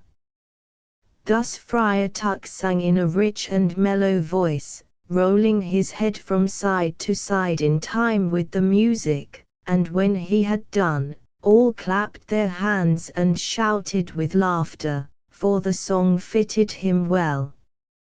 In very sooth, quoth Little John, it is a goodly song, and, were I not a yeoman of Sherwood Forest, I had rather be a strolling friar than aught else in the world. Yea, it is a goodly song, said Robin Hood, but methought those two burly beggars told the merrier tales and led the merrier life. Dost thou not remember what that great black-bearded fellow told of his begging at the fair in York? Yes, said Little John, but what told the friar of the harvest home in Kentshire? I hold that he led a merrier life than the other two. Truly, for the honour of the cloth, quoth Friar Tuck, I hold with my good gossip, Little John. Now, quoth Robin, I hold to mine own mind. But what sayst thou, Little John, to a merry adventure this fair day? Take thou a friar's gown from our chest of strange garments, and don the same, and I will stop the first beggar I meet and change clothes with him. Then let us wander the country about, this sweet day, and see what befalls each of us. That fitteth my mind, quoth Little John, so let us forth, say I. Thereupon Little John and Friar Tuck went to the storehouse of the band, and there chose for the yeoman the robe of a grey friar.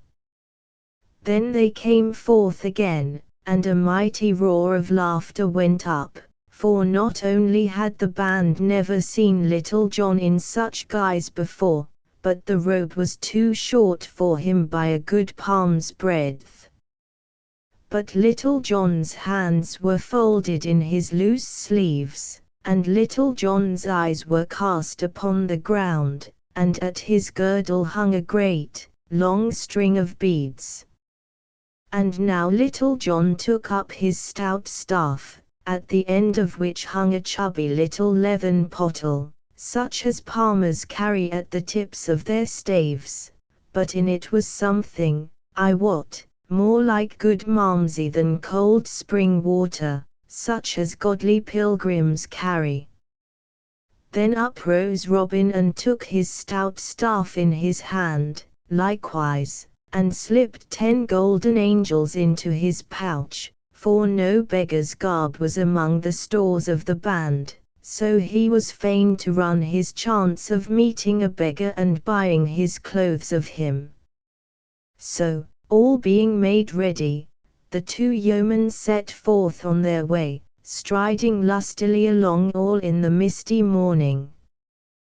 Thus they walked down the forest path until they came to the highway, and then along the highway till it split in twain, leading on one hand to Blythe and on the other to Gainsborough. Here the yeoman stopped. Quoth jolly Robin, "Take thou the road to Gainsborough, and I will take that to Blythe. So, fare thee well, holy father, and mayst thou not ha cause to count thy beads in earnest ere we meet again." "Good den, good beggar that is to be," quoth Little John, "and mayst thou have no cause to beg for mercy ere I see thee next." So each stepped sturdily upon his way until a green hill rose between them, and the one was hid from the sight of the other. Little John walked along, whistling, for no one was nigh upon all the road. In the budding hedges the little birds twittered merrily, and on either hand the green hills swept up to the sky, the great white clouds of springtime sailing slowly over their crowns in lazy flight. Up hill and down dale walked Little John, the fresh wind blowing in his face and his robes fluttering behind him, and so at last he came to a crossroad that led to Tuxford. Here he met 3 pretty lasses, each bearing a basket of eggs to market. Quoth he, "Whither away, fair maids?" And he stood in their path, holding his staff in front of them, to stop them. Then they huddled together and nudged one another, and one presently spake up and said, "We are going to the Tuxford market, holy friar, to sell our eggs." "Now out upon it," quoth Little John, looking upon them with his head on one side. "Surely, it is a pity that such fair lasses should be forced to carry eggs to market. Let me tell you, an I had the shaping of things in this world, ye should all 3 have been clothed in the finest silks, and ride upon milk-white horses, with pages at your side, and feed upon nothing but whipped cream and strawberries, for such a life would surely befit your looks." At this speech all 3 of the pretty maids looked down, blushing and simpering. One said, "La," another, "Marry, a maketh sport of us," and the third, "Listen, now, to the holy man." But at the same time they looked at Little John from out the corners of their eyes. "Now, look you," said Little John, "I cannot see such dainty damsels as ye are carrying baskets along a high road. Let me take them mine own self, and one of you, if ye will, may carry my staff for me." "Nay," said one of the lasses, "but thou canst not carry 3 baskets all at one time." "Yet, but I can," said Little John, "and that I will show you presently. I thank the good Saint Wilfred that he hath given me a pretty wit. Look ye, now. Here I take this great basket, so, here I tie my rosary around the handle, thus, and here I slip the rosary over my head and sling the basket upon my back, in this wise." And Little John did according to his words, the basket hanging down behind him like a peddler's pack. Then, giving his staff to one of the maids, and taking a basket upon either arm, he turned his face toward Tuxford town and stepped forth merrily, a laughing maid on either side, and one walking ahead, carrying the staff. In this wise they journeyed along, and everyone they met stopped and looked after them, laughing, for never had anybody seen such a merry sight as this tall, strapping grey friar, with robes all too short for him, laden with eggs, and tramping the road with 3 pretty lasses. For this Little John cared not a whit, but when such folks gave jesting words to him he answered back as merrily, speech for speech. So they stepped along toward Tuxford, chatting and laughing, until they came nigh to the town. Here Little John stopped and set down the baskets, for he did not care to go into the town lest he should, perchance, meet some of the sheriff's men. Alas! Sweet chucks, quoth he, here I must leave you. I had not thought to come this way, but I am glad that I did so. Now, ere we part, we must drink sweet friendship. So saying, he unslung the leathern pottle from the end of his staff, and, drawing the stopper therefrom, he handed it to the lass who had carried his staff, first wiping the mouth of the pottle upon his sleeve. Then each lass took a fair drink of what was within, and when it had passed all around, Little John finished what was left, so that not another drop could be squeezed from it. Then, kissing each lass sweetly, he wished them all good den, and left them. But the maids stood looking after him as he walked away whistling. What a pity, quoth one, that such a stout, lusty lad should be in holy orders. Marry, quoth Little John to himself, as he strode along, yon was no such ill happening, Saint Dunstan send me more of the like. After he had trudged along for a time he began to wax thirsty again in the warmth of the day. He shook his leathern pottle beside his ear, but not a sound came therefrom. Then he placed it to his lips and tilted it high aloft, but not a drop was there. Little John, said he sadly to himself, shaking his head the while, women will be thy ruin yet, if thou dost not take better care of thyself. But at last he reached the crest of a certain hill, and saw below a sweet little thatched inn lying snugly in the dale beneath him, toward which the road dipped sharply.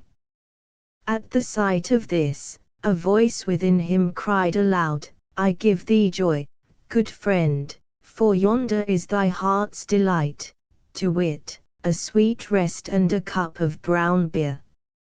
So he quickened his pace down the hill and so came to the little inn, from which hung a sign with a stag's head painted upon it. In front of the door a clucking hen was scratching in the dust with a brood of chickens about her heels. The sparrows were chattering of household affairs under the eaves, and all was so sweet and peaceful that Little John's heart laughed within him. Beside the door stood 2 stout cobs with broad soft padded saddles, well fitted for easy travelling, and speaking of rich guests in the parlour. In front of the door 3 merry fellows, a tinker, a pedlar, and a beggar, were seated on a bench in the sun quaffing stout ale. I give you good den, sweet friends, quoth Little John, striding up to where they sat. Give thee good den, holy father, quoth the merry beggar with a grin. But look thee, thy gown is too short. Thou hadst best cut a piece off the top and tack it to the bottom, so that it may be long enough. But come, sit beside us here and take a taste of ale, if thy vows forbid thee not. Nay, quoth Little John, also grinning, the blessed Saint Dunstan hath given me a free dispensation for all indulgence in that line. And he thrust his hand into his pouch for money to pay his score. Truly quoth the tinker, without thy looks belie thee, holy friar, the good Saint Dunstan was wise, for without such dispensation his votary is like to harm many a penance to make. Nay, take thy hand from out thy pouch, brother, for thou shalt not pay this shot.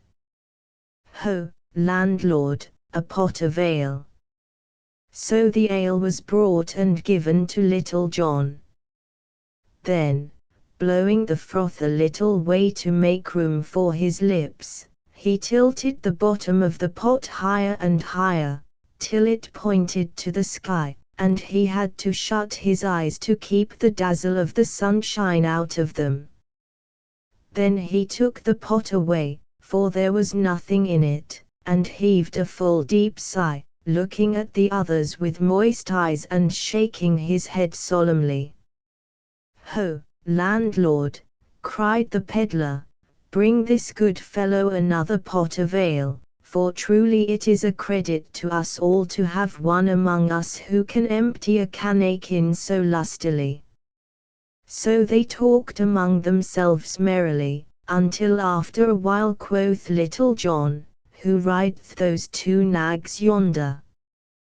Two holy men like thee, brother, quoth the beggar.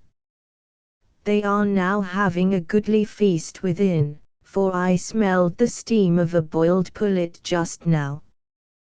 The landlady saith they come from Fountain Abbey, in Yorkshire, and go to Lincoln on matters of business.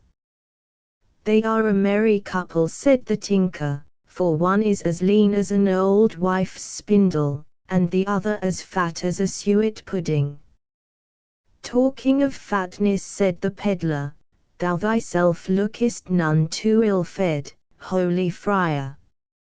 Nay, truly, said Little John, thou seest in me what the holy Saint Dunstan can do for them that serve him upon a handful of parched peas and a trickle of cold water. At this a great shout of laughter went up. Truly, it is a wondrous thing, quoth the beggar, I would have made my vow, to see the masterly manner in which thou didst tuck away yon pot of ale, that thou hadst not tasted clear water for a brace of months. Has not this same holy Saint Dunstan taught thee a goodly song or two? Why, as for that, quoth Little John, grinning, mayhap he hath lent me aid to learn a ditty or so. Then, prithee, let us hear how he hath taught thee, quoth the tinker. At this Little John cleared his throat and, after a word or two about a certain hoarseness that troubled him, sang thus, Ah, pretty, pretty maid, whither dost thou go? I prithee, wait for thy lover also, and we'll gather the rose as it sweetly blows, for the merry, merry winds are blowing. Now it seemed as though Little John's songs were never to get sung, for he had got no farther than this when the door of the inn opened and out came the two brothers of Fountain Abbey, the landlord following them, and, as the saying is, washing his hands with humble soap. But when the brothers of Fountain Abbey saw who it was that sang, and how he was clad in the robes of a grey friar, they stopped suddenly, the fat little brother drawing his heavy eyebrows together in a mighty frown, and the thin brother twisting up his face as though he had sour beer in his mouth. Then, as Little John gathered his breath for a new verse, how, now roared forth the fat brother, his voice coming from him like loud thunder from a little cloud, thou naughty fellow, is this a fit place for one in thy garb to tipple and sing profane songs? Nay, quoth Little John, sin I cannot tipple and sing, like your worship's reverence, in such a goodly place as Fountain Abbey, I must tipple and sing where I can. Now, out upon thee!" cried the tall lean brother in a harsh voice. "Now, out upon thee, that thou shouldst so disgrace thy cloth by this talk and bearing." "Marry, come up," quoth Little John. "Disgrace, sayest thou? Methinks it is more disgrace for one of our garb to wring hard-earned farthings out of the gripe of poor lean peasants." "It is not so, brother." At this the tinker and the peddler and the beggar nudged one another, and all grinned, and the friars scowled blackly at Little John, but they could think of nothing further to say, so they turned to their horses. Then Little John arose of a sudden from the bench where he sat, and ran to where the brothers of Fountain Abbey were mounting. Quoth he, "Let me hold your horses' bridles for you.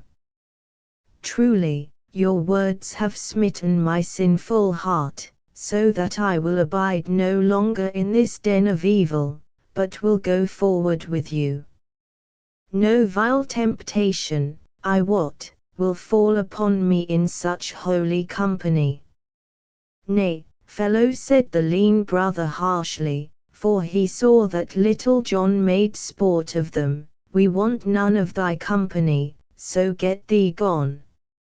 "Alas," quoth Little John, "I am truly sorry that ye like me not nor my company, but as for leaving you, it may not be, for my heart is so moved, that, willingly, I must go with you for the sake of your holy company."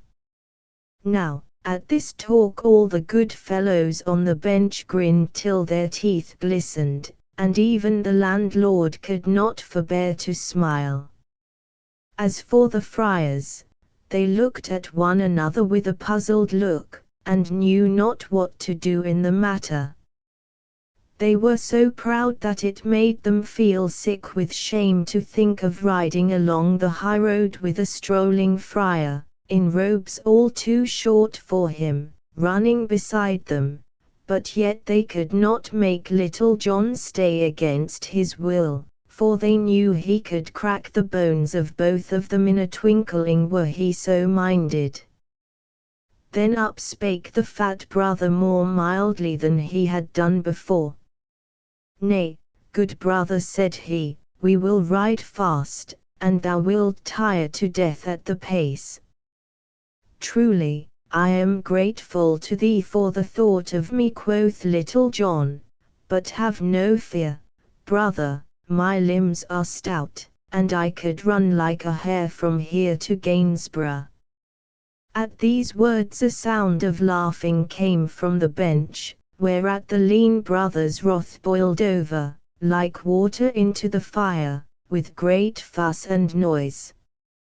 "Now, out upon thee, thou naughty fellow," he cried.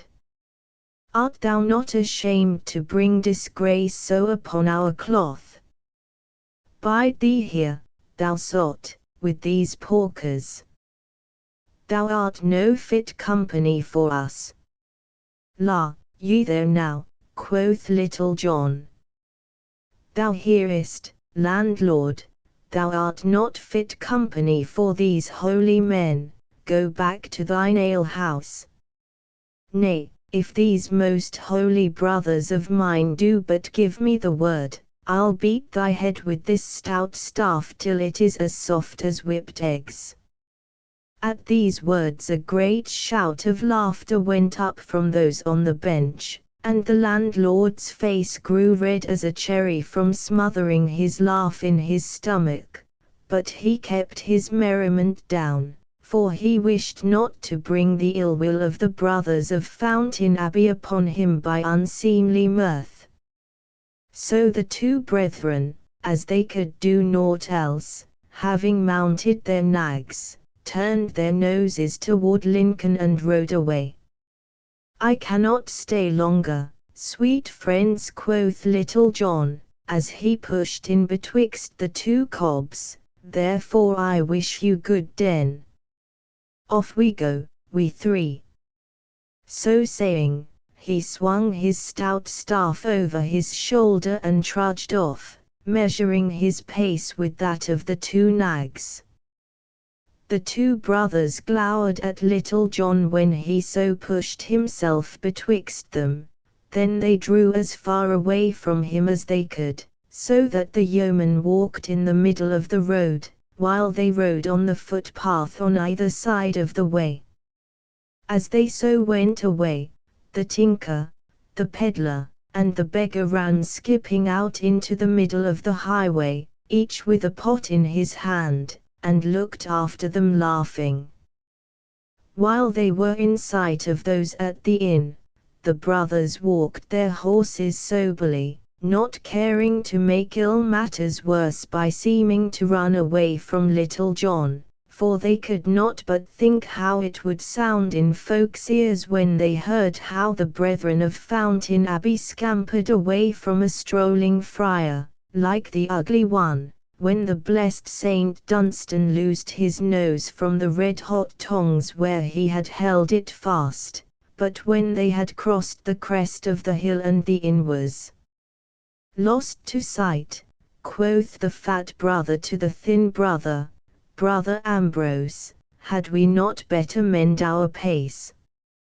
"Why truly, gossip," spoke up Little John, "methinks it would be well to boil our pot a little faster, for the day is passing on.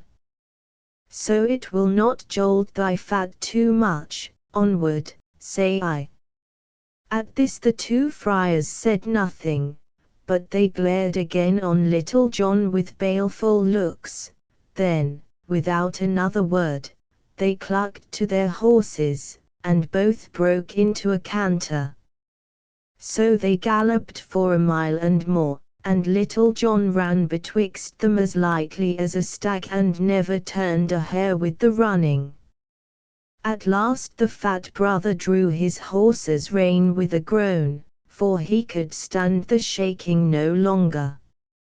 "Alas," said Little John, with not so much as a catch in his breath, "I did sadly fear that the roughness of this pace would shake thy poor old fat paunch."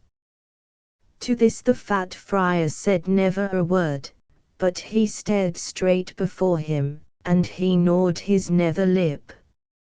And now they travelled forward more quietly, Little John in the middle of the road whistling merrily to himself, and the two friars in the footpath on either side saying never a word.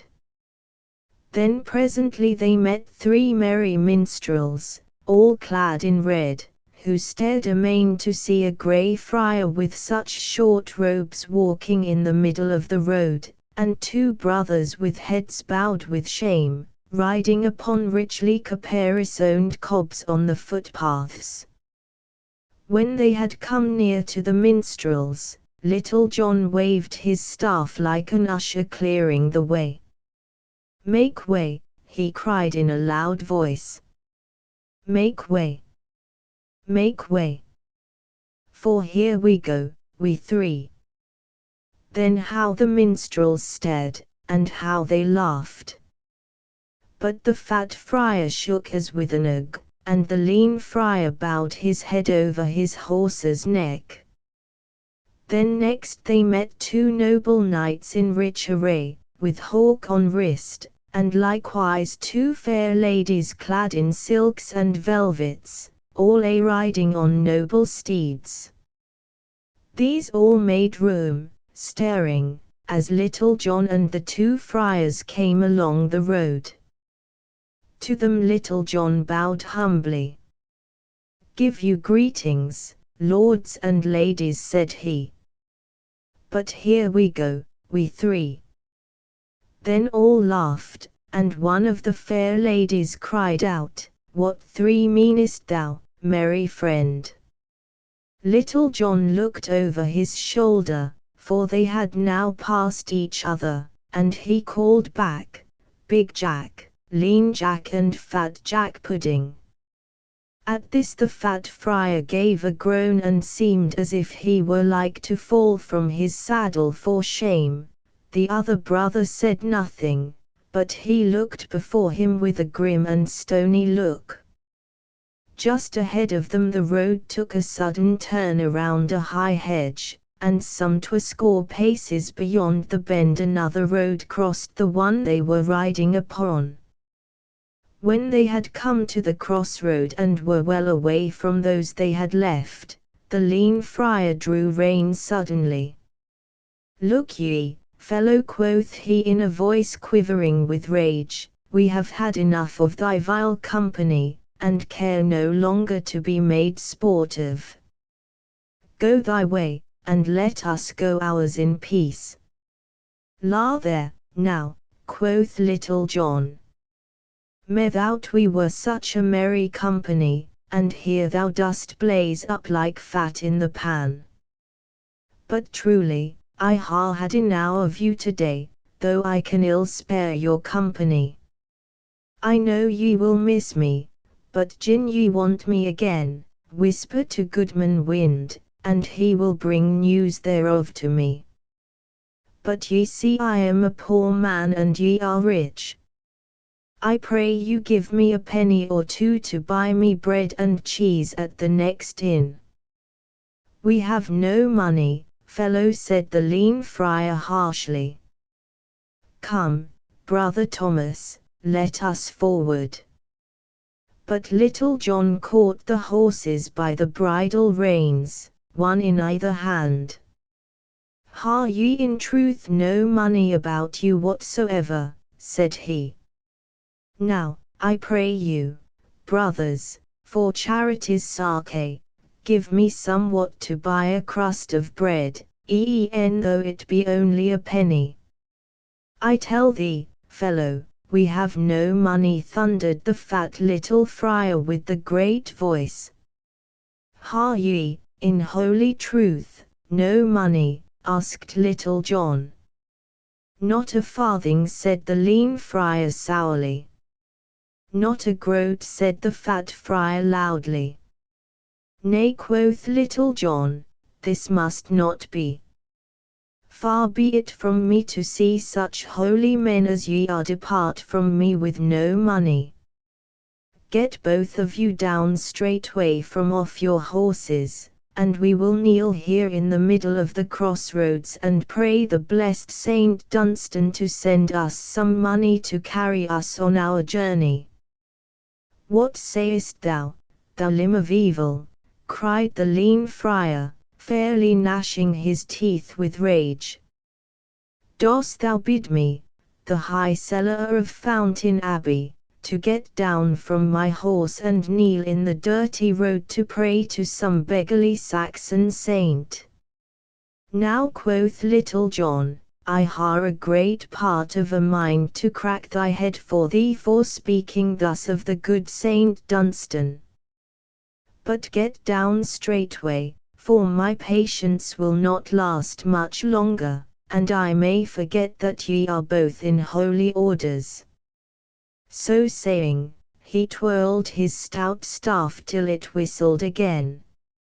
At this speech both friars grew as pale as dough. Down slipped the fat brother from off his horse on one side, and down slipped the lean brother on the other.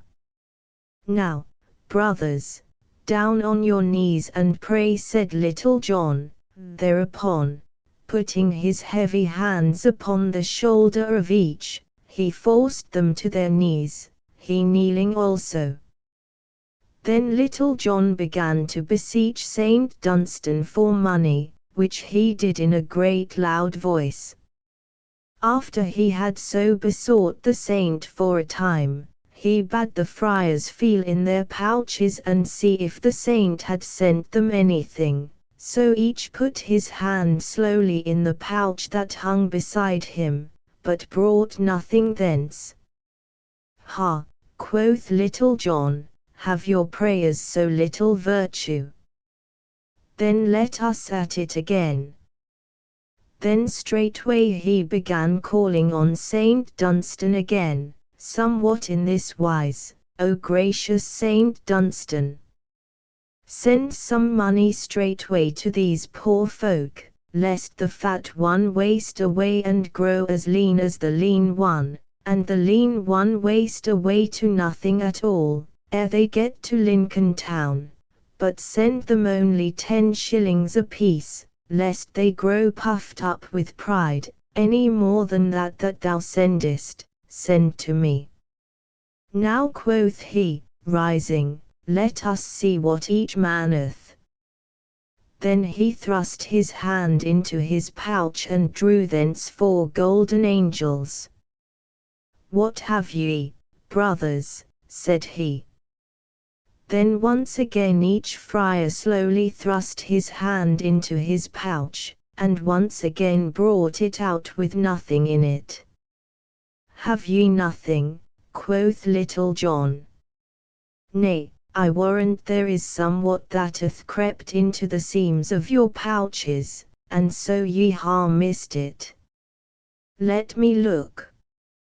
So he went first to the lean friar, and, thrusting his hand into the pouch, he drew forth a leathern bag and counted therefrom 110 pounds of golden money. I thought, quoth Little John, that thou hadst missed, in some odd corner of thy pouch, the money that the blessed saint had sent thee. And now let me see whether thou hast not some, also, brother. Thereupon he thrust his hand into the pouch of the fat friar and drew thence a bag like the other and counted out from it 70 pounds. Look ye now, quoth he, I knew the good saint had sent thee some pittance that thou, also, hadst missed. Then, giving them £1 between them, he slipped the rest of the money into his own pouch, saying, Ye pledged me your holy word that ye had no money. Being holy men, I trust that ye would not belie your word so pledged, therefore I know the good Saint Dunstan hath sent this in answer to my prayers. But as I only prayed for 10 shillings to be sent to each of you, all over and above that belongeth by rights to me, and so I take it. I give you good den, brothers, and may ye have a pleasant journey henceforth. So saying, he turned and left them, striding away. The friars looked at one another with a woeful look, and slowly and sadly they mounted their horses again and rode away with never a word. But Little John turned his footsteps back again to Sherwood Forest, and merrily he whistled as he strode along. And now we will see what befell Robin Hood in his venture as beggar. Robin Hood turns beggar. After Jolly Robin had left Little John at the forking of the roads, he walked merrily onward in the mellow sunshine that shone about him. Ever and anon he would skip and leap or sing a snatch of song, for pure joyousness of the day, for, because of the sweetness of the spring tide, his heart was as lusty within him as that of a colt newly turned out to grass. Sometimes he would walk a long distance, gazing aloft at the great white swelling clouds that moved slowly across the deep blue sky. Anon he would stop and drink in the fullness of life of all things, for the hedgerows were budding tenderly and the grass of the meadows was waxing long and green. Again he would stand still and listen to the pretty song of the little birds in the thickets or hearken to the clear crow of the cock daring the sky to rain, whereat he would laugh, for it took but little to tickle Robin's heart into merriment. So he trudged manfully along, ever willing to stop for this reason or for that, and ever ready to chat with such merry lasses as he met now and then. So the morning slipped along, but yet he met no beggar with whom he could change clothes. Quoth he, If I do not change my luck in haste, I am like to have an empty day of it, for it is well nigh half gone already, and, although I have had a merry walk through the countryside, I know naught of a beggar's life." Then, after a while, he began to grow hungry, whereupon his mind turned from thoughts of springtime and flowers and birds and dwelled upon boiled capons, malmsey, white bread, and the like, with great tenderness. Quoth he to himself, "I would I had Willie Winkin's wishing coat. I know right well what I should wish for, and this it should be." Here he marked upon the fingers of his left hand with the forefinger of his right hand those things which he wished for. "Firstly, I would have a sweet brown pie of tender larks, mark ye, not dry cooked, but with a good sop of gravy to moisten it withal. Next, I would have a pretty pullet, fairly boiled, with tender pigeon's eggs, cunningly sliced, garnishing the platter around. With these I would have a long, slim loaf of wheaten bread that hath been baked upon the hearth. It should be warm from the fire, with glossy brown crust, the colour of the hair of mine own maid Marian, and this same crust should be as crisp and brittle as the thin white ice that lies across the furrows in the early winter's morning. These will do for the more solid things, but with these I must have 3 potties, fat and round, one full of malmsey, one of canary, and one brimming full of mine own dear lusty sack." Thus spoke Robin to himself, his mouth growing moist at the corners with the thoughts of the good things he had raised in his own mind. So, talking to himself, he came to where the dusty road turned sharply around the hedge, all tender with the green of the coming leaf, and there he saw before him a stout fellow sitting upon a stile, swinging his legs in idleness. All about this lusty rogue dangled divers pouches and bags of different sizes and kinds, a dozen or more, with great, wide, gaping mouths, like a brood of hungry daws. His coat was gathered in at his waist, and was patched with as many colours as there are stripes upon a maypole in the spring-tide. On his head he wore a great tall leathern cap, and across his knees rested a stout quarter-staff of blackthorn, full as long and heavy as Robin's. As jolly a beggar was he as ever trod the lanes and byways of Nottinghamshire, for his eyes were as grey as slate, and snapped and twinkled and danced with merriment, and his black hair curled close all over his head in little rings of kinkiness.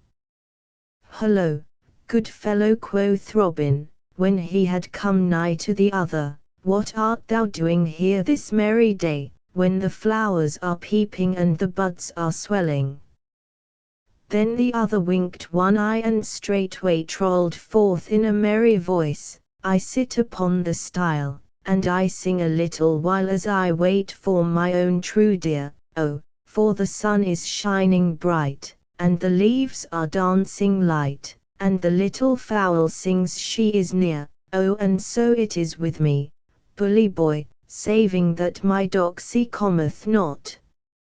"Now that is a right sweet song," quoth Robin, "and, were I in the right mind to listen to thee, I could bear well to hear more, but I have 2 things of seriousness to ask of thee, so listen, I prithee." At this the jolly beggar cocked his head on one side, like a rogue of a magpie.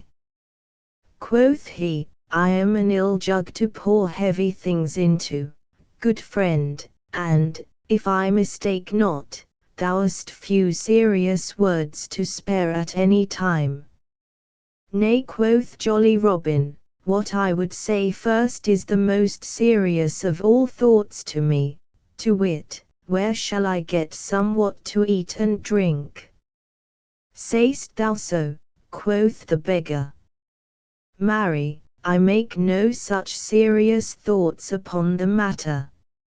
I eat when I can get it, and munch my crust when I can get no crumb. Likewise, when there is no ale to be had, I wash the dust from out my throat with a trickle of cold water. I was sitting here, as thou camest upon me, bethinking myself whether I should break my fast or no. I do love to let my hunger grow mightily keen ere I eat, for then a dry crust is as good to me as a venison pasty with suet and raisins is to stout King Harry. I have a sharp hunger upon me now, but methinks in a short while it will ripen to a right mellow appetite. Now, in good sooth, quoth merry Robin, laughing, thou hast a quaint tongue betwixt thy teeth. But hast thou truly naught but a dry crust about thee? Methinks thy bags and pouches are fat and lusty for such thin fare. Why, mayhap there is some other cold fare therein, said the beggar slyly. And hast thou naught to drink but cold water? Said Robin.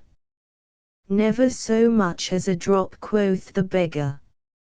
Over beyond yon clump of trees is as sweet a little inn as ever thou hast lifted eyelid upon, but I go not thither, for they have a nasty way with me. Once, when the good Prior of Emmet was dining there, the landlady set a dear little tart of stewed crabs and barley sugar upon the window-sill to cool, and, seeing it there, and fearing it might be lost, I took it with me till that I could find the owner thereof. Ever since then they have acted very ill toward me, yet truth bids me say that they have the best ale there that ever rolled over my tongue. At this Robin laughed aloud. Marry, quoth he, they did ill toward thee for thy kindness. But tell me truly, what hast thou in thy pouches? Why, quoth the beggar, peeping into the mouths of his bags, I find here a goodly piece of pigeon pie, wrapped in a cabbage leaf to hold the gravy. Here I behold a dainty streaked piece of brawn, and here a fair lump of white bread. Here I find 4 oaten cakes and a cold knuckle of ham. Ha! In sooth, 'tis strange, but here I behold 6 eggs that must have come by accident from some poultry yard hereabouts. They are raw, but roasted upon the coals and spread with a piece of butter that I see. Peace, good friend, cried Robin, holding up his hand. Thou makest my poor stomach quake with joy for what thou tellest me so sweetly. If thou wilt give me to eat, I will straightway hie me to that little inn thou didst tell of but now, and will bring a skin of ale for thy drinking and mine. Friend, thou hast said enough, said the beggar, getting down from the stile. I will feast thee with the best that I have, and bless Saint Cedric for thy company. But, sweet chuck, I prithee bring 3 quarts of ale at least, 1 for thy drinking and 2 for mine, for my thirst is such that methinks I can drink ale as the sands of the river Dee drink salt water. So Robin straightway left the beggar, who, upon his part, went to a budding lime bush back of the hedge, and there spread his feast upon the grass and roasted his eggs upon a little faggot fire, with a deftness gained by long labour in that line. After a while back came Robin bearing a goodly skin of ale upon his shoulder, which he laid upon the grass. Then, looking upon the feast spread upon the ground, and a fair sight it was to look upon, he slowly rubbed his hand over his stomach, for to his hungry eyes it seemed the fairest sight that he had beheld in all his life. Friend, said the beggar, let me feel the weight of that skin. Yet, truly quoth Robin, help thyself, sweet chuck, and meantime let me see whether thy pigeon pie is fresh or no. So the one seized upon the ale and the other upon the pigeon pie, and nothing was heard for a while but the munching of food and the gurgle of ale as it left the skin. At last, after a long time had passed thus, Robin pushed the food from him and heaved a great sigh of deep content, for he felt as though he had been made all over anew. And now, good friend, quoth he, leaning upon one elbow, I would have at thee about that other matter of seriousness of which I spoke not long since. How, said the beggar reproachfully, thou wouldst surely not talk of things appertaining to serious affairs upon such ale as this. Nay, quoth Robin, laughing. I would not check thy thirst, sweet friend, drink while I talk to thee. Thus it is, I would have thee know that I have taken a liking to thy craft and would fain have a taste of a beggar's life mine own self. Said the beggar, I marvel not that thou hast taken a liking to my manner of life, good fellow, but to like and to do are two matters of different sorts. I tell thee, friend, one must serve a long apprenticeship ere one can learn to be even so much as a clapper-dudgeon, much less a crank or an Abraham man. 3 I tell thee, lad, thou art too old to enter upon that which it may take thee years to catch the hang of. 3 classes of travelling mendicants that infested England as late as the middle of the 17th century. Vide Dakar's English villainies, etc. Mayhap that may be so, quoth Robin, for I bring to mind that Gaffer Swanthold saith Jack Shoemaker maketh ill bread, Tom Baker maketh ill shoon. Nevertheless, I have a mind to taste a beggar's life, and need but the clothing to be as good as any. I tell thee, fellow, said the beggar, if thou wert clad as sweetly as good Saint Winton, the patron of our craft, thou wouldst never make a beggar. Marry, the first jolly traveller that thou wouldst meet would beat thee to a pudding for thrusting thy nose into a craft that belongeth not to thee. Nevertheless, quoth Robin, I would have a try at it, and methinks I shall change clothes with thee, for thy garb seemeth to be pretty, not to say gay. So not only will I change clothes, but I will give thee 2 golden angels to boot. I have brought my stout staff with me, thinking that I might have to wrap some one of the brethren of thy cloth over the head by way of argument in this matter. But I love thee so much for the feast thou hast given me that I would not lift even my little finger against thee, so thou needst not have a crumb of fear.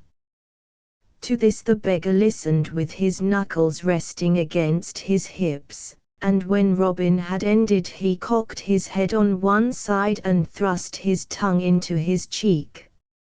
Marry, come up, quoth he at last. Lift thy finger against me, forsooth. Art thou out of thy wits, man? My name is Racon Hazel, and I come from Holywell, in Flintshire, over by the River Dee. I tell thee, knave, I have cracked the head of many a better man than thou art, and even now I would scald thy crown for thee but for the ale thou hast given me. Now thou shalt not have so much as one tagrag of my coat, even could it save thee from hanging. Now, fellow, said Robin, it would ill suit me to spoil thy pretty head for thee, but I tell thee plainly, that but for this feast I would do that to thee would stop thy travelling the country for many a day to come.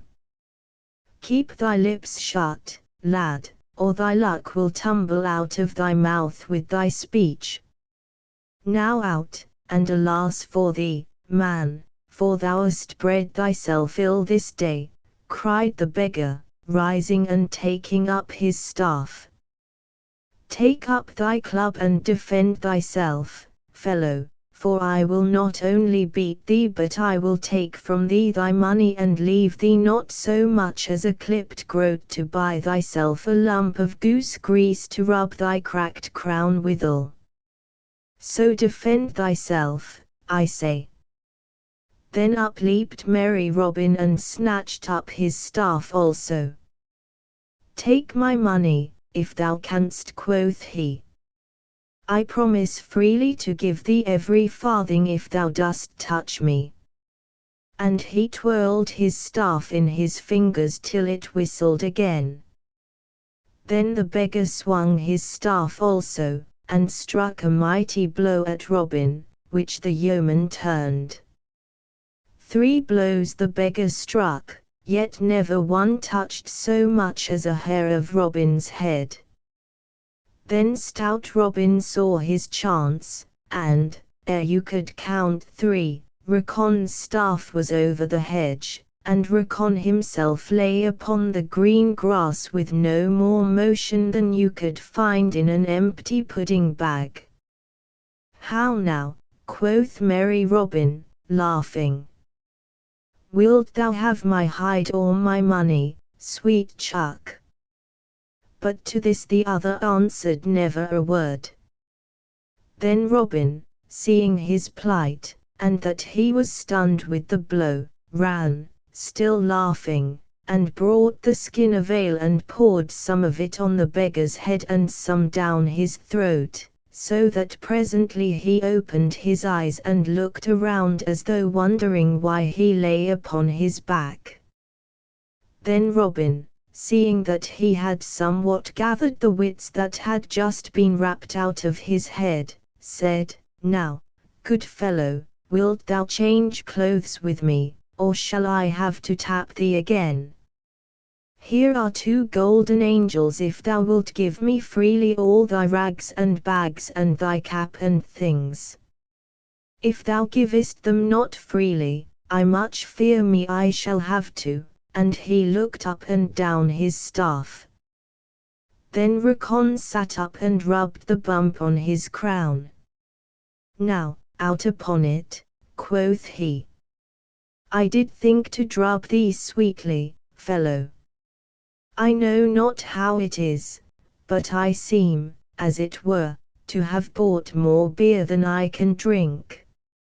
If I must give up my clothes, I must, but first promise me, by thy word as a true yeoman, that thou wilt take naught from me but my clothes.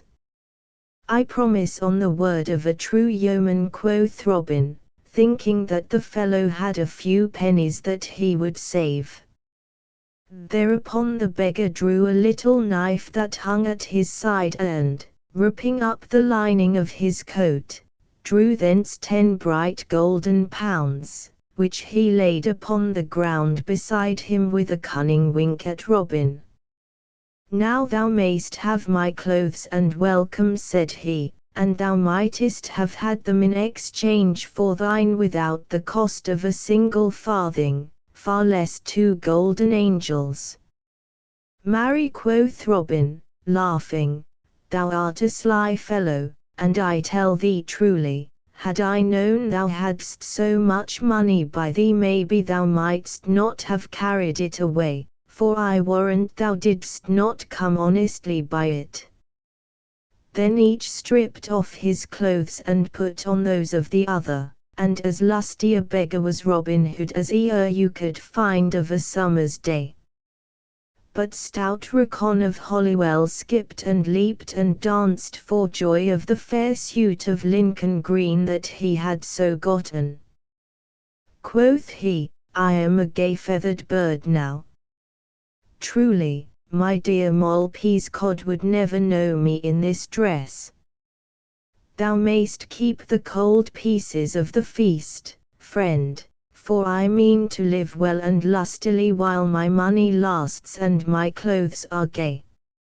So he turned and left Robin and, crossing the stile, was gone, but Robin heard him singing from beyond the hedge as he strode away. For Polly is smiling and Molly is glad when the beggar comes in at the door, and Jack and Dick call him a fine lusty lad, and the hostess runs up a great score.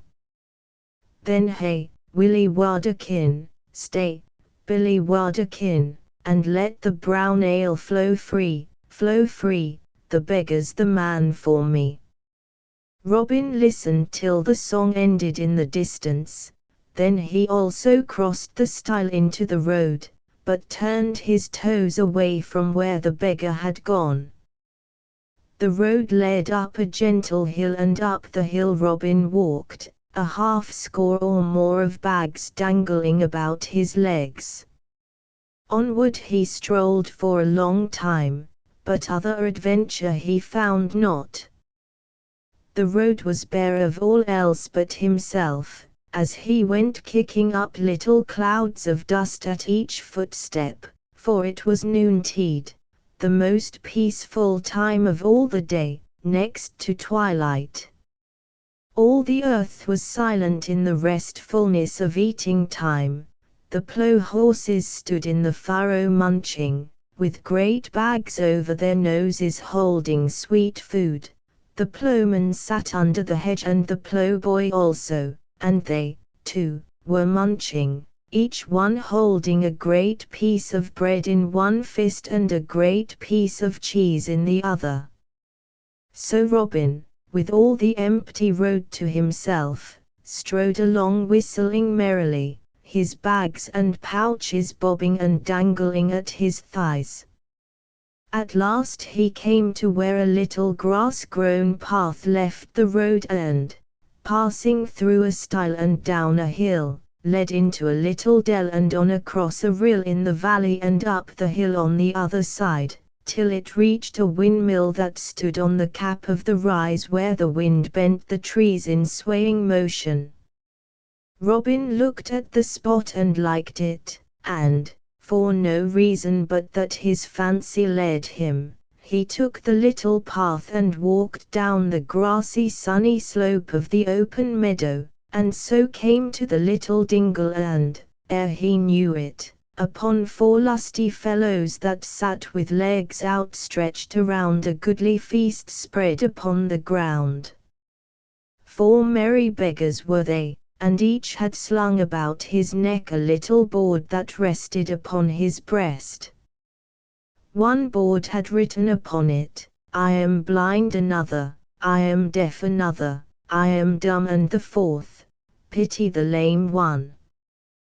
But although all these troubles written upon the boards seemed so grievous, the 4 stout fellows sat around feasting as merrily as though Cain's wife had never opened the pottle that held misfortunes and let them forth like a cloud of flies to pester us. The deaf man was the first to hear Robin, for he said, "Hark, brothers, I hear someone coming." And the blind man was the first to see him, for he said, "He is an honest man, brothers, and one of like craft to ourselves."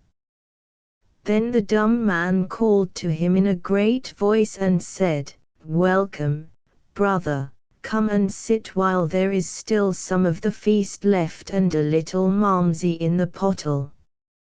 At this, the lame man, who had taken off his wooden leg and unstrapped his own leg, and was sitting with it stretched out upon the grass so as to rest it, made room for Robin among them. "We are glad to see thee, brother," said he, holding out the flask of malmsey.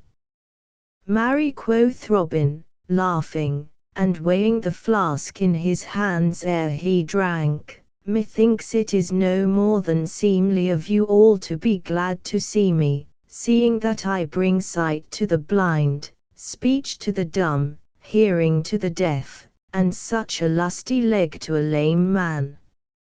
I drink to your happiness, brothers, as I may not drink to your health, seeing ye are already hale, wind and limb. At this all grinned, and the blind beggar, who was the chief man among them, and was the broadest-shouldered and most lusty rascal of all, smote Robin upon the shoulder, swearing he was a right merry wag.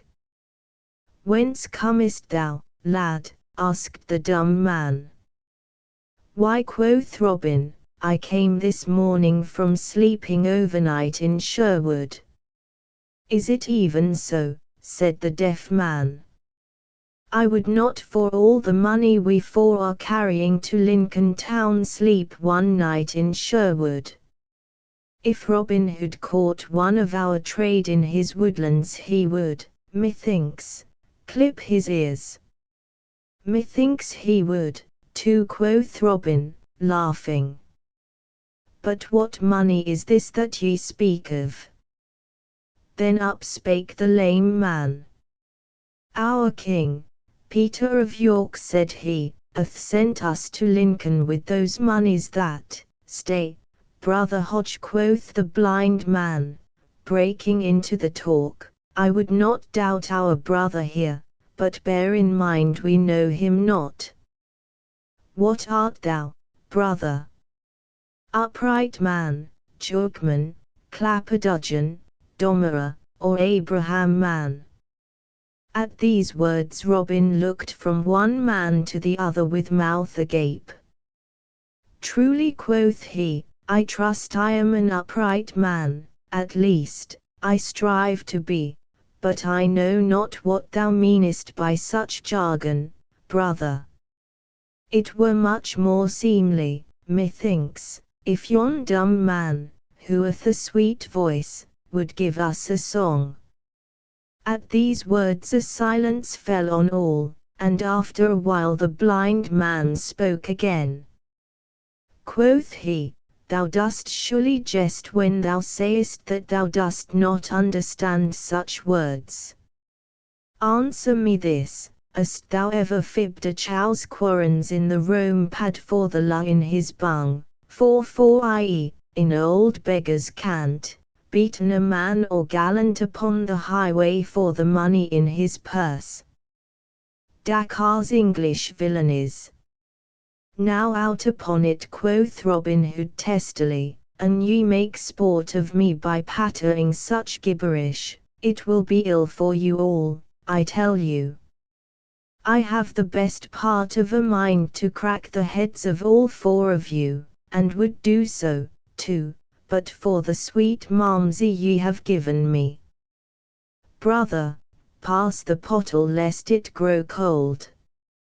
But all the four beggars leaped to their feet when Robin had done speaking, and the blind man snatched up a heavy knotted cudgel that lay beside him on the grass, as did the others likewise.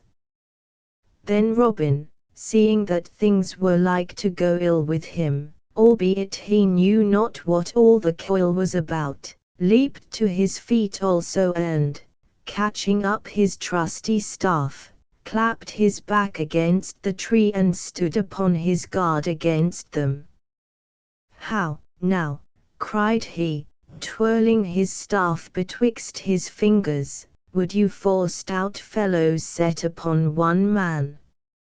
Stand back, ye rascals, or I will score your pates till they have as many marks upon them as a pot-house door. Are ye mad? I have done you no harm." "Thou liest," quoth the one who pretended to be blind and who, being the lustiest villain, was the leader of the others, "thou liest. For thou hast come among us as a vile spy. But thine ears have heard too much for thy body's good, and thou goest not forth from this place unless thou goest feet foremost, for this day thou shalt die. Come, brothers, all together. Down with him." Then, whirling up his cudgel, he rushed upon Robin as an angry bull rushes upon a red rag. But Robin was ready for any happening. Crick! Crack! He struck 2 blows as quick as a wink, and down went the blind man, rolling over and over upon the grass. At this the others bore back and stood at a little distance scowling upon Robin. "Come on, ye scum," cried he merrily.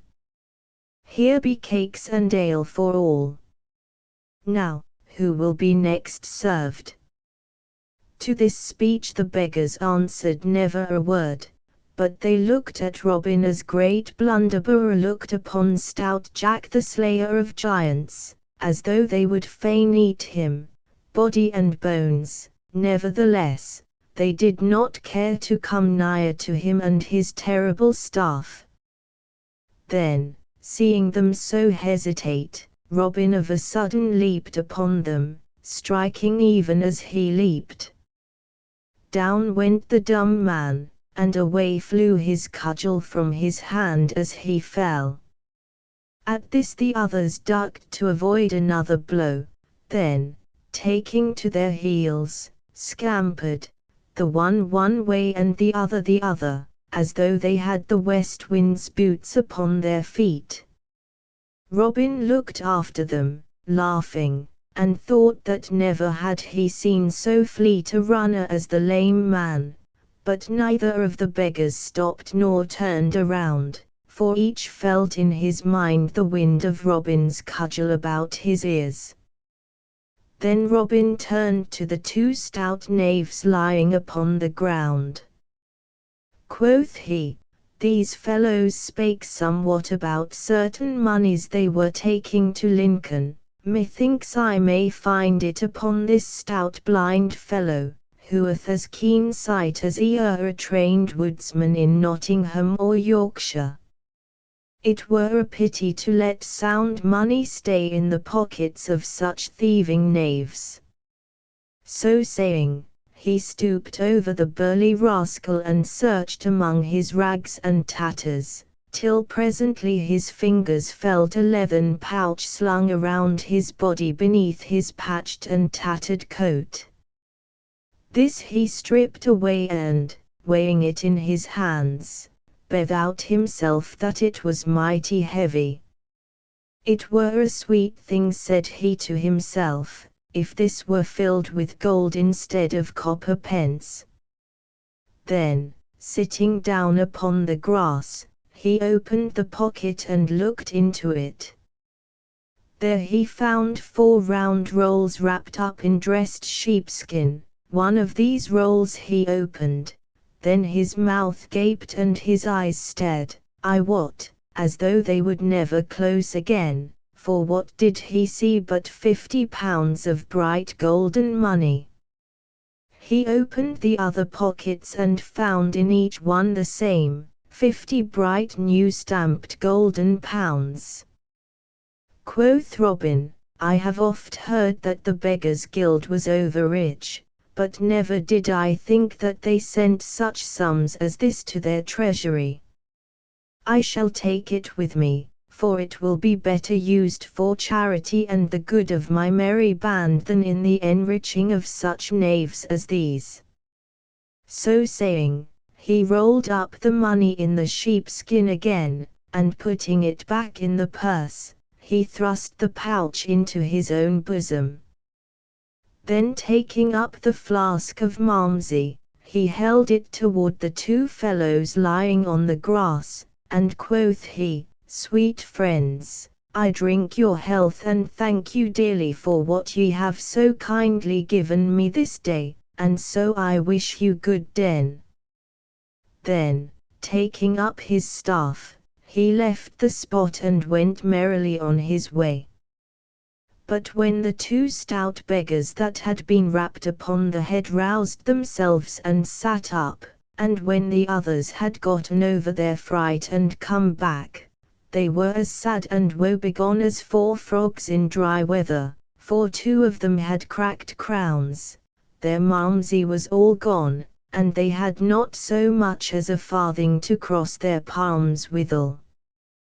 But after Robin left the little dell he strode along merrily, singing as he went, and so blithe was he and such a stout beggar, and, withal, so fresh and clean, that every merry lass he met had a sweet word for him and felt no fear, while the very dogs, that most times hate the sight of a beggar, snuffed at his legs in friendly wise and wagged their tails pleasantly, for dogs know an honest man by his smell, and an honest man Robin was, in his own way.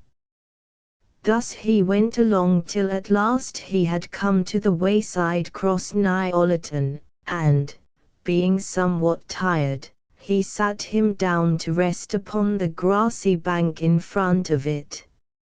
"It groweth nigh time," quoth he to himself, "that I were getting back again to Sherwood, yet it would please me well to have one more merry adventure ere I go back again to my jolly band." So he looked up the road and down the road to see who might come, until at last he saw someone drawing near, riding upon a horse. When the traveller came nigh enough for him to see him well, Robin laughed, for a strange enough figure he cut. He was a thin, wizened man, and, to look upon him, you could not tell whether he was 30 years old or 60, so dried up was he even to skin and bone. As for the nag, it was as thin as the rider, and both looked as though they had been baked in Mother Huddle's oven, where folk are dried up so that they live forever. But although Robin laughed at the droll sight, he knew the wayfarer to be a certain rich corn engrosser of Worksop, who more than once had bought all the grain in the countryside and held it till it reached even famine prices, thus making much money from the needs of poor people, and for this he was hated far and near by everyone that knew aught of him. So, after a while, the corn engrosser came riding up to where Robin sat, whereupon merry Robin stepped straightway forth, in all his rags and tatters, his bags and pouches dangling about him, and laid his hand upon the horse's bridle rein, calling upon the other to stop. "Who art thou, fellow, that doth dare to stop me thus upon the king's highway?" said the lean man, in a dry, sour voice. "Pity a poor beggar," quoth Robin. "Give me but a farthing to buy me a piece of bread." "Now, out upon thee," snarled the other. "Such sturdy rogues as thou art are better safe in the prisons or dancing upon nothing, with a hempen collar about the neck, than strolling the highways so freely." "Tut," quoth Robin, "how thou talkest! Thou and I are brothers, man. Do we not both take from the poor people that which they can ill spare? Do we not make our livings by doing naught of any good? Do we not both live without touching palm to honest work? Have we either of us ever rubbed thumbs over honestly gained farthings? Go to. We are brothers, I say, only thou art rich and I am poor, wherefore, I prithee once more, give me a penny." "Dost thou prate so to me, sirrah?" cried the corn engrosser in a rage. "Now I will have thee soundly whipped if ever I catch thee in any town where the law can lay hold of thee. As for giving thee a penny, I swear to thee that I have not so much as a single groat in my purse. Were Robin Hood himself to take me, he might search me from crown to heel without finding the smallest piece of money upon me. I trust I am too sly to travel so nigh to Sherwood with money in my pouch, and that thief at large in the woods. Then merry Robin looked up and down, as if to see that there was no one nigh, and then, coming close to the corn engrosser, he stood on tiptoe and spake in his ear, Thinkest thou in sooth that I am a beggar, as I seem to be? Look upon me. There is not a grain of dirt upon my hands or my face or my body. Didst thou ever see a beggar so? I tell thee I am as honest a man as thou art. Look, friend. Here he took the purse of money from his breast and showed to the dazzled eyes of the corn engrosser the bright golden pieces. Friend, these rags serve but to hide an honest rich man from the eyes of Robin Hood.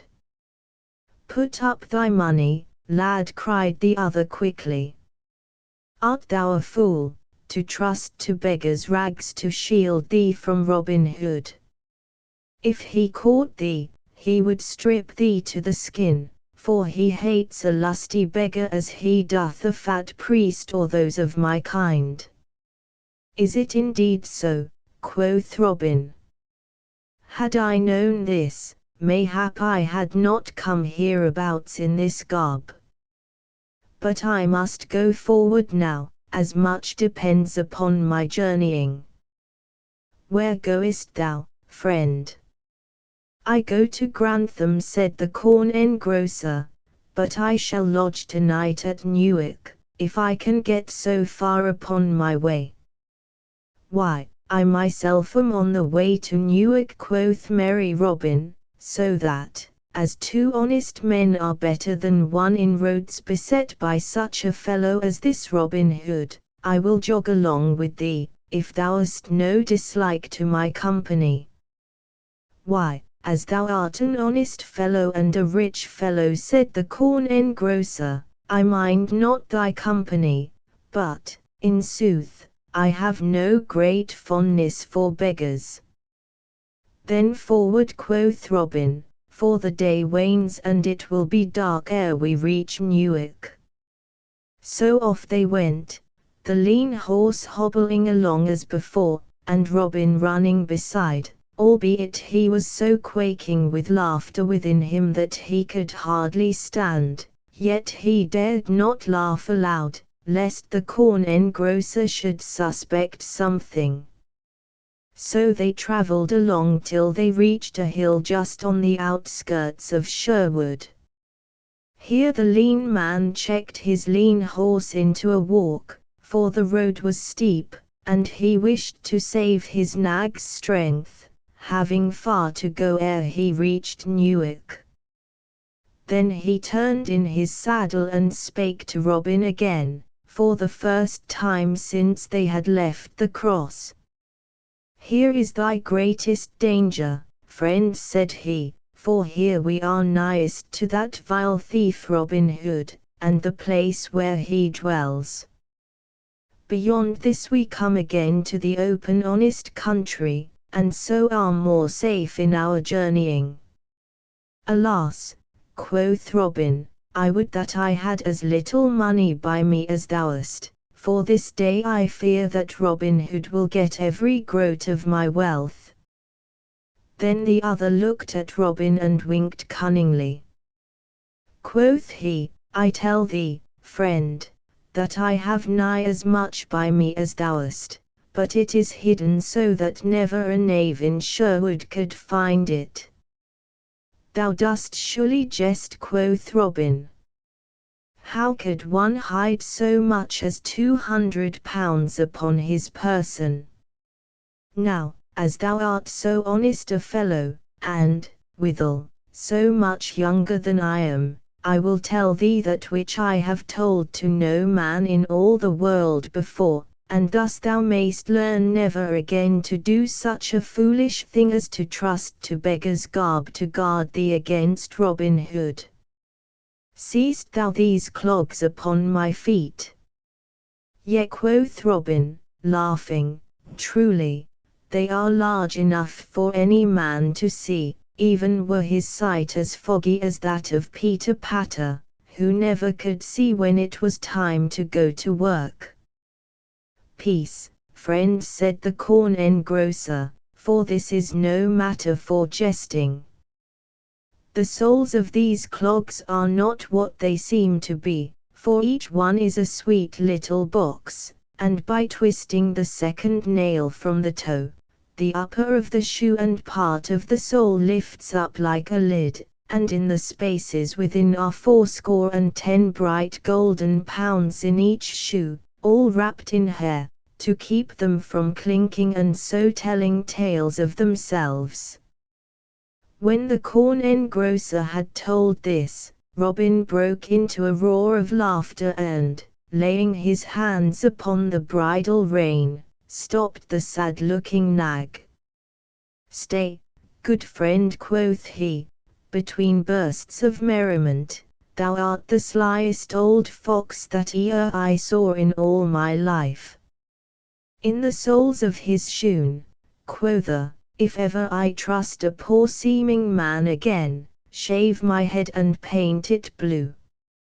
A corn factor, a horse jockey, an estate agent, and a jackdaw for cunningness, say I." And he laughed again till he shook in his shoes with mirth.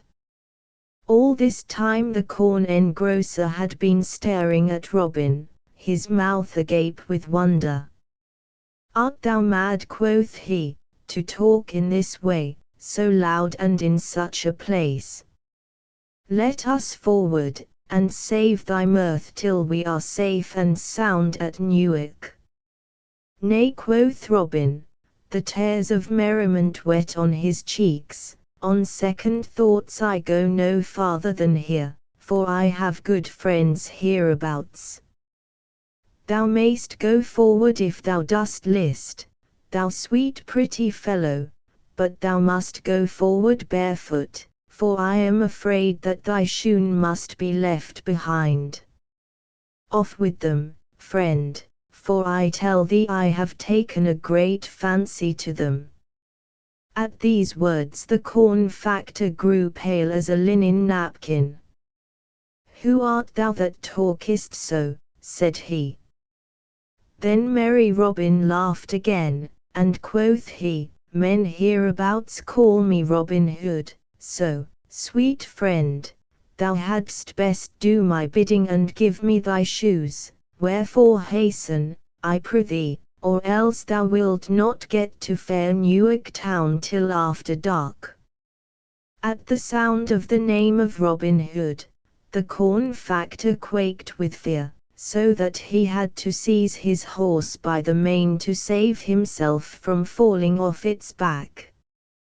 Then straightway, and without more words, he stripped off his clogs and let them fall upon the road. Robin, still holding the bridle rein, stooped and picked them up. Then he said, "Sweet friend, I am used to ask those that I have dealings with to come and feast at Sherwood with me. I will not ask thee, because of our pleasant journey together, for I tell thee there be those in Sherwood that would not be so gentle with thee as I have been." The name of corn engrosser leaves a nasty taste upon the tongue of all honest men. Take a fool's advice of me and come no more so nigh to Sherwood, or mayhap some day thou mayst of a sudden find a cloth-iron shaft betwixt thy ribs. So, with this, I give thee good den." Hereupon he clapped his hand to the horse's flank and off went nag and rider. But the man's face was all bedewed with the sweat of fright, and never again, I wot, was he found so close to Sherwood Forest as he had been this day. Robin stood and looked after him, and, when he was fairly gone, turned, laughing, and entered the forest carrying the shoes in his hand. That night in sweet Sherwood the red fires glowed brightly in wavering light on tree and bush, and all around sat or lay the stout fellows of the band to hear Robin Hood and Little John tell their adventures. All listened closely, and again the woods rang with shouts of laughter. When all was told, Friar Tuck spoke up. "Good master," said he, "thou hast had a pretty time, but still I hold to my saying, that the life of the barefoot friar is the merrier of the two." "Nay," quoth Will Stutely, "I hold with our master, that he hath had the pleasanter doings of the two, for he hath had 2 stout bouts at quarter-staff this day." So some of the band held with Robin Hood and some with Little John. As for me, I think, but I leave it with you to say for yourselves which you hold with. Robin Hood shoots before Queen Eleanor. The high road stretched white and dusty in the hot summer afternoon sun, and the trees stood motionless along the roadside. All across the meadowlands the hot air danced and quivered, and in the limpid waters of the lowland brook, spanned by a little stone bridge, the fish hung motionless above the yellow gravel, and the dragonfly sat quite still, perched upon the sharp tip of a spike of the rushes, with its wings glistening in the sun. Along the road a youth came riding upon a fair milk-white barb, and the folk that he passed stopped and turned and looked after him, for never had so lovely a lad or one so gaily clad been seen in Nottingham before. He could not have been more than 16 years of age, and was as fair as any maiden. His long yellow hair flowed behind him as he rode along, all clad in silk and velvet, with jewels flashing and dagger jingling against the pommel of the saddle. Thus came the Queen's page, young Richard Partington, from famous London town down into Nottinghamshire, upon Her Majesty's bidding, to seek Robin Hood in Sherwood Forest. The road was hot and dusty and his journey had been long, for that day he had come all the way from Leicester town, a good 20 miles and more, wherefore young Partington was right glad when he saw before him a sweet little inn, all shady and cool beneath the trees, in front of the door of which a sign hung pendant, bearing the picture of a blue boar. Here he drew rein and called loudly for a pottle of Rhenish wine to be brought him, for stout country ale was too coarse a drink for this young gentleman. 5 lusty fellows sat upon the bench beneath the pleasant shade of the wide-spreading oak in front of the inn door, drinking ale and beer, and all stared amain at this fair and gallant lad. 2 of the stoutest of them were clothed in Lincoln green, and a great heavy oaken staff leaned against the gnarled oak tree trunk beside each fellow. The landlord came and brought a pottle of wine and a long narrow glass upon a salver, which he held up to the page as he sat upon his horse. Young Partington poured forth the bright yellow wine and holding the glass aloft, cried, "Here is to the health and long happiness of my royal mistress, the noble Queen Eleanor, and may my journey and her desirings soon have end, and I find a certain stout yeoman men call Robin Hood." At these words all stared, but presently the 2 stout yeomen in Lincoln green began whispering together. Then one of the 2, whom Partington thought to be the tallest and stoutest fellow he had ever beheld, spoke up and said, "What seekest thou of Robin Hood, Sir Page? And what does our good Queen Eleanor wish of him? I ask this of thee, not foolishly, but with reason, for I know somewhat of this stout yeoman." "And thou knowest aught of him, good fellow," said young Partington, thou wilt do great service to him and great pleasure to our royal queen by aiding me to find him." Then up spake the other yeoman, who was a handsome fellow with sunburned face and nut brown, curling hair, "Thou hast an honest look, Sir Page, and our queen is kind and true to all stout yeomen. Methinks I and my friend here might safely guide thee to Robin Hood, for we know where he may be found. Yet I tell thee plainly, we would not for all merry England have aught of harm befall him. Set thy mind at ease, I bring naught of ill with me," quoth Richard Partington. "I bring a kind message to him from our queen, therefore an ye know where he is to be found, I pray you to guide me thither." Then the two yeomen looked at one another again, and the tall man said, "Surely it were safe to do this thing, Will," whereat the other nodded. Thereupon both arose, and the tall yeoman said, "We think thou art true, Sir Page, and meanest no harm, therefore we will guide thee to Robin Hood as thou dost wish." Then Partington paid his score, and the yeoman coming forward, they all straightway departed upon their way.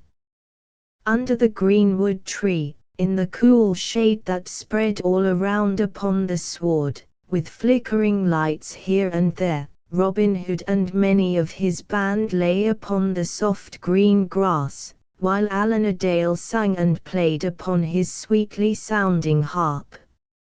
All listened in silence, for young Allan's singing was one of the greatest joys in all the world to them. But as they so listened there came of a sudden the sound of a horse's feet, and presently Little John and Will Stutely came forth from the forest path into the open glade, young Richard Partington riding between them upon his milk-white horse.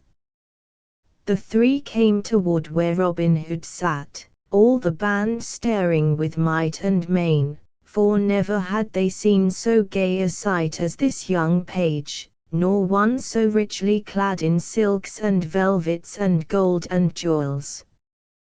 Then Robin arose and stepped forth to meet him, and Partington leaped from his horse and doffing his cap of crimson velvet, met Robin as he came. "Now, welcome," cried Robin.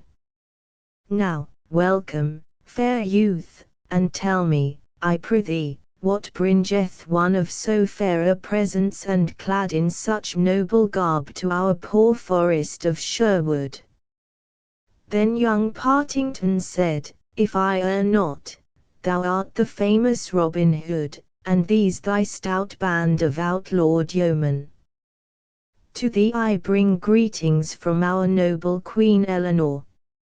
Oft hath she heard thee spoken of and thy merry doings hereabouts, and fain would she behold thy face, therefore she bids me tell thee that if thou wilt presently come to London town, she will do all in her power to guard thee against harm, and will send thee back safe to Sherwood Forest again. 4 days hence, in Finsbury Fields, our good King Henry, of great renown, holdeth a grand shooting match, and all the most famous archers of merry England will be thereat. Our Queen would fain see thee strive with these, knowing that if thou wilt come thou wilt, with little doubt, carry off the prize. Therefore she hath sent me with this greeting, and furthermore sends thee, as a sign of great goodwill, this golden ring from off her own fair thumb, which I give herewith into thy hands." Then Robin Hood bowed his head and taking the ring, kissed it right loyally, and then slipped it upon his little finger. Quoth he, "Sooner would I lose my life than this ring, and ere it departs from me, my hand shall be cold in death or stricken off at the wrist. Fair Sir Page, I will do our Queen's bidding, and will presently hie with thee to London, but, ere we go, I will feast thee here in the woodlands with the very best we have. It may not be, said the page, we have no time to tarry, therefore get thyself ready straightway, and if there be any of thy band that thou wouldst take with thee, our queen bids me say that she will make them right welcome likewise. Truly, thou art right, quoth Robin, and we have but short time to stay, therefore I will get me ready presently. I will choose 3 of my men, only, to go with me, and these 3 shall be Little John, mine own true right-hand man, Will Scarlet, my cousin, and Allan a Dale, my minstrel. Go, lads, and get ye ready straightway, and we will presently off with all speed that we may. Thou, Will Stutely, shall be the chief of the band while I am gone. Then Little John and Will Scarlet and Allan a Dale ran leaping, full of joy, to make themselves ready, while Robin also prepared himself for the journey.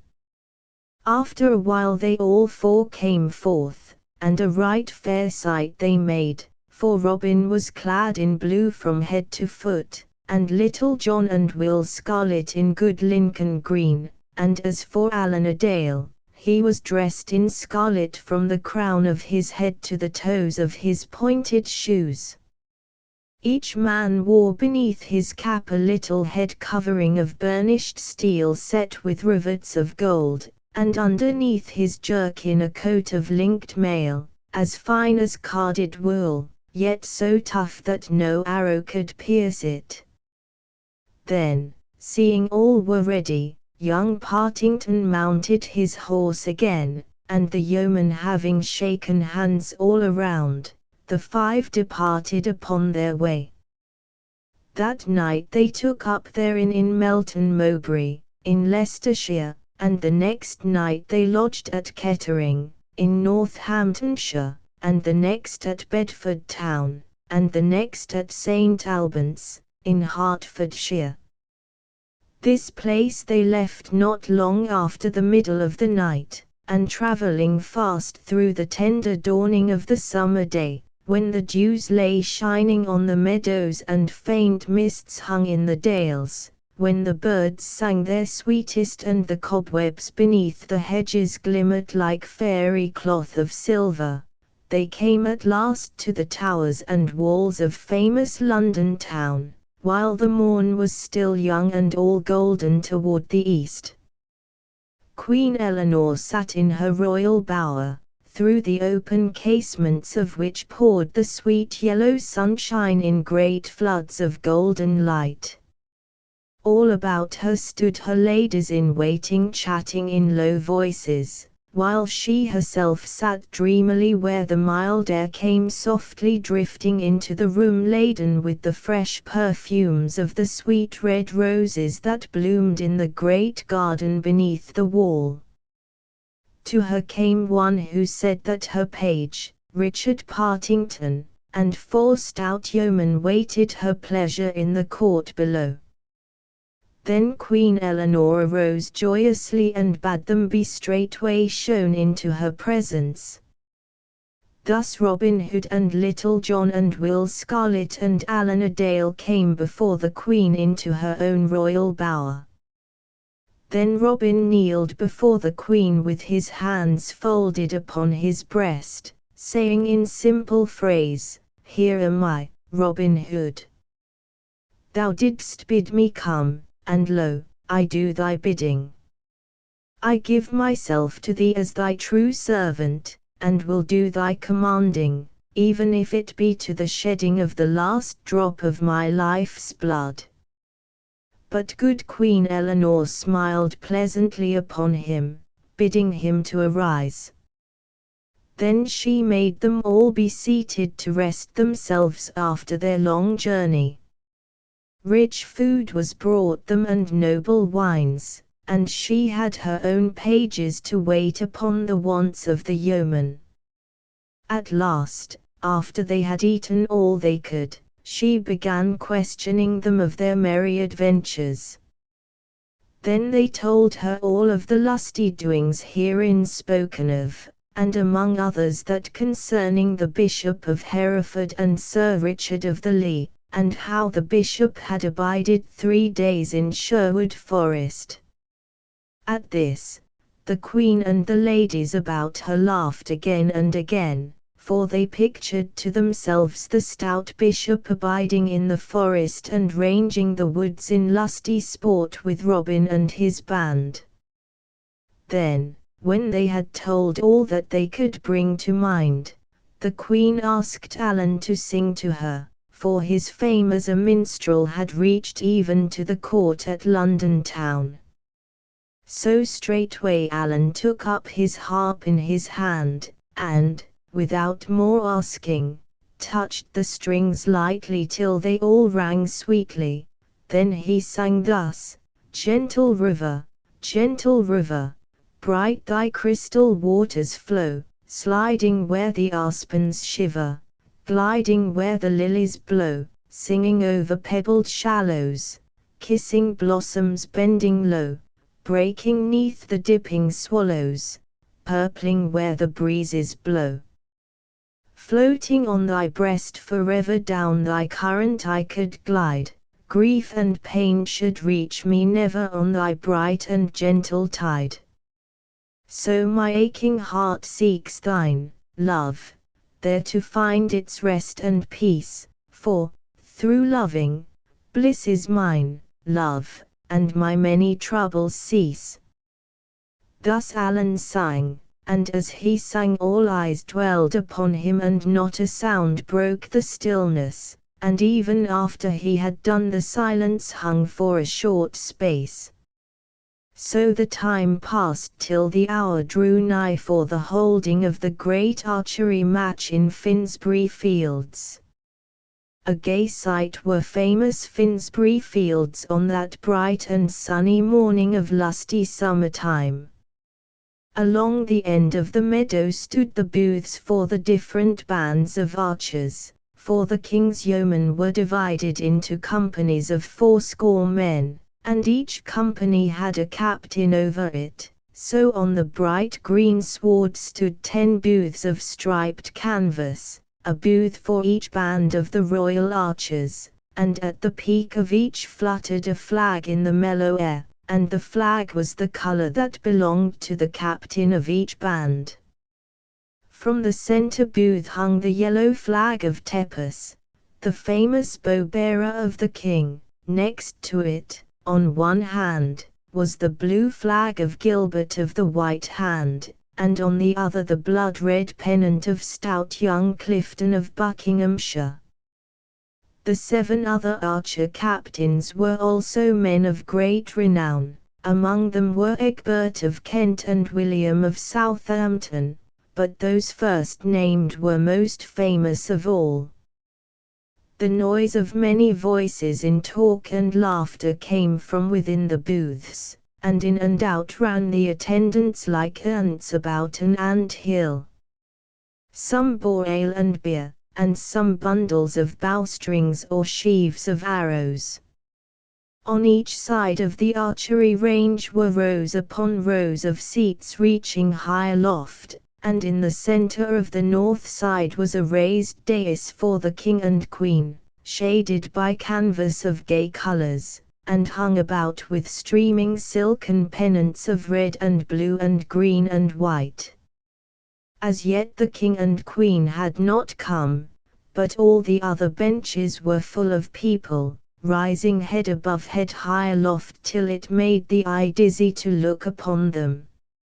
A score yards distant from the mark from which the archers were to shoot stood 10 fair targets, each target marked by a flag of the colour belonging to the band that was to shoot their 8. So all was ready for the coming of the king and queen. At last a great blast of bugles sounded, and into the meadow came riding 6 trumpeters with silver trumpets, from which hung velvet banners heavy with rich workings of silver and gold thread. Behind these came stout King Henry upon a dapple-grey stallion, with his queen beside him upon a milk-white palfrey. On either side of them walked the yeomen of the guard, the bright sunlight flashing from the polished blades of the steel halberds they carried. Behind these came the court in a great crowd, so that presently all the lawn was alive with bright colours, with silk and velvet, with waving plumes and gleaming gold, with flashing jewels and sword hilts, a gallant sight on that bright summer day. Then all the people arose and shouted, so that their voices sounded like the storm upon the Cornish coast, when the dark waves run upon the shore and leap and break, surging amid the rocks, so, amid the roaring and the surging of the people, and the waving of scarfs and kerchiefs, the king and queen came to their place, and, getting down from their horses, mounted the broad stairs that led to the raised platform, and there took their seats on two thrones bedecked with purple silks and cloths of silver and of gold. When all was quiet, a bugle sounded, and straightway the archers came marching in order from their tents. 40 they were in all, as stalwart a band of yeomen as could be found in all the wide world. So they came in orderly fashion and stood in front of the dais where King Henry and his queen sat. King Henry looked up and down their ranks right proudly, for his heart warmed within him at the sight of such a gallant band of yeomen. Then he bade his herald Sir Hugh de Mowbray stand forth and proclaim the rules governing the game. So Sir Hugh stepped to the edge of the platform and spoke in a loud clear voice, and thus he said, that each man should shoot 7 arrows at the target that belonged to his band, and, of the 40 yeomen of each band, the 3 that shot the best should be chosen. These 3 should shoot 3 arrows apiece, and the one that shot the best should again be chosen. Then each of these should again shoot 3 arrows apiece, and the one that shot the best should have the first prize, the one that shot the next best should have the second, and the one that shot the next best should have the third prize. Each of the others should have 40 silver pennies for his shooting. The first prize was to be 20 golden pounds, a silver bugle horn inlaid with gold, and a quiver with 10 white arrows tipped with gold and feathered with the white swan's wing therein. The second prize was to be 50 of the fattest bucks that run on Dallon Lea, to be shot when the yeoman that won them chose. The third prize was to be 2 tons of good Rhenish wine. So Sir Hugh spoke, and when he had done all the archers waved their bows aloft and shouted. Then each band turned and marched in order back to its place. And now the shooting began, the captains first taking stand and speeding their shafts and then making room for the men who shot, each in turn, after them. 280 shafts were shot in all, and so deftly were they sped that when the shooting was done each target looked like the back of a hedgehog when the farm dog snuffs at it. A long time was taken in this shooting, and when it was over the judges came forward, looked carefully at the targets, and proclaimed in a loud voice which 3 had shot the best from the separate bands. Then a great hubbub of voices arose, each man among the crowd that looked on calling for his favorite archer. Then 10 fresh targets were brought forward, and every sound was hushed as the archers took their places once more. This time the shooting was more speedily done, for only 9 shafts were shot by each band. Not an arrow missed the targets, but in that of Gilbert of the White Hand 5 arrows were in the small white spot that marked the center. Of these 5, 3 were sped by Gilbert.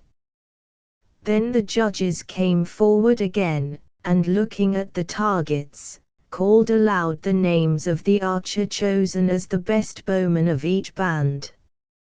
Of these Gilbert of the White Hand led, for 6 of the 10 arrows he had shot had lodged in the center, but stout Tepus and young Clifton trod close upon his heels, yet the others stood a fair chance for the 2nd or 3rd place.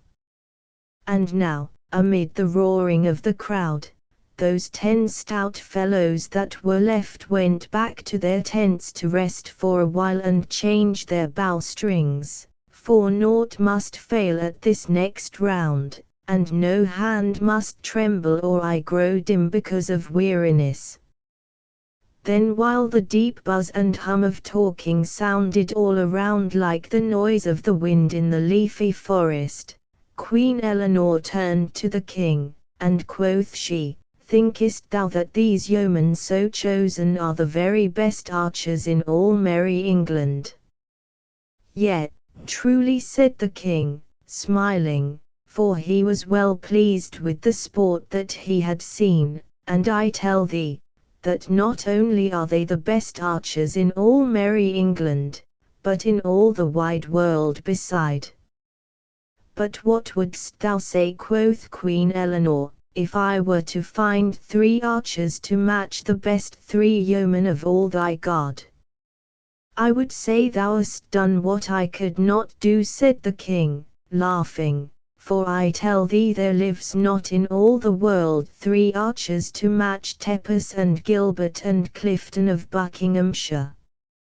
"Now," said the queen, "I know of 3 yeomen, and in truth I have seen them not long since, that I would not fear to match against any 3 that thou canst choose from among all thy 40 archers, and, moreover, I will match them here this very day.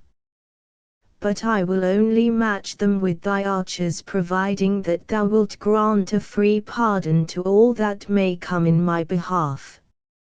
At this, the king laughed loud and long. "Truly," said he, "thou art taking up with strange matters for a queen. If thou wilt bring those 3 fellows that thou speakest of, I will promise faithfully to give them free pardon for 40 days, to come or to go wheresoever they please, nor will I harm a hair of their heads in all that time. Moreover, if these that thou bringest shoot better than my yeomen, man for man, they shall have the prizes for themselves according to their shooting. But as thou hast so taken up of a sudden with sports of this kind, hast thou a mind for a wager?" "Why, in sooth," said Queen Eleanor, laughing, "I know naught of such matters, but if thou hast a mind to do somewhat in that way, I will strive to pleasure thee. What wilt thou wager upon thy men?" Then the merry king laughed again, for he dearly loved goodly jest, so he said, amidst his laughter, "I will wager thee 10 tons of Rhenish wine, 10 tons of the stoutest ale, and 10 score boughs of tempered Spanish yew, with quivers and arrows to match." All that stood around smiled at this, for it seemed a merry wager for a king to give to a queen, but Queen Eleanor bowed her head quietly. "I will take thy wager," said she, "for I know right well where to place those things that thou hast spoken of. Now, who will be on my side in this matter?" And she looked around upon them that stood about, but no one spake or cared to wager upon the Queen's side against such archers as Tepus and Gilbert and Clifton. Then the Queen spoke again, "Now, who will back me in this wager? Wilt thou, my Lord Bishop of Hereford?" "Nay," quoth the bishop hastily, "it ill befits one of my cloth to deal in such matters. Moreover, there are no such archers as his Majesty's in all the world, therefore I would but lose my money." "Methinks the thought of thy gold weigheth more heavily with thee than the wrong to thy cloth," said the Queen, smiling, and at this a ripple of laughter went around, for everyone knew how fond the bishop was of his money. Then the Queen turned to a knight who stood near, whose name was Sir Robert Lee. "Wilt thou back me in this manner?" said she. "Thou art surely rich enough to risk so much for the sake of a lady." "To pleasure my Queen I will do it," said Sir Robert Lee, "but for the sake of no other in all the world would I wager a groat, for no man can stand against Tepus and Gilbert and Clifton." Then turning to the king, Queen Eleanor said, "I want no such aid as Sir Robert giveth me, but against thy wine and beer and stout bows of yew I wager this girdle all set with jewels from around my waist, and surely that is worth more than thine." "Now, I take thy wager," quoth the king. "Send for thy archers straightway. But here come forth the others, let them shoot, and then I will match those that win against all the world." "So be it," said the Queen. Thereupon, beckoning to young Richard Partington, she whispered something in his ear, and straightway the page bowed and left the place, crossing the meadow to the other side of the range, where he was presently lost in the crowd. At this, all that stood around whispered to one another, wondering what it all meant, and what 3 men the Queen was about to set against those famous archers of the King's Guard. And now the 10 archers of the King's Guard took their stand again, and all the great crowd was hushed to the stillness of death. Slowly and carefully each man shot his shafts, and so deep was the silence that you could hear every arrow rap against the target as it struck it. Then, when the last shaft had sped, a great roar went up, and the shooting, I wot, was well worthy of the sound. Once again Gilbert had lodged 3 arrows in the white, Tepus came second with 2 in the white and 1 in the black ring next to it. But stout Clifton had gone down and Hubert of Suffolk had taken the 3rd place, for, while both those 2 good yeomen had lodged 2 in the white, Clifton had lost 1 shot upon the 4th ring, and Hubert came in with 1 in the 3rd. All the archers around Gilbert's booth shouted for joy till their throats were hoarse, tossing their caps aloft, and shaking hands with one another. In the midst of all the noise and hubbub 5 men came walking across the lawn toward the king's pavilion. The first was Richard Partington, and was known to most folk there, but the others were strange to everybody. Beside young Partington walked a yeoman clad in blue, and behind came 3 others, 2 in Lincoln green and 1 in scarlet. This last yeoman carried 3 stout boughs of yew tree, 2 fancifully inlaid with silver and 1 with gold. While these 5 men came walking across the meadow, a messenger came running from the king's booth and summoned Gilbert and Tepus and Hubert to go with him. And now the shouting quickly ceased, for all saw that something unwanted was toward, so the folk stood up in their places and leaned forward to see what was the ado. When Partington and the others came before the spot where the king and queen sat, the 4 yeomen bent their knees and doffed their caps unto her. King Henry leaned far forward and stared at them closely, but the Bishop of Hereford, when he saw their faces, started as though stung by a wasp. He opened his mouth as though about to speak, but, looking up, he saw the Queen gazing at him with a smile upon her lips, so he said nothing, but bit his nether lip, while his face was as red as a cherry. Then the Queen leaned forward and spake in a clear voice. "Locksley," said she, "I have made a wager with the king that thou and 2 of thy men can outshoot any 3 that he can send against you. Wilt thou do thy best for my sake?" "Yea," quoth Robin Hood, to whom she spake, "I will do my best for thy sake, and, if I fail, I make my vow never to finger bowstring more." Now, although Little John had been somewhat abashed in the Queen's bower, he felt himself the sturdy fellow he was when the soles of his feet pressed green grass again, so he said boldly, "Now, blessings on thy sweet face, say I.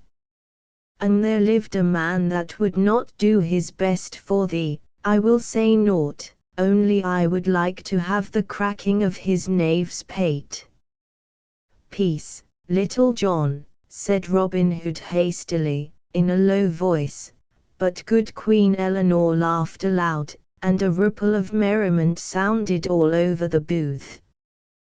The Bishop of Hereford did not laugh, neither did the king, but he turned to the Queen, and quoth he, "Who are these men that thou hast brought before us?" Then up spoke the bishop hastily, for he could hold his peace no longer. "Your Majesty," quoth he, "yon fellow in blue is a certain outlawed thief of the mid-country, named Robin Hood. Yon tall, strapping villain goeth by the name of Little John. The other fellow in green is a certain backsliding gentleman, known as Will Scarlet. The man in red is a rogue of a northern minstrel, named Alan a Dale." At this speech the king's brows drew together blackly, and he turned to the Queen. "Is this true?" said he sternly. "Yes," said the Queen, smiling, "the bishop hath told the truth, and truly he should know them well, for he and 2 of his friars spent 3 days in merry sport with Robin Hood in Sherwood Forest. I did little think that the good bishop would so betray his friends. But bear in mind that thou hast pledged thy promise for the safety of these good yeomen for 40 days. "I will keep my promise," said the king, in a deep voice that showed the anger in his heart, "but when these 40 days are gone let this outlaw look to himself, for mayhap things will not go so smoothly with him as he would like." Then he turned to his archers, who stood near the Sherwood yeomen, listening and wondering at all that passed. Quoth he, "Gilbert, and thou, Tepus, and thou, Hubert, I have pledged myself that ye shall shoot against these 3 fellows. If ye outshoot the knaves I will fill your caps with silver pennies, if ye fail ye shall lose your prizes that ye have won so fairly, and they go to them that shoot against you, man to man. Do your best, lads, and if ye win this bout ye shall be glad of it to the last days of your life. Go, now, and get you gone to the butts." Then the 3 archers of the king turned and went back to their booths, and Robin and his men went to their places at the mark from which they were to shoot. Then they strung their bows and made themselves ready, looking over their quivers of arrows, and picking out the roundest and the best feathered. But when the king's archers went to their tents, they told their friends all that had passed, and how that these 4 men were the famous Robin Hood and 3 of his band, to wit, Little John, Will Scarlet, and Allan a Dale. The news of this buzzed around among the archers in the booths, for there was not a man there that had not heard of these great mid-country yeomen. From the archers the news was taken up by the crowd that looked on at the shooting, so that at last everybody stood up, craning their necks to catch sight of the famous outlaws. 6 fresh targets were now set up, 1 for each man that was to shoot, whereupon Gilbert and Tepus and Hubert came straightway forth from the booths. Then Robin Hood and Gilbert of the White Hand tossed a farthing aloft to see who should lead in the shooting, and the lot fell to Gilbert's side. Thereupon he called upon Hubert of Suffolk to lead. Hubert took his place, planted his foot firmly, and fitted a fair, smooth arrow. Then, breathing upon his fingertips, he drew the string slowly and carefully.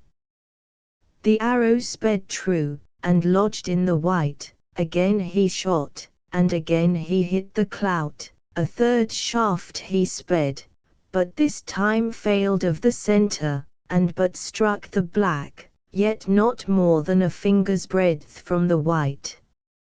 At this a shout went up, for it was the best shooting that Hubert had yet done that day. Merry Robin laughed, and quoth he, "Thou wilt have an ill time bettering that round, Will, for it is thy turn next. Brace thy thews, lad, and bring not shame upon Sherwood."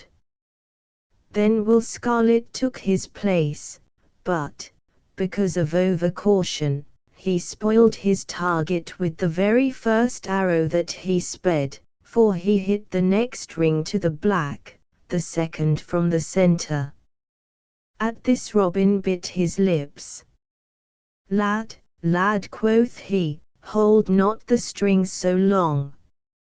Have I not often told thee what Gaffer Swanthold saith, that over caution spilleth the milk?" To this Will Scarlet took heed, so the next arrow he shot lodged fairly in the centre ring. Again he shot, and again he smote the centre, but, for all that, stout Hubert had outshot him, and showed the better target. Then all those that looked on clapped their hands for joy because that Hubert had overcome the stranger. Quoth the king grimly to the queen, "If thy archers shoot no better than that, thou art like to lose thy wager, lady." But Queen Eleanor smiled, for she looked for better things from Robin Hood and Little John. And now Tepus took his place to shoot. He, also, took overheed to what he was about, and so he fell into Will Scarlet's error. The first arrow he struck into the centre ring, but the second missed its mark, and smote the black. The last arrow was tipped with luck, for it smote the very centre of the clout, upon the black spot that marked it. Quoth Robin Hood, "That is the sweetest shot that hath been sped this day, but, nevertheless, friend Tepus, thy cake is burned, methinks. Little John, it is thy turn next." So Little John took his place as bidden, and shot his 3 arrows quickly. He never lowered his bow arm in all the shooting, but fitted each shaft with his longbow raised, yet all 3 of his arrows smote the centre within easy distance of the black. At this no sound of shouting was heard, For, although it was the best shooting that had been done that day, the folk of London town did not like to see the stout Tepus overcome by a fellow from the countryside, even were he as famous as Little John. And now stout Gilbert of the White Hand took his place and shot with the greatest care, and again, for the third time in one day, he struck all 3 shafts into the clout. "Well done, Gilbert," quoth Robin Hood, smiting him upon the shoulder. "I make my vow, thou art one of the best archers that ever mine eyes beheld. Thou shouldst be a free and merry ranger like us, lad, for thou art better fitted for the greenwood than for the cobblestones and grey walls of London town." So saying, he took his place, and drew a fair, round arrow from his quiver, which he turned over and over ere he fitted it to his bowstring. Then the king muttered in his beard, "Now, blessed Saint Hubert, if thou wilt but jog that rogue's elbow so as to make him smite even the second ring, I will give a score waxen candles 3 fingers' breadth in thickness to thy chapel nigh Matching." But it may be Saint Hubert's ears were stuffed with tow, for he seemed not to hear the king's prayer this day. Having gotten 3 shafts to his liking, merry Robin looked carefully to his bowstring ere he shot. "Yea," quoth he to Gilbert, who stood nigh him to watch his shooting, "thou shouldst pay us a visit at merry Sherwood." Here he drew the bowstring to his ear. "In London, here he loosed his shaft, thou canst find naught to shoot at but rooks and daws, there one can tickle the ribs of the noblest stags in England." So he shot even while he talked, yet the shaft lodged not more than half an inch from the very centre. "By my soul," cried Gilbert, "art thou the devil in blue, to shoot in that wise?" "Nay," quoth Robin, laughing, "not quite so ill as that, I trust." And he took up another shaft and fitted it to the string. Again he shot, and again he smote his arrow close beside the centre. A third time he loosed his bowstring and dropped his arrow just betwixt the other 2 and into the very centre, so that the feathers of all 3 were ruffled together, seeming from a distance to be one thick shaft. And now a low murmur ran all among that great crowd, for never before had London seen such shooting as this, and never again would it see it after Robin Hood's day had gone. All saw that the king's archers were fairly beaten, and stout Gilbert clapped his palm to Robin's, owning that he could never hope to draw such a bowstring as Robin Hood or Little John. But the king, full of wrath, would not have it so, though he knew in his mind that his men could not stand against those fellows. "Nay," cried he, clenching his hands upon the arms of his seat, "Gilbert is not yet beaten. Did he not strike the clout thrice? Although I have lost my wager, he hath not yet lost the first prize. They shall shoot again, and still again, till either he or that knave Robin Hood cometh off the best. Go thou, Sir Hugh, and bid them shoot another round, and another, until one or the other is overcome." Then Sir Hugh, seeing how wroth the king was, said never a word, but went straightway to do his bidding. So he came to where Robin Hood and the other stood, and told them what the king had said. "With all my heart," quoth merry Robin, "I will shoot from this time till tomorrow day if it can pleasure my most gracious lord and king." "Take thy place, Gilbert lad, and shoot." So Gilbert took his place once more, but this time he failed, for, a sudden little wind arising, his shaft missed the center ring, but by not more than the breadth of a barley straw. "Thy eggs are cracked, Gilbert," quoth Robin, laughing, and straightway he loosed a shaft, and once more smote the white circle of the center. Then the king arose from his place, and not a word said he, but he looked around with a baleful look, and it would have been an ill day for anyone that he saw with a joyous or a merry look upon his face. Then he and his queen and all the court left the place, but the king's heart was brimming full of wrath. After the king had gone, all the yeomen of the archer guard came crowding around Robin, and Little John, and Will, and Allen, to snatch a look at these famous fellows from the mid-country, and with them came many that had been onlookers at the sport, for the same purpose. Thus it happened presently that the yeomen, to whom Gilbert stood talking, were all surrounded by a crowd of people that formed a ring about them. After a while the 3 judges that had the giving away of the prizes came forward, and the chief of them all spake to Robin and said, "According to agreement, the first prize belongeth rightly to thee, so here I give thee the silver bugle, here the quiver of 10 golden arrows, and here a purse of 20 golden pounds." And as he spake he handed those things to Robin, and then turned to Little John. "To thee," he said, "belongeth the second prize, to wit, 50 of the finest harts that run on Dallen Lea. Thou mayest shoot them whensoever thou dost list." Last of all he turned to stout Hubert. "Thou," said he, "hast held thine own against the yeoman with whom thou didst shoot, and so thou hast kept the prize duly thine, to wit, 2 tuns of good Rhenish wine.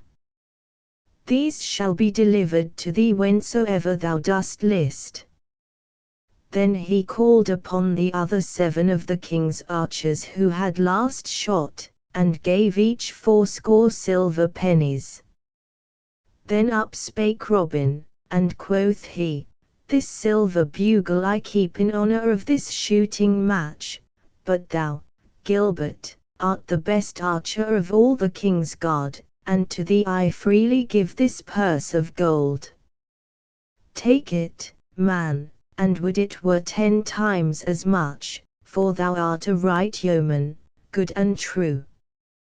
Furthermore, to each of the 10 that last shot I give one of these golden shafts apiece. Keep them always by you, so that ye may tell your grandchildren, and ye are ever blessed with them, that ye are the very stoutest yeomen in all the wide world." At this all shouted aloud, for it pleased them to hear Robin speak so of them. Then up spake Little John. "Good friend Tepus," said he, "I want not those hearts of Dallen Lea that yon stout judge spoke of but now, for in truth we have enow and more than enow in our own country. 20 I give to thee for thine own shooting, and 5 I give to each band for their pleasure." At this another great shout went up, and many tossed their caps aloft, and swore among themselves that no better fellows ever walked the sod than Robin Hood and his stout yeomen. While they so shouted with loud voices, a tall burly yeoman of the king's guard came forward and plucked Robin by the sleeve. "Good master," quoth he, "I have somewhat to tell thee in thine ear, a silly thing, God wot, for one stout yeoman to tell another, but a young peacock of a page, one Richard Partington, was seeking thee without avail in the crowd, and, not being able to find thee, told me that he bore a message to thee from a certain lady that thou wottest of. This message he bade me tell thee privily, word for word, and thus it was.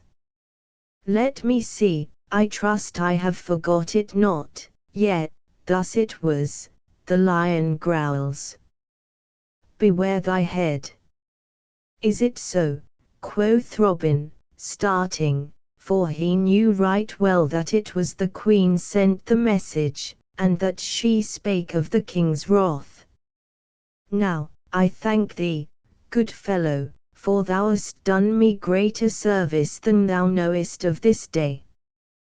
Then he called his 3 yeomen together and told them privately that they had best be jogging, as it was like to be ill for them so nigh merry London town.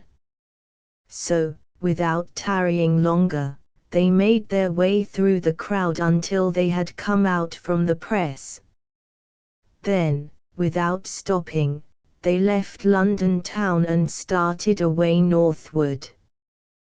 The chase of Robin Hood. So Robin Hood and the others left the archery range at Finsbury Fields, and, tarrying not, set forth straightway upon their homeward journey. It was well for them that they did so, for they had not gone more than 3 or 4 miles upon their way when 6 of the yeomen of the King's Guard came bustling among the crowd that still lingered, seeking for Robin and his men, to seize upon them and make them prisoners. Truly, it was an ill-done thing in the king to break his promise, but it all came about through the Bishop of Hereford's doing, for thus it happened, after the king left the archery ground, he went straightway to his cabinet, and with him went the Bishop of Hereford and Sir Robert Lee, but the king said never a word to these 2, but sat gnawing his nether lip, for his heart was galled within him by what had happened.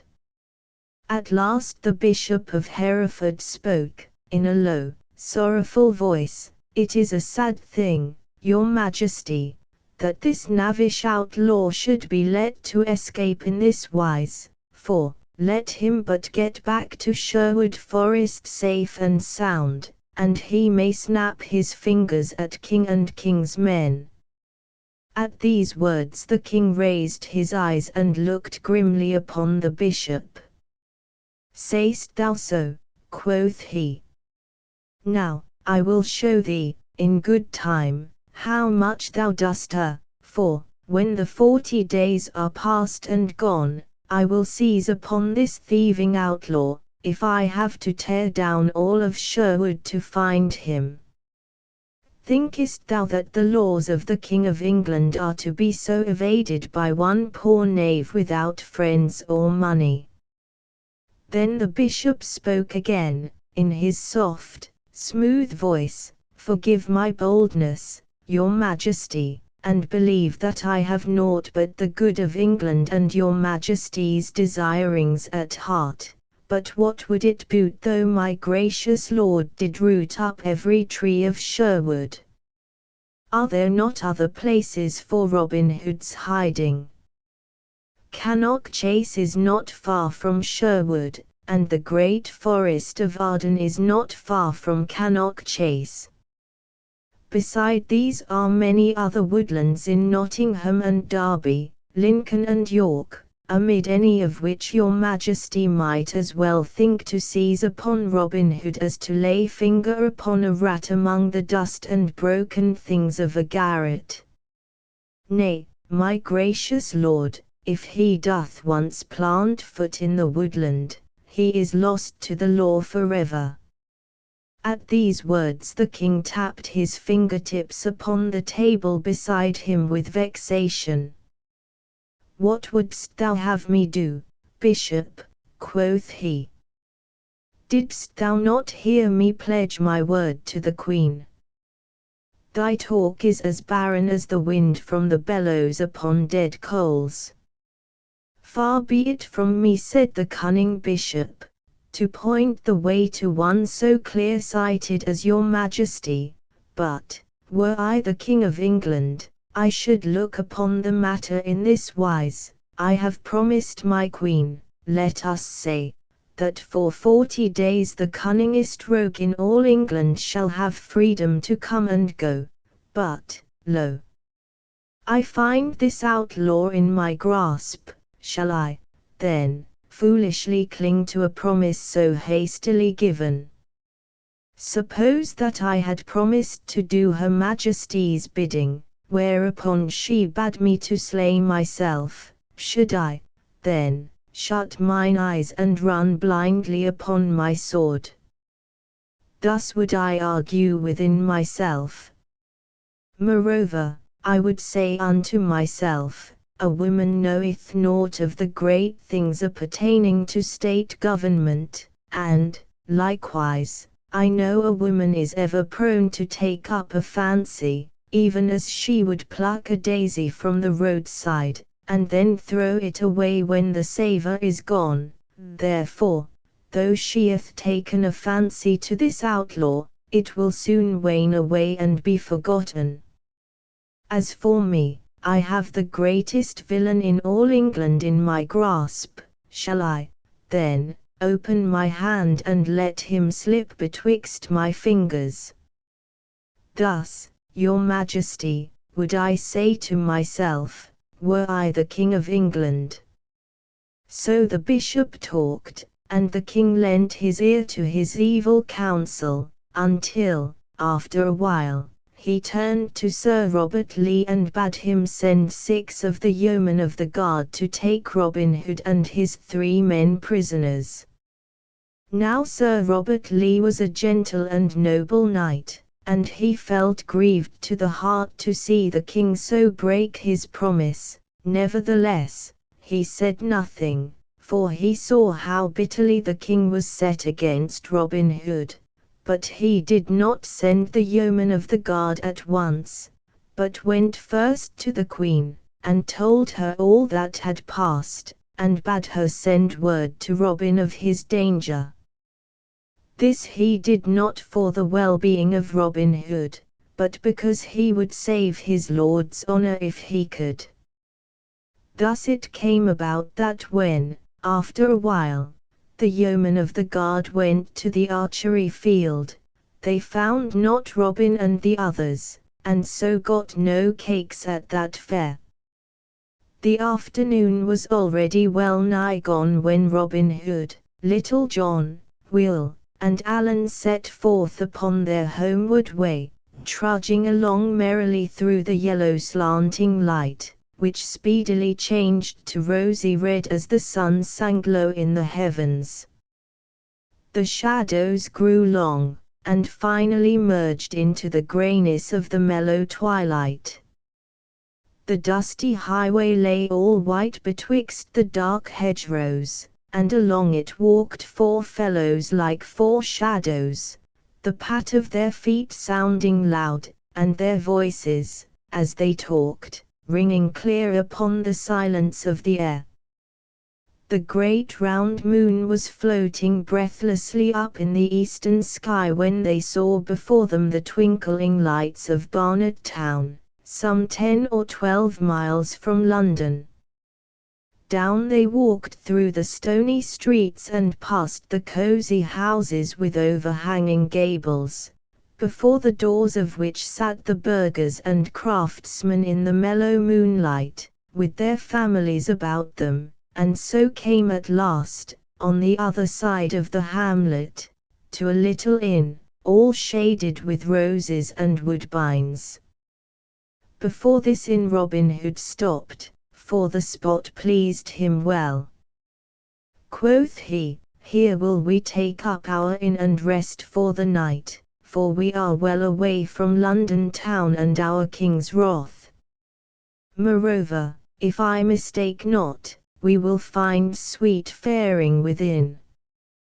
What say ye, lads?"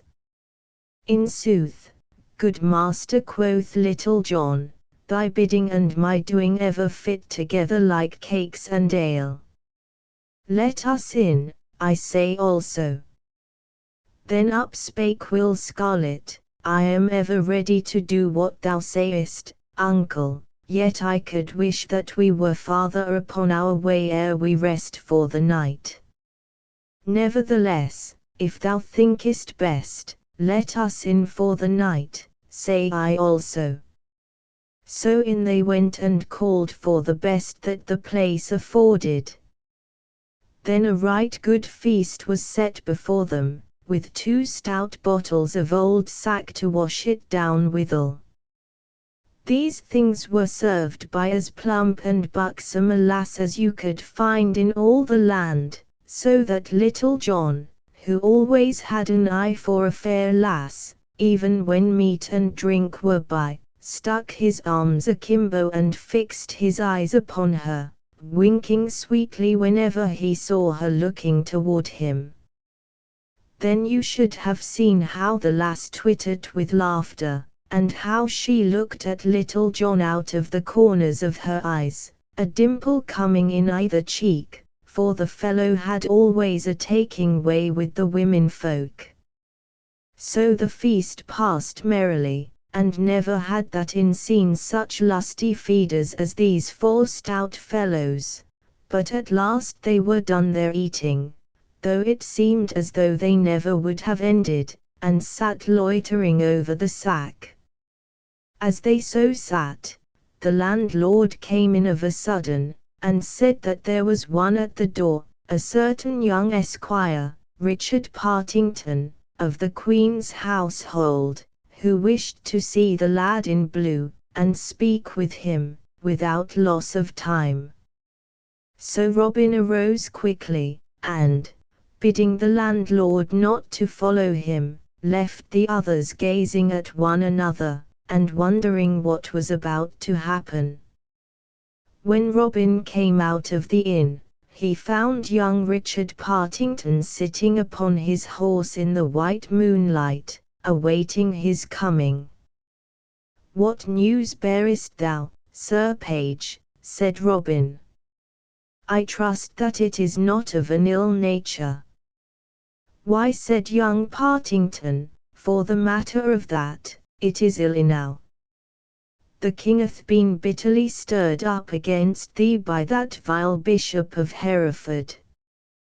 He sent to arrest thee at the archery butts at Finsbury Fields, but not finding thee there, he hath gathered together his armed men, 50 score and more, and is sending them in haste along this very road to Sherwood, either to take thee on the way or to prevent thy getting back to the woodlands again.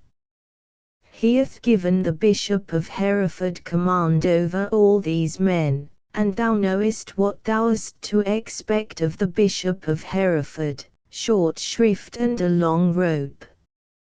2 bands of horsemen are already upon the road, not far behind me, so thou hadst best get thee gone from this place straightway, for, if thou tarriest longer, thou art like to sleep this night in a cold dungeon.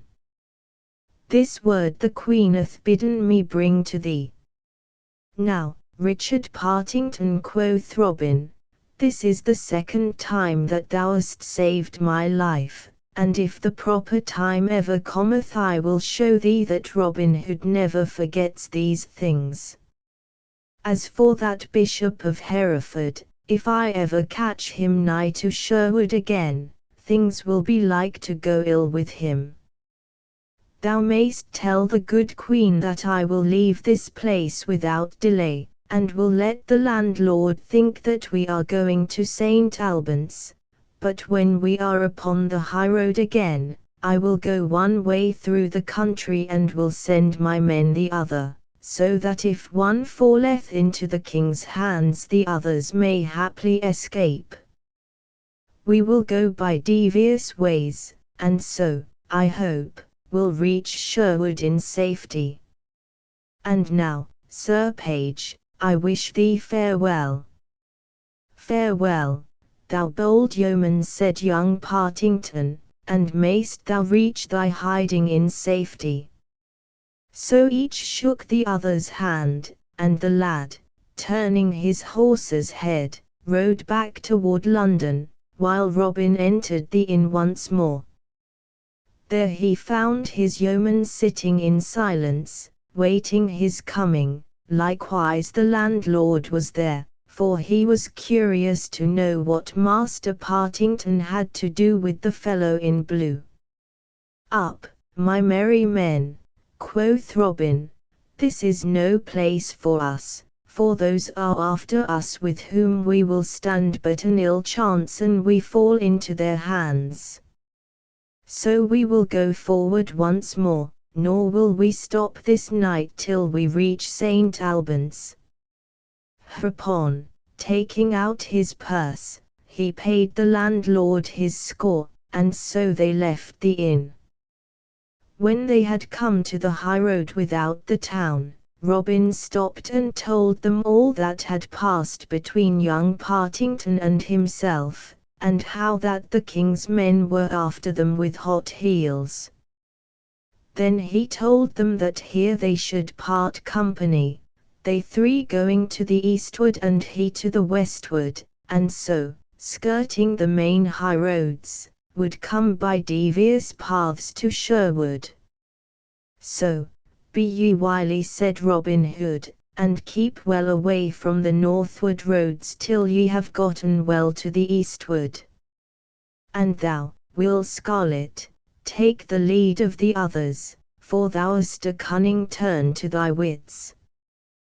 Then Robin kissed the three upon the cheeks, and they kissed him, and so they parted company. Not long after this, a score or more of the king's men came clattering up to the door of the inn at Barnet town. Here they leaped from their horses and quickly surrounded the place, the leader of the band and 4 others entering the room where the yeoman had been. But they found that their birds had flown again, and that the king had been balked a second time. "Methought that they were naughty fellows," said the host, when he heard whom the men at arms sought. "But I heard that blue-clad knave say that they would go straight forward to St. Albans, so, an ye hurry forward, ye may, perchance, catch them on the high road betwixt here and there." For this news the leader of the band thanked mine host right heartily, and, calling his men together, mounted and set forth again, galloping forward to St. Albans upon a wild goose chase. After Little John and Will Scarlet and Alan a Dale had left the highway near Garnet, they travelled toward the eastward, without stopping, as long as their legs could carry them, until they came to Chelmsford, in Essex. Thence they turned northward, and came through Cambridge and Lincolnshire, to the good town of Gainsborough. Then, striking to the westward and the south, they came at last to the northern borders of Sherwood Forest, without in all that time having met so much as a single band of the king's men. 8 days they journeyed thus ere they reached the woodlands in safety, but when they got to the greenwood glade, they found that Robin had not yet returned. For Robin was not as lucky in getting back as his men had been, as you shall presently hear. After having left the great northern road, he turned his face to the westward, and so came past Aylesbury, to Fairwoodstock, in Oxfordshire. Thence he turned his footsteps northward, travelling for a great distance by way of Warwick town, till he came to Dudley, in Staffordshire. 7 days it took him to journey thus far, and then he thought he had gotten far enough to the north, so, turning toward the eastward, shunning the main roads, and choosing byways and grassy lanes, he went, by way of Lichfield and Ashby de la Zouch, toward Sherwood, until he came to a place called Stanton. And now Robin's heart began to laugh aloud, for he thought that his danger had gone by, and that his nostrils would soon snuff the spicy air of the woodlands once again. But there is many a slip betwixt the cup and the lip, and this Robin was to find. For thus it was, when the king's men found themselves foiled at St. Albans, and that Robin and his men were not to be found high nor low, they knew not what to do. Presently another band of horsemen came, and another, until all the moonlit streets were full of armed men. Betwixt midnight and dawn another band came to the town, and with them came the Bishop of Hereford. When he heard that Robin Hood had once more slipped out of the trap, he stayed not a minute, but, gathering his bands together, he pushed forward to the northward with speed, leaving orders for all the troops that came to St. Albans to follow after him without tarrying. On the evening of the 4th day he reached Nottingham town, and there straightway divided his men into bands of 6 or 7, and sent them all through the countryside, blocking every highway and byway to the eastward and the southward and the westward of Sherwood.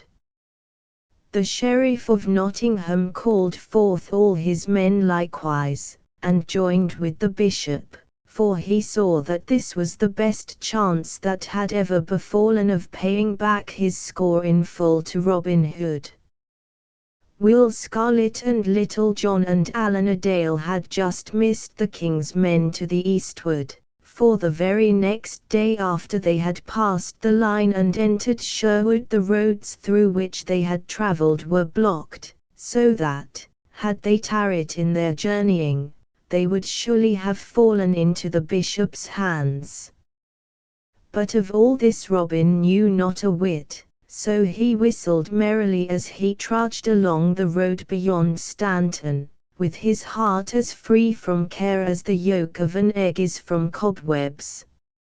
At last he came to where a little stream spread across the road in a shallow sheet, tinkling and sparkling as it fretted over its bed of golden gravel.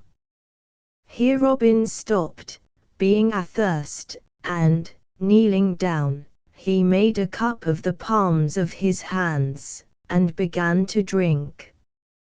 On either side of the road, for a long distance, stood tangled thickets of bushes and young trees, and it pleased Robin's heart to hear the little birds singing therein, for it made him think of Sherwood, and it seemed as though it had been a lifetime since he had breathed the air of the woodlands. But of a sudden, as he thus stooped, drinking, something hissed past his ear, and struck with a splash into the gravel and water beside him. Quick as a wink Robin sprang to his feet, and, at one bound, crossed the stream and the roadside, and plunged headlong into the thicket, without looking around, for he knew right well that that which had hissed so venomously beside his ear was a grey goose shaft, and that to tarry so much as a moment meant death. Even as he leaped into the thicket 6 more arrows rattled among the branches after him, one of which pierced his doublet, and would have struck deeply into his side but for the tough coat of steel that he wore. Then up the road came riding some of the king's men at headlong speed. They leaped from their horses and plunged straightway into the thicket after Robin. But Robin knew the ground better than they did, so crawling here, stooping there, and, anon, running across some little open, he soon left them far behind, coming out, at last, upon another road about 800 paces distant from the one he had left. Here he stood for a moment, listening to the distant shouts of the 7 men as they beat up and down in the thickets like hounds that had lost the scent of the quarry. Then, buckling his belt more tightly around his waist, he ran fleetly down the road toward the eastward and Sherwood. But Robin had not gone more than 3 furlongs in that direction when he came suddenly to the brow of a hill, and saw beneath him another band of the king's men seated in the shade along the roadside in the valley beneath. Then he paused not a moment, but, seeing that they had not caught sight of him, he turned and ran back whence he had come, knowing that it was better to run the chance of escaping those fellows that were yet in the thickets than to rush into the arms of those in the valley. So back he ran with all speed, and had gotten safely past the thickets, when the 7 men came forth into the open road. They raised a great shout when they saw him, such as the hunter gives when the deer breaks cover, but Robin was then 1/4 mile and more away from them, coursing over the ground like a greyhound. He never slackened his pace, but ran along, mile after mile, till he had come nigh to Mackworth, over beyond the Derwent River, nigh to Derby town. Here, seeing that he was out of present danger, he slackened in his running, and at last sat him down beneath a hedge where the grass was the longest and the shade the coolest, there to rest and catch his wind. By my soul, Robin, quoth he to himself, that was the narrowest miss that e'er thou hadst in all thy life. I do say most solemnly that the feather of that wicked shaft tickled mine ear as it whizzed past. This same running hath given me a most craving appetite for victuals and drink. Now I pray Saint Dunstan that he send me speedily some meat and beer.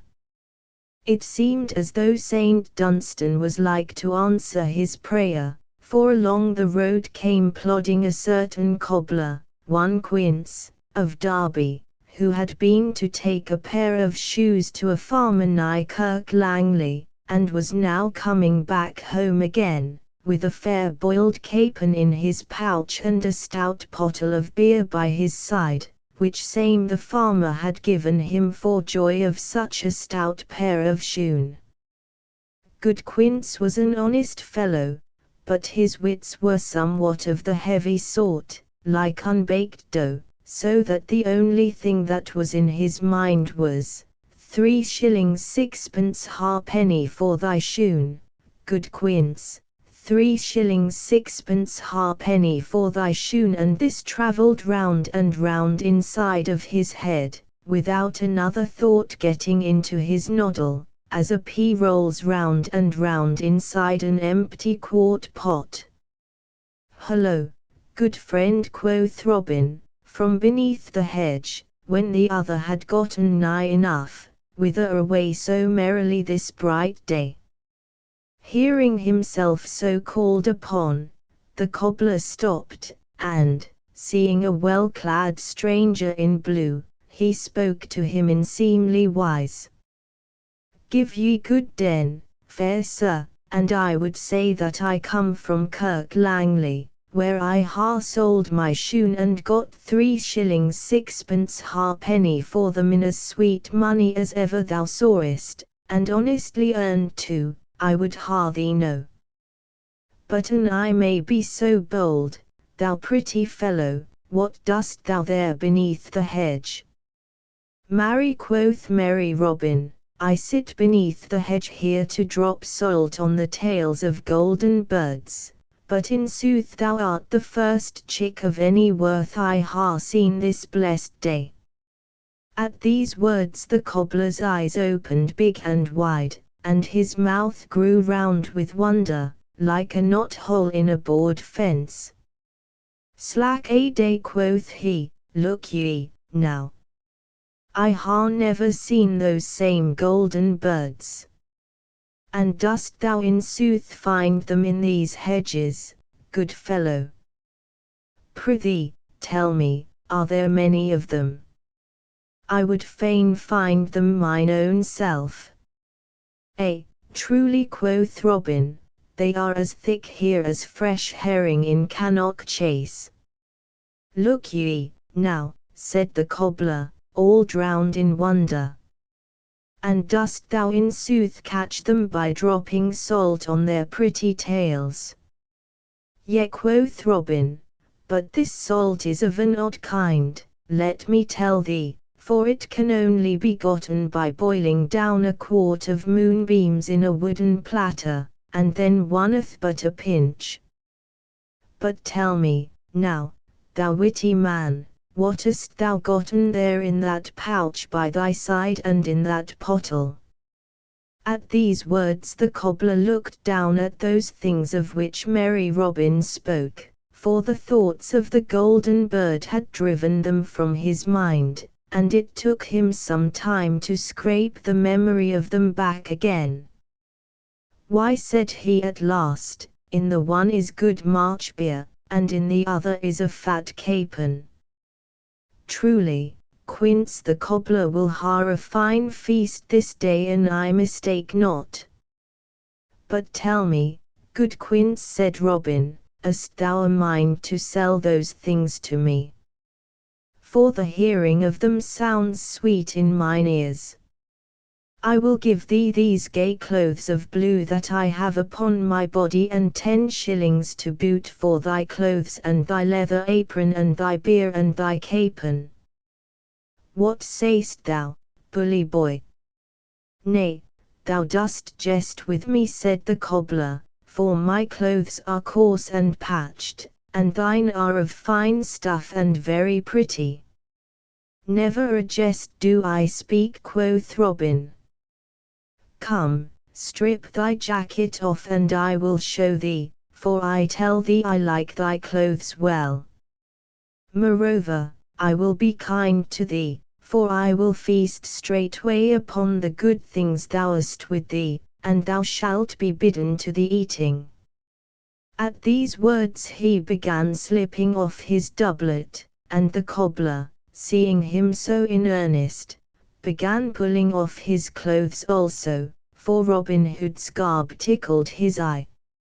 So each put on the other fellow's clothes, and Robin gave the honest cobbler 10 bright new shillings. Quoth merry Robin, I ha been a many things in my life before, but never have I been an honest cobbler. Come, friend, let us fall to and eat, for something within me cackles aloud for that good fat capon. So both sat down and began to feast right lustily, so that when they were done the bones of the capon were picked as bare as charity. Then Robin stretched his legs out with a sweet feeling of comfort within him. Quoth he, by the turn of thy voice, good Quince, I know that thou hast a fair song or two running loose in thy head like colts in a meadow. I prithee, turn one of them out for me. A song or two I ha, quoth the cobbler, poor things, but such as they are thou art welcome to one of them. So, moistening his throat with a swallow of beer, he sang, of all the joys, the best I love, sing hey my frisking Nan, oh, and that which most my soul doth move, it is the clinking can, oh all other bliss I'd throw away, sing hey my frisking Nan, oh, but this. The stout cobbler got no further in his song, for of a sudden 6 horsemen burst upon them where they sat, and seized roughly upon the honest craftsman, hauling him to his feet, and nearly plucking the clothes from him as they did so. Ha! Roared the leader of the band in a great big voice of joy, have we then caught thee at last, thou blue-clad knave? Now, blessed be the name of Saint Hubert, for we are 80 pounds richer this minute than we were before, for the good Bishop of Hereford hath promised that much to the band that shall bring thee to him. Aho! Thou cunning rascal! Thou wouldst look so innocent, forsooth. We know thee, thou old fox. But off thou goest with us to have thy brush clipped forthwith. At these words the poor cobbler gazed all around him with his great blue eyes as round as those of a dead fish, while his mouth gaped as though he had swallowed all his words and so lost his speech. Robin also gaped and stared in a wondering way, just as the cobbler would have done in his place. "Alack a daisy, me," quoth he. "I know not whether I be sitting here or in no man's land. What meaneth all this stir ith pot, dear good gentleman? Surely this is a sweet, honest fellow." "Honest fellow say'st thou, clown?" quoth one of the men. "Why, I tell thee that this is that same rogue that men call Robin Hood." At this speech the cobbler stared and gaped more than ever, for there was such a threshing of thoughts going on within his poor head that his wits were all befogged with the dust and chaff thereof. Moreover, as he looked at Robin Hood, and saw the yeoman look so like what he knew himself to be, he began to doubt and to think that mayhap he was the great outlaw in real sooth. Said he in a slow, wondering voice, "Am I in very truth that fellow? Now I had thought, but nay, Quince, thou art mistook, yet, am I, nay, I must indeed be Robin Hood. Yet, truly, I had never thought to pass from an honest craftsman to such a great yeoman." "Alas," quoth Robin Hood, "look ye there, now. See how your ill treatment hath curdled the wits of this poor lad and turned them all sour. I, myself, am Quince, the cobbler of Derby town." "Is it so?" said Quince. "Then, indeed, I am somebody else, and can be none other than Robin Hood. Take me, fellows, but let me tell you that ye ha laid hand upon the stoutest yeoman that ever trod the woodlands." "Thou wilt play madman, wilt thou?" said the leader of the band. "Here, Giles, fetch a cord and bind this knave's hands behind him. I warrant we will bring his wits back to him again when we get him safe before our good bishop at Tutbury town." Thereupon they tied the cobbler's hands behind him, and led him off with a rope, as the farmer leads off the calf he hath brought from the fair. Robin stood looking after them, and when they were gone he laughed till the tears rolled down his cheeks, for he knew that no harm would befall the honest fellow, and he pictured to himself the bishop's face when good Quince was brought before him as Robin Hood. Then, turning his steps once more to the eastward, he stepped out right foot foremost toward Nottinghamshire and Sherwood Forest. But Robin Hood had gone through more than he wotted of. His journey from London had been hard and long, and in a se'night he had travelled 70 and more of miles. He thought now to travel on without stopping until he had come to Sherwood, but ere he had gone 60 of miles he felt his strength giving way beneath him like a river bank which the waters have undermined.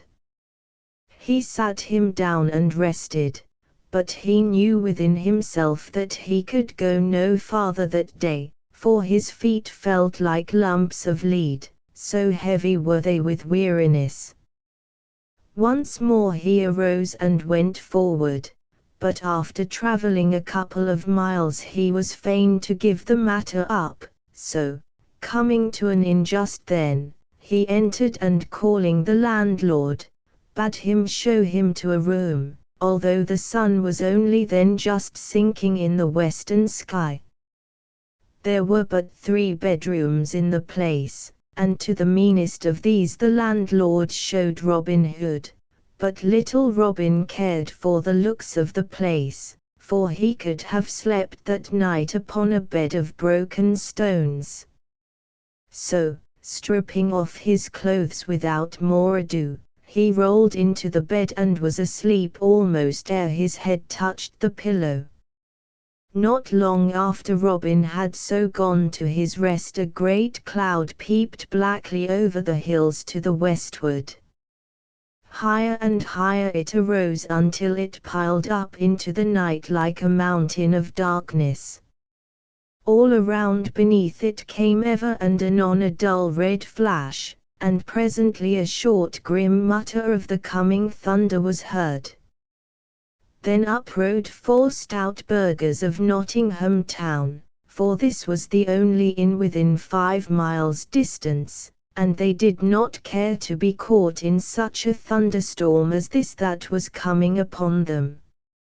Leaving their nags to the stableman, they entered the best room of the inn, where fresh green rushes lay all spread upon the floor, and there called for the goodliest fare that the place afforded. After having eaten heartily, they bade the landlord show them to their rooms, for they were weary, having ridden all the way from Dronfield that day. So off they went, grumbling at having to sleep 2 in a bed, but their troubles on this score, as well as all others, were soon lost in the quietness of sleep. And now came the first gust of wind, rushing past the place, clapping and banging the doors and shutters, smelling of the coming rain, and all wrapped in a cloud of dust and leaves. As though the wind had brought a guest along with it, the door opened of a sudden and in came a friar of Emmet Priory, and one in high degree, as was shown by the softness and sleekness of his robes and the richness of his rosary. He called to the landlord, and bade him first have his mule well fed and bedded in the stable, and then to bring him the very best there was in the house. So presently a savoury stew of tripe and onions, with sweet little fat dumplings, was set before him, likewise a good stout pottle of malmsey, and straightway the holy friar fell to with great courage and heartiness, so that in a short time naught was left but a little pool of gravy in the centre of the platter, not large enow to keep the life in a starving mouse. In the meantime the storm broke. Another gust of wind went rushing by, and with it fell a few heavy drops of rain, which presently came rattling down in showers, beating against the casements like 100 little hands. Bright flashes of lightning lit up every raindrop, and with them came cracks of thunder that went away rumbling and bumping as though saints within were busy rolling great casks of water across rough ground overhead. The women folks screamed, and the merry wags in the taproom put their arms around their waists to soothe them into quietness. At last the holy friar bade the landlord show him to his room, but when he heard that he was to bed with a cobbler, he was as ill-contented a fellow as you could find in all England. Nevertheless there was nothing for it, and he must sleep there or nowhere, so, taking up his candle, he went off, grumbling like the now distant thunder. When he came to the room where he was to sleep, he held the light over Robin and looked at him from top to toe.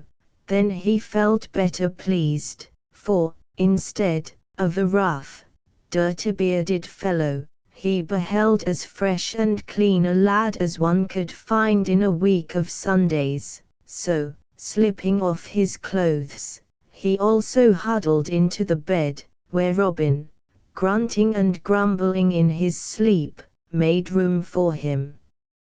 Robin was more sound asleep, I wot, than he had been for many a day, else he would never have rested so quietly with one of the friar's sort so close beside him. As for the friar, had he known who Robin Hood was, you may well believe he would almost as soon have slept with an adder as with the man he had for a bedfellow. So the night passed comfortably enough, but at the first dawn of day Robin opened his eyes and turned his head upon the pillow. Then how he gaped and how he stared, for there beside him lay one all shaven and shorn, so that he knew that it must be a fellow in holy orders. He pinched himself sharply, but, finding he was awake, sat up in bed, while the other slumbered as peacefully as though he were safe and sound at home in Emmet Priory. Now quoth Robin to himself, I wonder how this thing hath dropped into my bed during the night. So saying, he arose softly, so as not to waken the other, and looking about the room he espied the friar's clothes lying upon a bench near the wall. First he looked at the clothes, with his head on one side, and then he looked at the friar and slowly winked one eye. Quoth he, Good brother, whate'er thy name may be, as thou hast borrowed my bed so freely I'll e'en borrow thy clothes in return. So saying, he straightway donned the holy man's garb, but kindly left the cobbler's clothes in the place of it. Then he went forth into the freshness of the morning, and the stableman that was up and about the stables opened his eyes as though he saw a green mouse before him, for such men as the friars of Emmet were not wont to be early risers.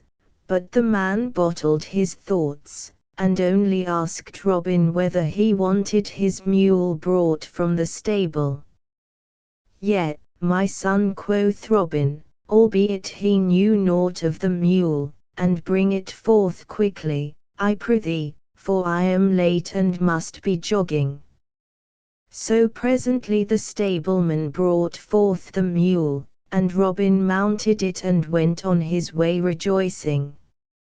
As for the holy friar, when he arose he was in as pretty a stew as any man in all the world, for his rich, soft robes were gone, likewise his purse with 10 golden pounds in it, and naught was left but patched clothes and a leathern apron.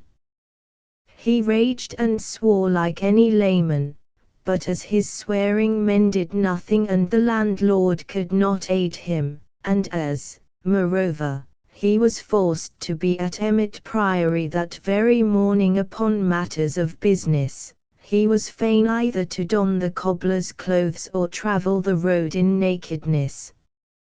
So he put on the clothes, and, still raging and swearing vengeance against all the cobblers in Derbyshire, he set forth upon his way afoot, but his ills had not yet done with him, for he had not gone far ere he fell into the hands of the king's men, who marched him off, willy-nilly, to Tutbury Town and the Bishop of Hereford.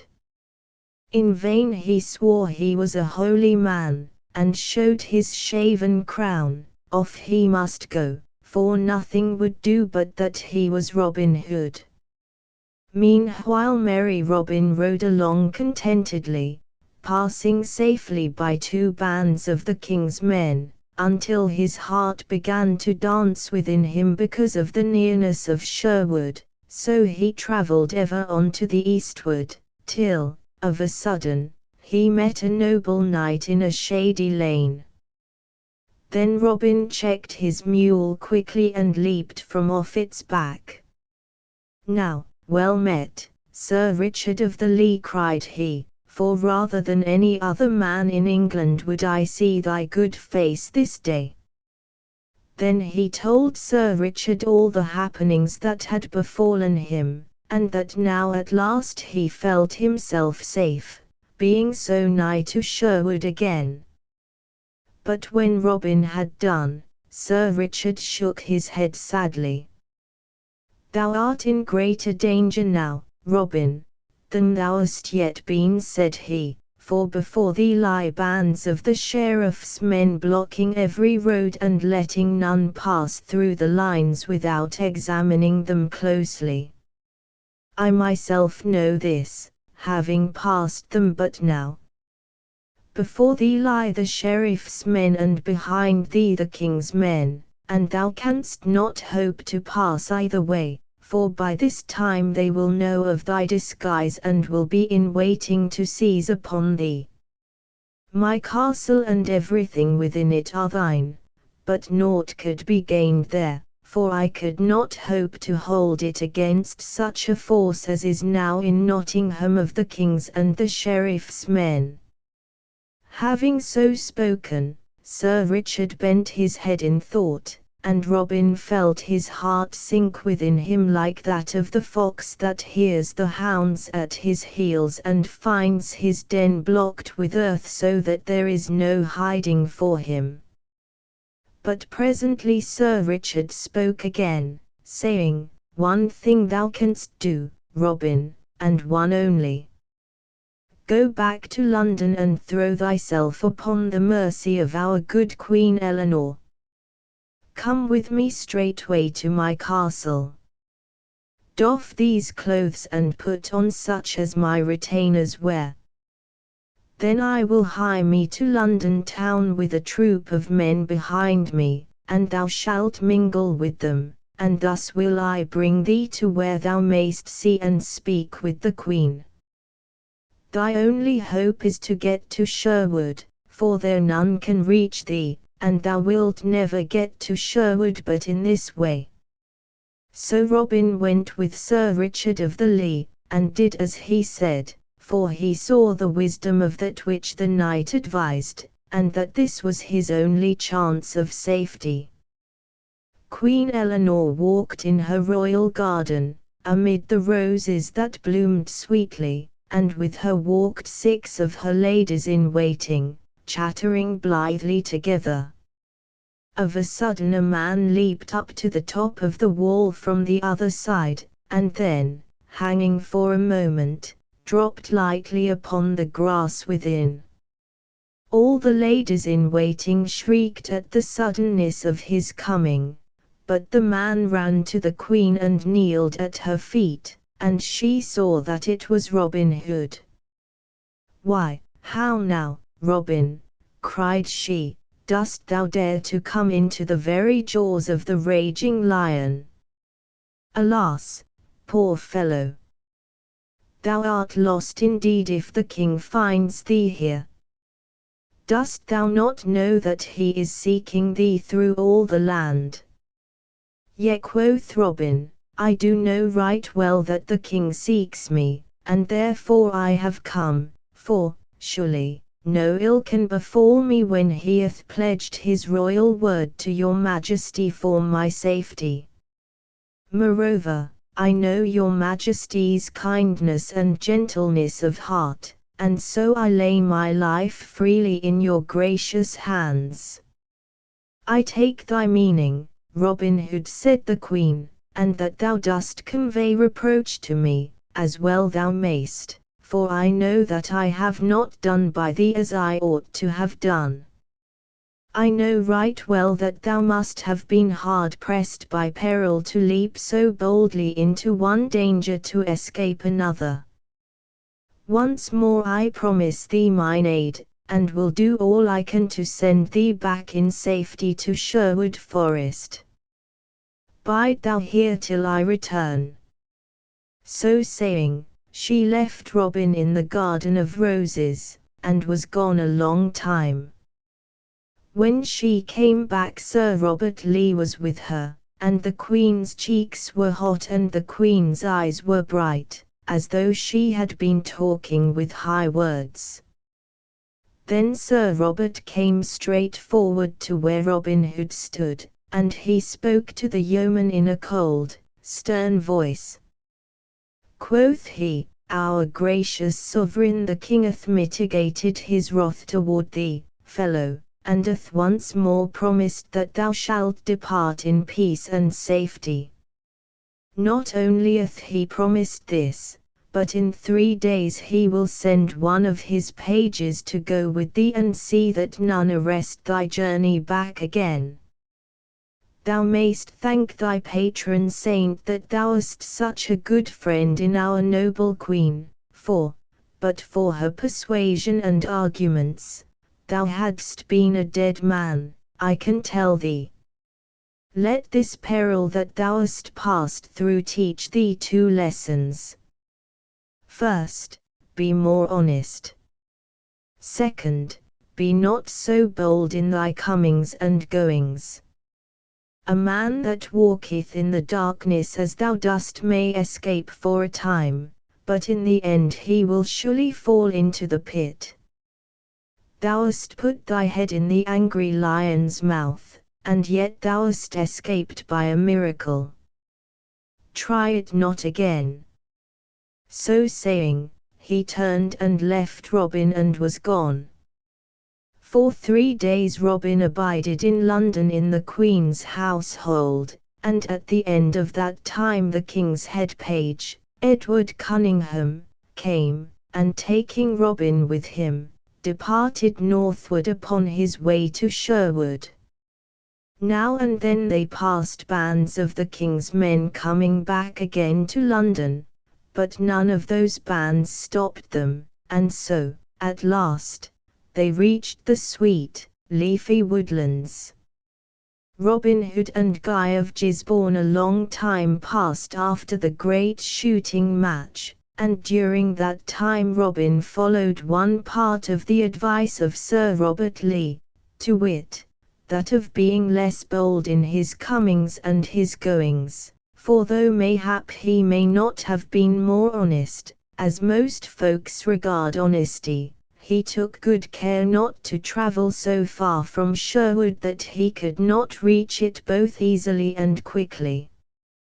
Great changes had fallen in this time, for King Henry had died and King Richard had come to the crown that fitted him so well through many hard trials, and through adventures as stirring as any that ever befell Robin Hood.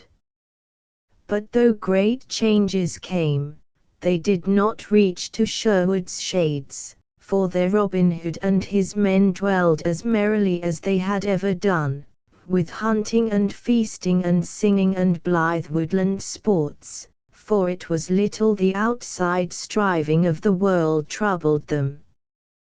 The dawning of a summer's day was fresh and bright, and the birds sang sweetly in a great tumult of sound.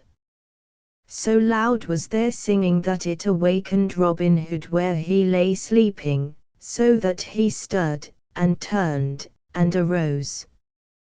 Up rose Little John also, and all the merry men. Then, after they had broken their fast, they set forth hither and thither upon the doings of the day. Robin Hood and Little John walked down a forest path where all around the leaves danced and twinkled as the breeze trembled through them and the sunlight came flickering down. Quoth Robin Hood, I make my vow, Little John, my blood tickles my veins as it flows through them this gay morn. What sayst thou to our seeking adventures, each one upon his own account? With all my heart, said Little John. We have had more than one pleasant doing in that way, good master. Here are 2 paths, take thou the one to the right hand, and I will take the one to the left, and then let us each walk straight ahead till he tumble into some merry doing or other. I like thy plan, quoth Robin, therefore we will part here. But look thee, Little John, keep thyself out of mischief, for I would not have ill befall thee for all the world. Marry, come up, quoth Little John, how thou talkest! Methinks thou art wont to get thyself into tighter coils than I am like to do." At this Robin Hood laughed. "Why, in sooth, Little John," said he, "thou hast a blundering hard-headed way that seemeth to bring thee right side uppermost in all thy troubles, but let us see who cometh out best this day." So saying, he clapped his palm to Little John's, and each departed upon his way, the trees quickly shutting the one from the other's sight. Robin Hood strolled onward till he came to where a broad woodland road stretched before him. Overhead the branches of the trees laced together in flickering foliage, all golden where it grew thin to the sunlight. Beneath his feet the ground was soft and moist from the sheltering shade. Here in this pleasant spot the sharpest adventure that ever befell Robin Hood came upon him, for, as he walked down the woodland path thinking of naught but the songs of the birds, he came of a sudden to where a man was seated upon the mossy roots beneath the shade of a broad spreading oak tree. Robin Hood saw that the stranger had not caught sight of him, so he stopped and stood quite still, looking at the other a long time before he came forward. And the stranger, I wot, was well worth looking at, for never had Robin seen a figure like that sitting beneath the tree. From his head to his feet he was clad in a horse's hide, dressed with the hair upon it. Upon his head was a cowl that hid his face from sight, and which was made of the horse's skin, the ears whereof stuck up like those of a rabbit. His body was clad in a jacket made of the hide, and his legs were covered with the hairy skin likewise. By his side was a heavy broadsword and a sharp, double-edged dagger. A quiver of smooth round arrows hung across his shoulders, and his stout bow of yew leaned against the tree beside him. "Hullo, friend," cried Robin, coming forward at last, "who art thou that sittest there? And what is that thou hast upon thy body? I make my vow I ha never seen such a sight in all my life before. Had I done an evil thing, or did my conscience trouble me, I would be afraid of thee,